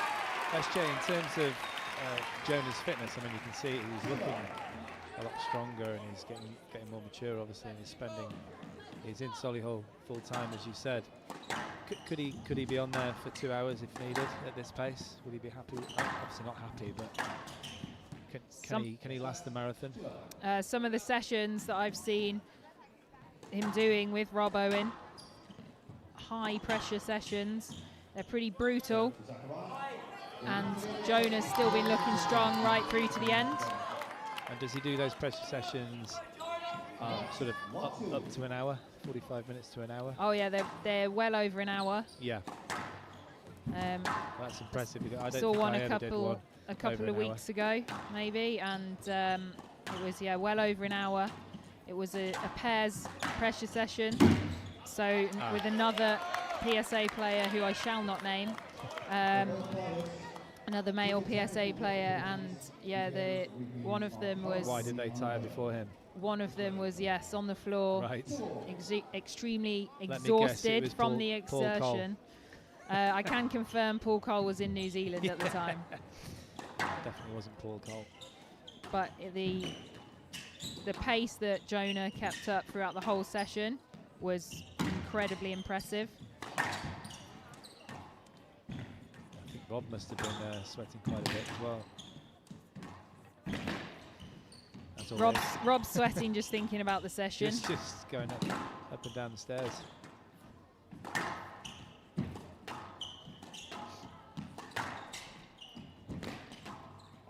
Beautiful weight of shot there.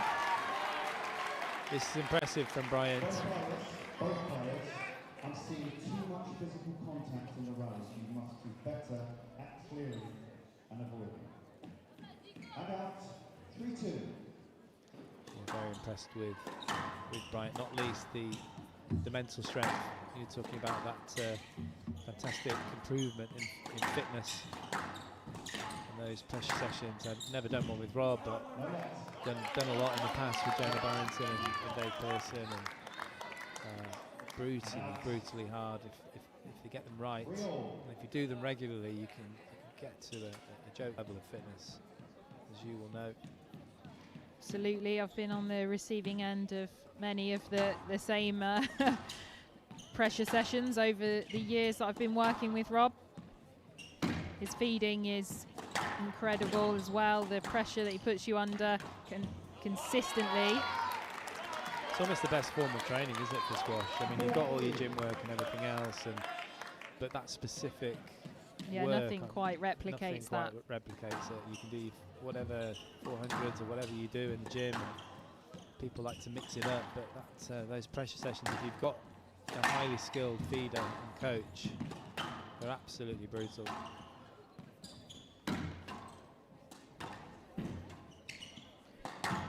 Great use of height by Bryant.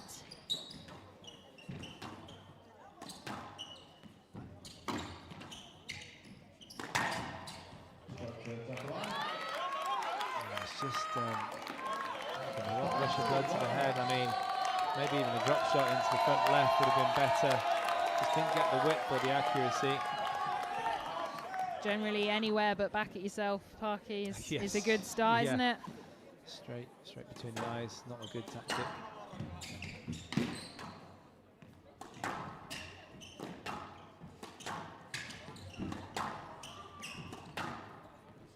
Seen a few errors and lapses of judgment here early on in this game. Some shorter rallies as well.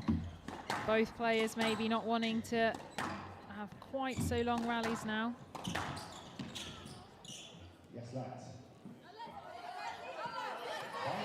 The referee has asked for both players to try and make more effort to get through and to clear, but from what we've seen since, they seem to have stayed with what they're doing. Like we said, it's difficult though because they're both vying for that position in the middle. Yeah, neither one wants to let the other through. That's a great get from Bryant. Lifting the ball nicely. Just running the ball down the walls, trying to keep the ball away from the volley of Zachariah.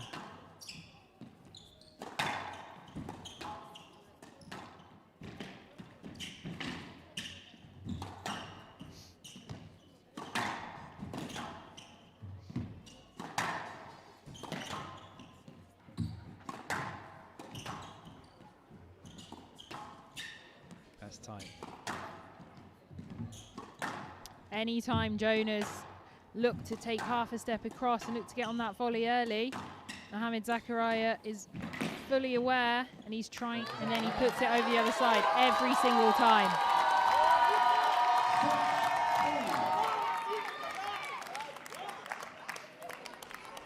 As I said, the Egyptian support just willing on their last guy, as it were. There's been 10 finals. This is the 10th one of the day. He does not want to be the sole loser. Similarly, Bryant wants to break that mould. It's almost like a team event atmosphere. This is the first game where we've seen Mohamed Zachariah really have a lead at this stage.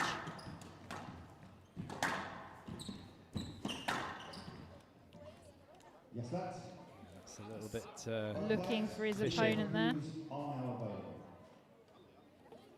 But Mohamed Zachariah doesn't have any, as we found out at the end of the third game. Jonah Bryant, one remaining.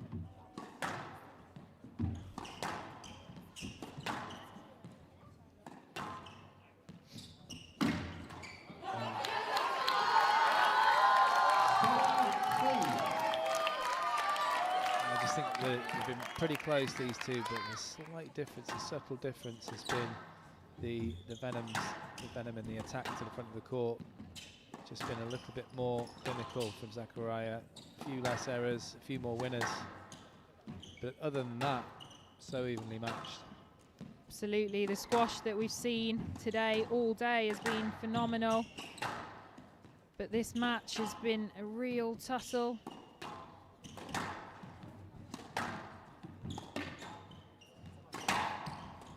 There, he just, the ball's just a little bit loose. Yeah, he's going for power over accuracy there. That's a lovely shot. It is, but it's speed.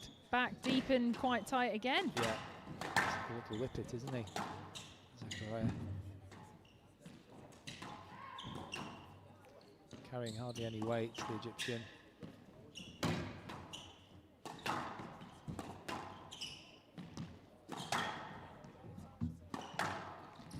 Makes such good decisions on when to take the ball as well, before the side wall, before the back wall, after. Yeah, his timing is impeccable. Never takes the ball in the worst position, like on the side wall or anything like that.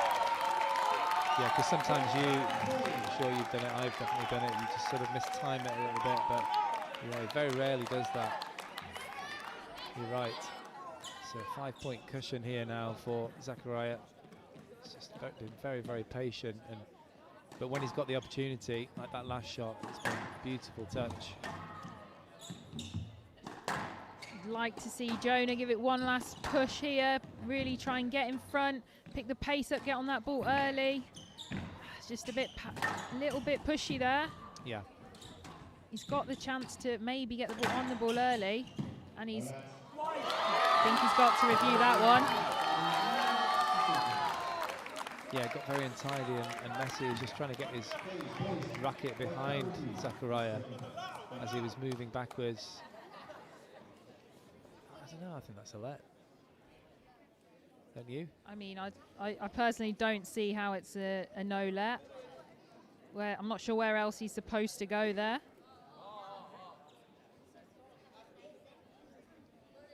Zakaria is just moving out into the line. Is not obviously not intentional. I just feel that that's a let ball. There's interference there. I mean, if it had got organised earlier, you could be looking at a stroke. But obviously got his racket tangled. I think that's a good overturn. Like I was saying before, I'd really like to see Jonah try and up the pace here of getting onto the ball. Just, I know he's probably tired. We've had probably an hour of play now. Well over an hour, sorry. But actually stepping up and trying to get on that volley, take that ball on early. It's going to try and shorten the rallies a little bit and try and the energy sapping rallies are those longer ones where he's having to go over and over. Absolutely. Well, Zakaria just taking the tin there. That's rare as hen's teeth seeing that. Look at that.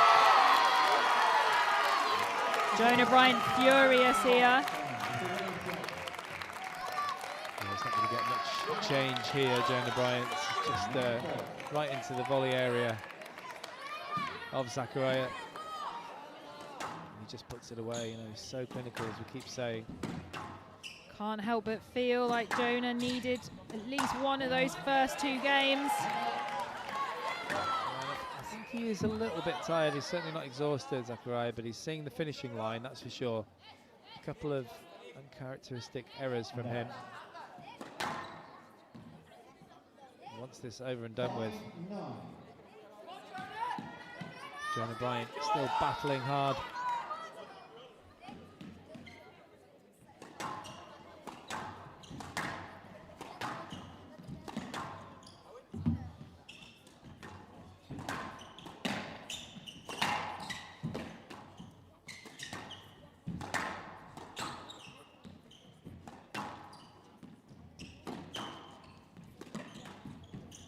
Miss it there from Zakaria, but a loopy one. Yeah, again, just that's a poor drop there from Jonah. It's it's such a difficult shot to play, just overcomplicating it. Just looped it in, and it was a setup for Zakaria, who made no mistake, quite literally, and he's got himself 5 match balls here. Zakaria to take this trophy. So much tension. Jonah Bryant just going to be very patient here, but also play with purpose. He's played well this match. Hasn't done a lot wrong. Oh, he's hit it down. That's 3 unforced errors into the tin quite recently now from Zakaria.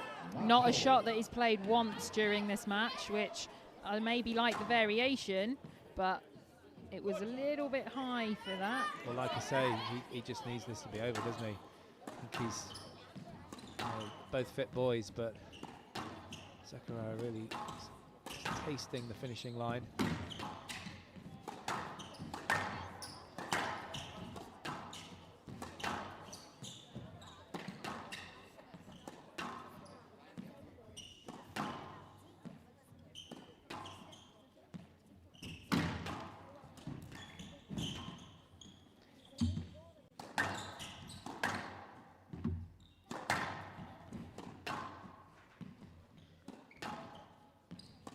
Quietest we've heard the crowd all day, Parky.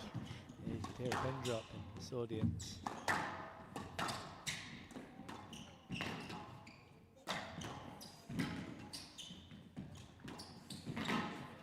he's got it.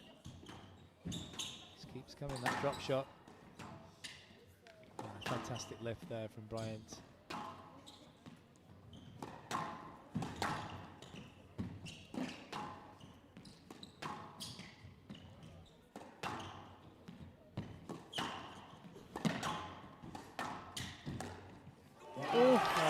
From Bryant. That is brilliant.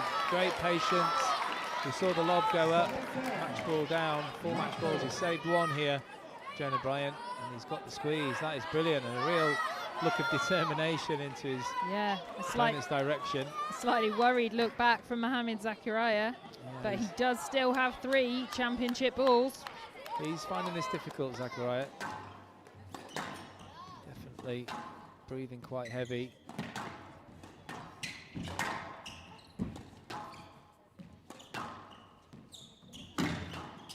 Wants to find a way to get a quick finish here somehow, Zachariah. But unfortunately for him, Jonah Bryant is looking even more stubborn at the end of this fourth game, which is a good sign.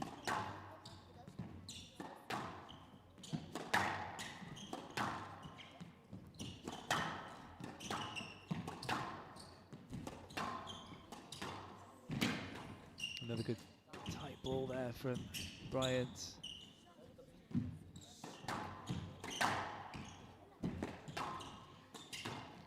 Mohamed Zachariah definitely slowed significantly. Yeah, we feel like these last couple of exchanges, it's been Bryant the one Squeezed it. Just as I say that though, that is a brilliant squeeze from Zachariah. He needed that so badly. He was just starting to struggle a little bit, just a little bit physically towards the end there. Jonah Bryant gave it absolutely everything. Great game between these two. Fantastic athletes, and that was hard work for Zachariah to get that trophy. Big support from family and friends. Jonah Bryant will be bitterly disappointed, but he gave it everything he had. Both these players have got such promising futures. There's Rob Owens shaking hands with Zachariah. He'll be going to have a word with his charge and try and comfort him a little bit after that loss. Well, it's a brilliant final though to finish off the day. Egypt have their clean sweep.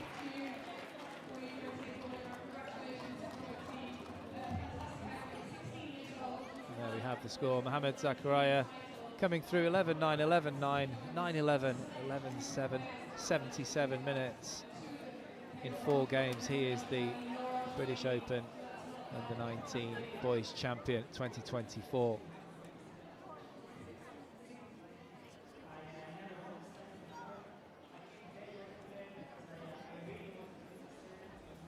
Both players looking to get a good start in that 4th game. Jonah Bryant starting on the front foot, but Mohamed Zachariah using all of his skills and wiliness to keep in every rally and make the Englishman play shots over and over. It got tense towards the end and the Egyptian definitely slowed down. It's difficult to think he was too far away from breaking, but a fantastic effort from Jonah Bryant, and today's champion in the boys under-19 and our final champion of the day from the British Junior Open 2024, Egypt's Mohamed Zachariah.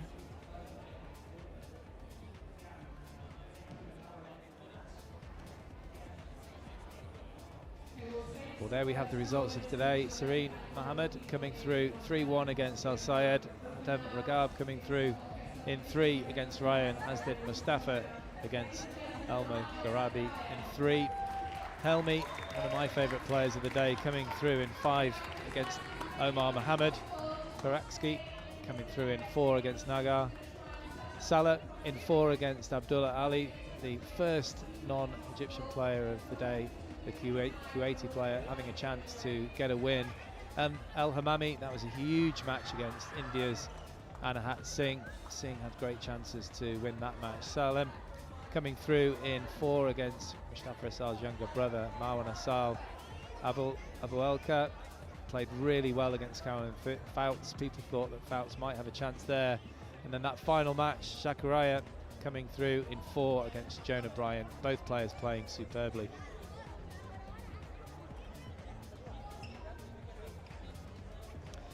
Well, SJ, thank you for joining us. What was your pick of the day in terms of those 10 matches?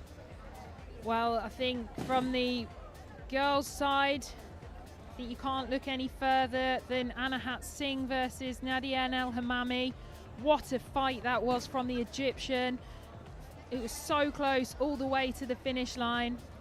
But from the boys' side, I think, like you said, Malak Helmi's win was incredible, but also I was absolutely in awe of the the level of squash we've just seen in that last match there. Both of the boys leaving everything out on court and both showing what a bright future they've got in squash. Absolutely. Well, I've been Simon Park, and thank you very much to Sarah Jane Perry and Holly Norton for joining me in the commentary for this wonderful event, and thank you all for joining us. See you next time.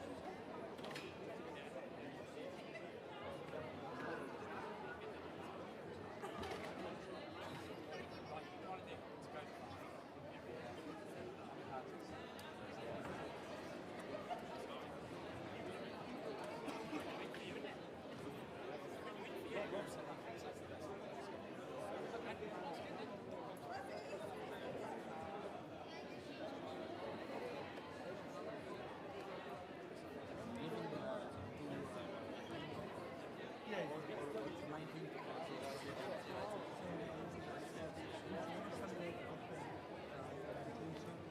we're starting off with girls under 11, boys under 18 right at the end.